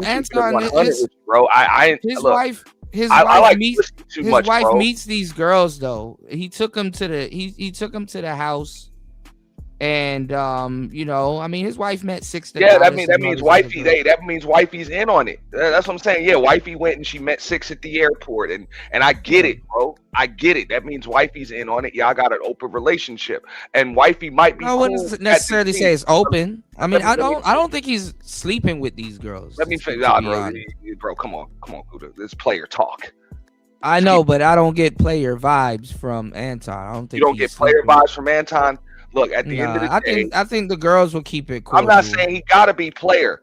That nigga give me trick vibes. I know. I mean, he could pay, but I mean, I think the girls will keep it cordial. No, like, she look like even she'll turn him down. You want Kuda? I'm just saying. Look, if he is not screwing this chick, which, hey, I could be wrong. But if he's not doing it, it's extremely disrespectful to your wife. I think if he did cheat it, it wouldn't be these girls. I think it would be like some other random women, but not these girls. Maybe my point was just this, right? That is too, bro, that's too disrespectful to be parading around with this chick and your wife not there. It's just too disrespectful for the optics of your marriage. You know. I mean, they're co-workers. I mean, he wasn't hiding her on. He wasn't hiding. Bro, you wouldn't even risk your wife. You like disrespecting your wife. I speak on behalf of all. Some guys ain't thinking like that, but married niggas, you wouldn't even disrespect your wife like that unless you were at minimum screwing this bitch. At minimum, he wasn't hiding this girl neither. Like he was gonna be on camera with her. So I just want to throw that out there, bro. It's all gravy. Wifey would. I'm just keeping it real, dog. If you got respect for the optics of your marriage, you know what I'm saying. For the optics of your marriage, not thinking like that. She working for him. At minimum, wifey is there too. Or, and I said this on my show. Or, I'm not saying you can't go nowhere without the wife. Your entire crew is with you. You said you got 50 employees. It would have been another damn 5 or 6 employees. It wouldn't have just been you, her, and a fucking bodyguard. Bullshit. It's a lot of guys, their wife give them the green light, and I'm going to tell you the truth. Just because their wife give them the green light, they don't do it. And I've seen that so many times. Bro, I mean, hey, I'm not saying his wife don't. I said this already. I believe Anton and his wife have an open relationship. I believe they both screwing other folks, bro. Like, this nigga just spends too much time on the internet. No, I speak for all currently and formerly married niggas. You spend too much fucking time on the internet doing internet nigga shit. Women, wives especially, they need more from you than just the title. For the most part. And and I'm not saying every married dude is giving that and making sure that they get it, but you ain't happily married. Trust me. No, but I'm saying, what I'm saying is that you would be surprised. Like, I know guys that get the green light to cheat and they don't do it. I'm not saying that's the case, but this is extremely disrespectful. If you ain't screwing this chick, like who? I mean, sometimes they be like, nah, I'm not gonna open that up because guess what? Because how she told me the shit, she might be interested in fucking around. So I'm not gonna, It's cool. Hey, I'm just being real. If you have respect for your wife's reputation and the optics of your marriage, you know what I'm saying? Because you are a public figure. At minimum, wifey's got to be there or the whole crew is coming. But there's no way in hell it's just you, her, but it and the can't be bodyguard. like it can't be like but it's like what reputation? Like, his wife is not really a social media, Nah, she's Anton Daniels' wife. That's what the hell she's known as. Rita is known as Anton Daniels' wife. For so sure. But, come on, man. But these are his employees. These are his employees. And this isn't about whether or not wifey is cool with it. You just you have a certain level of respect for wifey. Where, look, if she's not gonna be there too, she's not gonna be there too. I'm not parading around with this chick as if she's my fucking side chick or whatever. I'm not even gonna because it can just open up a can of worms that cause my wife to get slandered, her reputation. But I mean, he was gonna be on a podcast with her. It also causes Mika's reputation to get fucked up. You know what I'm saying? But again, this is just like what I was saying on your show earlier. I thought Anton was the calculated one. So wouldn't he assume that people might start having these conversations and make this as the internet, use an internet social media figure? I thought you were calculated. You didn't know that was coming? Or did you just end up in a situation he and always not said have a clue it was coming? Like you he always said- do, nigga. He said he always be around fine shit. Yeah, bro. Hey, I gotta agree with Shaka Nulu now, dog. Like, hey, new man, you know what's up, bro. I ain't gonna lie, bro. I'm just keeping it 100, bro. I'm a man. I'm a straight man. And I get what Insane One was saying, bro. Hey, man, nah, she ain't the baddest chick ever. I mean, real. But I'm saying, or some real shit, bro. I'm fucking this bitch, bro. Like, let's keep it real. I'm fucking this bitch. There's no way in hell. I don't think he would be. Me, depending on who my wife was, I probably especially if I'm buying the plane tickets and it's just me and her and wifey's back in Detroit. Yeah, but you got the security guard there as a deterrent. Security guard. Listen, I pay him. Fuck you mean? You can fly this woman out. That don't mean she wants to have sex with him. But But all right, we'll let it play. But.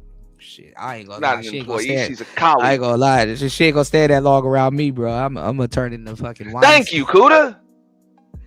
That's me though. My wife would already know what's up, but if now your wife would have. I don't give a fuck if your wife knows what's up, bro. No, your wife could know what's up and be in on it, but your wife is usually. Bro, there's no way in hell anybody's wife is going to allow this without her being there, and that's even if you have an open relationship. I would say this though. I would say this. I get on here and joke, but me, I would have discipline around a woman like this though, to tell you the truth. But I don't think he's hitting this chick. But all right, let's go, y'all. I'm just saying, bro. But before you play this, hold up, real quick, bro. Wifey is going to be there, dog.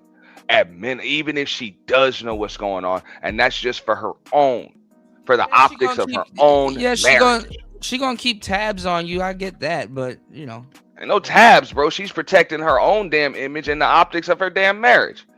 That's it. She gonna be there too. It's too late for that, and that would have avoided all of these questions. It's too late for that, but you know, she even knew this would happen. But it's all right. Let's go. Ema Armstrong. But I want to get into this woman because give me 1 second, guys. This woman, Nakima Armstrong,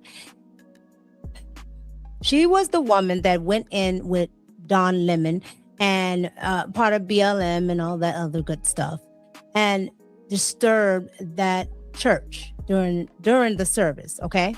Now, before I get into her, I just wanted to touch on what another pastor had to say about Don Lemon and, you know, his shenanigans, okay, that day.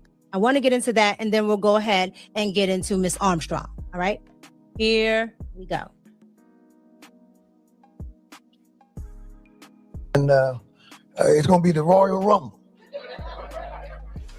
And the funny thing is, I'm not joking. We have worked hard. We built the church in the name of the Lord. We dedicated it to the Lord. All right, I'm back. It's built for worship. Our blood, sweat, tears, and finances are in this place. And some people who have never darkened the door of a church and never contributed one dime to it, gonna roll up in here and disturb our service and scare our children and shout obscenities in the church. That will not stand in this church. Freedom of speech doesn't extend to going into someone else's house of worship. And you know what? Them people know that. That's why you never see them going into a mosque, because they know the Muslims ain't having that. I'm not a Muslim, but we ain't having that. Actually, I've seen a mosque with the El Gibbet flag outside. One of them. Only one. It blew me away. And the Bible teaches that we serve a God who teaches our hands to war and our fingers to fight. That's Bible. And these are the times. Well, in the same one, it's because she light skinned shit. If it was like a little dark, like a dark little baddie or just a average cute looking chick, niggas wouldn't say shit. But I get it. Nah. I mean, look. Fine shit, blind shit. Fine shit, blind shit. This was a question for a while, but I'm just saying. This is a dude that tries to come off and portray himself as a conservative. A Christian, this man, and I said this on my show too, bro. You use your wife and your daughter as a talking point to win multiple arguments. I said this to Anton myself, bro. Unless you want people to use your wife and your daughter to win an argument against you, don't use your wife and daughter to try to win arguments against other people online. Because trust me, you're putting and then a couple of weeks later. Or I think it was right around that time. That's when Real Life with Yanni did it to him, bro. Put his wife and daughter on the thumbnail. So that's what happens when now you're parading around with this Mika chick. All of this stuff comes into question. This is the double-edged sword to going viral. Yeah, I mean, you can't use them as a shield and then get mad. That's what I'm saying. He don't just use them as. Remember, I was like, you using your kids and your wife as not just a shield, but a projectile weapon in these internet debates. Because he would always say that when they're like, yo, you don't like black women. Oh, I got a whole black wife. I got a whole black daughter. How is that the case? I've been married for X amount of years, such and such. He always says that. So eventually they're going to open up your file, bro. Yeah. And then when you're dealing with all of these other women, in real life, even if it is professional and platonic, I said this too, which that could be the case, bro. I don't know for sure. I'm just speculating, dog. So I don't know. I don't know. I haven't talked to Anton about it, and it could. There is a chance that everything that you're saying is the case. But for real, people gonna speculate, bro. You know, it just is what it is. He said, Larry said you can't be the. He said you can't be the church nigga and the pimp at the same time. You must have never met a preacher, bro. Shout outs to Larry. Yeah. You know what I'm saying? Yanni. Yeah, Yanni. We did kind of get on Yanni. It's like Kwame Brown made that nigga apologize. Just like he apologized. Let's keep it real. He apologized to Corey 4 times. Yeah, I just played that video. Yeah, he did apologize to Kwame. You know what I'm saying? That nigga stayed doing that shit. That's why I said that nigga's extremely passive aggressive. That's why I don't like that motherfucker. You know, I'm just keeping it real. And that just goes because I didn't used to feel that way about him, and I've never had like bad dealings with him. I mean, women go after married men all the time, y'all, and they do charge married men all the time. You know, prostitutes for real. Hoes were invented for married men, married couples, y'all. They wasn't out here freelancing like that, getting 1s and 2s and stuff like that. They would get paid generously by both the couples, and the women would tip them. If you know, you know. Bro, even for conservative Christians or whatever, you know what I'm saying? Having a mistress is not something new, bro. The dude's been doing that for like that was normal, bro. Like that was just normal, bro. If you had a wife, you had a mistress too. You know, back in the day, like the hoes were designated for married men. It's some new shit like that was standard, bro. You know what I'm saying? Yeah. And especially black men. Black men, you know what I'm saying, used to have multiple fucking households of fucking women. You know, right. Like, and that's in the United States of America. So, I mean, I get it. But at the end of the day, there's a certain level of disrespect that you don't publicly give wifey just by you don't even let certain questions get raised in public, bro. You know what I'm saying? When you out in public. You know, because that's the purpose of making sure if you are going to have, you know what I'm saying, the side piece or the mistress, whatever, and you got dough like that, you make sure she's got the crib. You know what I'm saying? When your wife leaves, she hires the hoe to babysit you. Basically the hoe, then, you know. No, but keep in mind, bro. Well, who was the chick? The chick Superhead, whatever. The Corinne Steffens chick. She wrote a book on this chick. She was the professional side chick. Them niggas had to buy her apartments in every damn city. She was different. She was finessing the game. She knew what she was doing. In her book, everything in the crib was oversized. You know what I'm saying? Shaq sized. Like that. That's what it is, and that's so that you ain't disrespecting wifey in public like that because you got a public image to uphold, which means you gotta pay the cost to be able to move like that. So, you make sure that the side piece is, you got them, but whatever you do with her, you do it behind closed doors. Yeah. So it would usually be the man, the mistress, or whatever hoe he got. Maybe he isn't, dude. Because that's what I'm saying. I'm like, for one thing, I always say it. I'm like, this nigga's a fake baller, bro. You know what I'm saying? You're a fake baller because ballers would have made sure that this type of shit is done. This shit is done behind closed doors. And even if y'all are professional colleagues, like I said, you would have brought the whole crew out there. You know what I'm saying? Just so these questions don't get raised. This man D Chicago talking about some CUDA that doesn't happen in real life. Boy, stop acting like I haven't been living for almost 40 years, bro. I know, and I know way more about the game than you do, bro. You must not know what the hell a swinger is and none of that. I'm just saying, I've been on these quote unquote business trips, bro. Fuck out of here, bro. Yeah, bitch be buying prostitute all the fucking time. I've been on trips, you know what I'm saying, with female colleagues or whatever, you know, and the whole crew comes out there. And you know what I'm saying, the boss, the person that signs off on it might be screwing one of these chicks, but you fly everybody out there. The two of y'all just don't go out on company money. Fuck up out of here. The whole damn department's going out. Yeah. Just for the optics of it all.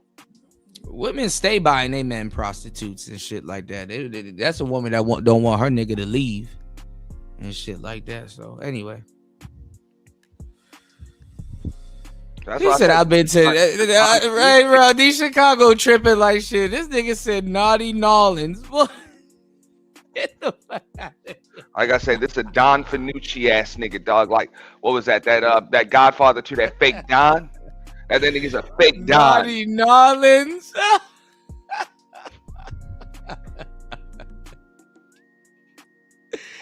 I can't with y'all, man. Not naughty Nolans. Don't get me wrong. I believe that I believe, you know what I'm saying, whatever Anton's doing, his wife is cool with it. I do know what that is. That's why it's funny. That's your example. Holy shit. But Naughty. your wife ain't gonna be cool with you being around this chick, even if y'all separated, about to be divorced. Like, she ain't about to be cool with It's that. just the wife don't be choosing the girls that you like and shit like that. To women, every girl is bad. It's like, nah, let me choose because you don't know what you're doing. She'll want you to choose her replacement. Like I said, I've seen niggas leave baddies for a fat girl. So I'm like, y'all, I know of dudes that have paid other dudes to screw their wives. Yeah. So I mean, bro, it happens, but never while this nigga ain't around. Or I'm gonna say white dude because that's white dude shit usually. But some niggas will do that shit too. They'll do that, but they never when they're not around. I think if Anton is messing with other women, he's messing with a completely different batch of women, not the ones that he's putting on display. But let's go. Which we live, no respect for the house of God. All we want our sisters to do is just get out the way. He gets ready to throw a point, don't grab his arm. Let the Lord have his way, and they'll know not to ever do that again. Say amen. I know and you Nicki Minaj going after Don Lemon, which is hilarious. heard that. Okay. He told Don Lemon, okay? Don Lemon and his lemon drops got checked today. Okay. That pastor Oh shit. absolutely 100% on point. All right. And another one of my favorite people in the world, okay, decided to speak on Don Lemon and his shenanigans as well. All right. My favorite Judge Joe Brown. All right. Joe Brown looking crazy these days. He be looking shriveled up. He like I was about to say what is it, Zordon from Power Rangers? Who's the dude that's in the Joe two? Brown is pushing 80 years old, bro, if I'm not mistaken. Yeah. And he still got his faculties together. I mean, he's getting older, and that is what it is, bro. We'll be lucky if we get old.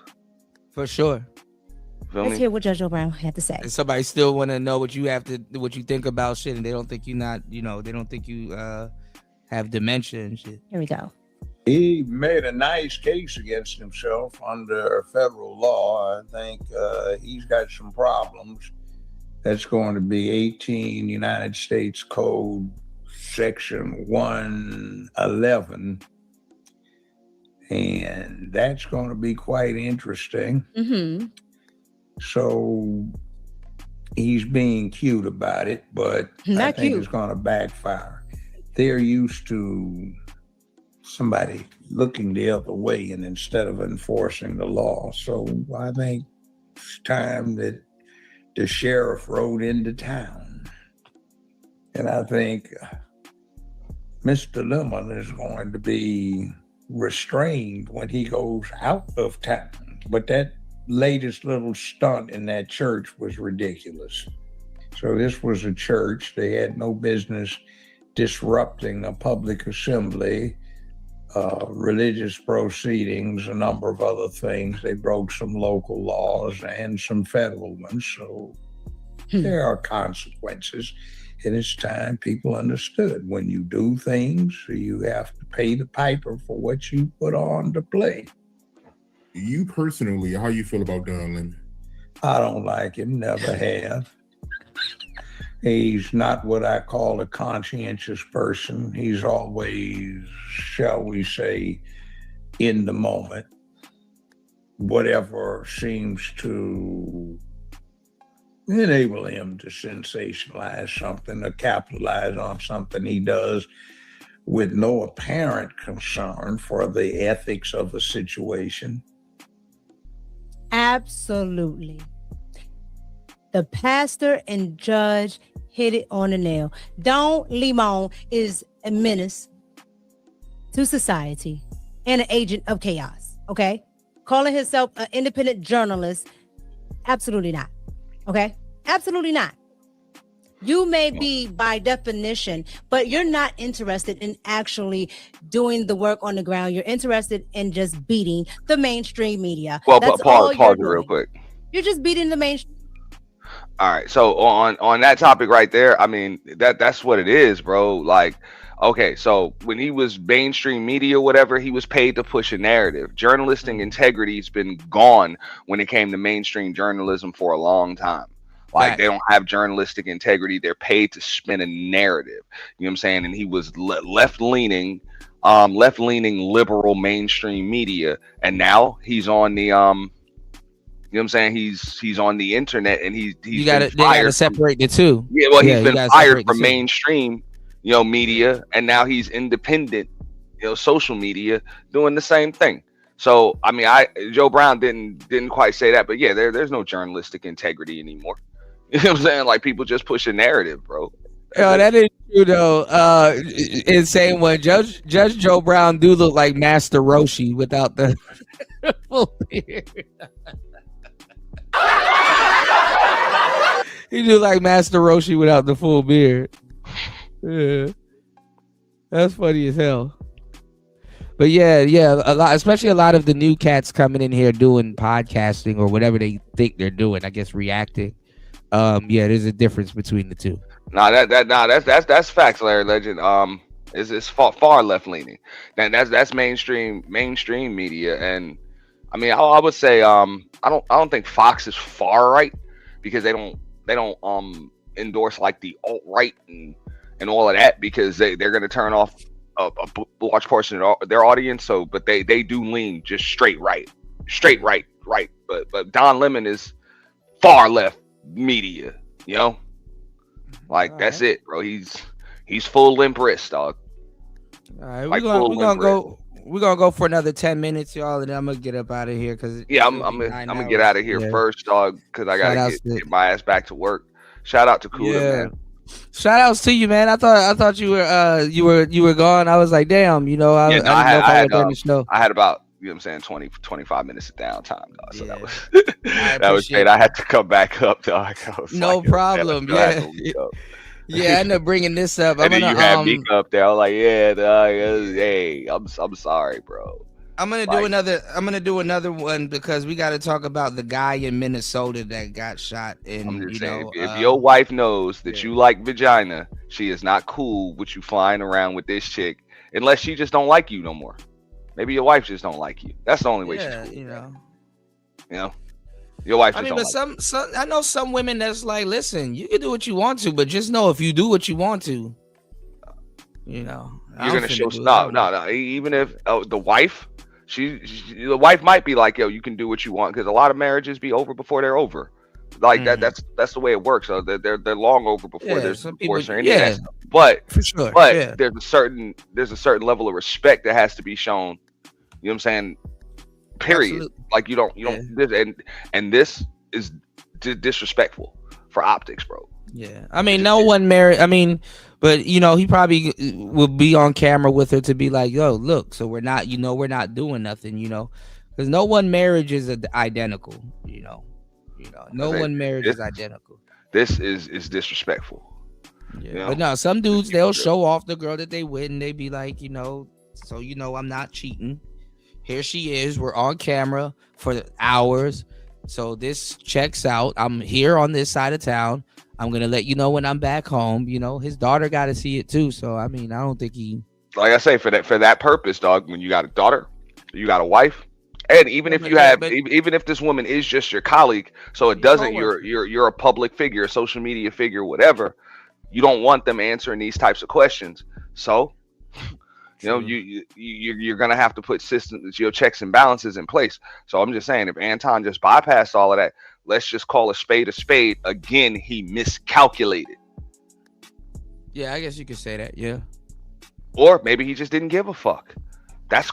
Is that a possibility too? He just didn't give a fuck. True. I've moved my chess pieces sometimes. He didn't give a fuck about the optics of his marriage. He didn't give a fuck about the reputation of his colleague. He didn't give a fuck about the mental the mental health of his own damn daughter. You know what I'm saying? And the optics of it all. It was all for more visibility and as long as I get more visibility, more subs, and some more money, fuck my reputation. Fuck how things work. You know what I'm saying? Fuck my colleague's reputation, fuck my wife's reputation, and fuck my daughter's sanity. I just want views, clicks, and cash. And if that's how men move, hey, is this your king? Is this your king? Oh.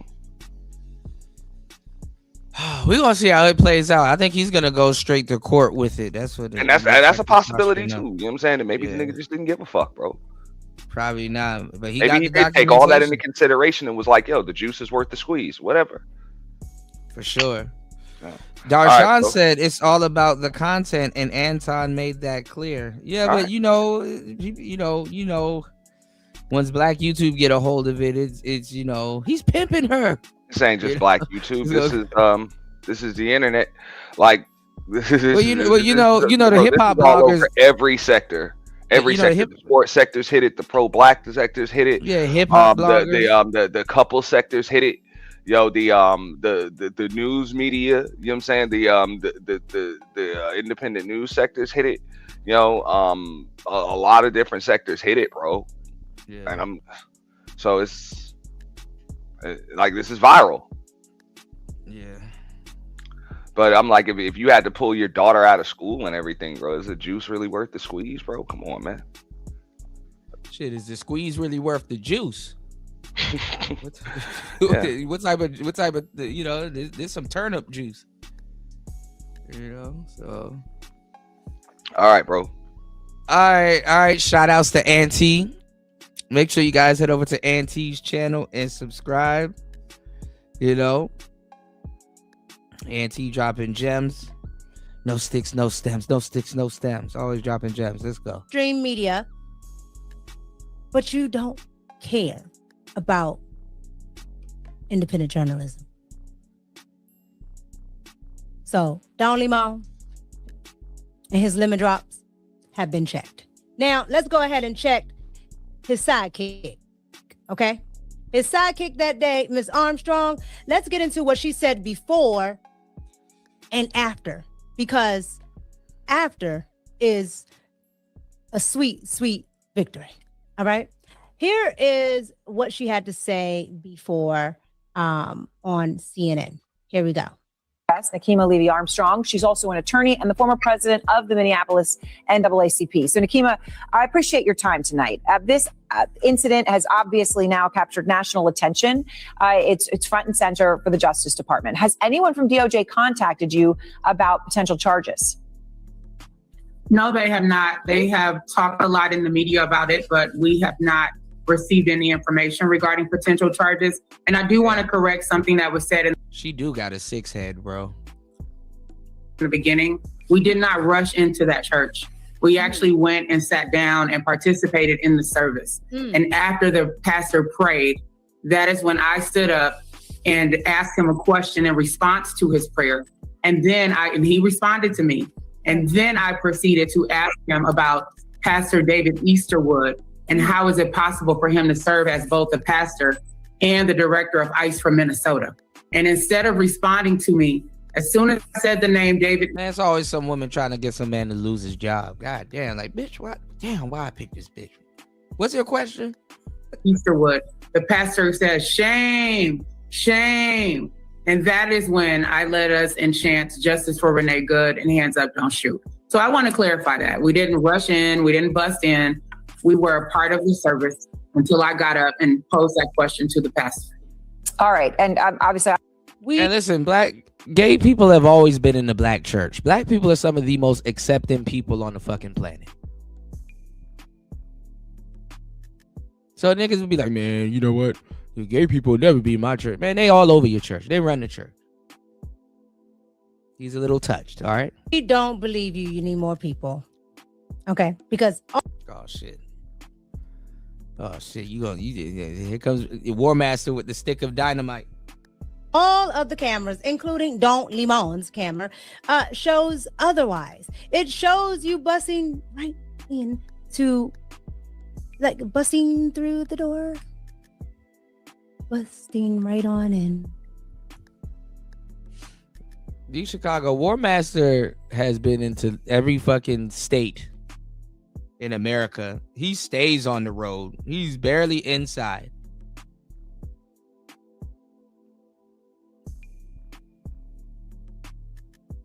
Never mind. I don't understand. You guys love camera phones. Okay. Well, the camera phones show you doing exactly that. I think she thinks we're dumb, that we didn't see. I think she thinks this. All right. But the reason why she's saying all of this is because just like the pastor and Judge Joe Brown stated, for, the code 111, it was, that's illegal. She cannot do that. She can't do it. And so she's trying to save herself. All right. She says she's an attorney, so she should have known better.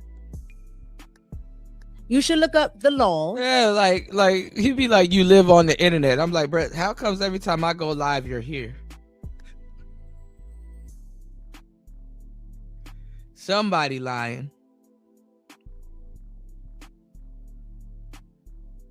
Then I be seeing D Chicago and a lot of other people's chats and stuff. I'm like, oh, okay, I see where you get it from. You be getting me misconstrued with other people. D Chicago been on here since, he's been a good 10 hours on here.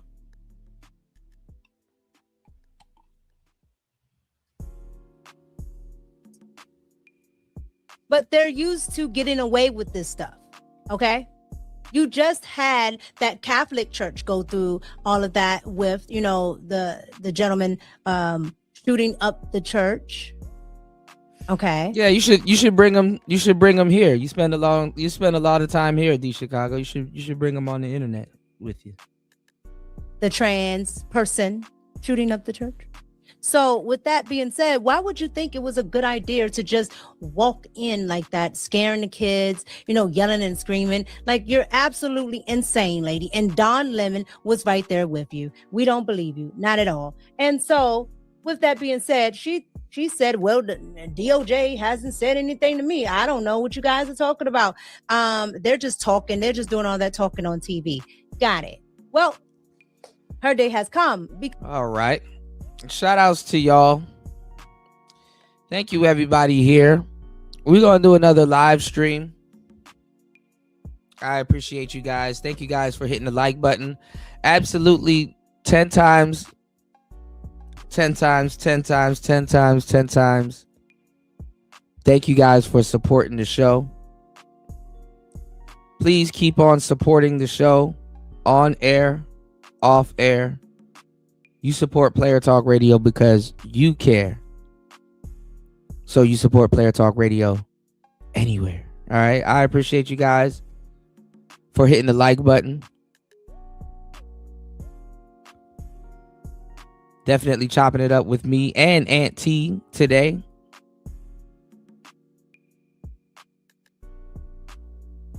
Shout outs to War Master. Shout outs to Shaka Nulu. And shout outs to Evron for supporting the show. And everybody in the chat, shout outs to you guys for supporting the show. And shout outs to War Master and New for sponsoring today's show.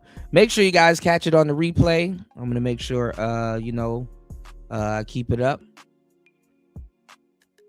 And I'll see you guys in a couple of hours. It's Player Talk Radio. I am your gracious host, DJ Kuda, right back at the helm of today's show. This is how I sound like to these Chicago's Player Talk. Let's go. As a man, like, women's should worship me. You feel me? Wow. Like, man eat steak, pork, chitlin. Woman eat salad. That's just what it is. I want to watch football game, eat food. With women, they supposed to be loving us. You feel what I'm saying? Man, Are you married by chance? Nah, man, I ain't never had a girlfriend. Okay. But what I'm saying,